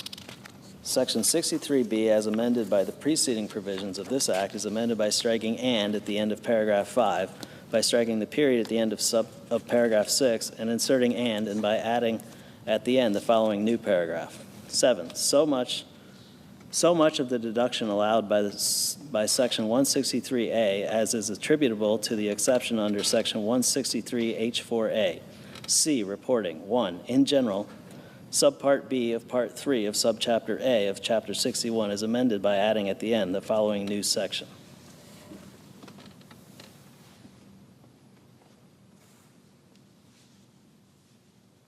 Section 6050AA, returns relating to applicable passenger vehicle loan interest received in trade or business from individuals. A, in general, any person, 1, who is engaged in a trade or business, and 2, who, in the course of such trade or business, receives from any individual interest aggregating $600 or more for any calendar year on a specified passenger vehicle loan, shall make the return described in subsection B with respect to each individual from whom such interest was received at such time as the Secretary may provide.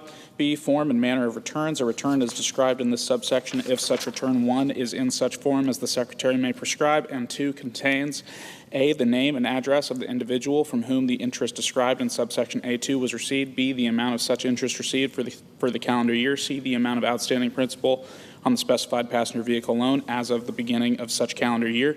D, the date of the origination of such loan. E, the year, make, model, and vehicle identification number of the applicable passenger vehicle which secures such loan, or such other description of such vehicle as the Secretary may prescribe.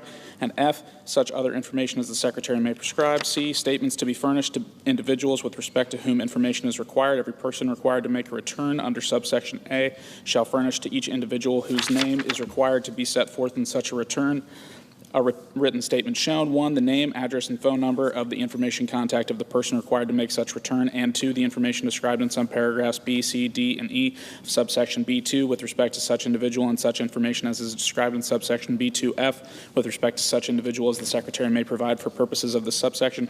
The written statement required under the preceding sentence shall be furnished on or before January 31st of the year following the calendar year for which the return under subsection A was required to be made. D, definitions for purposes of this section 1 in general terms used in this section, which are also used in paragraph 4 of sections 163H, shall have the same meaning as when used in such paragraph. 2, specified passenger vehicle loan.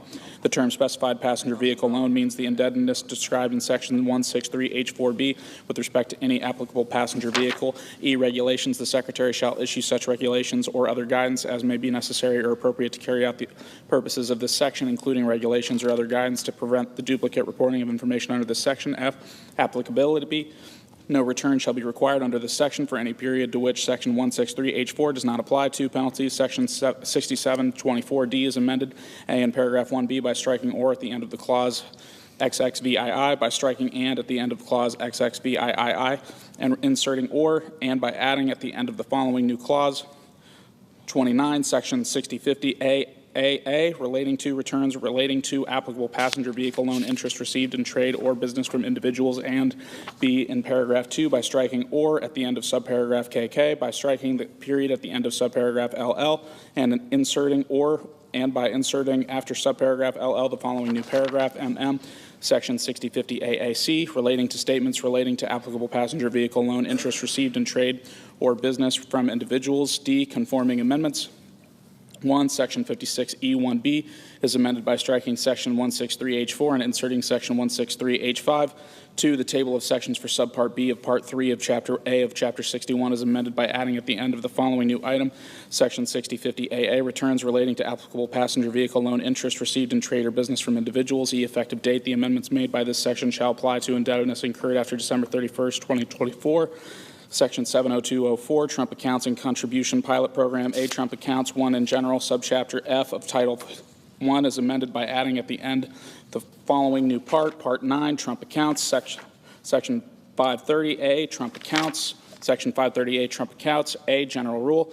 Except as provided in this section or under regulations or guidance established by the Secretary, a Trump account shall be treated for purposes of this title in the same manner as an individual retirement account under Section 408A.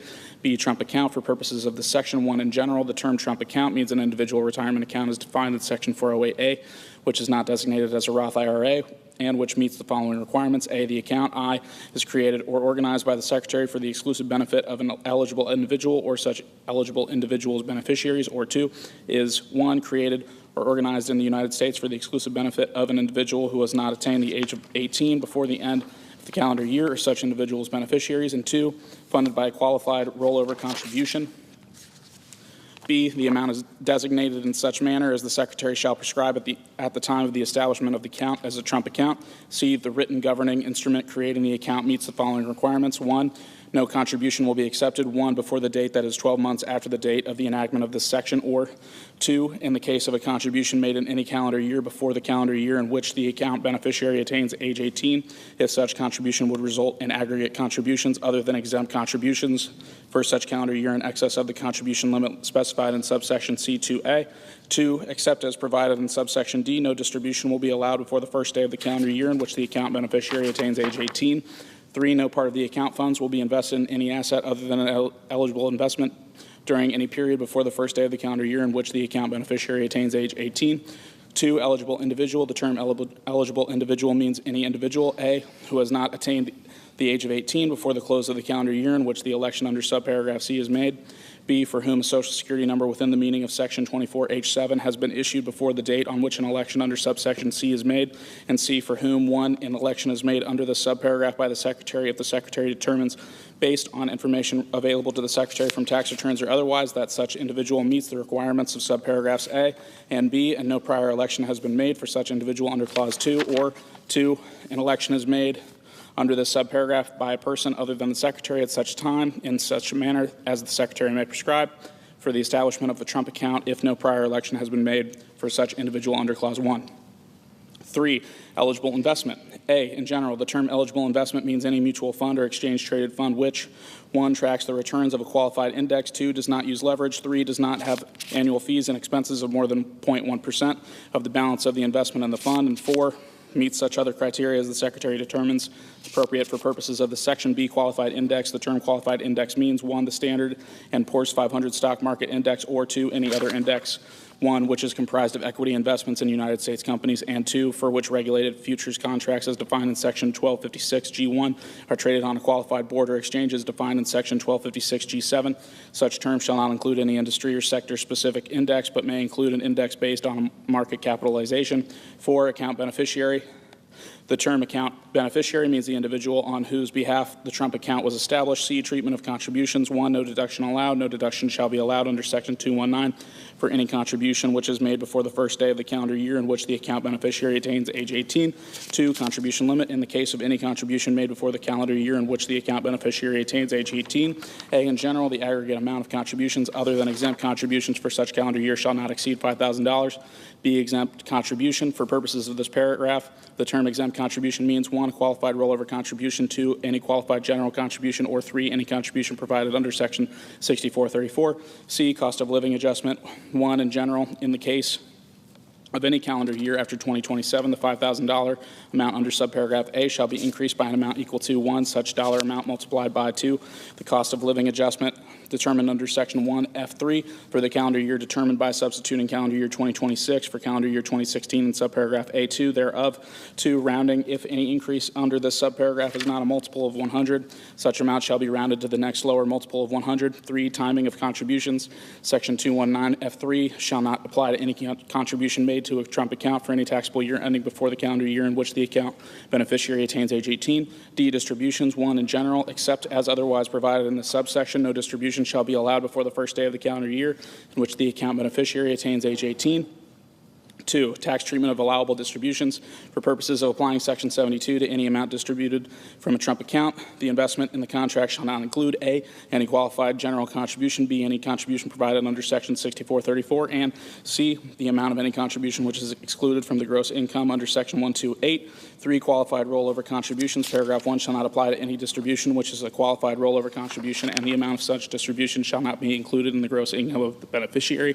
4, qualified able rollover contributions. A, in general, paragraph 1 shall not apply to any distribution which is a qualified able rollover contribution, and the amount of such distribution shall not be included in the gross income of the beneficiary. B, qualified able rollover contribution. For purposes of this section, the term qualified able rollover contribution means an amount which is paid during the calendar year in which the account beneficiary attains age 17 and a direct trustee-to-trustee transfer from a Trump account maintained for the benefit of the account beneficiary to an able account as defined in Section 529 AE6 for the benefit of such account beneficiary, but only if the amount of such payment is equal to the entire balance of the Trump account from which the payment is made. 5, distributions of excess contributions.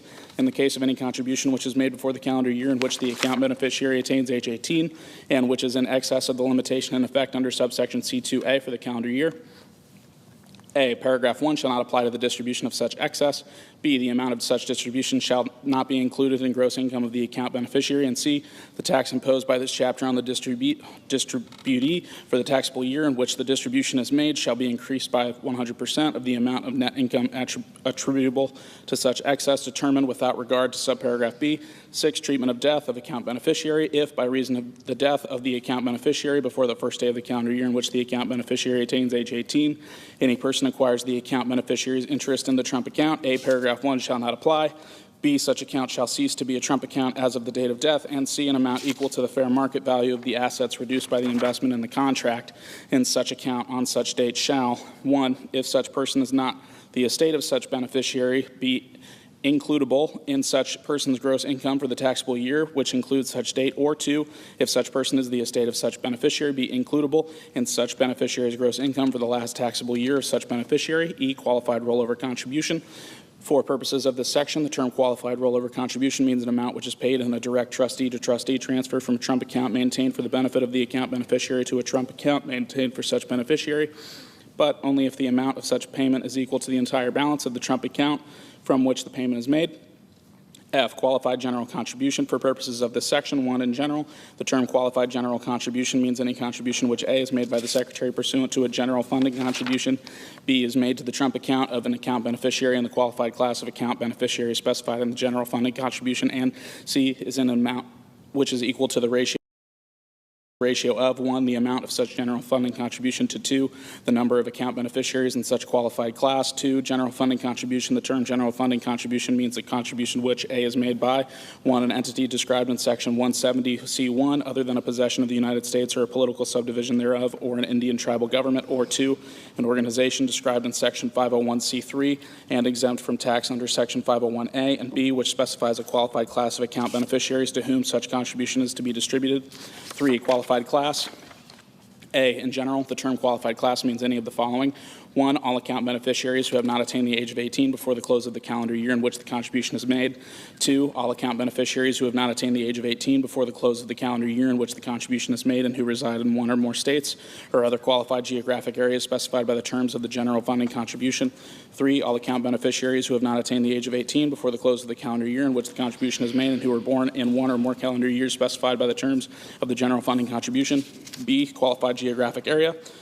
The term qualified geographic area means any geographic area in which not less than 5,000 account beneficiaries reside and which is designated by the Secretary as a qualified geographic area under the subparagraph.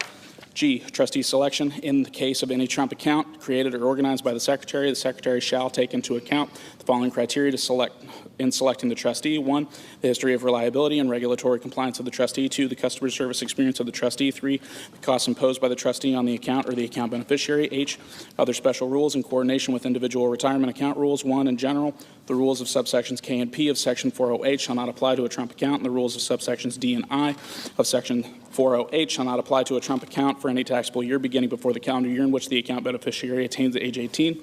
2, custodial accounts. In the case of a Trump account, Section 408H shall be applied by substituting a Trump account described in Section 530AB1 for an individual retirement account described in subsection A.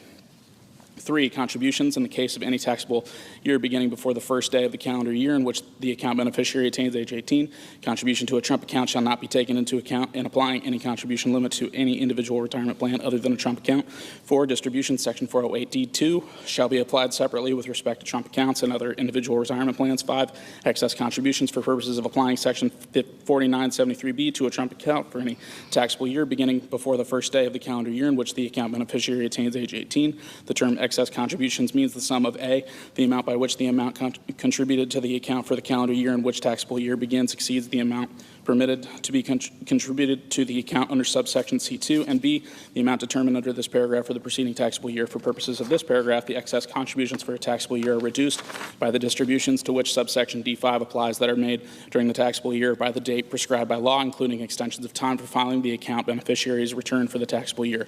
1, reports. 1, in general, the trustee of a Trump account shall make such reports regarding such account to the Secretary and to the beneficiary of the account at such time and in such a manner that as may be required by the Secretary. Such reports shall include information with respect to A, contributions including the amount and source of any contribution in excess of $25 made from a person other than the Secretary, the account beneficiary, or the parent or legal guardian of the account beneficiary. B, distributions including distributions which are qualified rollover to such account. And E, such other matters as the Secretary may require. 2, qualified rollover contributions. Not later than 30 days after the date of any qualified rollover contribution, the trustee of the Trump account to which the contribution was made shall make a report to the Secretary. Such report shall include A, the name, address, and social security number of the account beneficiary. B, the name and address of such trustee. C, the account number. D, the routing number of the trustee. And E, such other information as the Secretary may require. 3, period of reporting. This subsection shall not apply to any period after the calendar year in which the beneficiary attains at age 17. 2, qualified able rollover contributions except from able contribution limitation. A, in general, section 529A(b)(2)(b) is amended by inserting or received in a qualified able rollover contribution described in section 530 AD 4B after except as provided in the case of contributions under subsection C1C. B, prohibition on excess contributions. The second sentence of section 529 AB6 is amended by inserting but do not include any contributions received in a qualified able rollover contribution described in section 530 AD 4B before the period at the end. C, conforming amendment. Section 4973 H1 is amended by inserting or contributions received in a qualified able rollover contribution described in section 530 AD 4B after other than contributions under section 529 AC1C. 3, failure to provide reports on Trump accounts. Section 6693 A2 is amended by striking and at the end of subparagraph E, by striking the period at the end of subparagraph F and inserting and by inserting after subparagraph F the following new subparagraph G. Section 530 A1 relating to Trump accounts. 4, clerical amendment. A, the table of parts for subchapter F of chapter 1 is amended by adding at the end the following new item. Part 9, Trump accounts. B, employer contributions. 1, in general. Part 3 of subchapter B of chapter 1 is amended by inserting after section 127 the following new section. Section 128, employer contributions to Trump accounts. A, in general. Gross income of an employee does not include amounts paid by the employer as a contribution to the Trump account of such employee or of any dependent of such employee if the amounts are paid or incurred pursuant to a program which is described in subsection C. B, limitation. 1, in general, the amount which may be excluded under subsection A with respect to any employee shall not exceed $2,500. 2, inflation adjustment. A, in general, in the case of any taxable year beginning after 2027, the $2,500 amount in paragraph 1 shall be increased by an amount equal to 1, such dollar amount multiplied by 2, the cost of living adjustment determined under section 1F3 for such calendar year by substituting calendar year 2026 for calendar year 2016 in subparagraph A2 thereof. B, rounding. If any increase determined under subparagraph A is not a multiple of $100, such increase shall be rounded to the nearest multiple of $100. C, Trump account contribution program. For purposes of this section, a Trump account contribution program is a separate written plan of an employer for the exclusive benefit of his employees to provide contributions to the Trump accounts of such employees or dependents of such employees, which meets requirements similar to the requirements of paragraphs 2, 3, 6, 7, and 8 of section 129D. 2, clerical amendment. The table of sections for part 3 of subchapter B of chapter 1 is amended by inserting after the item relating to section 127 the following new item. Section 128, employer contributions to Trump accounts. C, certain contributions excluded from gross income. 1, in general, part 3 of subchapter B of chapter 1 is amended by inserting before section 140 the following new item. Section 139J, certain contributions to Trump accounts. A, in general, gross income of an account beneficiary shall not include any qualified general contribution to a Trump account of the account beneficiary. B, definitions. Any term used in this section which is used in section 530A shall have the meaning given to such term under section 530A. 2, clerical amendment. The table of sections for part 3 of subchapter B is amended by inserting before the item relating to section 140 the following new item. Section 139J, certain contributions to Trump accounts. D, Trump accounts contribution pilot program. 1, in general, subchapter B of chapter 65 is amended by adding at the end the following new section. Section 6434, Trump accounts contribution pilot program. A, in general, in the case of an individual who makes an election under this section with respect to an eligible child of the individual, such eligible child shall be treated as making a payment against the tax imposed by subtitle A for the taxable year for which the election was made in an amount equal to $1,000. B, refund of payment. The amount treated as a payment under subsection A shall be paid by the Secretary to the Trump account with respect to which such eligible child is the account beneficiary. C, eligible child. For purposes of this section, the term eligible child means qualifying child as defined in section 152C. 1, who was born after December 31st, 2024, and before January 1st, 2029. 2, with respect to whom no prior election has been made under this section by such individual or any other individual. 3, who is a United States citizen, and 4, at least one parent of whom was a United States citizen at the time of such qualifying child's birth. D, election. An election under this section shall be made at such time and in such manner as the Secretary shall provide. E, social security number required.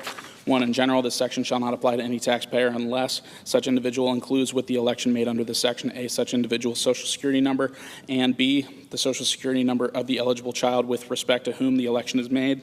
2, social security number defined. For purposes of paragraph 1, the term social security number shall have the meaning given such terms in section 24H7 determined by substituting before the date of the election made under section 6434 for before the due date of such return in subparagraph B thereof. F, exception from reduction or offset. Any payment made to any individual under this section shall not be 1, subject to reduction or offset pursuant to subsection C, D, E, or F of section 6402 for any similar authority permitting offset, or 2, reduced or offset by other assessed federal taxes that would otherwise be subject to levy or collection. G, special rule regarding interest, the period determined under Section 6611. A, with respect to any payment under this section shall not begin before January 1st, 2028. H, mirror code possessions in the case of any possession of the United States with a mirror code tax system as defined in Section 24K.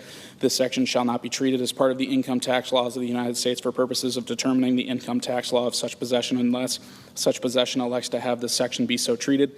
1, definitions for purposes of this section. The term Trump account and account beneficiary have the meaning given such terms in Section 530AB. 2, penalty for negligent claim or fraudulent claim. Part 1 of Subchapter A of Chapter 68 is amended by adding at the following new section. Section 6659, improper claim for Trump account, contribution pilot program credit. A, in general.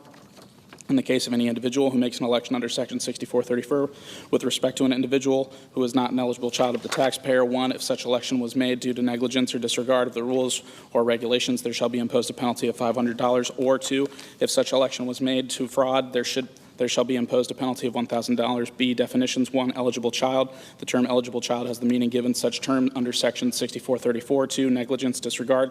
The term negligence and disregard have the same meaning as when such terms are used in Section 6662.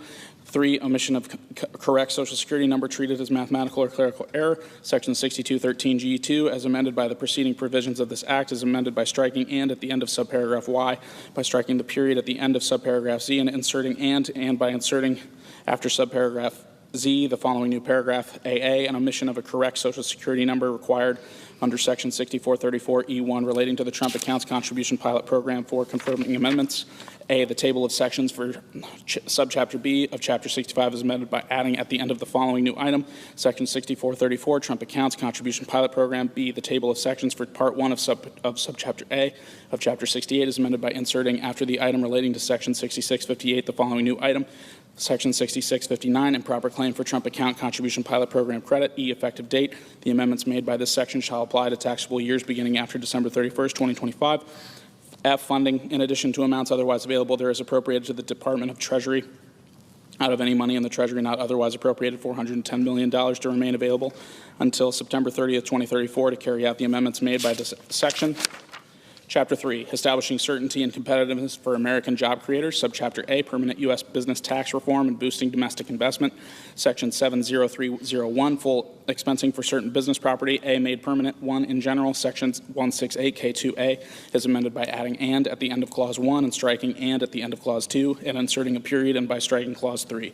2, property with longer production periods. Section 168K2B is amended A in Clause 1 by striking subclauses 2 and 3 and redesignating subclauses 4, 5, and 6 as subclauses 2, 3, and 4, respectively, and B, by striking Clause 2 and redesignating clauses 3 and 4 as clauses 2 and 3, respectively. 3, self-constructed property. Section 168K2E is amended by striking Clause 1 and redesignating clauses 2 and 3 as clauses 1 and 2, respectively.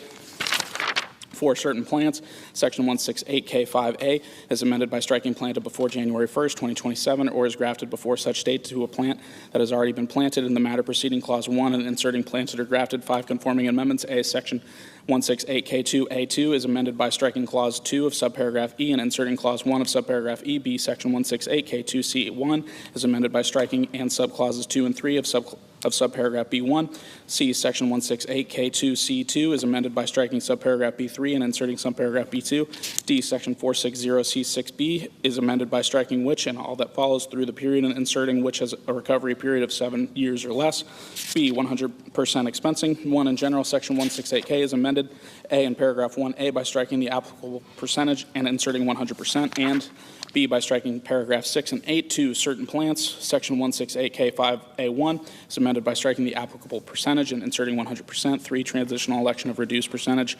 Section 168K10 is amended by striking subparagraph A and by redesignating subparagraph B as subparagraph C and by inserting before subparagraph C as so redesignated the following new subparagraphs. A, in general, in the case of qualified property placed in service by the taxpayer during the first taxable year ending after January 19, 2025, the taxpayer elects to have this paragraph apply for such taxable year. Paragraph 1A shall be applied.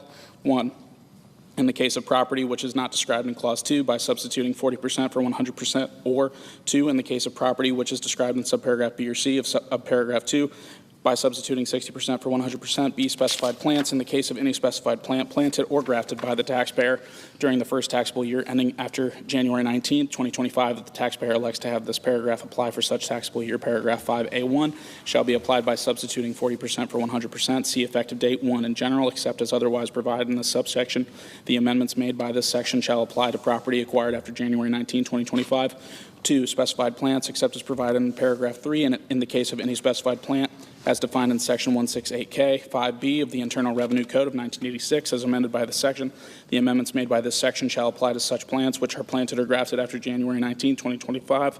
3, transitional election of reduced percentage. The amount made by subsection B3 shall apply to taxable years ending after January 19, 2025. 4, acquisition date determination for purposes of paragraph 1. Property shall not be treated as acquired after the date on which a written binding contract is entered into for such acquisition. Section 70302, full expensing of domestic research and experimental expenditures. A, in general. Part 6 of subchapter B of Chapter 1 is amended by inserting after Section 174 the following new section. Section 174A, domestic research or experimental expenditures. A, treatment as expenses. Notwithstanding Section 263, there shall be allowed as a deduction any domestic research or experimental expenditures which are paid or incurred by the taxpayer during the taxable year. B, domestic research or experimental expenditures for purposes of this section. The term domestic research or experimental expenditures means research or experimental expenditures paid or incurred by the taxpayer in connection with the taxpayer's trade or business other than such expenditures which are attributable to foreign research within the meaning of Section 41D4F.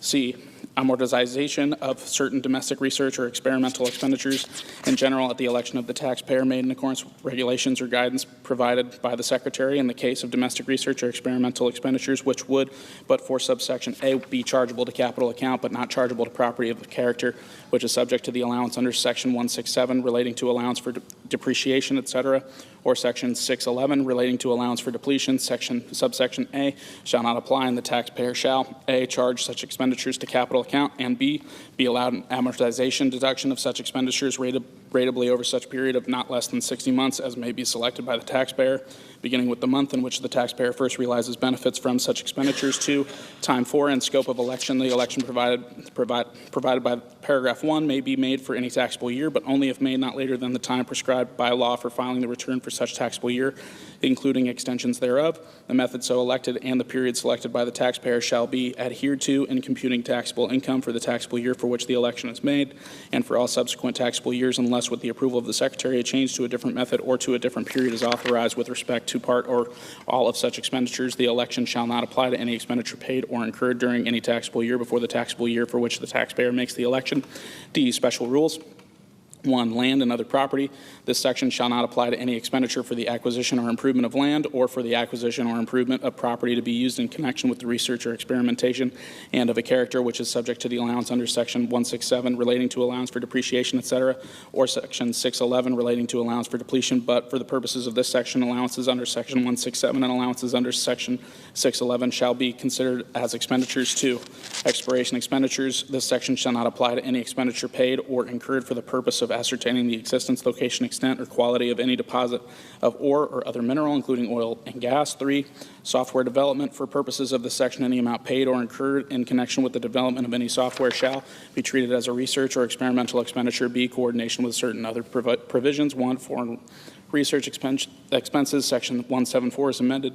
A, in subsection A, 1, by striking a taxpayer's specified research or experimental expenditures and inserting a taxpayer's foreign research or experimental expenditures, and 2, by striking over the 5-year period, 15-year period in the case of any specified research or experimental expenditures which are attributable to foreign research within the meaning of Section 41D4F, then paragraph 2B, and inserting over the 15-year period. B, in subsection B, 1, by striking specified research and inserting foreign research, 2, by inserting and which are attributable to foreign research within the meaning of Section 41D4F before the period at the end, and 3, by striking specified in the heading thereof, inserting foreign, and C, in subsection D, 1, by striking specified research or experimental expenditures and inserting foreign research or experimental expenditures, and 2, by inserting or reduction to amount realized after no deduction.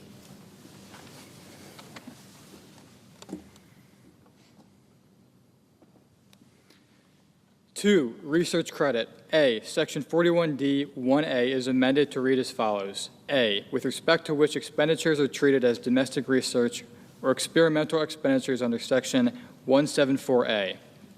B, Section 280CE1 is amended to read as follows. 1. In general, the domestic research or experimental expenditures otherwise taken into account under Sections 174A shall be reduced by the amount of the credit allowed under Section 41A. 3. AMT adjustment. Section 56B2 is amended. A, in subparagraph A, 1 by striking or 174A in the matter preceding Clause 1 and inserting 174A or 174AA, and 2 by striking research and experimental expenditures described in Section 174A in Clause 2 thereof and inserting foreign research or experimental expenditures described in Section 174A and domestic research or experimental expenditures in Section 174AA, and B, in paragraph C by inserting or 174A after 174AA. 4. Optional 10-year write-off. Section 59E2B is amended by striking Section 174A relating to research and experimental expenditures and inserting Section 174AA relating to domestic research or experimental expenditures. 5. Qualified small issue bonds. Section 144A4C4 is amended by striking 174A and inserting 174AA. 6. Startup expenditures. Section 195C1 is amended by striking or 174 in the last sentence and inserting 174 or 174A.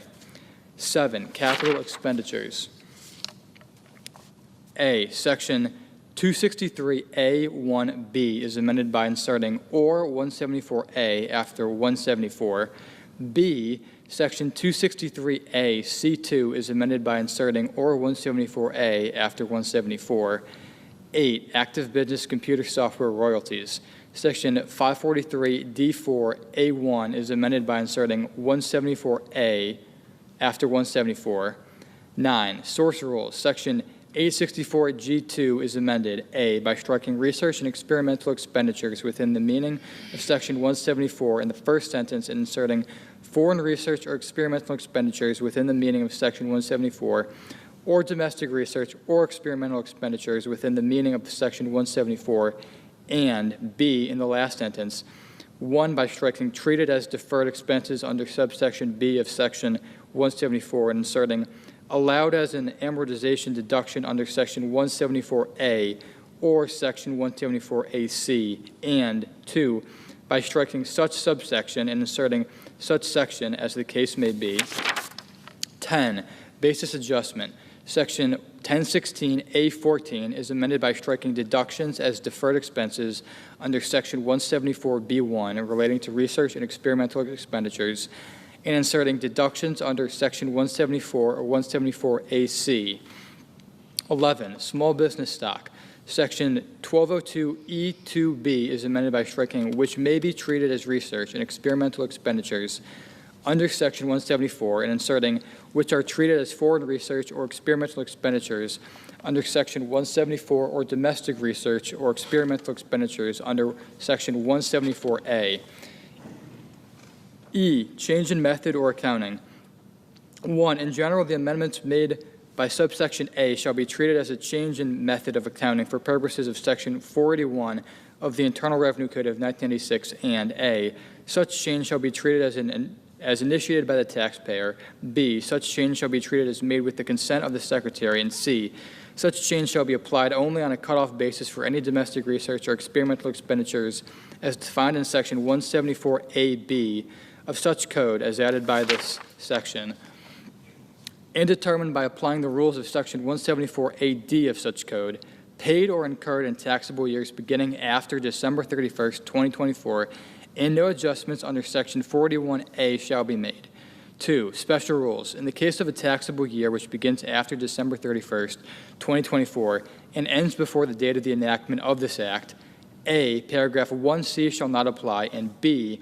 The change in method of accounting under Paragraph 1 shall be applied on a modified cutoff basis, taking into account for purposes of Section 481A of such code only the domestic research or experimental expenditures as defined in Section 174A(b) of such code as added by the section, and determined by applying the rules of Section 174A(d) of such code, paid or incurred in such taxable year, but not allowed as a deduction in such taxable year. D, clerical amendment, the table of sections for Part 6 of Subchapter B of Chapter 1 is amended by inserting after the item relating to Section 174 the following new item. Section 174A, domestic research or experimental expenditures. C, effective date. 1. In general, except as otherwise provided in the subsection or subsection F1, the amendments made by this section shall apply to amounts paid or incurred in taxable years beginning after December 31st, 2024. 2. Treatment of foreign research or experimental expenditures upon disposition. A.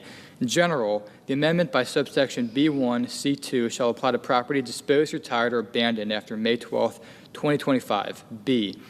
No inference. The amendment made by subsection B1, C2 shall not be construed to create any inference with respect to the proper application of Section 174D of the Internal Revenue Code of 1996 with respect to taxable years beginning before May 13th, 2025.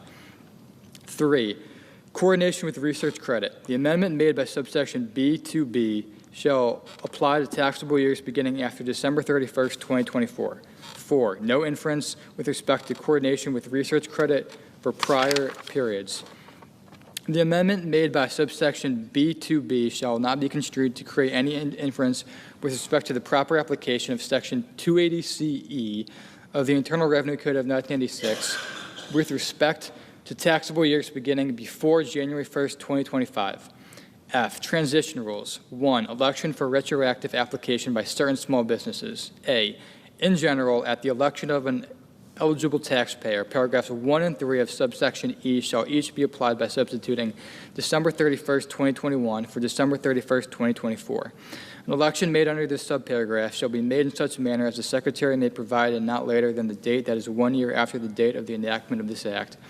The taxpayer shall file an amended return for each taxable year affected by such election.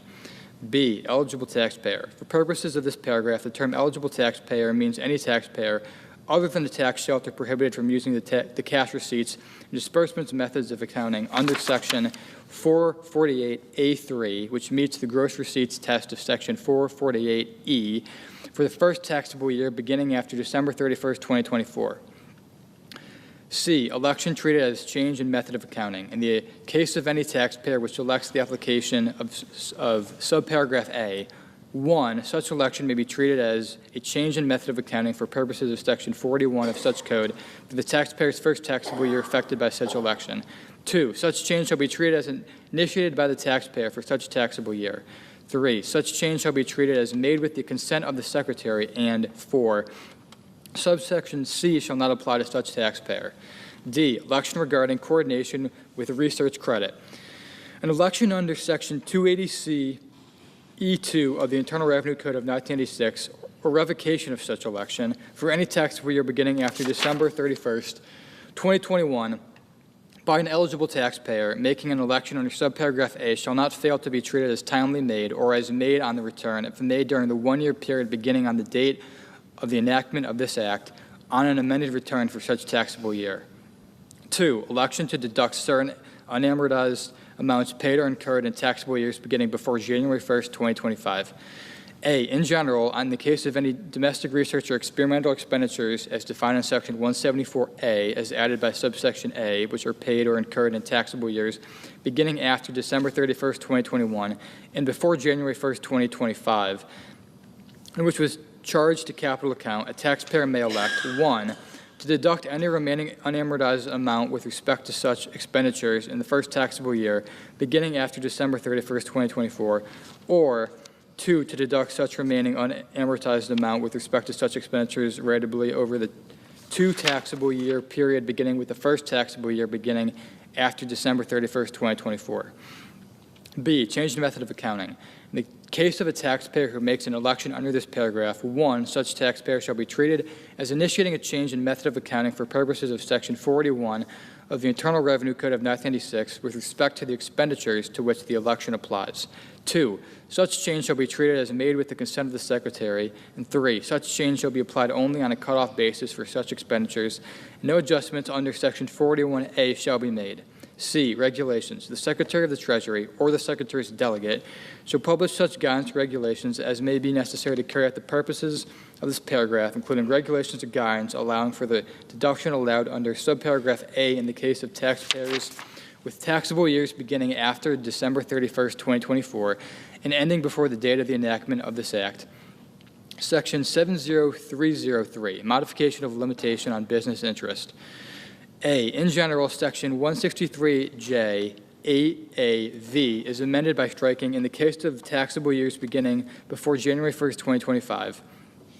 B, floor plan financing applicable to certain trailers and campers. Section 163J9C is amended by adding at the end of the following new flush sentence, such terms shall also include any trailer or camper which is designed to provide temporary living quarters for recreational camping or seasonal use and is designed to be towed by or fixed to a motor vehicle. C, effective date and special rule.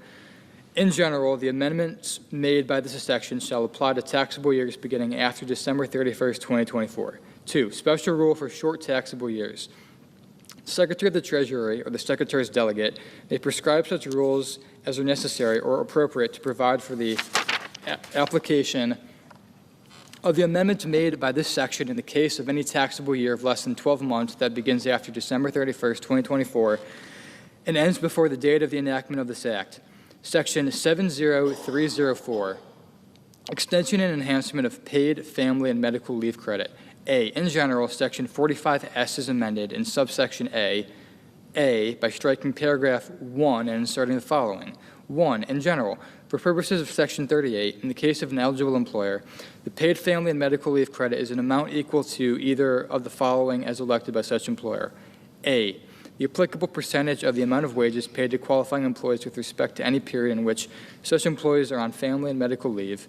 B, if such employer has an insurance policy with regards to the provision of paid family and medical leave, which is in force during the taxable year, and the applicable percentage of the total amount of premiums paid or incurred by such employer during such taxable year with respect to such insurance policy, and B, by adding at the end of the following.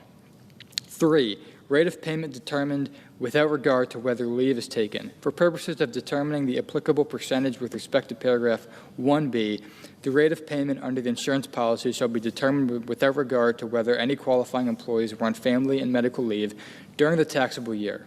2, in subsection B1, by striking credit allowed and inserting wages taken into account.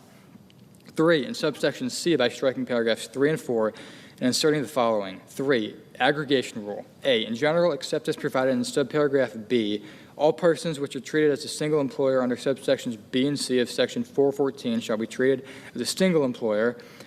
B, exception 1, in general, subparagraph A shall not apply to any person who establishes to the satisfaction of the Secretary that such person has a substantial and legitimate business reason for failing to provide a written policy described in paragraph 1 or 2. 2, substantial and legitimate business reason.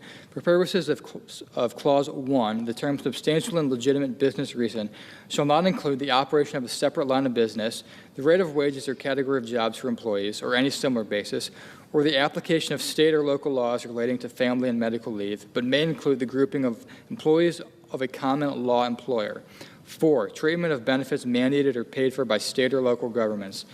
For purposes of this section, any leave which is paid by a state or local government is required by state or local law. A, except as provided in subparagraph B, shall be taken into account in determining the amount of paid family and medical leave provided to the employer, and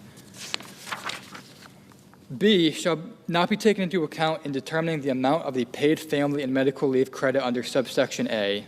4, in subsection D, A in paragraph 1 by inserting, or at the election of the employer, for not less than 6 months after 1 year or more. B in paragraph 2 by inserting, as determined on an annualized basis, pro rata for part-time employees after compensation, and by striking the period at the end and inserting and by adding at the end of the following. 3, is customarily employed for not less than 20 hours per week, and 5, by striking subsection 1. B, no double benefit. Section 280CA is amended. 1, by striking 45SA and inserting 45SA1A, and 2, by inserting after the first sentence of the following. No deduction shall be allowed for that portion of the premiums paid or incurred for the taxable year which is equal to that portion of the paid family and medical leave credit which is determined for the taxable year under Section 45S A1B. C. Effective date. The amendments made by this section shall apply to taxable years beginning after December 31st, 2025. Section 70305. Exceptions from limitations on deduction for business meals. A. Exception to denial of deduction for business meals. Section 274O as added by Section 13304 of Public Law 11597 as amended by striking no deduction and inserting except in the case of an expense described in subsection ES or N2C, no deduction. B. Meals provided on certain fishing boats and at certain fish processing facilities not subject to 50% limitation. Section 274N2C of the Internal Revenue Code of 1986 is amended by striking or at the end of Clause 3 and by adding at the end of the following new clause. V. Provided 1 on a fishing vessel, fish processing vessel, or fish tender vessel as such terms are defined in Section 2101 of Title 46 U.S. Code, or 2 at a facility for the processing of fish for commercial use or consumption which AA is located in the United States north of 50 degrees north latitude and BB is not located in a metropolitan statistical area within the meaning of Section 143K2B, or C. Effective date. The amendments made by this section shall apply to amounts paid or incurred after December 31st, 2025. Section 70306. Increased dollar limitations for expensing of certain depreciable business assets. A. In general, Section 179B is amended, 1 in paragraphs 1 by striking $1 million and inserting $2,500,000, and 2 in paragraph 2 by striking $2,500,000 and inserting $4 million. B. Conforming amendments. Section 179B6A is amended, 1 by inserting 2025 in the case of the dollar amounts in paragraphs 1 and 2, after in the case of any taxable year beginning after 2018, and 2 in clause 2 by striking determined by substituting calendar year 2017 for calendar year 2016 in subparagraph A2 thereof, and inserting determined by substituting in paragraph A2 thereof. 1 in the case of amounts in paragraphs 1 and 2, calendar year 2024 for calendar year 2016, and 2 in the case of the amount of paragraph 5A, calendar year 2017 for calendar year 2016. C. Effective date. The amendments made by this section shall apply to property placed in service in taxable years beginning after December 31st, 2024.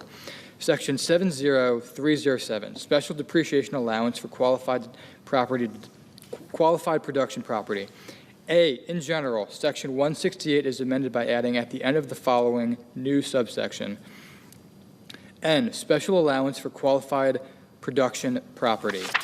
1. In general, in the case of any qualified production property of a taxpayer making an election under this subsection, A. The depreciation deduction provided by Section 167A for the taxable year in which such property is placed in service shall include an allowance equal to 100% of the adjusted basis of the qualified production property, and B. The adjusted basis of the qualified production property shall be reduced by the amount of such deduction before computing the amount otherwise allowable as a depreciation deduction under this chapter for such taxable year and any subsequent taxable year.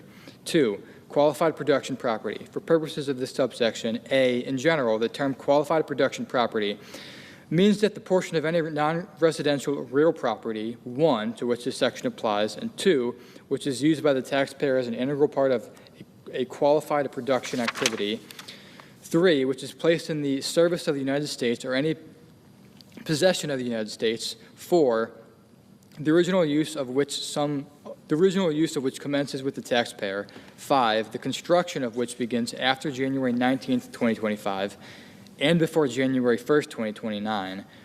6, which is designated by the taxpayer in the election made under this subsection, and 7, which is placed in service before January 1st, 2031. For purposes of Clause 2, in the case of a property with respect to which the taxpayer is a lessor, property used by a lessee shall not be considered to be used by the taxpayer as part of a qualified production activity. B. Special rule for certain property not previously used in qualified production activities. 1. In general, In the case of property acquired by the taxpayer during the period described in subparagraph AV, the requirements of clauses 4 and 5 of subparagraph A shall be treated as satisfied if 1. Such property was not used in a qualified production activity, determined without regard by the second sentence of subparagraph D, by any person at any time during the period beginning on January 1st, 2021, and ending on May 12th, 2025. 2, such property was not used by the taxpayer at any time prior to such acquisition. And 3, the acquisition of such property meets the requirements of paragraphs 2A, 2B, 2C, and 3 of Section 179D. 2, written binding contracts. For purposes of determining under Clause 1 whether such property is acquired before the period described in subparagraph AV, such property shall be treated as acquired not later than the date on which the taxpayer enters into a written binding contract for such acquisition. And H, whether such property is acquired under such period, such property shall be treated as acquired not earlier than such date. C, exclusion of office space, etc.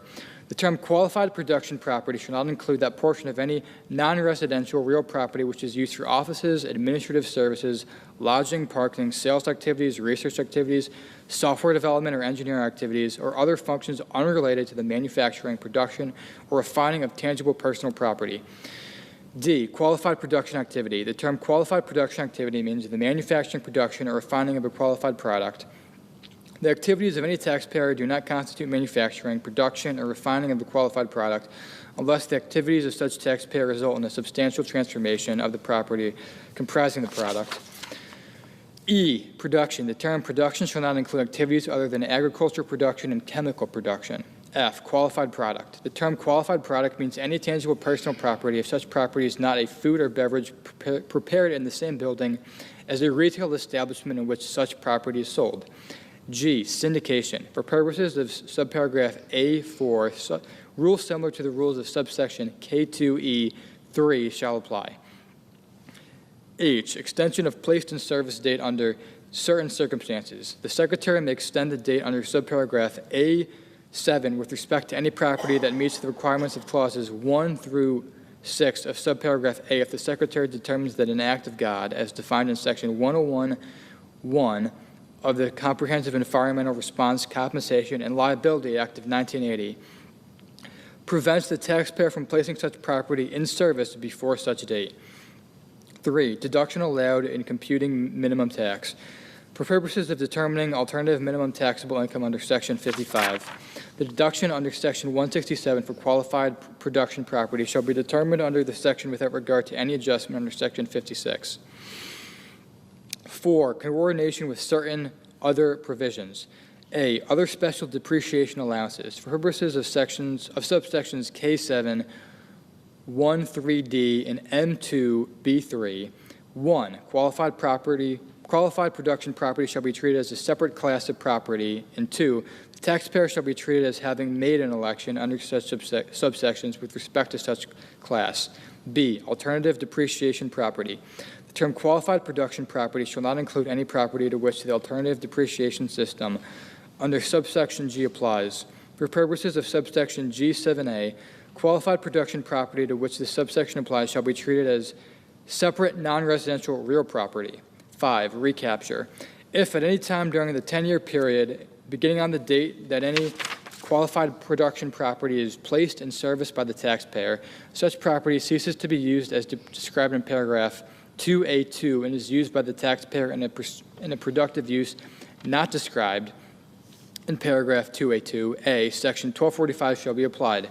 1, by treating such property as having been disposed of by the taxpayer as of the first time such property is so used in a productive use not described in paragraph 2A2, and 2, by treating the amount described in subparagraph B of section 1245A1 with respect to such disposition as being not less than the amount described in subparagraph A of such section, and B, the basis of the taxpayer in such property and the taxpayer's allowance for depreciation with respect to such property shall be appropriately adjusted to take into account amounts recognized by reason of subparagraph A. 6, election. A, in general, an election under the subsection for any taxable year shall, 1, specify the non-residential real property subject to the election and the portion of such property designated under paragraph 2A 6, and 2, except as otherwise provided by the Secretary, be made on the taxpayer's return of the tax imposed by this chapter for the taxable year. Such elections shall be made in such a manner as the Secretary may prescribe by regulations or other guidance. B, election. Any election made under this subsection and any specification contained in any such election may not be revoked except with the consent of the Secretary, and the Secretary shall provide such consent only in extraordinary circumstances. 7, regulations. The Secretary shall issue such regulations or other guidance as may be necessary or appropriate to carry out the purposes of this subsection, including regulations or other guidance. A, providing rules regarding what constitutes substantial transformations of property which are consistent with guidance provided under Section 954D, and B, providing for the application of paragraph 5 with respect to a change in use described in such paragraph by transferee following a fully or partially tax-free transfer of qualified production property. B, treatment of qualified production property as Section 1245 property. Section 1245A3 is amended by striking or at the end of subparagraph E, by striking the period at the end of subparagraph F and inserting or, and by adding at the end of the following new subparagraph. G, any qualified production property as defined in Section 168N2. C, effective date. The amendments made by this section shall apply to property placed in service after the date of the enactment of this Act. Section 70308, enhancement of advanced manufacturing investment credit. A, in general, Section 48DA is amended by striking 25% and inserting 35%. B, effective date. The amendments made by this section shall apply to property placed in service after December 31st, 2025. Section 70309, spaceports are treated like airports under exempt facility bond rules. A, in general, Section 142A1 is amended to read as follows. 1, airports and spaceports. B, treatment of ground leases. Section 142B1 is amended by adding at the end of the following new subparagraph. C, special rule for spaceport ground leases. For purposes of subparagraph A, spaceport property located on land leased by a governmental unit from the United States shall not fail to be treated as owned by a governmental unit if the requirements of this paragraph are met by the lease and any subleases of the property. C, definition of spaceport. Section 142 is amended by adding at the end of the following new subsection. P, spaceport. In general, for purposes of subsection A1, the term spaceport means any facility located or in use in close proximity to a launch site or re-entry site used for A, manufacturing, assembling, or repairing spacecraft, space cargo, or other facilities as described in this paragraph, or any component of the foregoing. B, flight control operations. C, providing launch services and re-entry services, or D, transferring crew, space flight participants, or space cargo to or from spacecraft. 2, additional terms. For purposes of paragraph 1, A, space cargo. The term space cargo includes satellites, scientific experiments, other property transported into space, and any other type of payload, whether or not such property returns from space. B, spacecraft. The term spacecraft means a launch vehicle or a re-entry vehicle. C, other terms. The terms launch site, crew, space flight participant, launch services, launch vehicle, payload, re-entry services, re-entry site. A re-entry vehicle shall have the respective meanings given to such terms by Section 50902 of Title 51 United States Code as in effect on the date of enactment of this subsection. 3, public use requirement. Notwithstanding any other provision of law, a facility shall not be required to be available for use by the general public to be treated as a spaceport for purposes of this section. 4, manufacturing facilities and industrial parks allowed. With respect to spaceports, subsection C2E shall not apply to spaceport property described in paragraph 1A. D, exception from federally guaranteed bond prohibition. Section 149B3 is amended by adding at the end of the following the new paragraph, F, subsection exception for spaceports.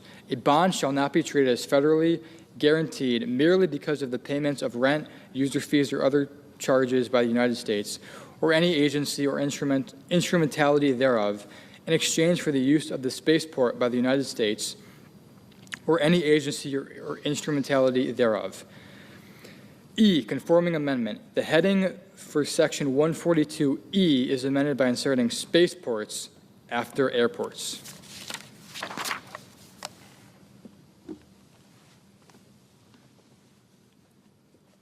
F, effective date.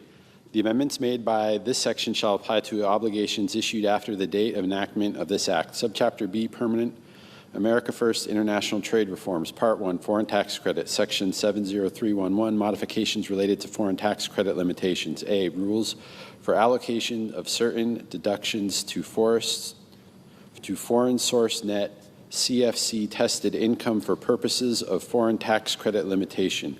Section 904B is amended by adding at the end the following new paragraph.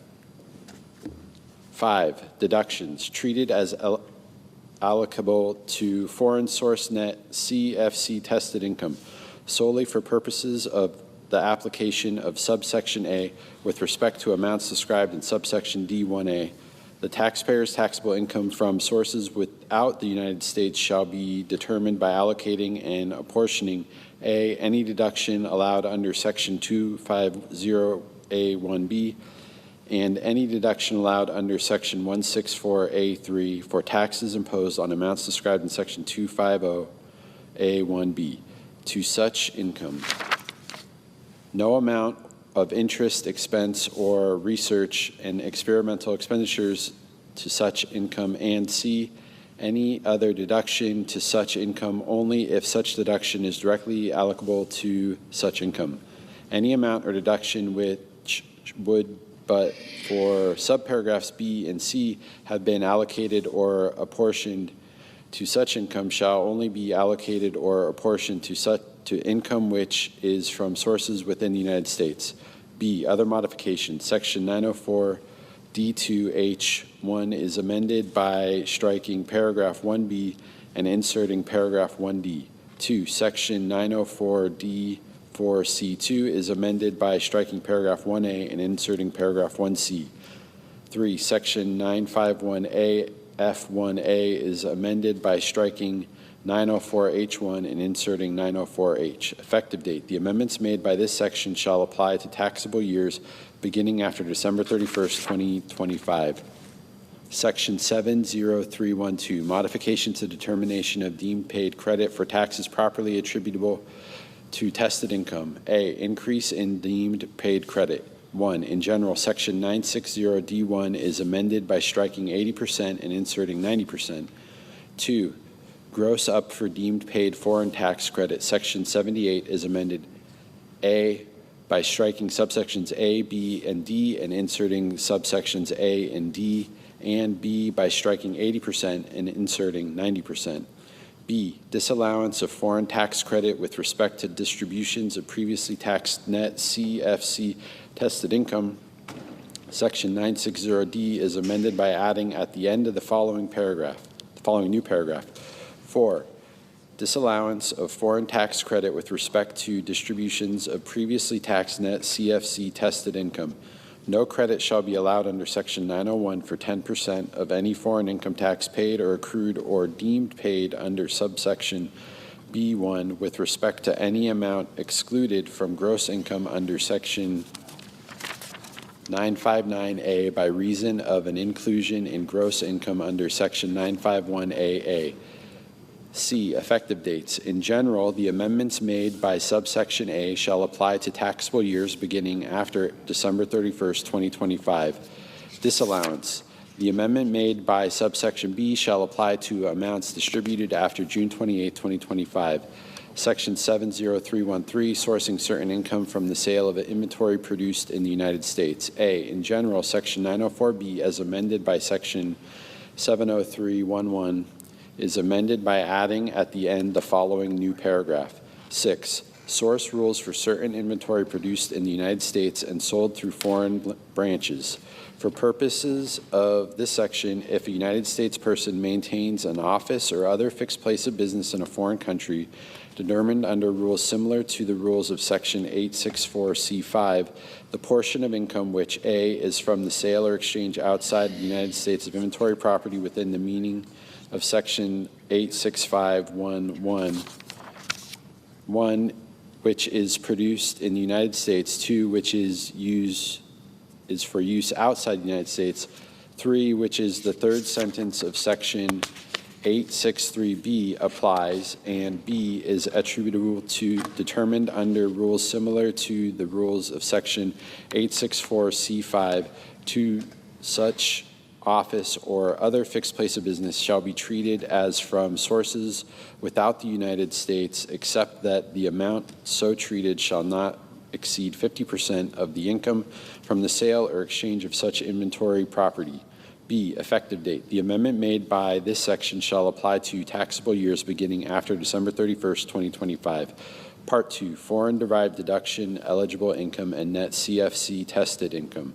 Section 70321, modification of deduction for foreign-derived deduction, eligible income, and net CFC tested income. A, in general, Section 250A is amended, 1, by striking 37.5% in paragraph 1A and inserting 33.34%. 2, by striking 50% in paragraph 1B and inserting 40%, and by striking paragraph 3. B, effective date. The amendments made by this section shall apply to taxable years beginning after December 31st, 2025. Section 70322, determination of deduction eligibility income. A, sales or other disposition of certain property. 1, in general, Section 250B3A1 is amended by striking and at the end of the subclause 5 and by striking over at the end of subclause 6 and inserting and C by adding at the end of the following new subclause 7, except as otherwise provided by the Secretary, any income and gain from the sale or other disposition, including pursuant to a transaction subject to Section 367D of AA, intangible property as defined in Section 367D4, and BB, any property of a type that is subject to depreciation, amortization, or depletion by the seller over. 2, conforming amendment, Section 250B5E, as amended by inserting other than paragraph 3A17 for purposes of this subsection. 3, effective date. The amendments made by this subsection shall apply to the sale or other dispositions, including pursuant to a transaction subject to Section 367D of the Internal Revenue Code of 1986, occurring after June 16, 2025. B, expense apportion limited to properly allocable expenses. 1, in general, Section 250B3A2 is amended to read as follows. 2, expenses and deductions, including taxes other than interest expenses and research or experimental expenditures properly allocable to such gross income. 2, effective date. The amendment made by this subsection shall apply to taxable years beginning after December 31st, 2025. Section 70323, rules related to deemed intangible income. A, taxation of net CFC tested income. 1, in general, Section 951AA is amended by striking global intangible low taxed income and inserting net CFC tested income. 2, repeal of tax-free deemed return on foreign investment, Section 951A, as amended by the preceding provisions of this Act, as amended by striking subsections B and D and redesignating subsections C, E, and F as subsections A, B, and D, respectively. 3, conforming amendments. A1, Section 250 is amended by striking global intangible low taxed income. Each place it appears in subsection A1, B1, A2, and B3, A1, 2, and inserting net CFC tested income. 2, the heading for Section 250 of such code is amended by striking global intangible low taxed income and inserting net CFC tested income. 3, the item relating to Section 250 in the table of section for Part 7 of Subchapter B, Chapter 1 of such code is amended by striking global intangible low taxed income and inserting net CFC tested income.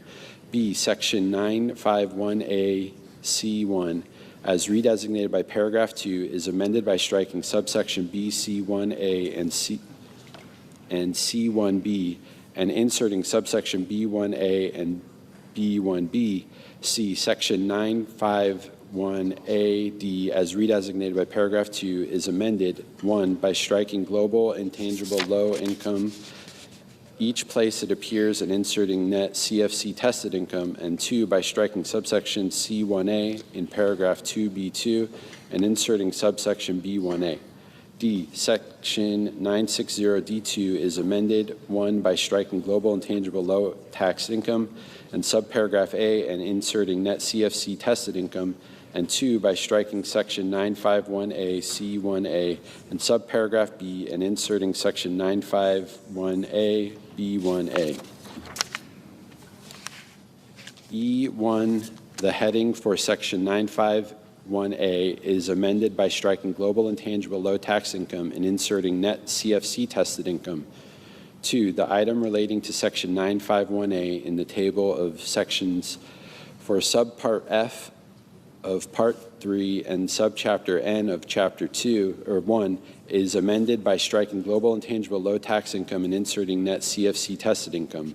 Deductions for foreign-derived deduction eligible income. 1, in general, Section 250A1A is amended by striking foreign-derived intangible income and inserting foreign-derived deduction eligible income. 2, conforming amendment. Section 250A2 is amended by striking foreign-derived intangible income each place it appears and inserting foreign-derived deduction eligible income.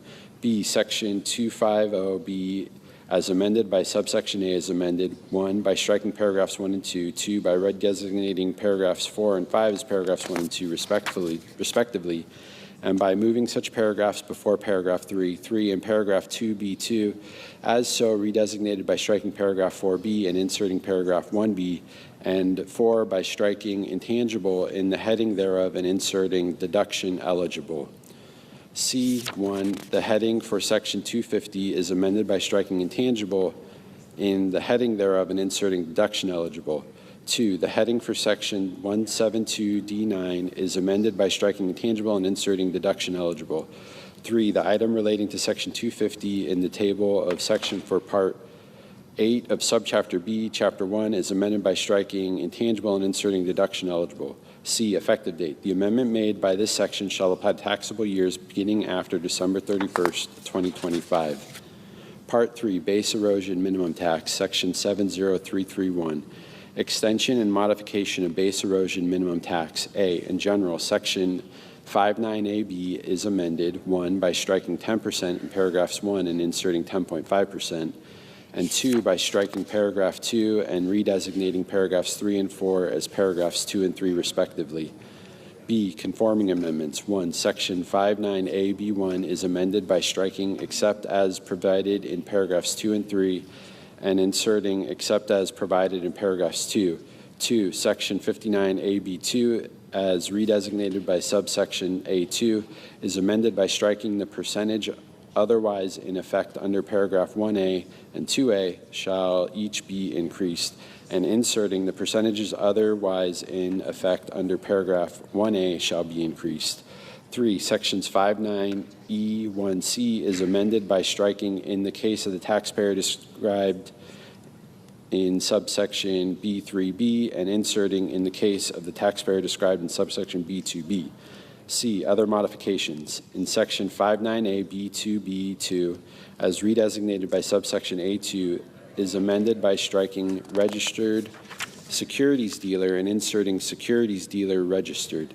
2, section 59H2B is amended by striking section 603BB2 and inserting section 603A8B2.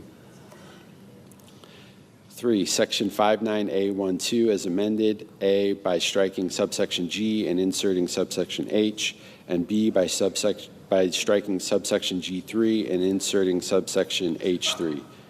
D, effective date. The amendments made by this section shall apply to taxable years beginning after December 31st, 2025. Part 4, business interest limitation. Section 70341, coordination of business interest limitation with interest capitalization provisions. A, in general, Section 163J is amended by redesignating paragraphs 10 and 11 as paragraphs 11 and 12, and by inserting after paragraph 9 the following. 10, coordination with interest capitalization provisions. A, in general, in applying this subsection. 1, the limitation under paragraph 1 shall apply to business interest without regard to whether the taxpayer would otherwise deduct such business interest or capitalize such business interest under an interest capitalization provision. And 2, any reference in this subsection to a deduction for a business interest shall be treated as including a reference to the capitalization of business interest. B, amount allowed applied first to be capitalized interest. The amount allowed after taking into account the limitation described in paragraph 1 shall be applied first to the aggregate amount of business interest which would otherwise be capitalized, and 2, the remainder of any shall be applied to the aggregate amount of business interest which would be deducted. C, treatment of disallowed interest carried forward. No portion of any business interest carried forward under paragraph 2 from any taxable year to any succeeding taxable year for purposes of this title, including any interest capitalization provisions which previously applied to such portion, to be treated as interest to which an interest capitalization provision applies. D, interest capitalization provision.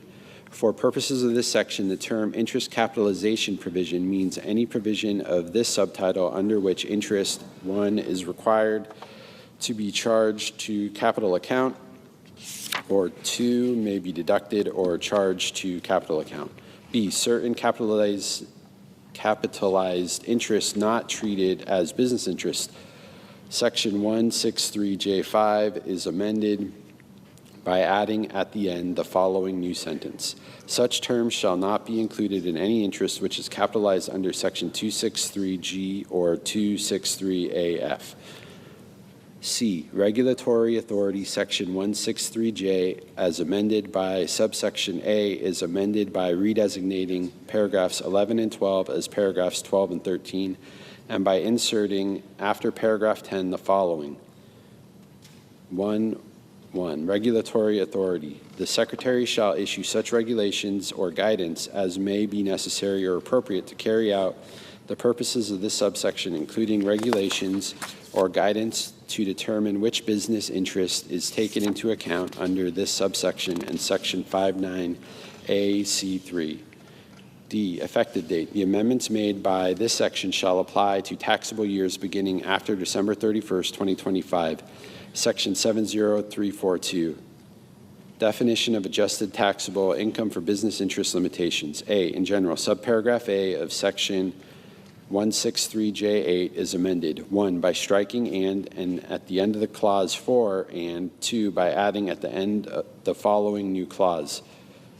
6, the amounts included in gross income under Sections 951A, 951AA, and 78, and the portion of the deductions allowed under Sections 245AA by reason of Section 964E4 and 250A1B by reason of such inclusion, and B, effective date. The amendments made by this section shall be applied to taxable years beginning after December 31st, 2025. Part 5, Other International Tax Reforms, Section 70351. Permanent extension of look-through rule for related controlled foreign corporations. A, in general, Section 954C6C is amended by striking and before January 1st, 2026. B, effective date. The amendment made by this section shall apply to taxable years of foreign corporations beginning after December 31st, 2025. Section 70352, repeal of election for 1 month deferral in determination of taxable year of specified foreign corporations. A, in general, Section 898C is amended by striking paragraph 2 and redesignating paragraph 3 as paragraph 2. B, effective date. The amendment made by this section shall apply to taxable years of specific foreign corporations beginning after November 30th, 2025. C, transition rule. 1, in general, in the case of the corporation that is a specific foreign corporation as of November 30th, 2025, such corporation's first taxable year beginning after such date shall end in the same time as the first required year within the meaning of Section 898C1 of the Internal Revenue Code of 1986, ending after such date if any specified foreign corporation is required by the amendments made by this section to change its taxable year for its first taxable year beginning after November 30th, 2025. A, such change shall be treated as initiated by such corporation. B, such change shall be treated as having been made with the consent of the Secretary. And C, the Secretary shall issue regulations or other guidance for allocating foreign taxes that are paid or accrued in such first taxable year and the succeeding taxable year among such taxable years in the manner the Secretary determines appropriate to carry out the purposes of this section.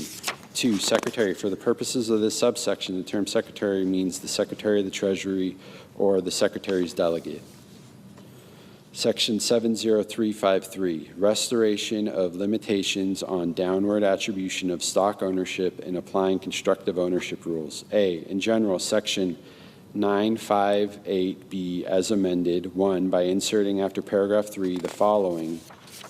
4, subparagraphs A, B, and C of Section 318A shall not be applied so as to consider a United States person as owning stock which is owned by a person who is not a United States person, and 2, by striking paragraph 1 in the last sentence and inserting paragraphs 1 and 4. B, foreign-controlled United States shareholders, subpart F of Part 3, subchapter N of Chapter 1 is amended by inserting after Section 951A the following new section, Section 951B.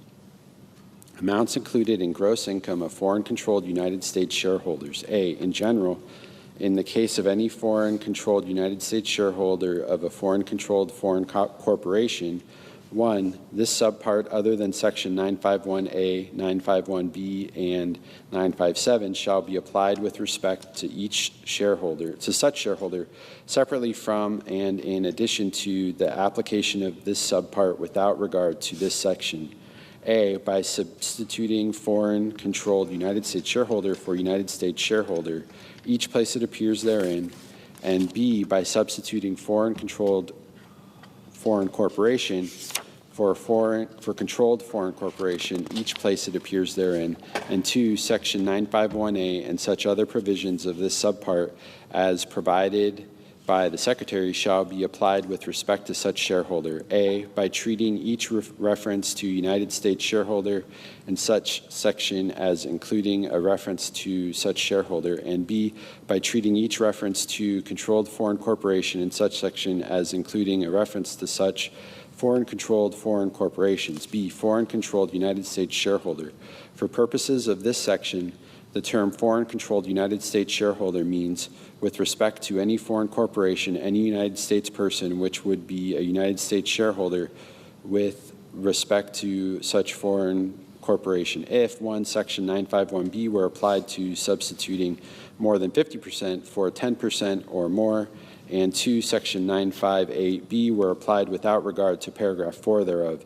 C, foreign-controlled foreign corporation. For purposes of this section, the term foreign-controlled foreign corporation means a foreign corporation other than a controlled foreign corporation, which would be a controlled foreign corporation if Section 957A were applied. 1, by substituting foreign-controlled United States shareholder for United States shareholders, and 2, by substituting Section 958B other than paragraph 4 thereof for Section 958B.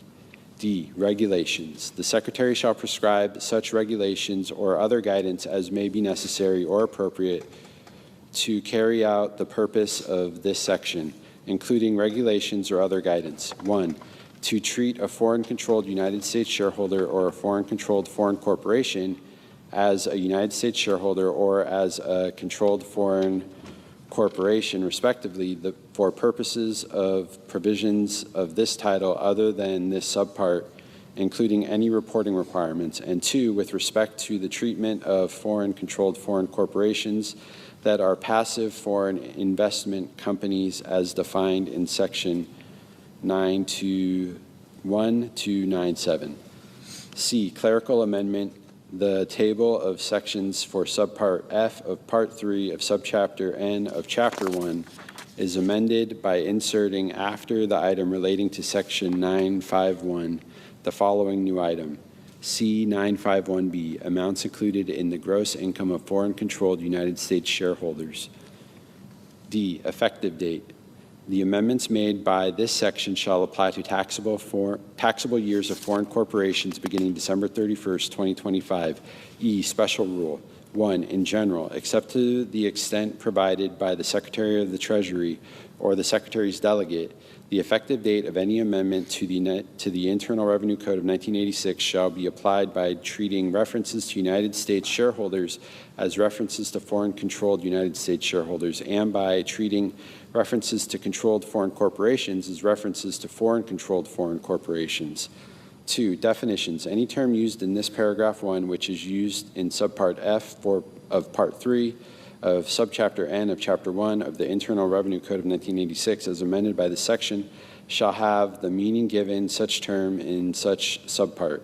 F, no inference. The amendments made by this section shall not be construed to create any inference with respect to the proper application of any provision of the Internal Revenue Code of 1986 with respect to taxable years beginning before the taxable years to which such amendments apply. Section 70354, modification to pro rata share rules. In general, subsection A of Section 951 is amended to read as follows. A, amounts included. 1, in general, if a foreign corporation is a controlled foreign corporation at any time during a taxable year of a foreign corporation in this subsection referred to as the CFC year, A, each United States shareholder which owns within the meaning of Section 958A stock in such corporation or on any day during the CFC year shall include in gross income such shareholders' pro rata share determined under paragraph 2 of the corporation subpart F income for the CFC year, and B, each United States shareholder which owns within the meaning of Section 958A stock in such corporation on the last day in the CFC year on which such corporation is controlled foreign corporation shall include in gross income the amount determined under Section 956 with respect to such shareholder for the CFC year, but only to the extent not excluded from gross income under Section 959A2. 2, pro rata share of subpart F in income. A United States shareholder's pro rata share of a controlled foreign corporation subpart F income for a CFC year shall be the portion of such income which is attributable to A, the stock of such corporation owned within the meaning of Section 958A by such shareholder, and B, any period of the CFC year during which 1, such shareholder owned within the meaning of Section 958A such stock, 2, such shareholder was a United States shareholder of such corporation, and 3, such corporation was a controlled foreign corporation. 3, taxable year of inclusion. Any amount required to be included in gross income by a United States shareholder under paragraph 1 with respect to a CFC year shall be included in gross income for the shareholder's taxable year, which includes the last day on which the shareholder owns within the meaning of Section 958A stock in the controlled foreign corporation during such CFC year.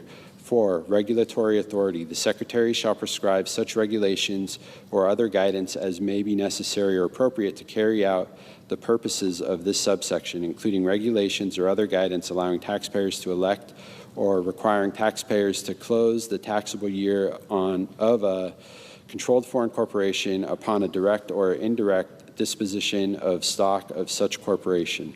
B, coordination with Section 951A, Section 951AC, as redesignated by Section 70323A2, is amended 1, in paragraph 1 by striking in which or which the taxable year of the controlled foreign corporation ends, and inserting determined under section 951A3, and 2, in paragraph 2 by striking the last day in the taxable year of such foreign corporation on which such foreign corporation is controlled foreign corporation, and inserting any day in such taxable year. C, effective dates.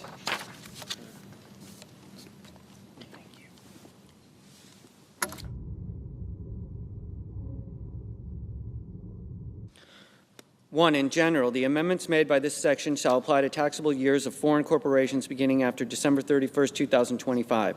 2, transition rule for dividends. A dividend paid or deemed paid by a controlled foreign corporation shall not be treated as a dividend for purposes of applying Section 951, A2B of the Internal Revenue Code of 1986, as in effect before the amendments made by this section if A, such dividend, 1, was paid or deemed paid on or before June 28, 2025, during the taxable year of such controlled foreign corporation, which included such date and the United States shareholder described in Section 951A1 of such code as so in effect did not own, within the meaning of Section 958A of such code, the stock of such controlled foreign corporation during the portion of such taxable year on or before June 28, 2025, or 2, was paid or deemed paid after June 28, 2025, and before such controlled foreign corporation's first taxable year beginning after December 31, 2025. B, such dividends does not increase the taxable income of a United States person, including by reason of dividends received deduction and inclusion from gross income or an exclusion from Subpart F income. Chapter 4, investing in American families, communities, and small businesses. Subchapter A, permanent investments in families and children, Section 70401, enhancement of employer-provided child care credit. A, increase of amount of qualified child care expenditures taken into account. Section 45FA1 is amended by striking 25% and inserting 40%, 50% in the case of an eligible small business. B, increase of maximum credit amount. Subsection B of Section 45F is amended to read as follows. B, dollar limitation. 1, in general, the credit allowable under subsection A for any taxable year shall not exceed $500,000, $600,000 in the case of an eligible small business. 2, inflation adjustment. In the case of any taxable year beginning after 2026, the $500,000 and $600,000 amounts in paragraph 1 shall each be increased by an amount equal to A, such dollar amount multiplied by B, the cost of living adjustment determined under Section 1F3 for the calendar year in which the taxable year begins, determined by substituting calendar year 2025 for calendar year 2016, and subparagraph A2 thereof. C, eligible small business. Section 45FC is amended by adding at the end the following new paragraph. 4, eligible small business. The term eligible small business means a business that meets the gross receipts test of Section 448C, determined A, by substituting 5 taxable year for 3 taxable year in paragraph 1 thereof, and B, substituting 5 year for 3 year in paragraph 3A thereof. D, credit allowed for third-party intermediaries. Section 45FC1A3 is amended by inserting or under contract with an intermediate entity that contracts with one or more qualified child care facilities to provide such child care services before the period at the end. E, treatment of jointly owned or operated child care facility. Section 45FC2 is amended by adding at the end the following new subparagraph. C, treatment of jointly owned or operated child care facility. A facility shall not fail to be treated as qualified child care facility of the taxpayer merely because such facility is jointly owned or operated by the taxpayer and other persons.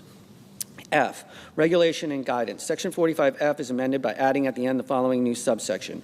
G, regulations and guidance. The Secretary shall issue such regulations or other guidance as may be necessary to carry out the purposes of this section, including guidance to carry out the purposes of paragraphs 1A, 3, and 2C of subsection C. G, effective date. The amendments made by this section shall apply to amounts paid or incurred after December 31st, 2025. Section 70402, enhancement of adoption credit. A, in general. Section 23A is amended by adding at the end the following new paragraph. 4, portion of credit refundable. So much of the credit allowed under paragraph 1 as does not exceed $5,000 shall be treated as a credit allowed under subpart C and not as a credit allowed under this subpart. B, adjustments for inflation. Section 23H is amended to read as follows. H, adjustments for inflation. 1, in general, in the case of taxable year beginning after December 31st, 2002, each of the dollar amounts in paragraphs 3 and 4 of subsection A and paragraphs 1 and 2A1 of subsection B shall be increased by an amount equal to A, such dollar amount multiplied by B, the cost of living adjustment determined under Section 1F3 for the calendar year in which the taxable year begins, determined by substituting calendar year 2001 for calendar year 2016, and subparagraph A2 thereof. 2, rounding, if any amount as increased under paragraph 1 is not a multiple of 10, such amount shall be rounded to the nearest multiple of 10. 3, special rule for refundable portion. In the case of the dollar amount in subsection A4, paragraph 1 shall be applied A by substituting 2025 for 2002 in the matter preceding subparagraph A, and B by substituting calendar year 2024 for calendar year 2001 and subparagraph B thereof. C, exclusion of refundable portion of credit from carry forward. Section 23C1 is amended by striking credit allowable under subsection A and inserting portion of the credit allowable under subsection A, which is allowed under this subpart. D, effective date. The amendments made by this section shall apply to taxable years beginning after December 31st, 2024. Section 70403, recognizing Indian tribal governments for purposes of determining whether a child has a special needs for purposes of the adoption credit. A, in general, Section 23D3 is amended. 1, in subparagraph A by inserting or Indian tribal government after a state. 2, in subparagraph B by inserting or Indian tribal government after such state. B, effective date. The amendments made by this section shall apply to taxable years beginning after December 31st, 2024.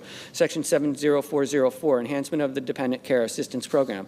A, in general, Section 129A2A is amended by striking $5,000, $2,500, and inserting $7,500, $3,750. B, effective date. The amendment made by this section shall apply to taxable years beginning after December 31st, 2025. Section 70405, enhancement of child and independent care tax credit. A, in general, paragraph 2 of section 21A is amended to read as follows. 2, applicable percentage defined. For purposes of paragraph 1, the term applicable percentage means 50%. A, reduced but not below 35%. By 1 percentage point for each $2,000 or fraction thereof by which the taxpayer's adjusted gross income for the taxable year exceeds $15,000, and B, further reduced but not below 20% by 1 percentage point for each $2,000, $4,000 in the case of a joint return, or fraction thereof by which the taxpayer's adjusted gross income for the taxable year exceeds $75,000, $150,000 in the case of a joint return. B, effective date. The amendment made by this section shall apply to taxable years beginning after December 31st, 2025. Subchapter B, permanent investments in student reforms into tax-exempt institutions. Section 70411, tax credit for contributions of individuals to scholarship-granting organizations. A, allowance of credit for contributions of individuals to scholarship-granting organizations. 1, in general, subpart A of part 4 of subchapter A of chapter 1 is amended by inserting after section 25E the following new section. Section 25F, qualified elementary and secondary education scholarships. A, allowance of credit. In the case of an individual who is a citizen or resident of the United States within the meaning of section 7701A9, there shall be allowed as a credit against the tax imposed by this chapter for the taxable year an amount equal to the aggregate amount of qualified contributions made by the taxpayer during the taxable year. B, limitations. 1, in general, the credit allowed under subsection A to any taxpayer for any taxable year shall not exceed an amount equal to or greater of A, 10% of the adjusted gross income of the taxpayer for the taxable year, or B, $5,000. 2, allocation of volume cap. The credit allowed under subsection A to any taxpayer for any taxable year shall not exceed the amount of the volume cap allocated by the Secretary to such taxpayer under subsection H, with respect to qualified contributions made by the taxpayer during taxable year. 3, reduction based on state credit. The amount allowed as a credit under subsection A for taxable year shall be reduced by the amount allowed as a credit on any state tax return of the taxpayer for qualified contributions made by the taxpayer during the taxable year. C, definitions. For purpose of this section, 1, eligible student. The term eligible student means an individual who, A, is a member of a household with an income which, for the calendar year prior to the date of the application for a scholarship, is not greater than 300% of the area median gross income, as such term is used in section 42, and B, is eligible to enroll in a public elementary or secondary school. 2, qualified contribution. The term qualified contribution means a charitable contribution as defined by section 170C to a scholarship granting organization in the form of cash or publicly traded securities as defined in section 6050LA2B. 3, qualified elementary or secondary education expense. The term qualified elementary or secondary education expense means the following expenses in connection with enrollment or attendance at or for students enrolled at or attending an elementary or secondary, public, private, or religious school. A, tuition. B, curriculum and curricular materials. C, books or other instructional materials. D, online educational materials. E, tuition for tutoring or educational classes outside of the home, including a tutoring facility, but only if the tutor or instructor does not bear a relationship to the student, which is described in Section 152D. 2, and 1, is licensed as a teacher in any state. 2, has taught at 1, a public or private elementary or secondary school, or 2, an institution of higher education as defined in Section 101A of the Higher Education Act of 1965, 20 U.S.C. 1001A, or 3, is a subject matter expert in the relevant subject. F, fees for a nationally standardized norm-referenced achievement test, an advanced placement examination, or any examination related to college or university admission. G, fees for dual enrollment in an institution of higher education. H, educational therapies for students with disabilities provided by a licensed or accredited practitioner or provider, including occupational, behavioral, physical, and speech-language therapies, but only if the practitioner or provider does not bear a relationship to the student, which is described in Section 152D2. 4, scholarship granting organization. The term scholarship granting organization means any organization, A, which 1, is described in Section 501c3 and exempt from tax under 501a, and 2, is not a private foundation. B, substantially all of the activities of which are providing scholarships for qualified elementary or secondary education expenses of eligible students. C, which prevents the commingling of qualified contributions with other amounts by maintaining one or more separate accounts exclusively for qualified contributions. D, is approved to operate in the state in which such organization grants scholarships, and E, which satisfies the requirements of subsection D. D, requirements for scholarship granting organization. 1, in general, an organization meets the requirements of this subsection if A, such organization provides scholarships to 10 or more students who do not all attend the same school. B, such organization spends not less than 90% of revenues on scholarships for eligible students. C, such organization does not provide scholarships for any expenses other than qualified elementary or secondary education expenses. D, such organization provides a scholarship to eligible students with a priority for 1, students awarded a scholarship the previous school year, and 2, after application of Clause 1, any eligible students who have a sibling who is awarded a scholarship from such organization. E, such organization does not earmark or set aside contributions for scholarships on behalf of any particular student. F, such organization, 1, verifies the annual household income and family size of eligible students who apply for scholarships in a manner which complies with the requirement described in paragraph 2, and 2, limits the awarding of scholarships to eligible students who are a member of a household for which the income does not exceed the amount established under subsection C1A. G, such organization, 1, obtains from an independent certified public accountant annual financial compliance audits, and 2, certifies to the Secretary at such time and in such form and manner as the Secretary may prescribe that the audit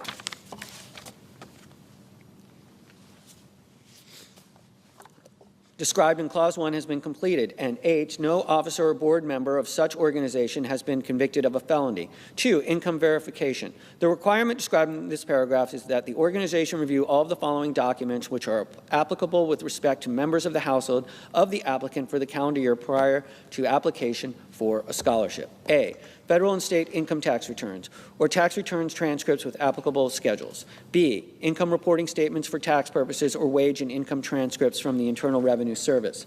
C, notarized income verification letter from employees. D, unemployment or workers' compensation statements.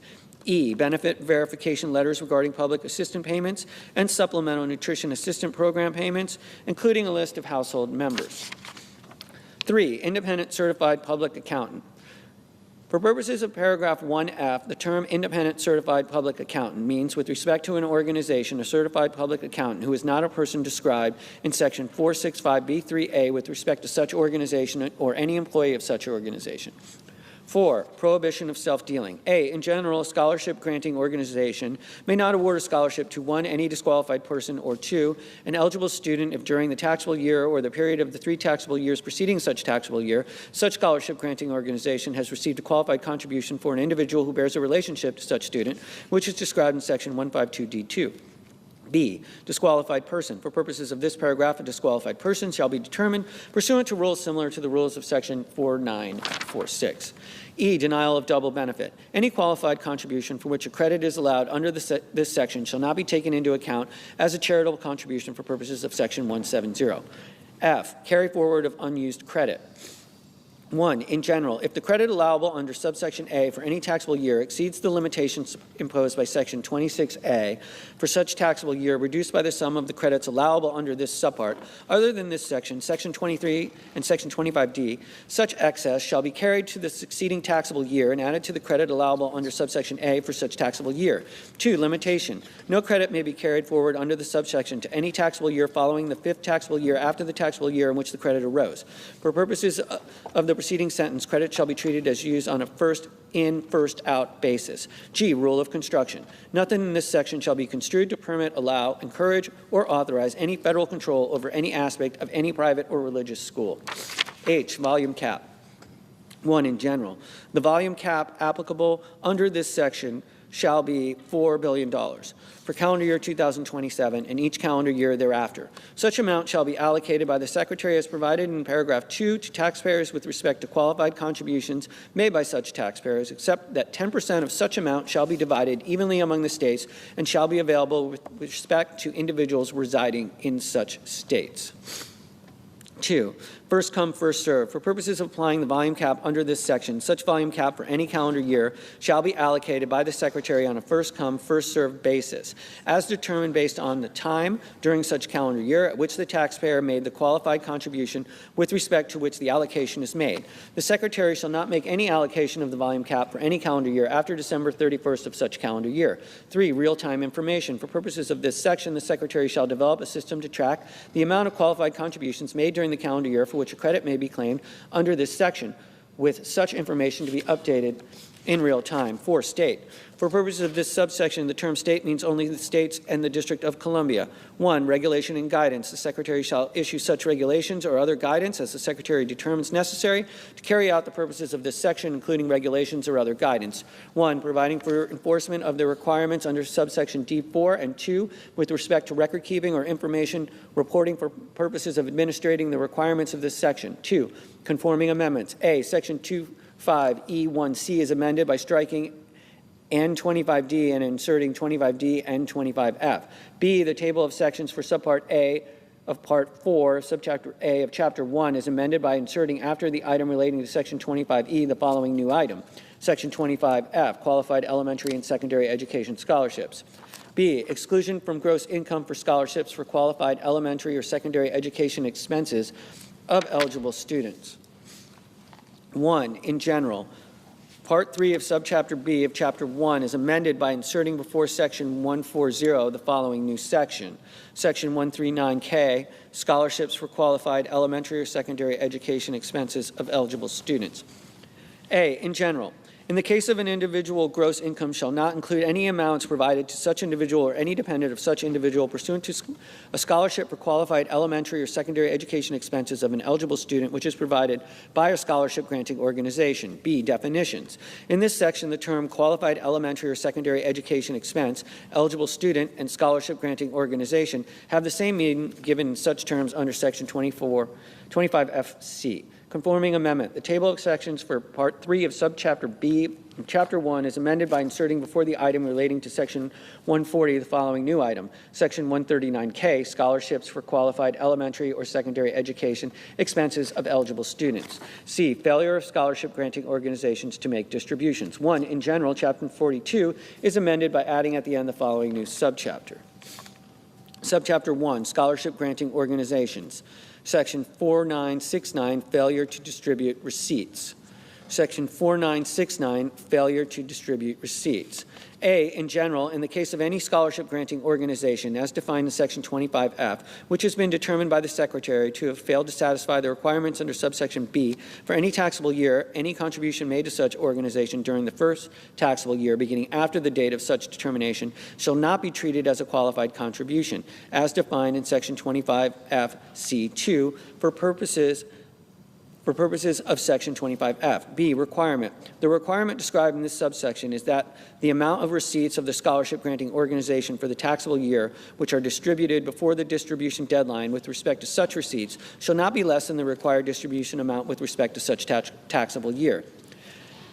C, definitions. For purposes of this section, 1, required distribution amount. A, in general, the required distribution amount with respect to a taxable year is the amount equal to 100% of the total receipts of the scholarship granting organization for such taxable year. 1, reduced by the sum of such receipts that are retained for reasonable administrative expenses for the taxable year or carried to the succeeding taxable year under subparagraph C, and 2, increased by the amount of the carryover under subparagraph C from the preceding taxable year.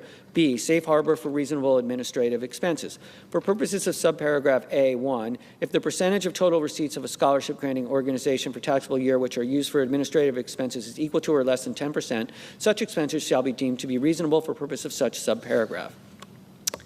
C, carryover. With respect to the amount of the total receipts of a scholarship granting organization with respect to any taxable year, an amount not greater than 15% of such amount may, at the election of such organization, be carried to the succeeding taxable year. 2, distributions. The term distribution includes amounts which are formally committed but not distributed. A formal commitment described in the preceding sentence may include contributions set aside for eligible students for more than 1 year. 3, distribution deadline. The distribution deadline with respect to receipts for a taxable year is the first day of the third taxable year following the taxable year in which such receipts are received by the scholarship granting organization. D, regulation and guidance. The Secretary shall issue such regulation or other guidance as the Secretary determines necessary to carry out the purposes of this section, including regulations or other guidance which provides for requirements for record keeping or information reporting for purposes of administrating the requirements of this section. 2, clerical amendment. The table of subchapters for Chapter 42 is amended by adding at the end the following new item. Subchapter 1, scholarship granting organizations. D, effective date. 1, in general, except as otherwise provided in this subsection, the amendments made by this section shall apply to taxable years ending after December 31st, 2026. 2, exclusion from gross income. The amendments made by subsection B shall apply to amounts received after December 31st, 2026 in taxable years ending after such date. Section 70412, exclusion for employer payments of student loans. A, in general, Section 127C1B is amended by striking in the case of payments made before January 1st, 2026. B, inflation adjustment. Section 127 is amended, 1, by redesignating subsection D as subsection E, and 2, by inserting after subsection C the following new subsection. D, inflation adjustment. 1, in general, in the case of any taxable year beginning after 2026, both of the $5,250 amounts in subsection A2 shall be increased by an amount equal to A, such dollar amount multiplied by B, the cost of living adjustment determined under section 1F3 for the calendar year in which the taxable year begins, determined by substituting calendar year 2025 for calendar year 2016 in subparagraph A2 thereof. 2, rounding. If any increase under paragraph 1 is not a multiple of $50, such increase shall be rounded to the nearest multiple of $50. C, effective date. The amendment made by this section shall apply to payments made after December 31st, 2025. Section 70413, additional expenses treated as qualified higher education expenses for purposes of 529 accounts. A, in general. 1, in general, Section 529C7 is amended to read as follows. 7, treatment of elementary and secondary tuition. Any reference in this section to term qualified higher education expenses shall include a reference to the following expenses in connection with enrollment or attendance at or for students enrolled or at attending elementary or secondary public, private, or religious school. A, tuition. B, curriculum and curricular materials. C, books or other instructional materials. D, online educational materials. E, tuition for tutoring or educational classes outside of the home, including at a tutoring facility, but only if the tutor or instructor is not related to the student, and 1, is licensed as a teacher in any state. 2, has taught an eligible educational institution, or 3, is a subject matter expert in the relevant subject. F, fees for a nationally standardized norm reference achievement test, an advanced placement examination, or any examinations related to college or university admission. G, fees for dual enrollment in an institution of higher education. H, educational therapies for students with disabilities provided by a licensed or accredited practitioner or provider included occupational, behavioral, physical, and speech-language therapies. 2, effective date. The amendment made by this subsection shall be distributions made after the date of the enactment of this Act. B, increase of limitation. 1, in general, the last sentence of Section 529E3 is amended by striking $10,000 and inserting $20,000. 2, effective date. The amendment made by this subsection shall apply to taxable years beginning after December 31st, 2025. Section 70414, certain post-secondary credentialing expenses treated as qualified higher education expenses for purposes of 529 accounts. A, in general, Section 529E3 is amended by adding at the end the following new subparagraph. C, certain post-secondary credentialing expenses. The term qualified higher education expenses includes qualified post-secondary credentialing expenses as defined in subsection F. B, qualified post-secondary credentialing expenses. Section 529 is amended by redesignating subsection F as subsection G and by inserting after subsection E the following new subsection. F, qualified post-secondary credentialing expenses. For purposes of this section, 1, in general, the term qualified post-secondary credentialing expenses means A, tuition, fees, books, supplies, equipment required for the enrollment or attendance of a designated beneficiary in recognized post-secondary credential program, or any other expense incurred in connection with an enrollment in or attendance at a recognized post-secondary credential program if such expense would, if incurred in connection with the enrollment or attendance at an eligible educational institution, be covered under subsection E3A. B, fees for testing if such testing is required to obtain or maintain a recognized post-secondary credential. And C, fees for continuing education if such education is required to maintain a recognized post-secondary credential. 2, recognized post-secondary credential program. The term recognized post-secondary credential program means any program to obtain a recognized post-secondary credential if A, such program is included on a state list prepared under Section 122D of the Workforce Innovation and Opportunity Act, 29 U.S.C. 3152D. B, such program is listed in the public directory of the Web-Enabled Approval Management Systems or the Veterans Benefits Administration's or successor directory such program.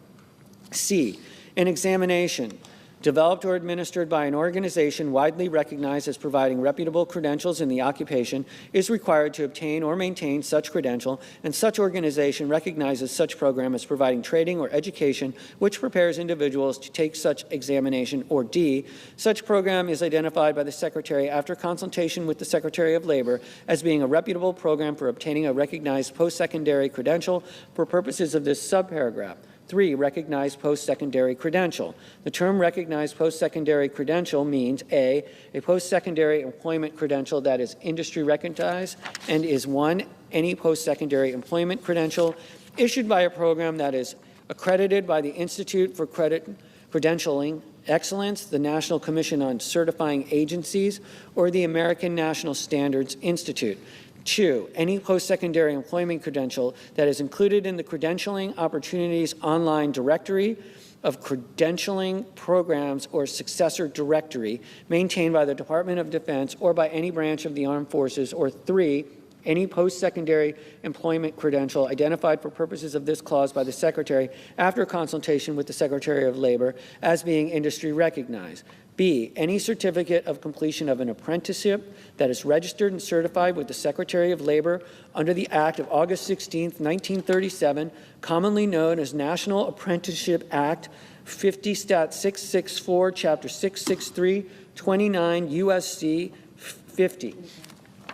C, any occupational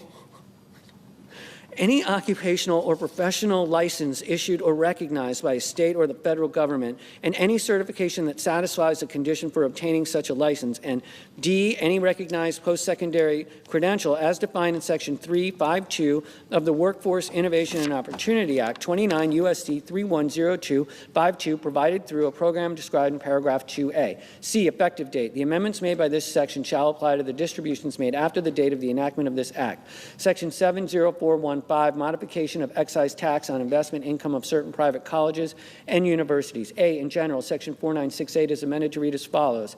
Section 4968, excise tax based on investment income of private colleges and universities. A, tax imposed. There is hereby imposed on each applicable educational institution for the taxable year a tax equal to the applicable percentage of the net investment income of such institution for the taxable year. B, applicable percentage. For purposes of this section, the term applicable percentage means 1, 1.4% in the case of an institution with a student-adjusted endowment of at least $500,000 and not in excess of $750,000.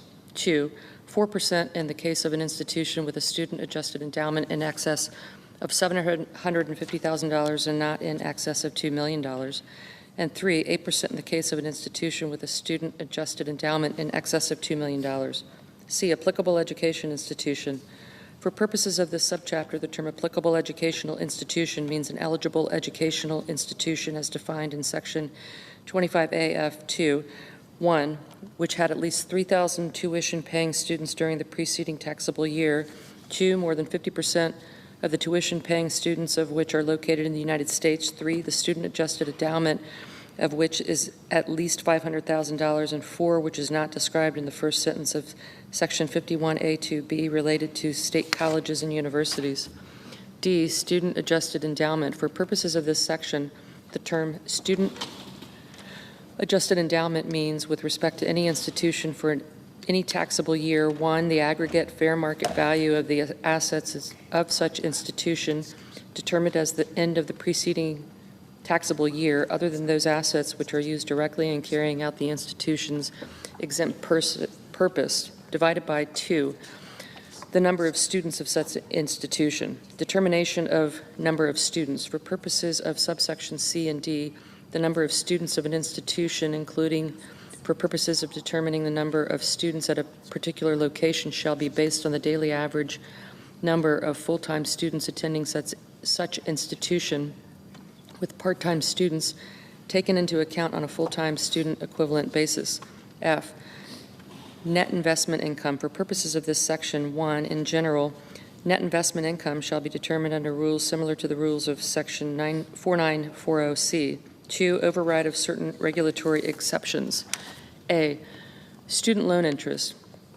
Net investment income shall be determined by taking into account any interest income from a student loan made by the applicable educational institution or any related organization as gross investment income. B, federally subsidized royalty income. 1, in general, net investment income shall be determined by taking into account any federally subsidized royalty income as gross investment income. 2, federally subsidized royalty income. For purposes of this subparagraph, I, in general, the student federally subsidized royalty income means any otherwise regulatory exempt royalty income if any federal funds were used in the research, development, or creation of the patent, copyright, or other intellectual or intangible property from which such royalty income is derived. 2, otherwise regulatory exempt royalty income. For purposes of this subparagraph, the term otherwise regulatory exempt royalty income means royalty income which, but for the subparagraph, would not be taken into account as gross investment income by reason of being derived from patents, copyrights, or other intellectual or intangible property which resulted from the work of students or faculty members in their capacities as such with the applicable educational institution. 3, federal funds. The term federal funds includes any grant made by and any payment made under any contract with any federal agency to the applicable educational institution, any related organization, or any student or faculty member referred to in subclause 2. G, assets and net investment income of related organizations. 1, in general, for purposes of subsections D and F, assets and net investment income of any related organization with respect to an educational institution shall be treated as assets and net investment income, respectively, of the educational institution, except that A, no such amount shall be taken into account with respect to more than one educational institution, and B, unless such organization is controlled by such institution or is described in Section 509A3 with respect to such institution for the taxable year, assets and net investment income which are not intended or available for the use of benefit of the educational institution should not be taken into account. 2, related organization. For purposes of this subsection, the term related organization means with respect to any educational institution, any organization which A, controls or is controlled by such institution, B, is controlled by one or more persons which also control any institution, or C, is a supported organization as defined in Section 509F3, or an organization described in Section 509A3 during the taxable year with respect to such institution. H, regulations.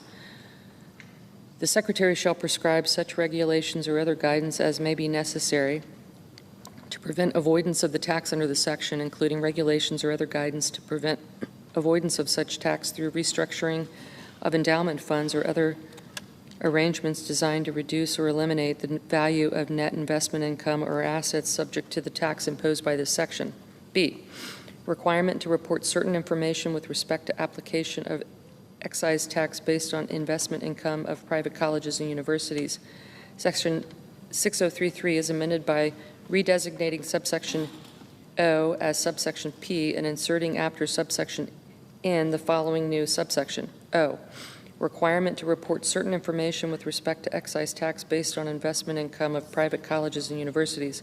Each applicable educational institution described in Section 4968C, which is subject to the requirements of subsection A, shall include on the return required under subsection A, 1, the number of tuition-paying students taken into account under subsection 4968C, and 2, the number of students of such institution determined under the rules of Section 4968E.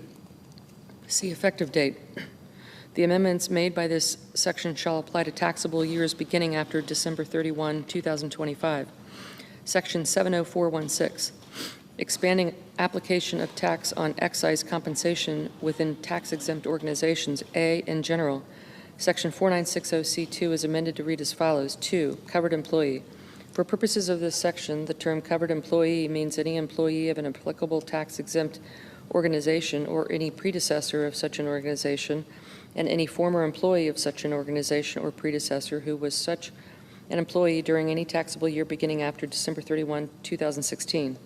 B, effective date. The amendment made by subsection A shall apply to taxable years beginning after December 31, 2025. Subchapter C, permanent investments in community development.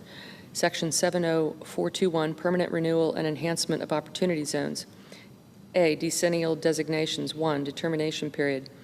Section 1400Z-1C2B is amended by striking beginning of the date of the enactment of the Tax Cuts and Jobs Act and inserting beginning of the decennial determination date. 2, decennial determination date. Section 1400Z-1C2 is amended by adding at the end the following new subparagraph. C, decennial determination date. The term decennial determination date means 1, July 1, 2026, and 2, each July 1 of the year that is 10 years after the preceding decennial determination date under this subparagraph. 3, repeal of special rule for Puerto Rico. Section 1400Z-1B is amended by striking paragraph 3. 4, limitation on number of designations. Section 1400Z-1D1 is amended. A, in paragraph 1 by striking and subsection B3, and 2, by inserting during any period after the number of population census tracts in a state that may be designated as qualified opportunity zones under this section, and B, in paragraph 2, by inserting during any period before the period at the end. 5, effective dates. A, in general, except as provided in paragraph 2, the amendments made by this subsection shall take effect on the date of the enactment of this act.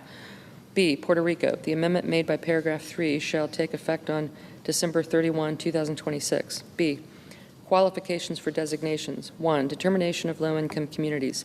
Section 1400Z-1C is amended by striking all that precedes paragraph 2 and inserting the following. C, other definitions. For purposes of this section, 1, low-income communities. The term low-income community means any population census tract if A, such population census tract has a median family income that 1, in the case of a population census tract not located within a metropolitan area, does not exceed 70% of the statewide median family income, or 2, in the case of a population census tract located within a metropolitan area does not exceed 70% of the metropolitan area median family income, or B, such population census tract has a 1, has a poverty rate of at least 20%, and 2, has a median family income that 1, in the case of a population census tract not located within a metropolitan area, does not exceed 125% of the statewide median family income, or 2, in the case of a population census tract located within a metropolitan area,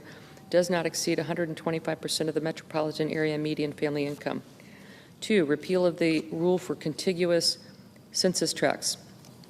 Section 1400Z-1 is amended by striking subsection E and redesignating subsection F as subsection E. 3, period for which designation is in effect. Section 1400Z-1E, as redesignated by paragraph 2, is amended to read as follows. E, period for which designation is in effect. 1, in general, a designation as a qualified opportunity zone shall remain in effect for the period beginning on the applicable start date and ending on the day before the date that is 10 years after the applicable start date. 2, applicable start date. For purposes of this section, the term applicable start date means, with respect to any qualified opportunity zone designated under this section, the January 1 following the date on which such qualified opportunity zone was certified and designated by the Secretary under subsection B1B. 4, effective date. The amendments made by this subsection shall apply to areas designated under section 1400Z-1 of the Internal Revenue Code of 1986 after the date of the enactment of this act. C, application of special rules for capital gains. 1, repeal of sunset on election. Section 1400Z-2A2 is amended to read as follows. 2, election. No election may be made under paragraph 1 with respect to a sale or exchange of an election previously made with respect to such sale or exchange is in effect. 2, modification of rules for deferral of gain. Section 1400Z-2B is amended to read as follows. B, deferral of gain invested in opportunity zone property. 1, year of inclusion. Gain of which subsection A1B applies shall be included in gross income in the taxable year which includes the earlier of A, the date on which such investment is sold or exchanged, or B, the date which is 5 years after the date of investment in the qualified opportunity fund was made. 2, amount includable. A, in general, the amount of gain included in gross income under subsection A1B shall be the excess of 1, the lesser of the amount of gain excluded under subsection A1A, or the fair market value of the investment as determined as of the date described in paragraph 1 over 2, the taxpayer's base in the investment. B, determination of basis. 1, in general, except as otherwise provided in this subparagraph or subsection C, the taxpayer's base in the investment shall be 0. 2, increase for gain recognized under subsection A1B. The basis in the investment shall be increased by the amount of gain recognized by reason of subsection A1B with respect to such investment. 3, investments held for 5 years. 1, in general, in the case of any investment held for at least 5 years, the basis of such investment shall be increased by an equal amount to 10%, 30% in the case of any investment in a qualified rural opportunity fund, of the amount of gain deferred by reason of subsection A1A. 2, the application of increase. For purposes of this subsection, any increase in basis under this clause shall be treated as occurring before the date described in paragraph 1B. C, qualified rural opportunity fund. For purposes of subparagraph B3, 1, qualified rural opportunity fund. The term qualified rural opportunity fund means a qualified opportunity fund that holds at least 90% of its assets in qualified opportunity zone property, which 1, is qualified opportunity zone business property, substantially all of the use of which during substantially all of the fund's holding period for such property was in a qualified opportunity zone comprised entirely of a rural area, or 2, is qualified opportunity zone stock or qualified opportunity zone partnership interest in a qualified opportunity zone business in which substantially all of the tangible property owned or leased is qualified opportunity zone business property described in subsection D3A1, and substantially all of the use of which is in a qualified opportunity zone comprised entirely of a rural area. For purposes of the preceding sentence, property held in the fund shall be measured under rules similar to the rules of subsection D1. 2, rural area. The term rural area means any area other than 1, a city or town that has a population of greater than 50,000 inhabitants, and 2, any urbanized area contiguous and adjacent to a city or town described in subclause 1. 3, special rule for investments held at least 10 years. Section 1400Z-2A, 2C is amended by striking makes an election under this clause and all that follows and inserting makes an election under this subsection. The basis of such investment shall be equal to A. In the case of an investment sold before the date that is 30 years after the date of the investment, the fair market value of such investment on the date such investment is sold or exchanged, or B.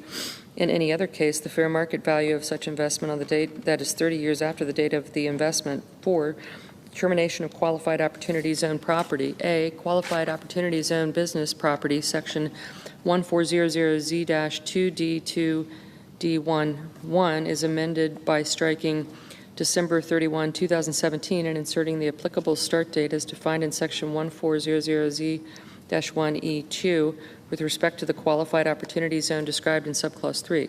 B, qualified opportunity zone stock and partnership interest, section 1400Z-2D2 is amended 1 by striking December 31, 2017, each place it appears in subparagraphs B1.1 and C1 and inserting the applicable date, and 2 by adding at the end of the following new subparagraph E, applicable date. For purposes of this subparagraph, the term applicable date means with respect to any corporation or partnership which is a qualified opportunity zone business, the earliest date described in subparagraph D1.1 with respect to the qualified opportunity zone business property held by such qualified opportunity zone business. C, special rule for improvement of existing structure in rural areas.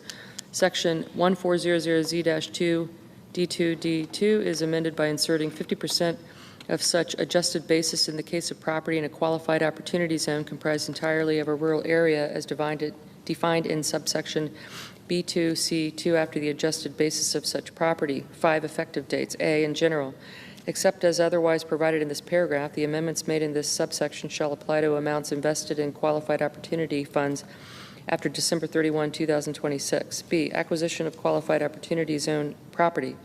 The amendments made by subparagraphs A and B of paragraph 4 shall apply to property acquired after December 31, 2026.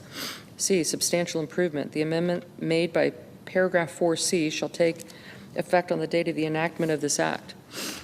D, information reported on qualified opportunity funds and qualified rural opportunity funds. 1, filing requirements for funds and investors.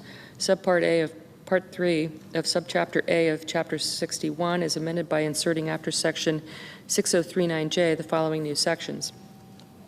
Section 6039K returns with respect to qualified opportunity funds and qualified rural opportunity funds. A, in general, every qualified opportunity fund shall file an annual return at such time and in such manner as the Secretary may prescribe, containing the information described in subsection B.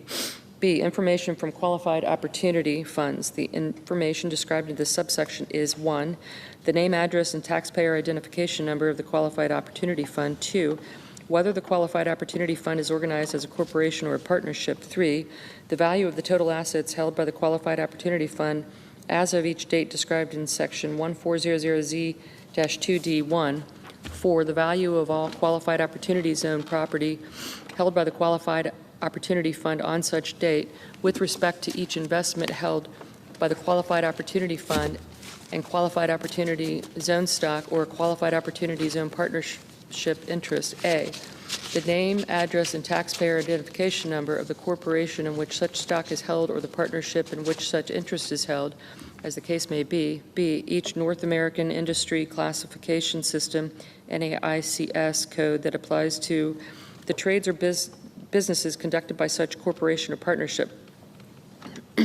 C, the population census tract or population census tract in which the qualified opportunity zone business property of such corporation or partnership is located. D, the amount of the investment in such stock or partnership interest as of each date described in section 1400Z-2D1. E, the value of tangible property such as such corporation or partnership on each such date is owned by such corporation or partnership. F, the value of tangible property held by such corporation or partnership on each such date which is leased by such corporation or partnership. G, the approximate number of residential units for any real property held by such corporation or partnership. And H, the approximate average monthly number of full-time equivalent employees of such corporation or partnership for the year within numerical ranges identified by the Secretary or such other indication of the employment impact of such corporation or partnership as determined appropriate by the Secretary. 6, with respect to the items of qualified opportunity zone business property held by the qualified opportunity zone, A, the North American Industry Classification System, NAICS code that applies to the trade or businesses in which such property is held. B, the population census tract in which the property is located. C, whether the property is owned or leased. D, the aggregate value of the items of qualified opportunity zone property held by the qualified opportunity fund as of each date described in section 1400Z-2D1. And E, in the case of real property, the number of residential units, if any. 7, the approximate average monthly number of full-time equivalent employees for the year of the trades or businesses of the Qualified Opportunity Fund in which Qualified Opportunity Zone business property is held within numerical ranges identified by the Secretary or such other indication of the employment impact of such trades or businesses as determined appropriate by the Secretary. 8, with respect to each person who disposed of an investment in the Qualified Opportunity Fund during the year, A, the name, address, and taxpayer identification number of such person. B, the date or dates on which the investment disposed was acquired. And C, the date or dates on which any such investment was disposed and the amount of the investment disposed. And 9, such other information as the Secretary may require. C, statement required to be furnished to investors. Every person required to make a return under subsection A shall furnish to each person whose name is required to be set forth in any such return by reason of subsection B8 at such time and in such manner as the Secretary may prescribe, a written statement showing 1, the name, address, and phone number of the information contact of the person required to make such a return, and 2, the information required to be shown on such return by reason of subsection B8 with respect to the person whose name is required to be so set forth.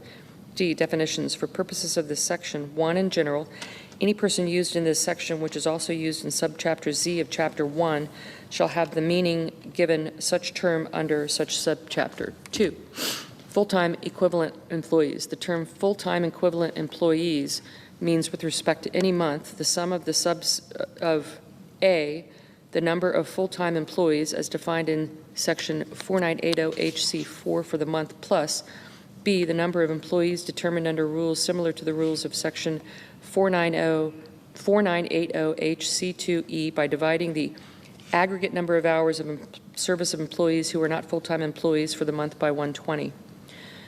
E, application to qualified rural opportunity funds. Every qualified rural opportunity fund as defined in section 1400Z-2B2C shall file the annual return required under subsection A and the statements required under subsection C applied. 1, by substituting qualified rural opportunity for qualified opportunity each place it appears. 2, by substituting section 1400Z-2B2C for section 1400Z-2D1 of each place it appears. And 3, by treating any reference after the application of paragraph 1 to qualified rural opportunity zone stock, a qualified rural opportunity zone partnership interest, a qualified rural opportunity zone business, or qualified opportunity zone business property as stock, an interest, a business, or property respectively described in subclause 1 or 2 as the case may be of section 1400Z 2B2C1, section 603L, information required from qualified opportunity zone businesses and qualified rural opportunity zone businesses. A, in general, every applicable qualified opportunity zone business shall furnish to the Qualified Opportunity Fund described in subsection B a written statement at such time, in such manner, and setting forth such information as the Secretary may, by regulations, prescribe for purposes of enabling such Qualified Opportunity Fund to meet the requirements of section 6039KB5. B, applicable qualified opportunity zone business.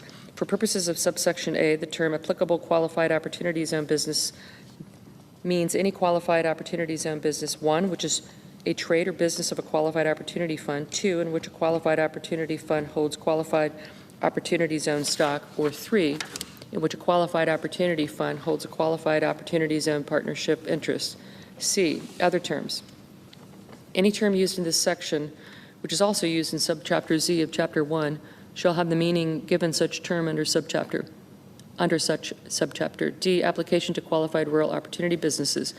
Every applicable qualified rural opportunity zone business as defined in subsection B, determined after application of the substitutions described in this sentence, shall furnish the written statement required under subsection A applied, 1, by substituting qualified rural opportunity for qualified opportunity each place it appears, and 2, by treating any reference after the application of paragraph 1 to qualified rural opportunity zone stock, a qualified rural opportunity zone partnership interest, or a qualified rural opportunity zone business as stock, an interest, or business respectively described in subclause 1 or 2, as the case may be, of section 1400Z-2B2C1. 2 penalties. A, in general.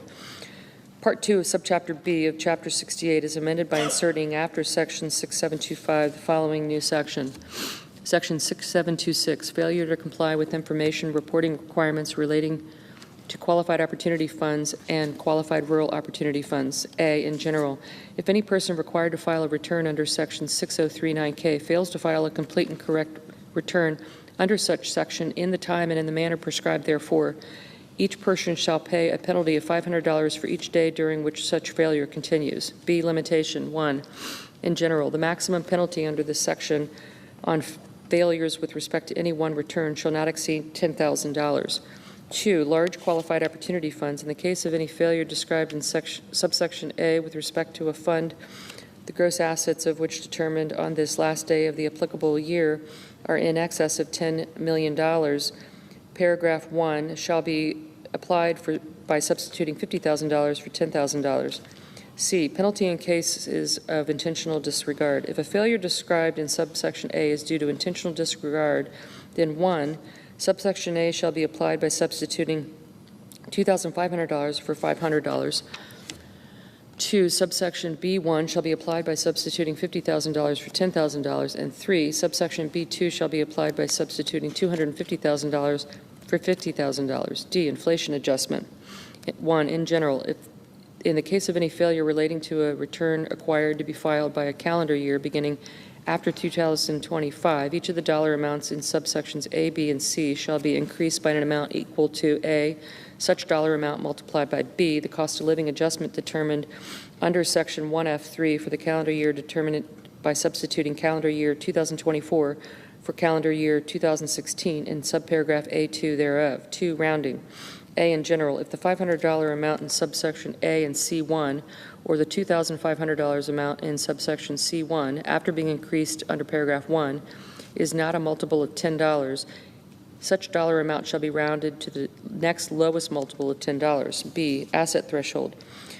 If the $10 million amount in subsection B2 after being increased under paragraph 1 is not a multiple of $10,000, such paragraph amount shall be rounded to the next lowest multiple of $10,000. C, other dollar amounts. If any dollar amount in subsection B or C, other than any amount to which paragraph A or B applies, after being increased under paragraph 1, is not a multiple of $1,000, such dollar amount shall be rounded to the next lowest multiple of $1,000.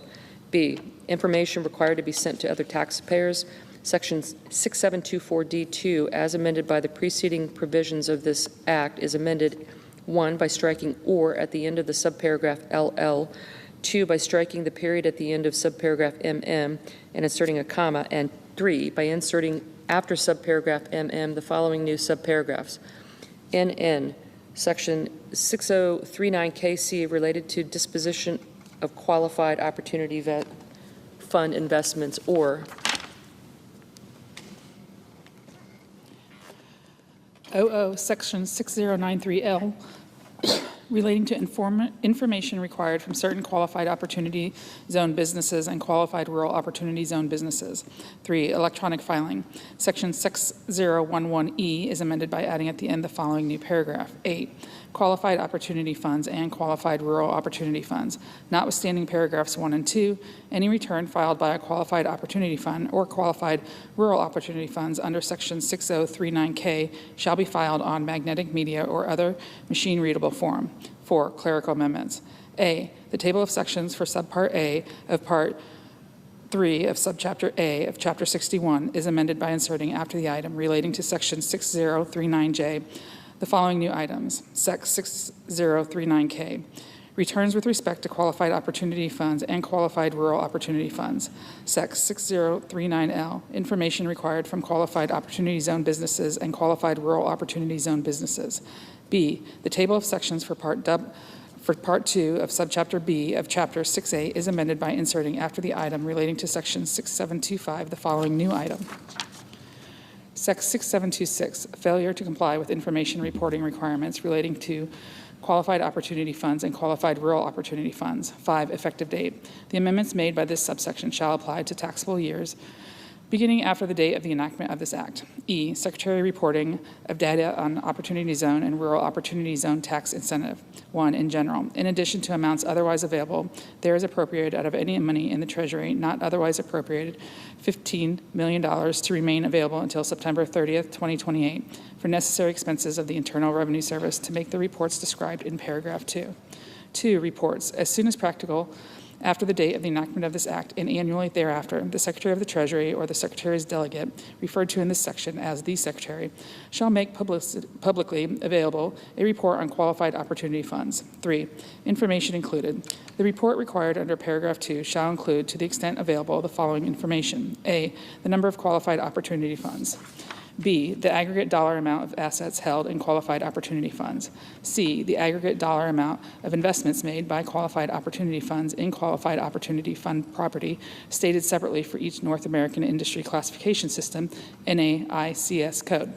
D, the percentage of population census tracts designated as qualified opportunity zones that have received qualified opportunity fund investments. E, for each population census tract designated as a qualified opportunity zone, the approximate average monthly number of full-time equivalent employees of the qualified opportunity zone businesses in such qualified opportunity zone for the preceding 12-month period within numerical ranges identified by the Secretary or such other indication of the employment impact of such qualified opportunity fund businesses as determined appropriate by the Secretary. F, the percentage of the total amount of investments made by qualified opportunity funds in I, qualified opportunity zone property, which is real property, and 2, other qualified opportunity zone property. G, for each population census tract, the aggregate approximate number of residential units resulting from investments made by qualified opportunity funds in real property.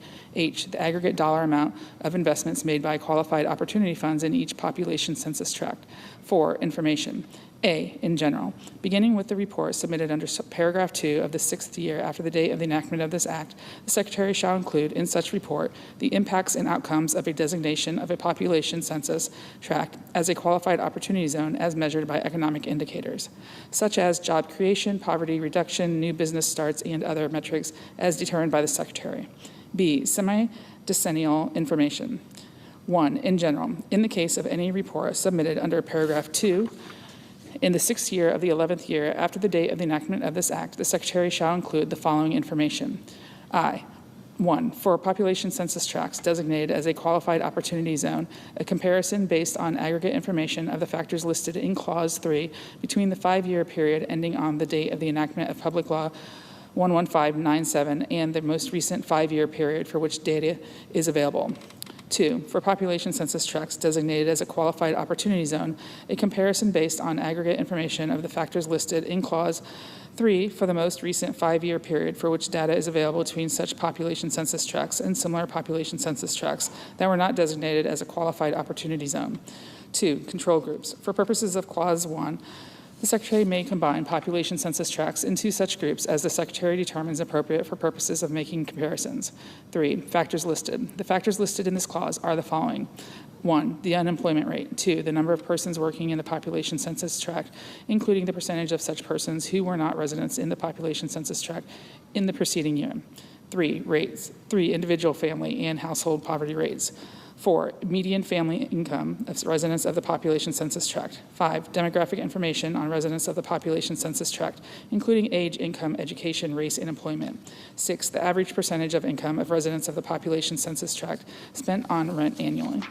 7, the number of residences in the population census tract. 8, the rate of home ownership in the population census tract.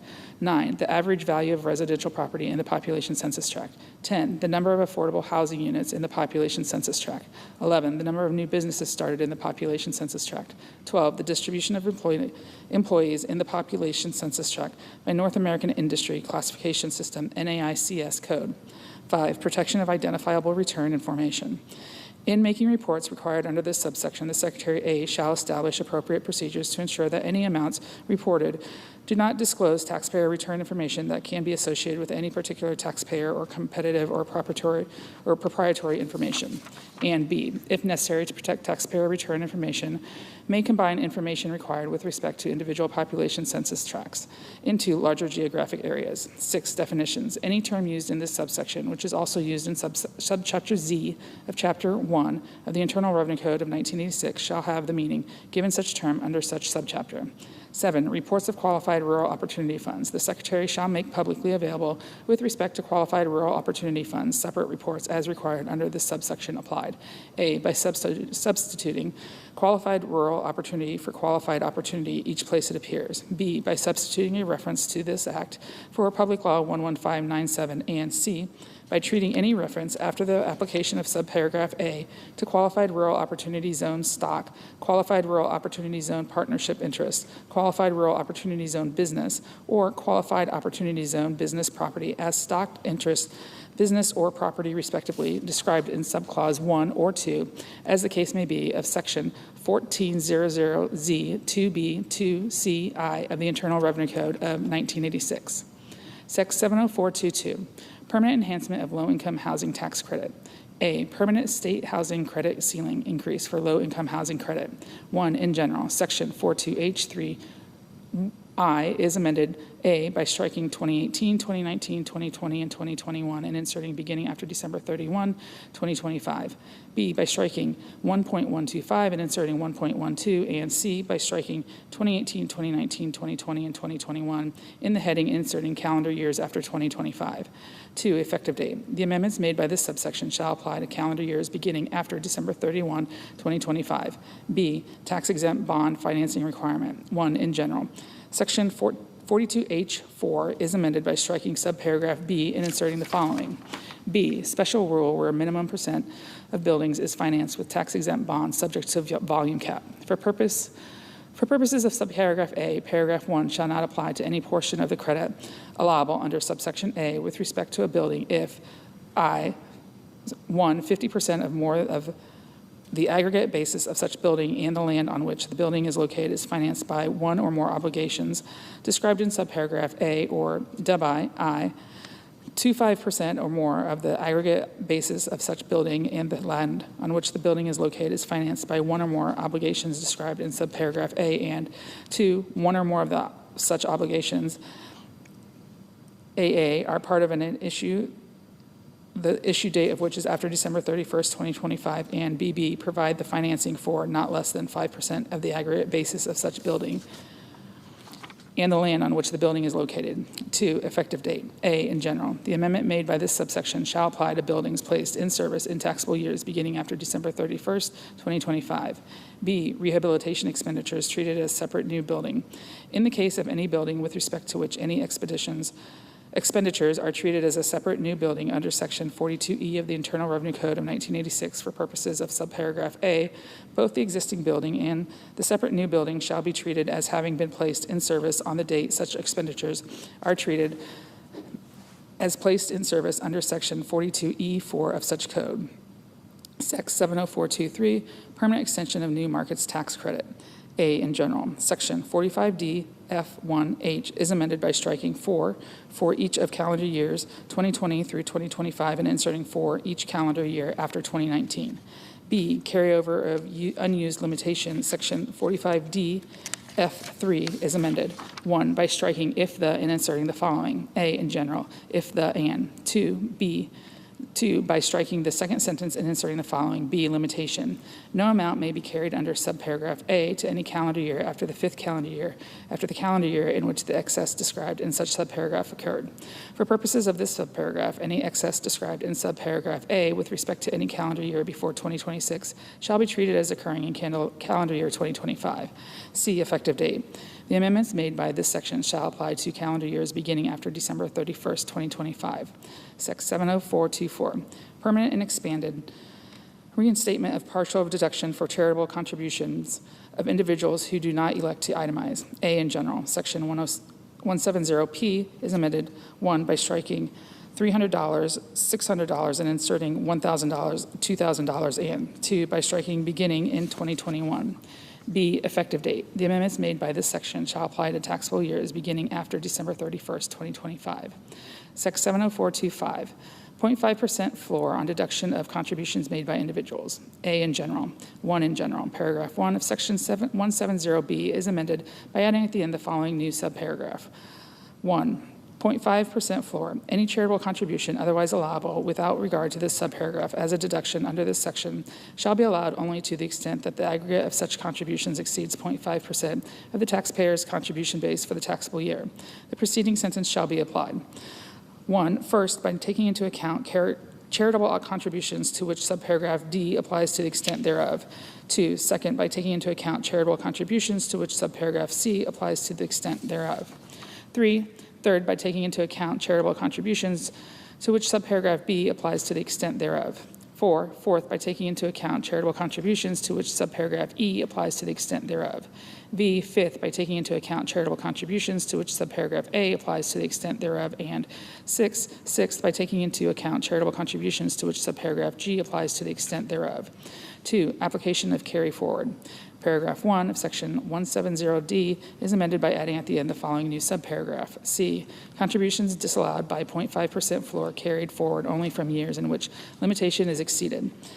1, in general. In the case of any taxable year from which an excess is carried forward, determined without regard to this subparagraph under any carryover rule, the applicable carryover rule shall be applied by increasing the excess determined under such applicable carryover rule for the contribution year before the application of subparagraph B by the amount attributable to the charitable contributions to which such rule applies, which is not allowed as a deduction for the contribution year by reason of subsection B1I. 2, carryover rule. For purposes of this subparagraph, the term carryover rule means 1, subparagraph A of this paragraph, 2, subparagraphs C, 2, D, 2, E, 2, and G2 of subsection B1, and 3, the second sentence of subsection B1B. 3, applicable carryover rule. For purposes of this subparagraph, the term applicable carryover rule means any carryover rule applicable to charitable contributions which were, in whole or in part, not allowed as a deduction for the contribution year by reason of subsection B1I.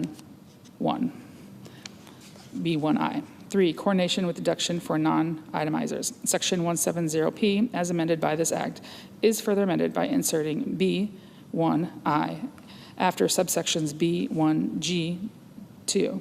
B, modification of limitation for cash contributions. 1, in general. Clause 1 of section 170B1G is amended to read as follows. 1, in general. For taxable years beginning after December 31st, 2017, any contribution of cash to an organization described in subparagraph A shall be allowed as a deduction under subsection A, to the extent that the aggregate of such contributions does not exceed the excess of I. 1, 60% of the taxpayer's contributions base for the taxable year over. 2, the aggregate amount of contributions taken into account under subparagraph A for such taxable year. 2, coordination with the other limitations. A, in general. Clause 3 of section 170B1G is amended. 1, by striking subparagraphs A and B in the heading and inserting subparagraph A and. 2, in subclause 2 by striking and subparagraph B and all that follows through this subparagraph. B, other contributions. Subparagraph B of section 170B1 is amended. 1, by striking to which subparagraph A, both places it appears, and inserting to which subparagraph A and G, and 2, in clause 2, by striking over the amount and all that follows through subparagraph C and inserting over.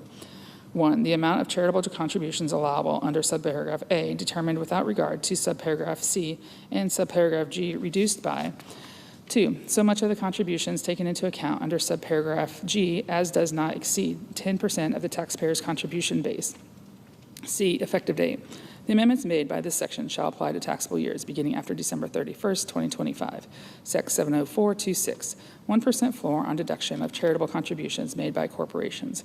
A, in general. Section 170B2A is amended to read as follows. A, in general, any charitable contribution otherwise allowable without regard to this subparagraph as a deduction under this section for any taxable year other than any contribution to which subparagraph B or C applies shall be allowed only to the extent that the aggregate of such contributions, 1, exceeds 1% of the taxpayer's taxable income for the taxable year, and 2, does not exceed 10% of the taxpayer's taxable income for the taxable year. B, application of carry forward. Section 170D2 is amended to read as follows. To corporations. A, in general, any charitable contribution taken into account under subsection B2A for any taxable year which is not allowed as a deduction by reason of clause 2 thereof shall be taken into account as a charitable contribution for the succeeding taxable year, except that for purposes of determining under this subparagraph whether such contribution is allowed in such succeeding taxable year, contributions in such succeeding taxable year determined without regard to this paragraph shall be taken into account under subsection B2A before any contribution taken into account by reason of this paragraph. B, 5-year carry forward. No charitable contribution may be carried forward under subparagraph A to any taxable year following the 5th taxable year after the taxable year in which the charitable contribution was first taken into account. For purposes of the preceding sentence, contributions shall be treated as allowed on a first-in, first-out basis. C, contributions disallowed by 1% floor carried forward only from years in which 10% limitation is exceeded. In the case of a taxable year from which a charitable contribution is carried forward under subparagraph A determined without regard this subparagraph, subparagraph A shall be applied by substituting clause 1 or 2 for clause 2. D, special rule for net operating loss carryovers. The amount of charitable contributions carried forward under subparagraph A shall be reduced to the extent that such carry forward would, but for this subparagraph, reduce taxable income as computed for purposes of the second sentence of section 172B2 and increase a net operating loss carryover under section 172 to a succeeding taxable year. C, conforming amendments. Subparagraphs B2 and C2 of section 170B2 are each amended by inserting other than subparagraph C thereof after subsection D2. D, effective date. The amendments made by this section shall apply to taxable years beginning after December 31st, 2025. Sec 70427, permanent increase in limitation on cover over of tax on distilled spirits. A, in general. Paragraph 1 of section 7652F is amended to read as follows. 1, $13.25, or B, effective date. The amendment made by this section shall apply to distilled spirits brought into the United States after December 31st, 2025. Sec 70428, nonprofit community development activities in remote native villages. A, in general, for purposes of subchapter F of Chapter 1 of the Internal Revenue Code of 1986, any activity substantially related to participation or investment in fisheries in the Bering Sea and Aleutian Islands, statistically in reporting areas as described in Figure 1 of Section 679 of Title 50, Code of Federal Regulations carried on by an entity identified in Section 305I-1D of the Magnuson-Stevens Fishery Conservation and Management Act, 16 Usk, 1855, I-1D, as in effect on the date of enactment of this section, shall be considered substantially related to the exercise or performance of the power constituting the basis of such entity's exemption under Section 501A of such code, if the conduct of such activity is in furtherance of one or more of the purposes specified in Section 305(1)(1)A of such act, as so in effect, for purposes of this paragraph, activities substantially related to participation of investment in fisheries, including the harvesting, processing, transportation, sales, and marketing of fish and fish products in the Bering Sea and Aleutian Islands, statistically and reporting areas. B, application to certain wholly owned subsidiaries. If the assets of a trade or business relating to an activity described in subsection A of any subsidiary wholly owned by an entity identified in Section 305(11)D of the Magnuson-Stevens Fishery Conservation and Management Act, 16 U.S.C. 1855 I-1D, as in effect on the date of enactment of this section, are transferred to such entity, including in liquidation of such subsidiary not later than 18 months after the date of the enactment of this act. 1. No gain or income resulting from such transfer shall be recognized to either such subsidiary or such entity under such code, and 2, all income derived from such subsidiary from such transferred trade or business shall be exempt from taxation under such code. C, effective date. This section shall take effect on the date of the enactment of this act and shall remain effective during the existence of the Western Alaska Community Development Quota Program established by Section 305(11) of the Magnuson-Stevens Fishery Conservation and Management Act, 16 U.S.C. 1855(11), as amended. Sec. 70429, adjustment of charitable deduction for certain expenses incurred in support of Native Alaskan subsistence whaling. In general, Section 170N1 of the Internal Revenue Code of 1986 is amended by striking $10,000 and inserting $50,000. B, effective date. The amendments made by this section shall apply to taxable years beginning after December 31st, 2025. Sec. 70430, exception to percentage of completion method of accounting for certain residential construction contracts. A, in general. Section 460E is amended. 1, in paragraph 1. A, by striking home construction contract, both places it appears, and inserting residential construction contract, and B, by inserting determined by substituting 3-year for 2-year in subparagraph B1 for any residential construction contract, which is not a home construction contract after the requirements of clauses 1 and 2 of subparagraph B. 2, by striking paragraph 4 and redesignating paragraph 5 as paragraph 4 and 3 in subparagraph A of paragraph 4 as so redesignated by striking paragraph 4 and inserting paragraph 3. B, application of exception for purposes of alternative minimum tax. Section 568A3 is amended by striking any home construction contract as defined in Section 460E6 and inserting any residential construction contract as defined in Section 460E4. C, effective date. The amendments made by this section shall apply to contracts entered into after the date of the enactment of this act. Subchapter D, permanent investments in small business in rural America. Sec. 70431, expansion of qualified small business stock gain exclusion. A, phased increase in exclusion for gain from qualified small business stock. 1, in general. Section 1202A1 is amended to read as follows. 1, in general. In the case of a taxpayer other than a corporation, gross income shall not include A, except as provided in paragraphs 3 and 4, 50% of any gain from the sale or exchange of qualified small business stock acquired on or before the applicable date and held for more than 5 years, and B, the applicable percentage of any gain from the sale or exchange of qualified small business stock acquired after the applicable date and held for at least 3 years. 2, applicable percentages. Section 1202A is amended by adding at the end the following new paragraph. 5, applicable percentage. The applicable percentage under paragraph 1 shall be determined under the following table. Years stock held, applicable percentage. 3 years, 50%. 4 years, 75%. 5 years or more, 100%. 3, applicable data, acquisition date. Section 1202A, as amended by paragraph 2, is amended by adding at the end the following new paragraph. 6, applicable date, acquisition date for purposes of this section. A, applicable date. The term applicable date means the date of the enactment of this paragraph. B, acquisition date. In the case of any stock which would, but for this paragraph, be treated as having been acquired before, on, or after the applicable date, whichever is applicable, the acquisition date for purposes of this section shall be the first day on which such stock was held by the taxpayer determined after the application of Section 1223. 4, continued treatment as not item of tax preferences. A, in general. Section 57A7 is amended by striking an amount and inserting in the case of stock acquired on or before the date of the enactment of the Creating Small Business Jobs Act of 2010 an amount.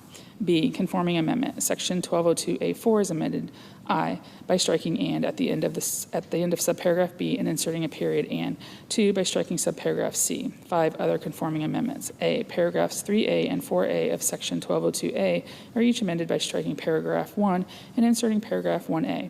B, paragraph 4A of Section 1202A is amended by inserting "and on or before the applicable date after 2010." C, Sections 1202B2, 1202G2A, and 1202J1A are each amended by striking "more than 5 years" and inserting "at least 3 years, more than 5 years in the case of stock acquired on or before the applicable date." 6, effective dates. A, in general, except as provided in subparagraph B, the amendments made by this subsection shall apply to taxable years beginning after the date of the enactment of this act. B, continued treatment as not item of tax preference. The amendments made by paragraph 4 shall take effect as if included in the enactment of section 2011 of the Creating Small Business Jobs Act of 2010. B, increase in per issuer limitation. 1, in general, subparagraph A of section 1202B1 is amended to read as follows. A, the applicable dollar limit for the taxable year, or 2, applicable dollar limit, section 1202B is amended by adding at the end the following. 4, applicable dollar limit. For purposes of paragraph 1A, the applicable dollar limit for any taxable year with respect to eligible gain from one or more dispositions by a taxpayer of qualified business stock of a corporation in A, if such stock was acquired by the taxpayer on or before the applicable date, $10 million reduced by the aggregate amount of eligible gain taken into account by the taxpayer under subsection A for prior taxable years and attributable to dispositions of stock issued by such corporation and acquired by the taxpayer before, on, or after the applicable date, and B, if such stock was acquired by the taxpayer after the applicable date, $15 million reduced by the sum of 1, the aggregate amount of eligible gain taken into account by the taxpayer under subsection A for prior taxable years and attributable to dispositions of stock issued by such corporation and acquired by the taxpayer before, on, or after the applicable date, plus 2, the aggregate amount of eligible gain taken into account by the taxpayer under subsection A for the taxable year and attributable to dispositions of stock issued by such corporation and acquired by the taxpayer on or before the applicable date. 5, inflation adjustment. A, in general, in the case of any taxable year beginning after 2026, the $15 million amount in paragraph 4B shall be increased by an amount equal to 1, such dollar amount multiplied by 2, the cost of living adjustment determined under section 1F3 for the calendar year in which the taxable year begins, determined by substituting calendar year 2025 for calendar year 2016 in subparagraph A2 thereof. If any increase under this subsection is not a multiple of $10,000, such increase shall be rounded to the nearest multiple of $10,000. B, no increase once limit reached. If for any taxable year, the eligible gain attributable to dispositions of stock issued by a corporation and acquired by the taxpayer after the applicable date exceeds the applicable dollar limit, then notwithstanding any increase under subparagraph A for any subsequent taxable year, the applicable dollar limit for such subsequent taxable year shall be 0. 3, separate return. Subparagraph A of section 1202B3 is amended to read as follows. A, separate returns. In the case of a separate return by a married individual for any taxable year, 1, paragraph 4A shall be applied by substituting $5 million for $10 million, and 2, paragraph 4B shall be applied by substituting 1/2 of the dollar amount in effect under such paragraph for the taxable year for the amount so in effect. 4, effective date. The amendments made by this subsection shall apply to taxable years beginning after the date of the enactment of this act. C, increase in limit in aggregate gross assets. 1, in general. Subparagraphs A and B of section 1202 D1 are each amended by striking $50 million and inserting $75 million.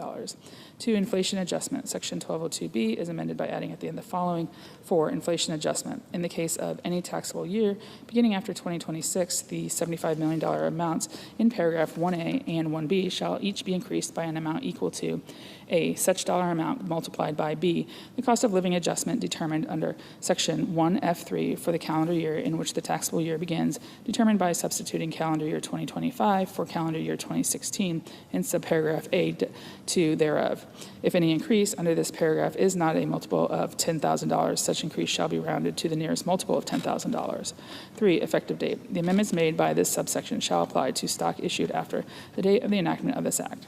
Section 704.32, repeal of revision to de minimis rules for third-party network transactions.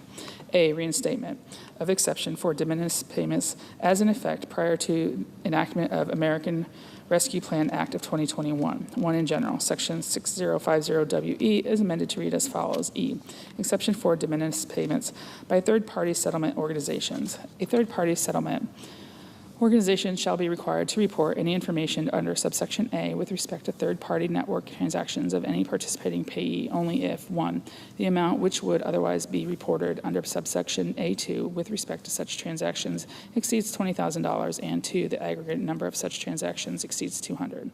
2, effective date. The amendment made by this subsection shall take effect as if included in section 9674 of the American Rescue Plan Act. B, application of de minimis rule for third-party network transactions to backup withholding. 1, in general, section 3406B is amended by adding at the end the following new paragraph. 8, other reportable payments, including payments in settlement of third-party network transactions, only where aggregate transactions exceed reporting threshold for the calendar year. A, in general, any payment in settlement for a third-party network transaction required to be shown on a return required under Section 6050W, which is made during any calendar year, shall be treated as a reportable payment only if, 1, the aggregate number of transactions with respect to the participating payee during such calendar year exceeds the number of transactions specified in Section 6050WE2, and 2, the aggregate amount of transactions with respect to the participating payee under such calendar year exceeds the dollar amount specified in Section 6050 WE1 at the end of each such payment. I got it. Thanks.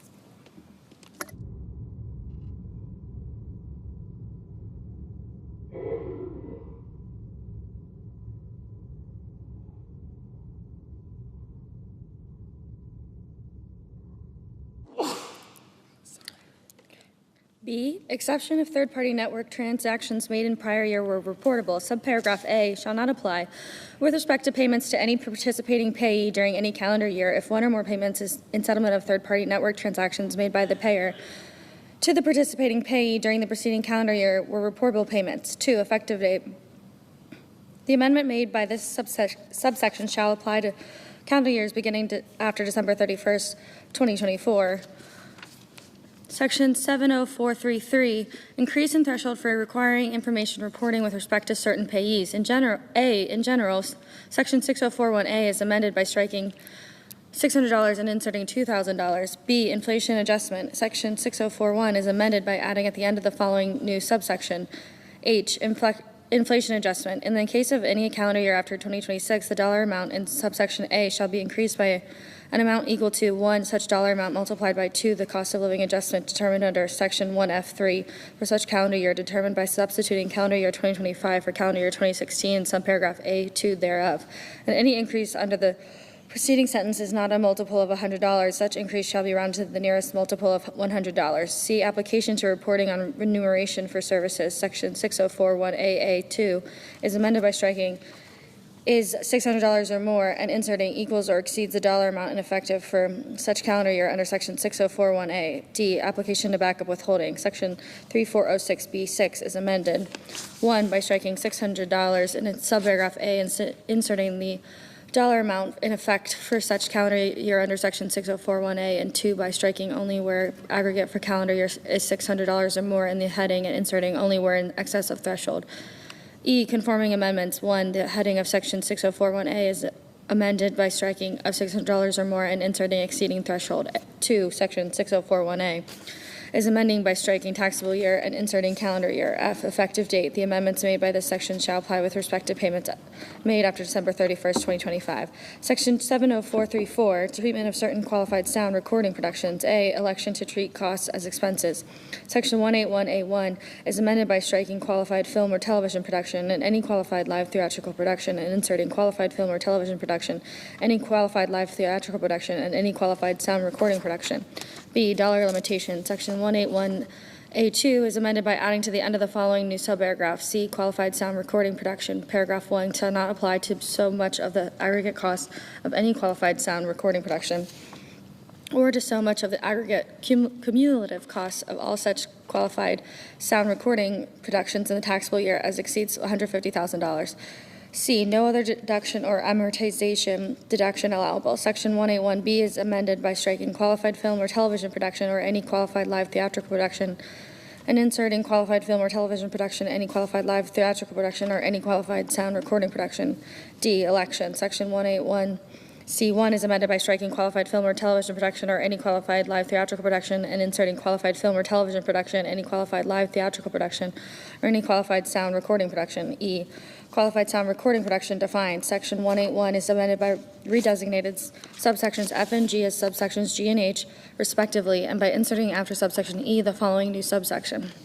F, qualified sound recording production. For purposes of this section, the term qualified sound recording production means a sound recording as defined in Section 101 of Title 17 United States Code produced and recorded in the United States. F, application of termination. Section 181H as redesignated by Section E is amended by striking qualified film and television productions or qualified live theatrical productions and inserting qualified film and television productions, qualified live theatrical productions, or qualified sound recording productions. G, bonus depreciation. 1, qualified sound recording productions is qualified property. Section 168 K2A1 is amended. A, by striking or at the end of the subsection clause 4, by inserting or at the end of subclause 5, and by inserting after subclause 5 the following. 6, which is qualified sound recording production as defined in subsection F of Section 181, for which a deduction would have been allowable under Section 181 without regard to subsections A2 and H of such section or this subsection, and B and subclauses 4 and 5 is so amended by striking without regard to subsections A2 and G, both places it appears in inserting without regard to subsections A2 and H. 2, production placed in service. Section 168K2H is amended by striking and at the end of Clause 1, by striking the period at the end of Clause 2 and inserting and by adding after Clause 2 the following. 3, a qualified sound recording production shall be considered to be placed in service at the time of initial release or broadcast.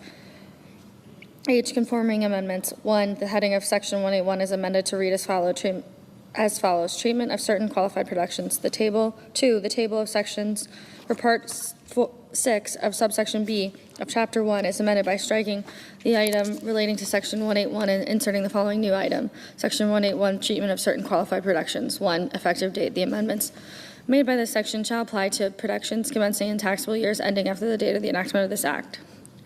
Section 70435, exclusion of interest on loans secured by rural or agricultural real property.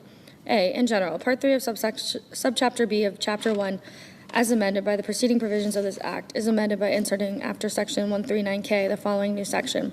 Section 139L, interest on loans secured by rural or agricultural real property. A, in general, gross income shall not include 25% of the interest received by a qualified lender on any qualified real estate loan. B, qualified lender.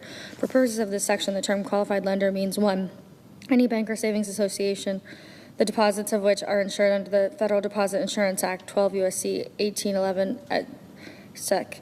2, any state or federally regulated insurance company. 3, any entity wholly owned directly or indirectly by a company that is treated as a bank holding company for purposes of Section 8 of the International Banking Act of 1978, 12 U.S.C. 3106. If A, such entity is organized, incorporated, or established under the laws of the United States or any state, and B, the principal place of business of such entity is in the United States, including any territory of the United States. 4, any entity wholly owned, directly or indirectly, by a company that is considered an insurance holding company under the laws of any state, if such entity satisfies the requirements described in subparagraphs A and B of paragraph 3. And 5, with respect to interest received on a qualified real estate loan secured by real estate described in subsection C3A, any federally chartered instrumentality of the United States established under Section 8.1A of the Farm Credit Act of 1971, 12 U.S.C. 2279AA-1A. C, qualified real estate loan. For purposes of the section, 1, in general, the term qualified real estate loan means any loan, A, secured by 1, rural or agricultural real estate, or 2, a leasehold mortgage with a status as a lien or on rural or agricultural real estate, B, made to any person other than a specified foreign entity as defined in Section 7701A51, and C, made after the date of the enactment of this section. For purposes of the preceding sentence, the determination of whether property securing such loan is rural or agricultural real estate shall be made as of the time the interest income on such loan is accrued. 2, refinancing. For purposes of subparagraphs A and C of paragraph 1, a loan shall not be treated as made after the date of the enactment of the section to the extent that the proceeds of such loan are used to refinance a loan which